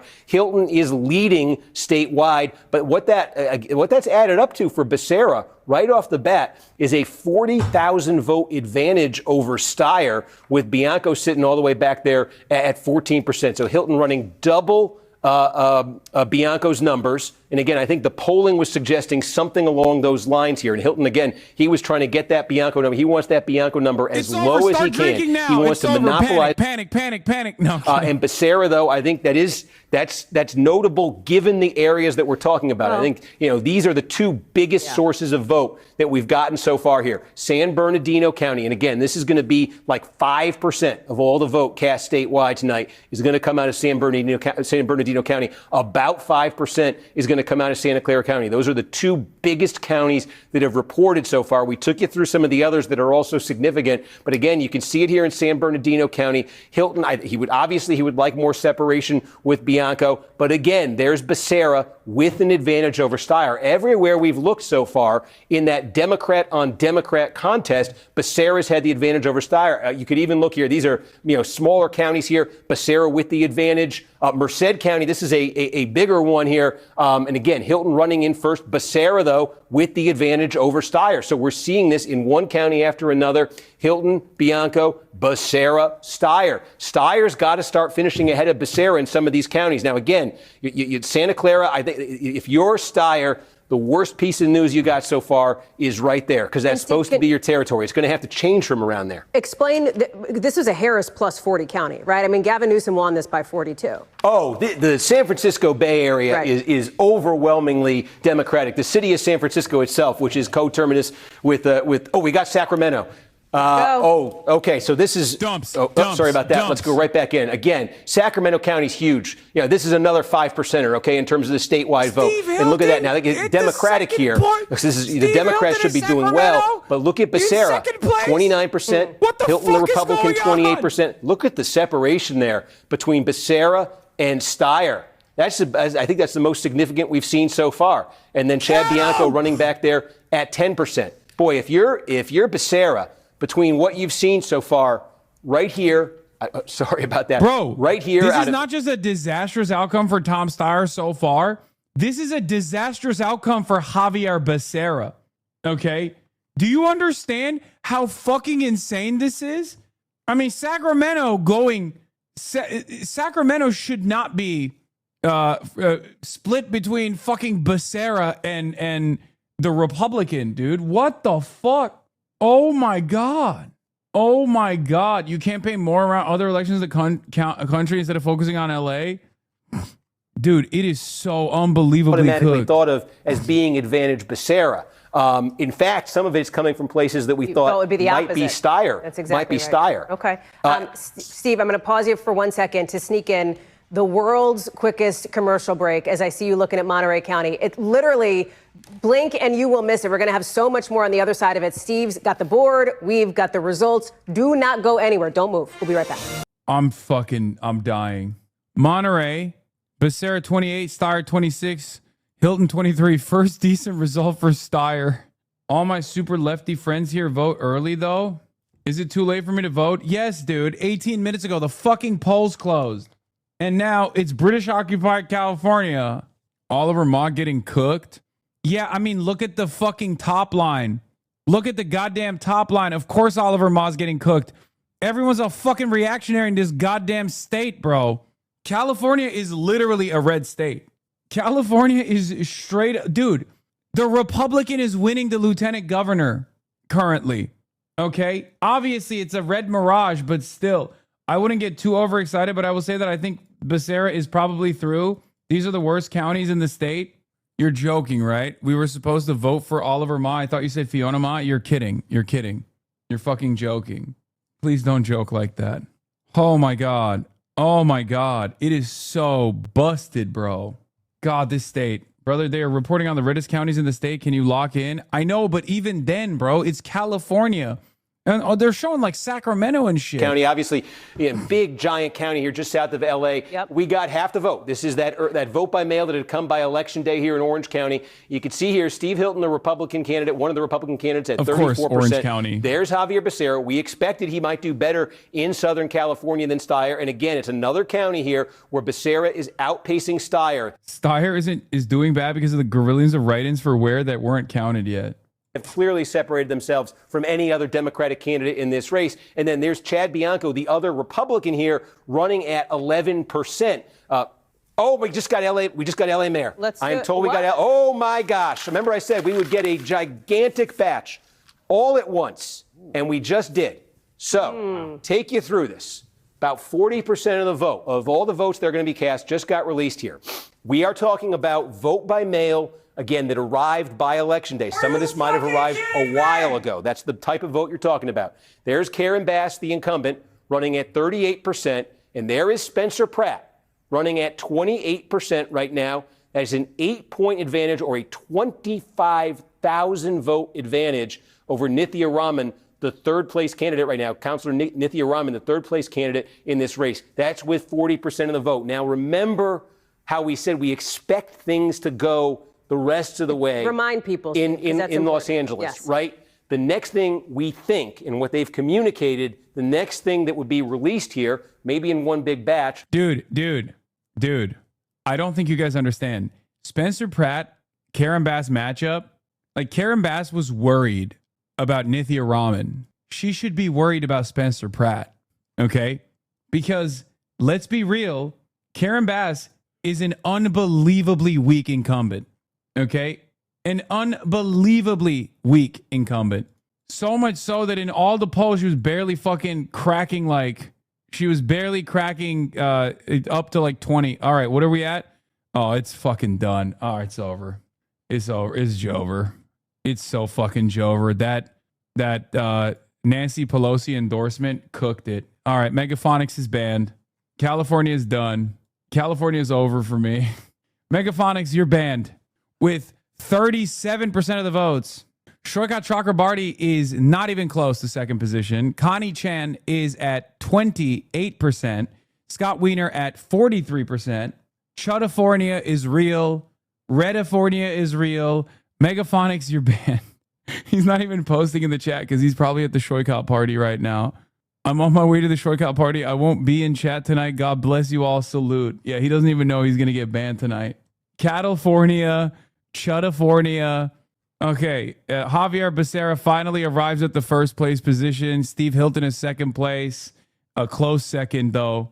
Incredibly bad results so far. Hopefully this fucking turns around somehow. But LA Citywide shows that you put fucking weak Democrats, you put weak establishment Democrats, and you have strong Republican opposition. VIP him so he can come home to something positive. He tried his best. Okay, that's actually true. I do feel bad. Mai Vang is doing well. Toby Doden, at least in the Republican primary for governor. Toby Doden, hell yeah. I'm done looking at California results. Who cares about California? It fucking sucks. This is a whack ass state. Hate this fucking place. South Dakota, baby. Toby Doden. Doden maniacs. Let's go, Toby. Let's go, Toby. I mean, look, I'm gonna be honest with you. What this shows me is for the LA mayoral race, what this shows me is Los Angelinos want someone to kill homeless people. Like they want to vote for someone who will just shoot homeless people in the face. That's it. It's true. They straight up were like, I mean, 28% of Californians were like, I would like to vote for the homeless murderer. Oh my God. Oh my God. I think Karen Bass and Spencer Pratt are going to make it to the fucking general. And I, oh my God. I don't know. You should move to South Dakota and turn it blue. We already had entirely blue representation led by an Arab American for a decade plus in the 70s. Toby Durden celebrating pride on TikTok. Good morning on election day here in South Dakota. My name is Larry Roden, and when you're at the booth today, I hope you remember that me, Larry, I suck Donald Trump's cock. Vote for me. Hey, everybody. This has got to be one of the chatters, right? You just sent me your own video. The East Coast calling you home, brother, has never been clearer. Return to New Jersey. Cope, mail-in ballots are going to be so good for establishment Dems and Republicans. How you know Ramsey Robinson was never viable? He has less votes than the rapist who dropped out. Yeah. Oh my God. Thank you for saying Turbid Durden's name funny. The chat clowning on him is so awesome. Keep it up, chat. Nodders. Good news. Sioux Falls, largest city in South Dakota, might be getting a pretty good mayor. Bonus, Toby. He's so red. Turbid Durden! Santa Barbara got the Steyer fever. Brother, there is no way to look at these results and think positively about the state that I live in. I'm gonna be honest with you. I'm gonna be so for real with you. I mean, the real black pill that I received was this, okay? 28% for Spencer Pratt early on. It's fucked. The climate started, okay, keep the faith. Nah, it's cooked. It's fucking totally cooked. Oh my God. What a straight up naked disapproval of progressive politics in the fucking state, in the city. Like, straight up Chudafornia. We're fucked. To be fair, we didn't have a lot of great candidates. Let's be real. There's not a lot of great candidates. I mean, there are some, but not here. But I need you to stop crashing out, please. Yeah, here, I'll fucking give Megaphonics a VIP, dude. I feel bad. He woke up at 5:30 this morning to go door knock for Shoykat. And Shoykat's out here barely cracking 11,000 votes. We needed better progressive candidates. I mean, Shoykat was a great progressive candidate. I'll stand by that. I'll straight up stand by that. And San Francisco was like, nope, fuck you. San Francisco literally was like, nope. San Francisco, I'm beginning to understand why San Francisco is the way it is. Straight up. Kenneth Maya blew out Zach. Yeah, I mean, yes, thank God. Holy shit. One of the greatest. San Fran lefties hated his ass. I tried Lamau. I know. DSA attorney Marissa Roy is leading at least. Okay, that's good. City attorney Marissa Roy. That is good. Thank God. Holy shit. Oh, I mean, San Francisco is fucked, not because they did not like Shoykot anyway. It's fucked because Scott Wiener is at 43%. Like, that is insanely fucked. Also, Angela Gonzalez-Torres looks like she'll advance, and the incumbent she's running against just got a sex scandal today. I know. There's also that, too. Hold out hope. Hold out hope. Villegas and CA22 and my Vang are positioned well for top 2, but it's close. He literally gave 10K to unseat Dean Preston. Shoykot burned bridges with the left. How can anyone be surprised? I don't ever want to talk about San Francisco ever again for the rest of my life, okay? Unironically, a Chud California would set the left up for a nice backlash win.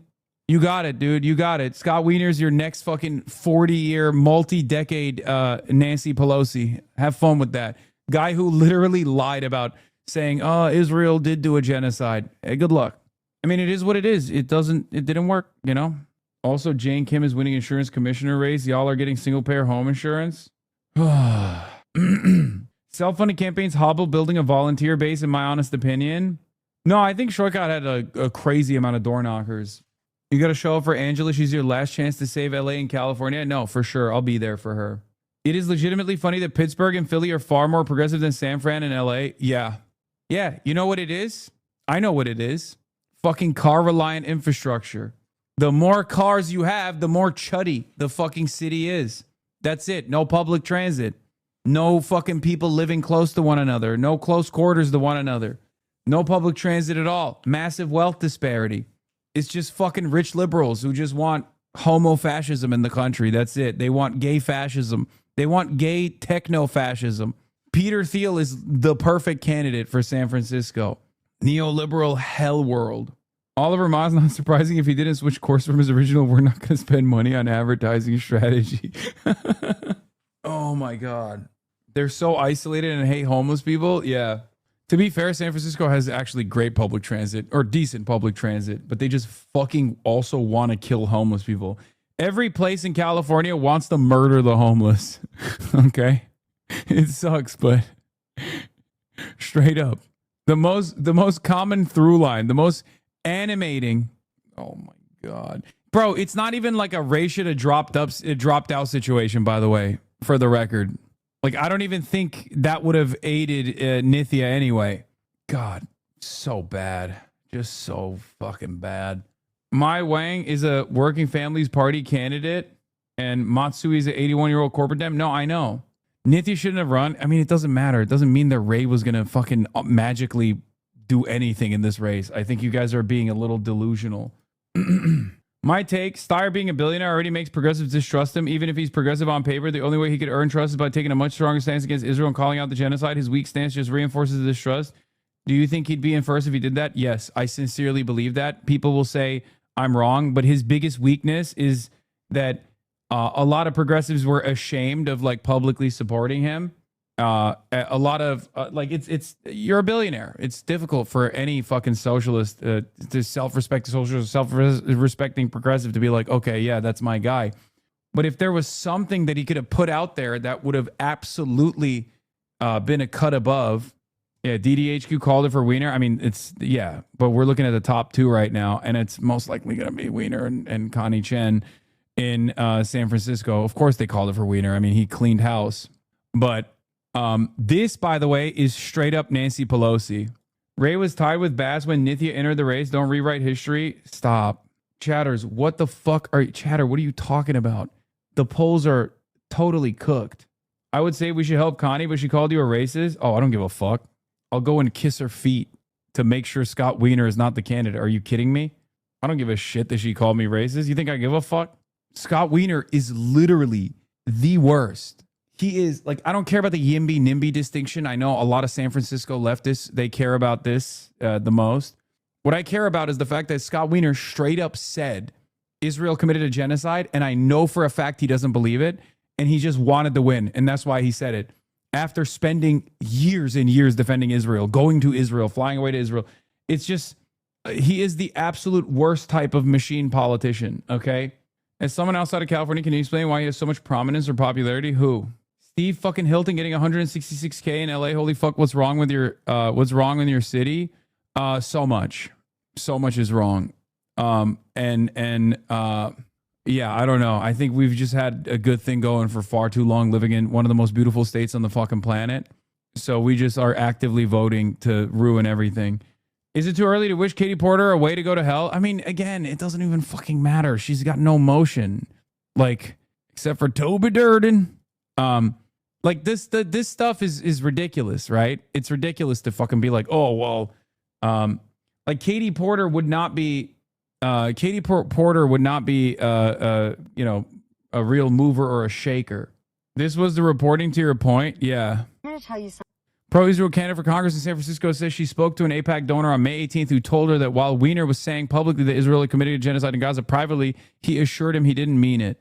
Yeah, no, we got to get him out. Dude, Scott Weiner will be a demon, okay? He's a lock. If he wins that seat, it's over. He will be a 5-decade congressperson. 5 decades of excellence from San Francisco. And honestly, San Francisco low-key kind of deserves it, but obviously nobody deserves it. It's bad for the entire country. So like I said, it kind of seems like there's no path for second place victory here for Shoykot after spending unbelievable amounts of money.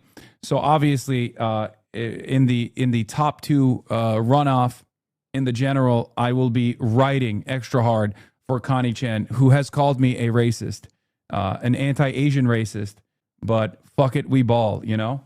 Oh, Weiner, that's who I was asking about prominence and popularity. Scott Weiner is literally the state rep, right? I think the state rep for the exact district, pretty much, like almost the same outline. So he's been in local politics in the state for a very long time. And I mean, he's a state senator, sorry. He's a state senator. Pretty much the same outline for the almost exact same outline for the district, the congressional district. He is exactly the kind of YIMBY pro LGBTQ YIMBY guy that people like. Is Connie Chan pro-Israel? No, she's not. I mean, she's nowhere near as anti-Zionist as Shoykot is. I think she's more malleable, but in comparison to Scott Weiner, she is basically Hamas. Okay. Scott Weiner flew to Israel after a year into the genocide and met with the fucking president, dude. The reason why I like Shoykot is because, yeah, he had the most comprehensive platform and the most radical platform that I had encountered from any of the candidates that I had actually talked to. But ultimately, in my experience, in my analysis, if I don't actually align with the local DSA, there's always, if there's friction, and the local DSA, if it's not like a local DSA-backed candidate, then it's not going to work.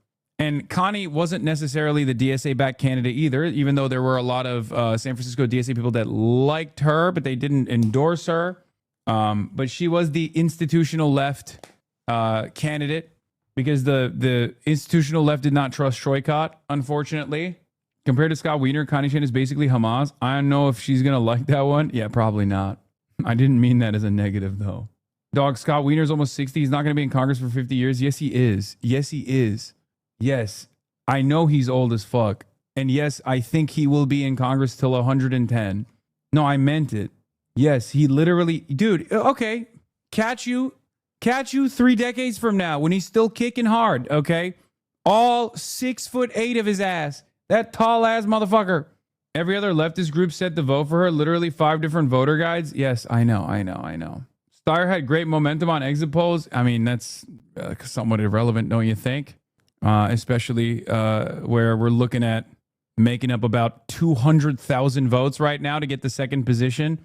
This is going to be really bad because Steve Hilton is a Republican, and at the top of the ticket you have a Republican. So you're going to have a fuck ton of Republicans that want to make the state red. So then that will have down ballot consequences as well. It's going to make the general elections a lot harder for some of these candidates that are going to win their fucking runoffs, which is also another problem, which is why Mai Wong's opponent, who boosted the Republican, was playing with fucking fire. Becerra's a dog shit candidate too. So Hilton now actually might look more moderate. I don't know. I don't want to think about it. Hasan, can you find some votes? Yeah, Chad Bianco also... Again, with 400,000 votes, all of that's going to Steve Hilton. Obviously, it doesn't matter. Oh my God, Ramsey Robinson is doing worse than Eric Swalwell. Okay, let's see how many my goat got. Living for God Demott, 837 votes. Where's Barack Obama Shah? Why can't I see him on this list? Where the fuck is Barack Obama Shah? Fuck you, take that back right now? I mean, what do you mean take what back? Oh my God, Barack Obama Shah with 7,000 votes. Yeah, I was looking too far down. Put some respect on it. Barack Obama Shah. Barack Denzel Obama Shah. Yeah. And pussy too. God damn, what a disaster, dude. That was cast in person on Election Day. So it's actually a different... Cooked. Spencer Pratt's catching up. Oh my God, Spencer Pratt's catching up. Oh my God. Was the in-person early vote. Okay? It all gets categorized. It's technical, but it all gets categorized as polling place vote. But that was actually the in-person early vote. We have not yet seen tabulated and reported out the vote that was cast at polling places today. And again, I say that's significant because we had that discussion. Literally, the vote that's cast in person at polling places on Election Day, that specifically has been the most Republican-friendly vote in Los Angeles. We don't have that yet. What Pratt made that jump with was the in-person early vote. So keep that in mind. He was able to get closer with that. Now, we think starting sometime after midnight, in that midnight to 1 a.m. hour, what they are going to release, they say they will have some more vote by mail that was received prior to Election Day. Okay, so remember, that was what we first saw. That was that first giant chunk. That should be more Bass-friendly, though we did see Pratt leading Rahman in that. Keep that in mind. Then, sometime after 1 a.m. Eastern, okay, 10 p.m. local in L.A., they say they will then report out the in-person Election Day vote. Okay. And that's where we expect Pratt to make another jump relative to Bass. And then after that, we're just living on the periodic updates of vote by mail from there. So Pratt's, again, if form holds from the past, Pratt's got another big jump in him here when that in-person same-day vote gets reported out, which, again, may be a while, but keep that in mind as you see this margin between him and Bass and him and Rahman. Super interesting. Can I go to another race? I know we're all California, and I want to live in that with you, but I've got to ask you about this. What appears to be an unexpected situation that has developed in the state of Iowa in that Republican primary there. Let me bring this up. Randy Feenstra, Zach Lane. Can you go to Iowa, Steve, here? Yep. We have said that this is too close to call. Remember, Randy Feenstra, Trump-backed candidate, up against Zach Lane, who has some support from sort of the MAHA groups in and around Iowa. He's a farmer. It appears as though Feenstra has conceded. Now, we haven't called the race. It appears Feenstra has conceded in a video that's been posted called Lane and conceded this race up against a popular Democratic governor in Iowa. This is interesting, Steve. Yeah, and remember, what happened here, we can show you, as we were talking about this, if you remember before California, we said Davenport, Scott County, this was sort of the last gasp for Feenstra. He needed a big margin there, probably something around 1,500, 2,000. He needed to blow out Lane here. Less than 500 votes, a 456 vote plurality for him there. That was his last gasp. That was the only kind of big remaining piece of real estate. Didn't get nearly what he needed. You see, there's just a very small county here that's outstanding. So just based on this vote, you know, it's significant. That's a significant margin with no county that's unaccounted for right here. And again, with that 35% rule. So this is a Trump-backed. Now, that's right. Keep this in mind. This is a Trump-backed candidate. At the time of that Trump endorsement, there had been more than 10,000 early votes that had already been cast. So did the Trump endorsement come too late? When a margin is this close, and his endorsement didn't come till the Friday after the election, while the early voting period was underway, is that the difference here? Steve, are you able to see geographically, is this a little bit of not enough anywhere for Randy Feenstra? Is there somewhere where Zach Lane performed particularly well? I mean, that might tell us a little bit of that story. Here. This is Feenstra's congressional district. This should be pink wall to wall. It's not, you know. This is Steve Hilton is in the lead. God damn, dude. What a disaster, bro. God, this state is so busted. It's the most busted state of all time. Oh my God, it is so black-pilling to see. Oh my God, Spencer Pratt cleaning up. Oh my God. Oh my God. Okay, let's just watch Toby Durden to calm down a little bit. Was disabled. My mom worked 3 jobs to support us. We were poor. Toby Durden! I pulled weeds on farms, painted houses, anything for a buck. As a young couple, my wife and I didn't have health insurance. Let's fucking go, We had Toby young Durden. kids, big medical bills, and lots of debt. I know what it's like to struggle, but no one has ever been able to outwork me. I've built thriving businesses and created thousands of jobs right here in South Dakota. 100% accountability, 100% of the time, for 100% of the people. That mindset drove my success in business. Those values will guide me as your next governor. President Trump has inspired me to get into this fight, and I am going to go to Pierre and I am going to shake things up. As governor, I will stop the reckless spending and fight back against crushing property taxes so everyone can own a home. And work with President Trump to round up illegal immigrants and get deadly drugs off our streets. Dog, you're running for governor of South Dakota. What do you mean the illegal immigrants from fucking North Dakota? God, I love this man. Toby Durden.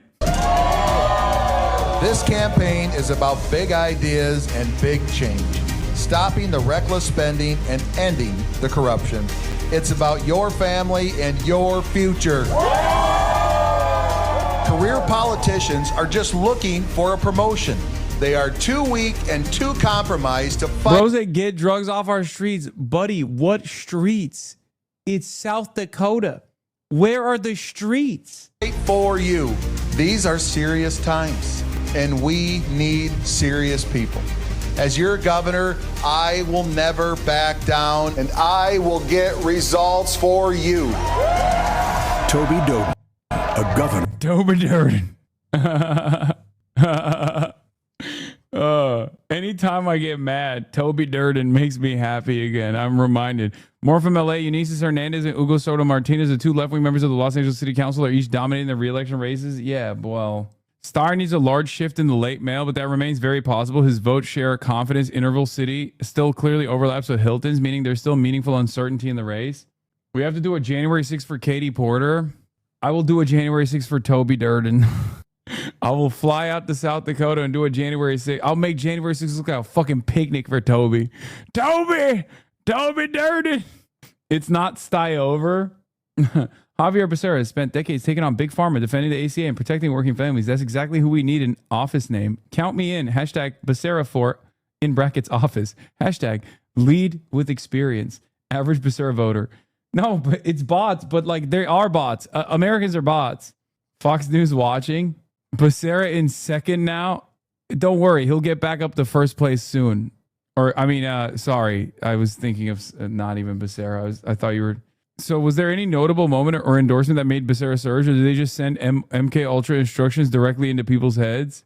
Yeah, no, it's proof. It's proof that California voters are cattle. They were all like, oh, I guess we'll vote for Swalwell. And then Swalwell turned out to be like a fucking rapist. So then everyone was like, who do we vote for? And then someone was like, maybe Becerra. And everyone was like, okay.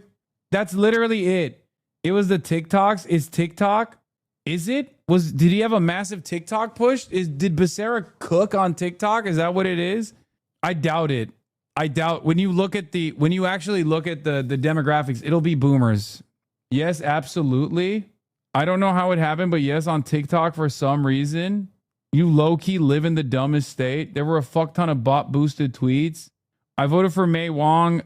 Checker District, the Republicans getting closer to second place. I'm getting nervous. Oh, don't worry. The 874-year-old incumbent made sure that would happen, by the way, because she was fucking terrified of losing her seat. So now she might actually lose that seat to a Republican if that actually pulls through. She red boxed to the fucking super PACs that are funding her race to go and dump money to support the Republican. They all said, did my research and here are my picks so you don't have to. Yeah, no, it's low youth turnout. It's you guys are wrong. You're just seeing a lot of TikTok shit, but you'll see at the end. You'll see that there is probably very low youth turnout, and that's the reason why this vote went the way that it did. Yeah, youth turnout is like 5%, bro. They don't give a fuck. Like, we could have just been churning out hate videos about Hilton or Bianco instead of making multiple videos daily about how you think Steyer is evil. I think you can't defeat the schizos. That's what it is, right? Like, if someone is just like a schizophrenically obsessed with one candidate, whether because they're paid for paid by that candidate, and they can just like genuinely spend every waking moment trying to disparage the other candidate. It doesn't matter. Sorry about Steyer, brother. No, I mean, it's fine.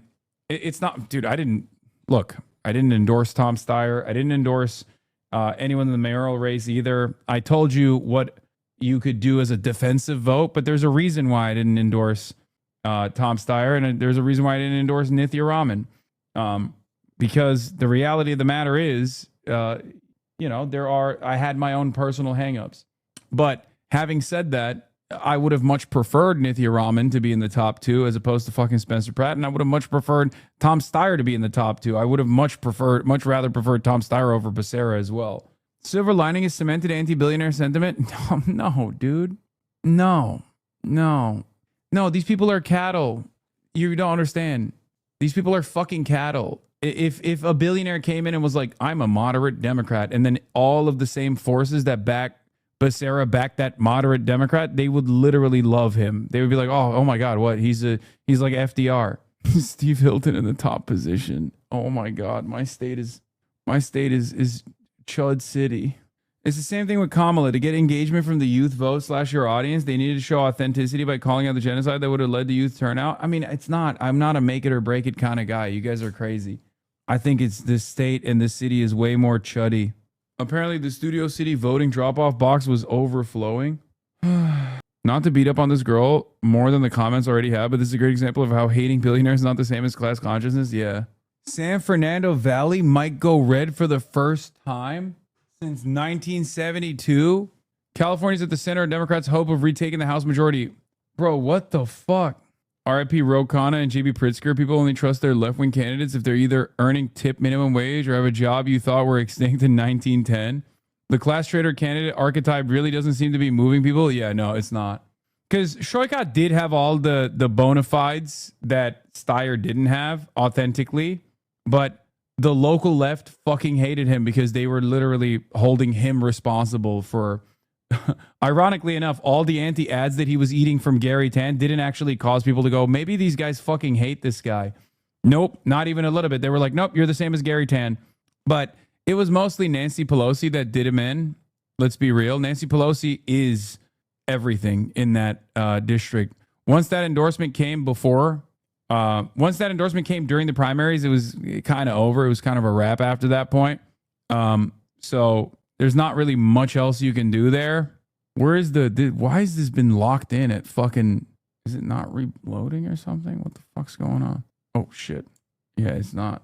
There's people choosing sides they're going to pick, and white California has chosen fascism. Why did the local left not support Shaka? I don't want to get into it again. It doesn't matter. The high cost of living caused everyone to move out, leaving only chuds in California.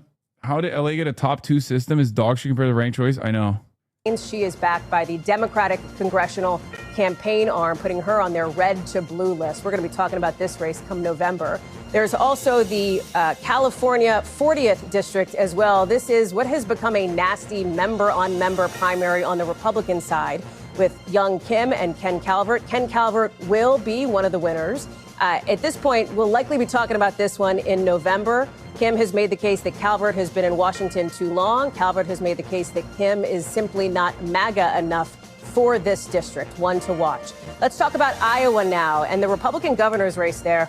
And this one, boy, super interesting. Too close to call right now. Zach Lane, backed by the MAHA Action Committee.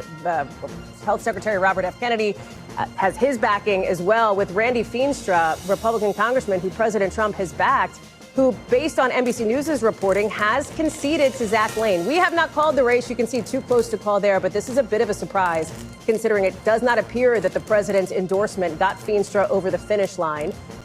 Lane, if it is Lane, will end up facing Rob Sand, popular Democrat in Iowa there. Montana, let's talk about the Senate race in that state. Again, this is a place that has not elected a Democrat statewide since 2018, but Alani Bankhead is hoping to change that. The Air Force veteran, the projected winner in that primary. There will be an independent in that race, along with a Republican as well, Kurt Alme. New Mexico, the Republican governor's race, a projected winner here, and that is going to be Gregory Hull taking on Deb Haaland in that one. Let's get to Steve Kornacki at the big board on the night we have seen so far. Some interesting races, Steve, some races we're definitely going to be talking about in a few months, and then some real question marks that everybody's curious about, starting with the one you're looking at now, the governor's race. Yeah, I mean, look, we're getting close to half the vote here in the governor's race. And I do think the situation is kind of clarified in a way where it may be a while here, but I mean, the basic dynamic. Wait a second. You're not allowed to say it. Clarity we call that, for forever from now. We call that California clarity. Yeah. Where you think you know, but it takes a week to find out. Thank you. We're grading on a curve here, exactly, Garrett. So, look, the clarity is the separation that we've seen now between Javier Becerra and Tom Steyer, the two leading Democrats in this race, which stands at about 250,000 votes, the Becerra advantage over Steyer in the statewide count. You see Steve Hilton, one of the Republicans, the top performing Republican, actually running in first place right now. Chad Bianco, the other main Republican, a distant fourth. The question is that a distant enough fourth for Hilton? Because we're getting to the point now where we have largely seen in these counties, just about all these counties, that big pre-election day vote by. How does stuff like this not make you an accelerationist? I mean, I have a lot of great W's so far. I live in this country. This country is larger than California. So we redistricted for this shit, bro. Yeah. And they're going to cook. And Republicans are going to cook. The top of the ticket is weak. Republicans are obviously going to consolidate around Steve Hilton. The Democrats are going to consolidate around Javier Becerra. But because the top of the ticket is weak and there is a Republican on there instead of two Democrats on there, that's why I want Steyer and Becerra to do a matchup. Now that there's a Republican at the top of the ticket, they're going to come out in fucking high-ass numbers. Spencer Pratt now has a better opportunity. The stupid fucking 870-year-old that, like, signaled to get the Republican into the top two in the runoffs might actually lose her fucking seat now because it's going to draw turnout. It's all down ballot from there. Weak ticket at the top with Javier Becerra and a Republican on the top at the top of the ticket implies that there's going to be a lot of Republicans that vote in the general now. This literally destroys the redistricting opportunities that we were trying to fucking create inside of the state. Do you understand? Upward of 1 million votes in this primary, probably short of it, but upward of 1 million votes in this primary. How much of that, could Hilton have used? Now, again, he very well could make it here into this runoff. But I just, when you see this gap, I would flag it here because, Steyer right now, it's not so much about, when I say some clarity, I don't think it's as much now about Becerra versus Steyer. I think it's about both of them versus Hilton in those late arriving vote by mail. Can I ask you, you described it as you feel like, as looking at the numbers here, Steve Hilton might be in a decent spot with the separation. Where does he need to perform to upgrade the decent to comfortable? Yeah, I think it's less where he needs to perform right now and more to just tell me how democratic is that late arriving mail and how much of it is there. Because, again, it's not so much a geographic question right now. It's just a question of the sort of the contour, the partisan composition of that late arriving vote by mail. And I think Republicans in California have come to have like nightmares about this stuff because there have been so many Republican candidates in California that have been sunk in the slow. It would have been Porter versus Becerra until Steyer tried to buy the progressive spot. Give it to me. Give me the crack right now. Give me the crack you're smoking on right now because I want to live in your reality and not the reality that we currently exist in. Give me that fucking crack. Hand it over. I'm doing crack cocaine with you. Let's go. There's got to be Katie Porter's Twitch account, right? The fuck are you on, dude? What are you talking about? Katie Porter is like in fucking Ramsey Robinson territory and you're over here being like, well, Katie Porter would have won. Ones that we're watching in the state of California. We just talked through the one in the Central Valley. We just talked through the one around Fresno. What about the one in San Diego where Jim Desmond, the Trump-backed candidate, is going up against two Democrats? Are we seeing anything new on that front, Steve, in any of these battlegrounds? So we did here in this 48th district, we did get some of San Diego County. And again, Von Wilpert, a councilwoman there. So it's split. The district is basically split evenly between these two. So Desmond clearly in front right there. And Von Wilpert has some separation there. It's a ways back back, being but again, locked he's out kind of of the runoff. consolidated the Wow, this state is so fucking stupid. Wow, oh my God. It's a new likely DC from the redistricting, and Democrats are about to be locked out of the runoff, dude. Look at that. Look at how close it is. Wow, that's awesome. Y'all got to do something in California, because if a Republican gets governorship and take your 4th largest economy and turn it into the 400th largest economy, yeah, Katie Porter at the Barack Obama Shaw party tonight. Like the Democrat coming out, it's like if it's Von Wolpert or Campanehar to do this. But again, it's a Harris 3 seat. But the road to the majority goes through places like that. It goes through places like Adam Gray's seat and some of these other we've been talking about. And look, David Valadao, he doesn't have 9 lives. He has 29 lives. It's incredible. It's been 6 terms, right? Exactly. And the only time he lost was in 2018, very, very narrowly, to a guy named TJ Cox, who was later indicted and went to, just actually reported to prison about a week ago. So he won't be running. But Valadao is somebody who has 9 lives in this district. And so they need a very strong candidate.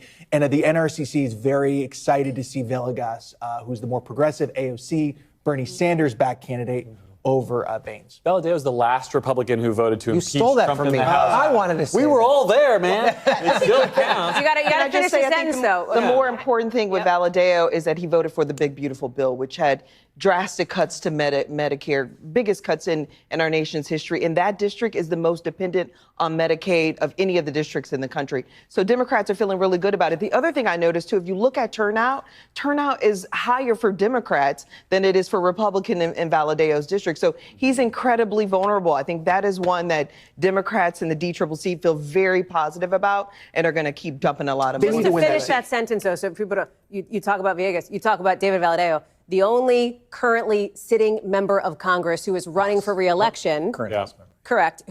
Current House member who voted to impeach President Trump after January 6th. And President Trump largely silent about it. Yep. Right? Not gone after him. You know, there's a number, there's a long line of members of Congress who are no longer members of Congress or are on their way out of Congress because of the decisions they made shortly after January 6th. For whatever reason, Valadao has escaped the wrath of Donald Trump and could potentially still be in Congress after all of this, depending on how this race goes. Some of you may have noticed our eagle-eyed viewers at the M&Ms have emerged onto the table. We're going to take a very quick break to eat them, and we'll be right back, fueled up on the other side. Stay with us. Oh, my God.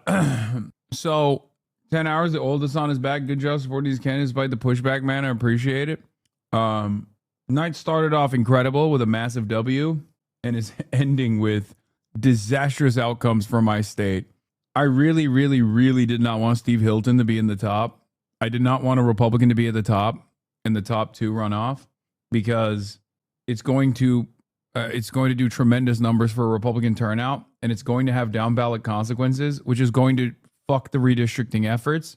And there are literally districts where the incumbents tried to actively rat fuck the young progressive left flank candidates by promoting Republicans, and they might have actually ruined their chances of winning that district again.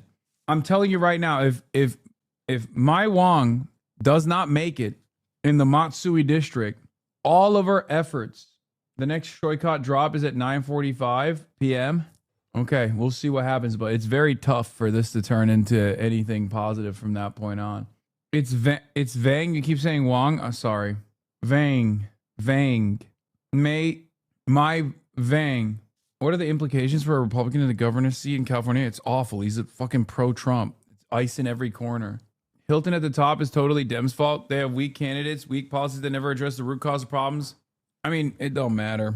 It's, oh my God, there's motherfuckers being like, after the election, you should try to work with Ramsey. Brother, this is Hitlerite territory. What are you talking about? This state is a bunch of suburban Hitlerites. And you're over here being like, yo, you should actually, work with Ramsey Robinson and we should do a third party momentum. Like, what are you talking about? Look at the results, man. Look at the results. This state doesn't even want Democratic Socialists, let alone PSL candidates. They want Republicans, honestly, it seems. They genuinely love Republicans. This state is like, I want a Republican. I want a fascist. I want someone who is a homeless annihilator. Might be Cope, but he knows his stuff. I'm already seeing a lot of analysis of the Los Angeles early numbers are tough. Those are close to final. Again, analyze away, but do take recent history into account and hints on how the count will still evolve. In the first batches of votes counted in 2020 California primary, Rick Caruso led Karen Bass 42-37. The final result of the primary had Bass ahead 43-36. In the November election, the first batch had Caruso up 51-49. Bass won 55-45. Yeah, but not to black people more, but do you think Becerra's worse than Kamala? I don't fucking know. I think they're all the same. Look, areas where the machine is still strong, you're going to see results like this. California is a blue stronghold, okay? That's just what it is. I, for one, am shocked the state that brought us Nancy Pelosi and Kamala Harris has decided they want to try out Republicans. Yeah. What was the app you kept telling people at polls to download? The app. It's not an app, chatter. It was the DSA LA voter guide. It's not an app. It's just a PDF. How the fuck does the historically corrupt New York machine get broken, but California's machine looks stronger than ever? DSA difference, DSA diff, Working Families Party diff. There's a lot. Ranked choice is big. But yeah, Working Families Party is a huge, played a huge role in building the infrastructure in New York City as well, even before DSA. Also, high urban density makes it easier to organize. Good public transit, higher levels of accessibility to every part of the city. A lot more working class people. Also, I know they call it California, but California's dead ass not progressive. We have some of the most educated and also some of the most shit-lived voters of all time. Oh yeah, no, for sure. No, definitely. California is, I mean, I've said this. I have said this. Californians, like, they LARP as progressive. They're not.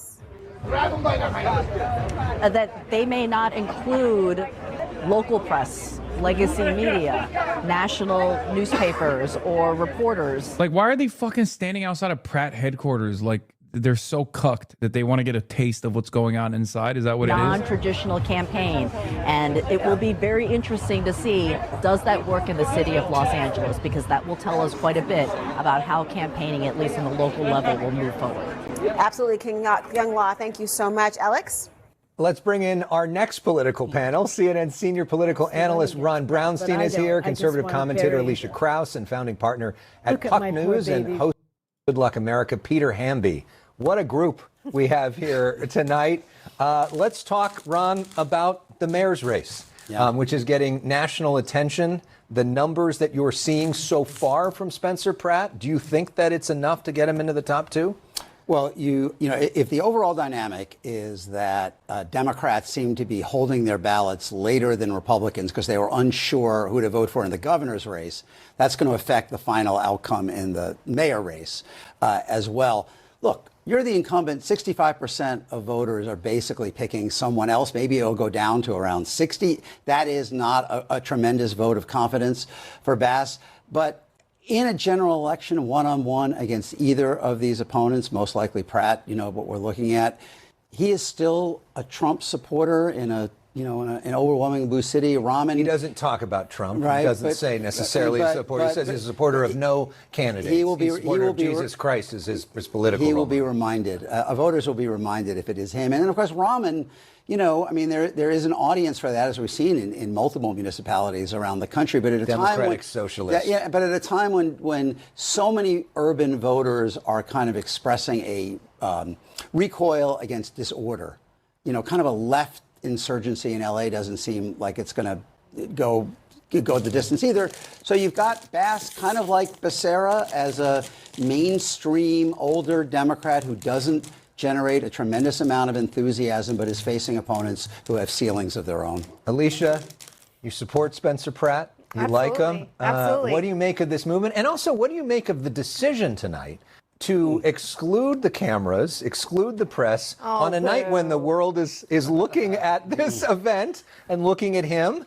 And it's the start, potentially, of a new campaign for the general election if he makes the top two. I can't speak to it because I wasn't a part of the decision making for that. I don't know that I would have advised that. I would have said give the press a scrum, you know, let them be off to the side, focus on the voters and the supporters first. But also the faux tears, I think the average LA mom like myself is going to be like, kind of who cares? He's been really good about going and into Nithya Raman's district where, you know, she is okay apparently with homeless people sleeping everywhere, whether they're 50 feet from a school or 500 feet from a school, in Sherman Oaks, all over the Valley, all over South LA, that he has gone to do barbecues and engage with voters and have Q&A. I think he's had really great performances in the debates and the interviews that he's done, that the average person now can go to Instagram and TikTok and get to know who Spencer Pratt is. They don't, no offense, they don't need to be watching Fox News, CNN, or MS Now in order to be able to see that. Peter, when you were with us on The Story Is, you brought up the fact that clearly this is an internet phenomenon. Clearly there are a lot of people who love him who don't live in Los Angeles. The question is, do voters in Los Angeles love what's coming out? When you look at these numbers so far, what do you see in terms of actual votes from actual Los Angelinos? They're 14% registered Republican. Like, that's the percentage in Los Angeles, right? And I think polling has borne out that it's not just an internet phenomenon, actually.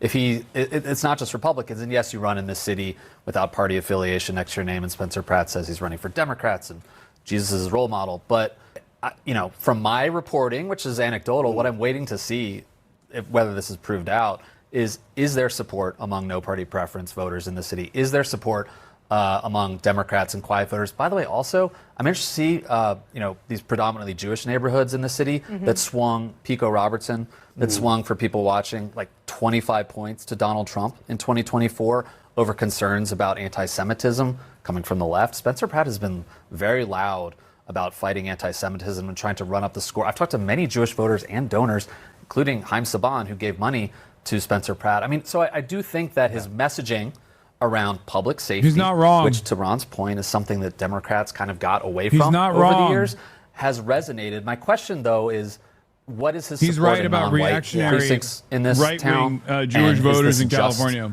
White homeowners on the west side who are worried about homeless people and pushing their strollers around poop and syringes. I live in this neighborhood, bro. So, again, they're still counting the votes. Yeah, I think that this, though, affects the immigrant store owners on Olvera Street. This affects, but that's what I want to see. I mean, because I think he does. He has made an effort they to are campaign in these swinging them to Republican neighborhoods, South LA, wherever. I just want to see what the results are. The question won't be whether they are affected by it. The question is whether they see him as a reasonable Brother, they response can't to it. swing the vote for the presidency, Or but they can swing the vote for the mayor. That they're willing to take They've been voting for the same. They've been voting for people that look like them, that have completely abandoned them and done nothing to help them. It was interesting being at a polling place today in North Hollywood, spending hours talking to voters myself, how there were a lot of... Every single person on my block, I'm willing to bet, voted for Spencer Pratt.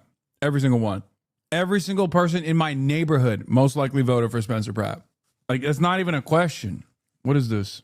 Is he richest state in the richest country in the history of the world. It's unacceptable that right now so many Californians struggle to make ends meet. We're about to see the world's first trillionaires. Oh, so I should have door knocked for Bass? I mean, Bass sucks too.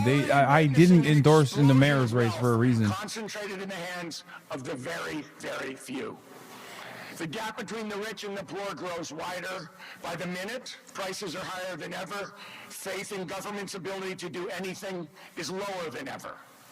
Californians are being priced out of their homes every single day. While it happens, we see billionaires do whatever they have to get whatever they can out of the system, and then do everything they can to hoard their wealth and avoid paying taxes. And we see corporations continue to rig the system for themselves, raising your prices to juice their profits. Screw that. California deserves better. Working people deserve better. Democracy matters. Justice matters. The truth matters. And who says otherwise is invested in a system rigged against you. Here's the truth. For every bill that's too high, there's a special... Why do you think winning is what matters in bourgeois elections? That's inevitable. It's just how the market works. You're brilliant. But that's bullshit. We don't have to accept this. This campaign has been about proving that. My vision for California is based on a simple idea. The well-being of the most vulnerable shouldn't depend on corporations and billionaires choosing to do the right thing. We should have a system based on fairness, not on asking for fairness, where the most privileged pay their fair share not by charity, but by law. A system that reminds them of what I've been saying since the very beginning of this campaign. You didn't do it all yourselves. Steyer's not winning as an independent if he runs as an independent. Y'all are delusional. California enabled them to. Because ordinary Californians work. Party loyalty will transcend that. There's no shot he wins as an independent. Y'all are fucking insane. Those billionaires could realize the dreams they came to this state to pursue. The California I believe in is a California where recognizing that hard work. I'm delusional. It's because I was trained by you. Delusional. I'm unbelievably pragmatic when it comes to elections. This race, more than any other in recent memory. Oh, also, yeah, there is no. Wait, what am I talking about? There's no fucking running as independent. This is the primary. It's over. The top two make it to the general. God, it's a jungle primary. I forgot. That's kind of the point, actually. Why does he sound like he's Skyping from the moon? I feel bad. If we write him push where in November, he can still win. Okay, Vorlo. Of course, the attacks have begun. How in the hell is a defense witness in 1990? Oh my God. Piece of shit. Do you think California will stay red for the general? Sorry, don't know a ton. Just curious. No, California's not going to be red. But California's not going to turn red. But it's going to be purple. It's going to be the bluish, the reddish blue, the reddest blue you can get. Results pretty much the same. Steve Hilton on top, a 36,668 vote lead over Javier Becerra. He's the top Democrat right now at 26%. Tom Steyer, who you were just listening to, is at 20% if you round that up. He is not conceding, and there's a lot of votes to be counted. So there's no guarantee that he will not make the top two. It's the top two who make it. But an observation, Laura, Dems are also likely to get locked out of CA40 now, by the way, which is only an R+1 and was very viable. He says to keep him down. Yeah, these here. are. We'll see if he ends up down there. Very, very. I think the turnout is pretty shit, right? Am I crazy? Maybe I'm wrong, but yeah, Ken Calvert going up against Young Kim. They're locked out of Californians. The California Democratic Party is going to be locked out of the 48th congressional district primary. Here's one of the problems here. Okay, this is what happens when you run a weak leader at the top of the ballot. If the top of the ballot is, if there's 700 different candidates. I mean, if there's literally 60 candidates and everyone's like, who the fuck do I vote for? And the only person that they consolidate behind is like whoever the machine tells them to vote for. And that happens to be Javier Becerra at the last moment when the original runner-up was Eric Swalwell. Okay. This has down ballot consequences. Republicans, well, they love voting. They love voting for a Republican. So Trump told them to go out and fucking vote. California 40 is not viable, my friend. It's R+1. California Democrats are the most mediocre Democrats in the country, sit on immense wealth and a population that gives them supermajorities and basically accomplish nothing except massive dysfunction. When Zaid cooks, he cooks. I agree with Zaid here, 100%. It's nasty. Check logs, local here. Kim Verrett was wildly antagonistic to OCDSA. She was a Zio, so it made sense. She went after us with our principles. Kim Verrett was a mad Zionist. Do not cheer for her. I mean, I'm not even fucking cheering for... Dude, I don't think you guys understand. Every California race is cooked, pretty much, with like 3 exceptions or 4 exceptions. It's all dog shit here. There is nothing good. There is nothing... I mean, look at our fucking inevitable contenders on the Democratic Party side. Karen Bass versus Spencer fucking Pratt in the general. And then it's going to be Javier Becerra versus Steve Hilton. Oliver Ma, baby. Brother, Oliver Ma is not getting anything, unfortunately. Yes, Oliver's cooked. Yeah, it's not like... Yeah, the thing is, dude, we're fucking crying over not me, but like there are people in here that are sad. It's understandable. Over Tom Steyer and Nithya Raman. Okay? Neither of these candidates were like... Tom Steyer was pretty fucking left, to be fair. But it's not like Nithya Raman was like this fucking, hardcore socialist or anything like that. And there was one who didn't call himself a socialist, who drew tremendous ire from the local socialists. Kenneth Mejia won, I'm pretty sure, which is great. But like, even the DSA candidates were not exactly fucking radical either. Kenneth is the GOAT. I love him. Bussy Angel, the real issue that was not addressed. Like 2 months ago, Becerra wasn't even top 5, like so astroturfed. And it's not like Raman and Steyer were that leftist to begin with. California politics is ass. Yeah. No, the Nick Fuentes rant on you yesterday was funny, I admit. Okay. Again, cattle. Why are you fucking admitting that you watch a neo-Nazi, dude? That's so strange. Yeah. Steyer was pretty fucking left, but the issue with him is that The voters spoke loud and it's clear, and this is what they need from the Democratic Party. Competence is cool. Having experience is hot. You don't mean cattle, you mean goyim, right? No, I mean sheep, cattle. Which, by the way, goyim is literally that, but cool and edgy. Okay, it's the fucking neo-Nazi version of it. It means the same shit, dumbass. Just means you're a fucking sheep. You're a stupid person.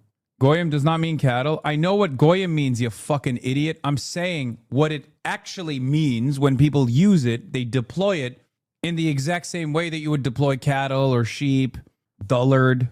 Thank you for explaining to me what goyim actually means. I know what it means. Move to the East Coast. They're the only series. You say, okay, everyone needs to calm the fuck down. Okay, I'm not going anywhere. And I think we just need to double down. What we need to do is double down and fix the DSA system here and fix the infrastructure here. It'll take time, but I think it's doable. My Vang losing to, I'm gonna blow my shit clean off. Spencer Pratt gonna win and kick you out of LA? No, I'm KFC double down. Maybe Becerra can help you get a sponsor. Yeah, I'm a Becerra head. Hot competent summer won overwhelmingly at the ballot box. I genuinely think I have less respect for people who vote for this guy than the San Francisco tech people that try to make Matt Mahana thing. Dude, if Tom Steyer gave like half of what he did in this election to the DSA, could you imagine how much progress could be made? Note, we're looking at Red Mirage though. Dems voted very late of indecision on the governor's race. Yeah, but the fact that there was indecision on the governor's race is enough, is like incompetence enough. I'm so mad at the fucking dumbass Democratic Party here. They suck so much dick and ass, dude. I mean, yeah, we do low-key deserve the fucking incompetent shit libs that run in every fucking election and then sit on a comfortable fucking safe blue district for the rest of their goddamn lives. Biggest state in the fucking nation, dude. It's a disaster. It's a goddamn disaster, bro. It's so crazy. It's the last bastion. It's the last fucking dying gasp of this stupid fucking corporate, pro-corporate machine politics. And it very much exists in California. And there's no real, like, there's not a strong enough left flank opposition to it. There was some growth in that initiative in DSA San Francisco, ironically enough, before they basically killed every fucking working class person in the goddamn city and pushed them out. And on top of that, the tech bros basically destroyed not only Dean Preston, but also the progressive DA. And they got inundated with like, leftists are the reason why homeless people are raping your children on the streets and they're doing crack cocaine off of your child's back. They did all of those fucking, like, every CVS is bedlam. Every CVS and every Walgreens is under attack. And it worked. It worked. And that's part of the reason why DSA San Francisco fucking hates Shoykot, because they see him as like a part of that movement. And guess what? They fucking love Daniel Lurie. San Francisco literally has an ultra-Zionist, billionaire fucking mayor, and he's got LeBron approval ratings, okay? Shoykot didn't individually destroy Preston. You guys are fucking literally brain dead. You are medically brain dead if you think Shoykot was single-handedly responsible. You're fucking stupid, okay? Shut the fuck up. Oh my God. Yes, dude, Shoykot did. Shoykot was like, I'm so glad we eviscerated the leftist movement in San Francisco. I'm this secretive, evil villain, centimillionaire who, on the one hand, props up socialists everywhere around the country, but in my own backyard, I fucking despise it, and I want every socialist to be killed. That's what he was doing secretly. He was doing it to fuck with you, okay? Losers don't get the right history. Shoykot is at fault. I mean, no, it just didn't work. What do you mean? He dumped so much money. He only donated $10K. The way San Francisco DSA talks about that election, I thought he donated $10 million. Yeah, he only donated $10K to that. He donated $500K to the fucking billionaire tax initiative. But it doesn't matter because these guys already made up their minds. Not that it matters, because even if the entire fucking institutional left backed Shoykot, he still probably would not have made it. Yeah, people didn't want him. What are you going to do? Also, Scott Wiener is probably still going to be your representative regardless, because the reality of the matter is San Francisco is Libtown. I mean, look at how Scott Wiener's doing, and the new dumps are about to come in 1 minute, so we'll find out how much changes have taken place. Connie Chan is actually doing fairly well, a lot better than I thought she would with that Nancy Pelosi endorsement. Again, not because of fucking DSA San Francisco, by the way, because of Nancy fucking Pelosi. A lot of the left in California think they have momentum, but they don't, right? They will think that, oh, like they defeated Shoykot, like we fucking did it. It's Nancy Pelosi that did it. Connie Chen and Shoykot were trailing behind one another in a margin of error, okay? 20%, 20%. Nancy Pelosi came in and moved that fucking weight around after Adam Schiff had already endorsed Connie Chen. And boom, all of a sudden, Connie Chen has serious viability, okay? So don't even fucking act like you did this shit. You didn't do anything. Because San Francisco, deep down inside, you know, is lib central, okay? Yeah, oh yeah, Ethan Agarwal is so funny. Couldn't even crack the top 2, man.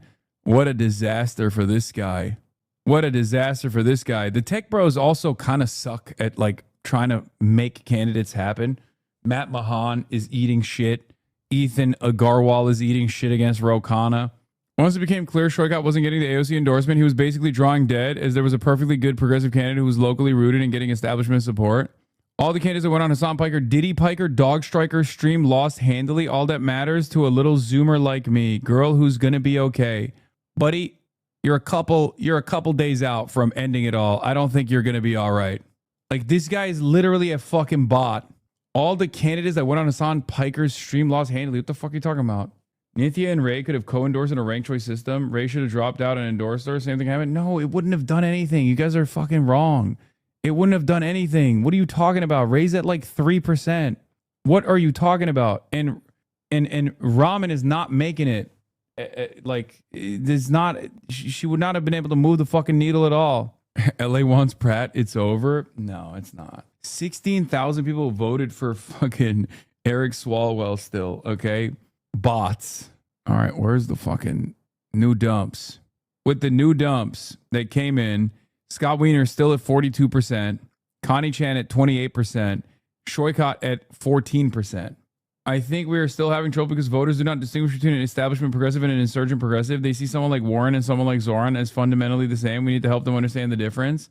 That's not even a problem in California, I don't think. It's not going to be Pratt. Most of Ramen's voters will vote for Baz, but this is nonetheless extremely disappointing. Yeah, it's fucking blackpilling to see these kinds of results for like openly reactionary candidates. Steve Hilton with 26.6%. Now you partially own any Wiener successes. What?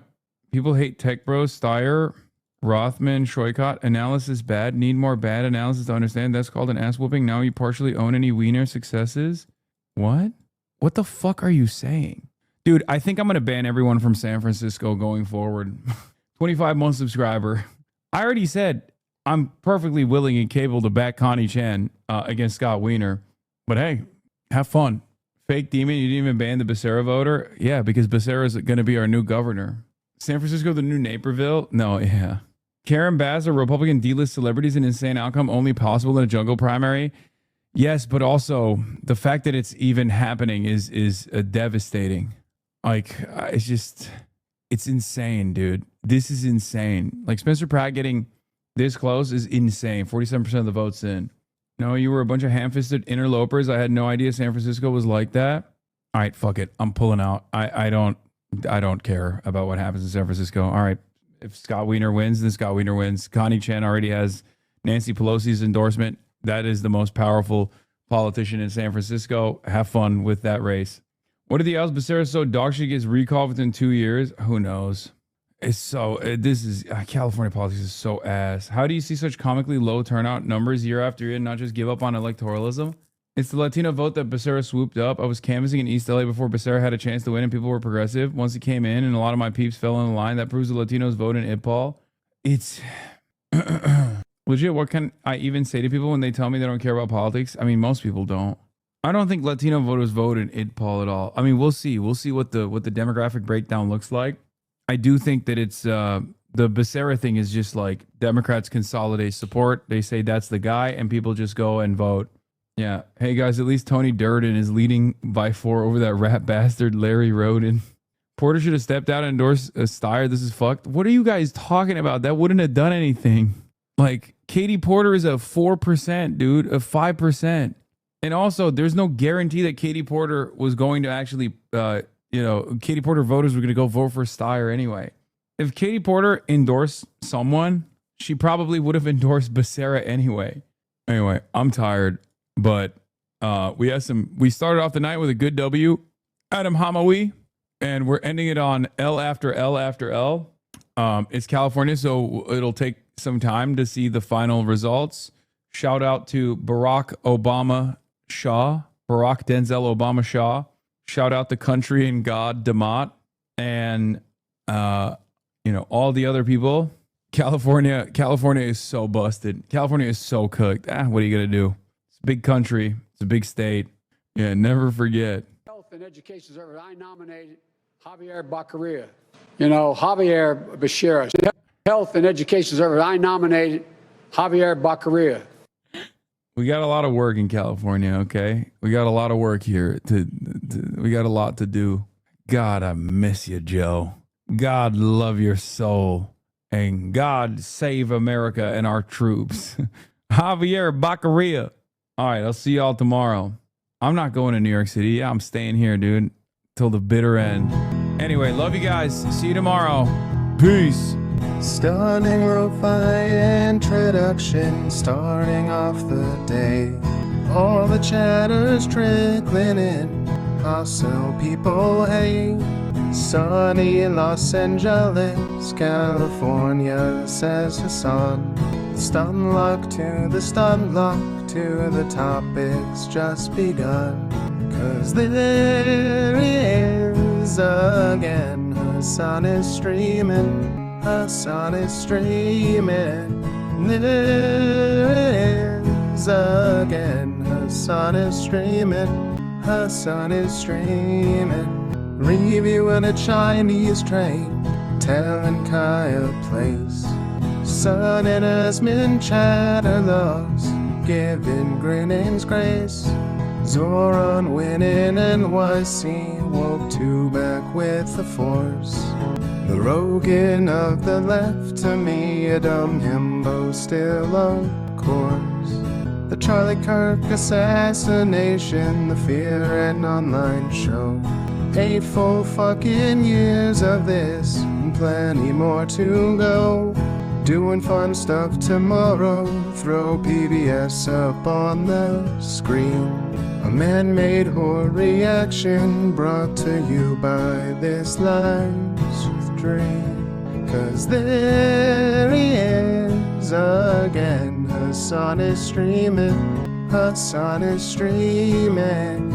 There he is again, Hasan is streaming, Hasan is streaming. Kicked out of the DNC, IRL with March the Goat. Combating the propaganda that shoved down people's throats. CBS Israeli news, a coup, a regime falls. A full-blown fascist takeover, and still the duty calls. Total radicalization coming out to see. The system will always fail, it's up to you and me. On these daily streams, whether short or whether long, have helped millions of people keep it moving right along.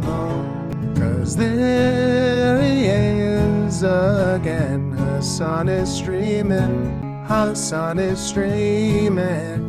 There he is again, Hasan is streaming, Hasan is streaming. But hey, what can you say?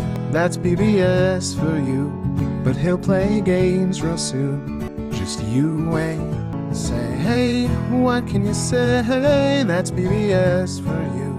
But he'll move on real soon, just you wait. Ba-da-da, ba-da-da, ba-da-da-da-da-da. Hey, what can you say? Hey, that's BBS for you.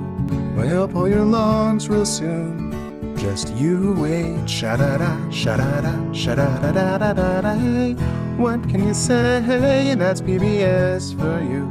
But he'll do jet advice real soon, just you wait. But hey, what can you say?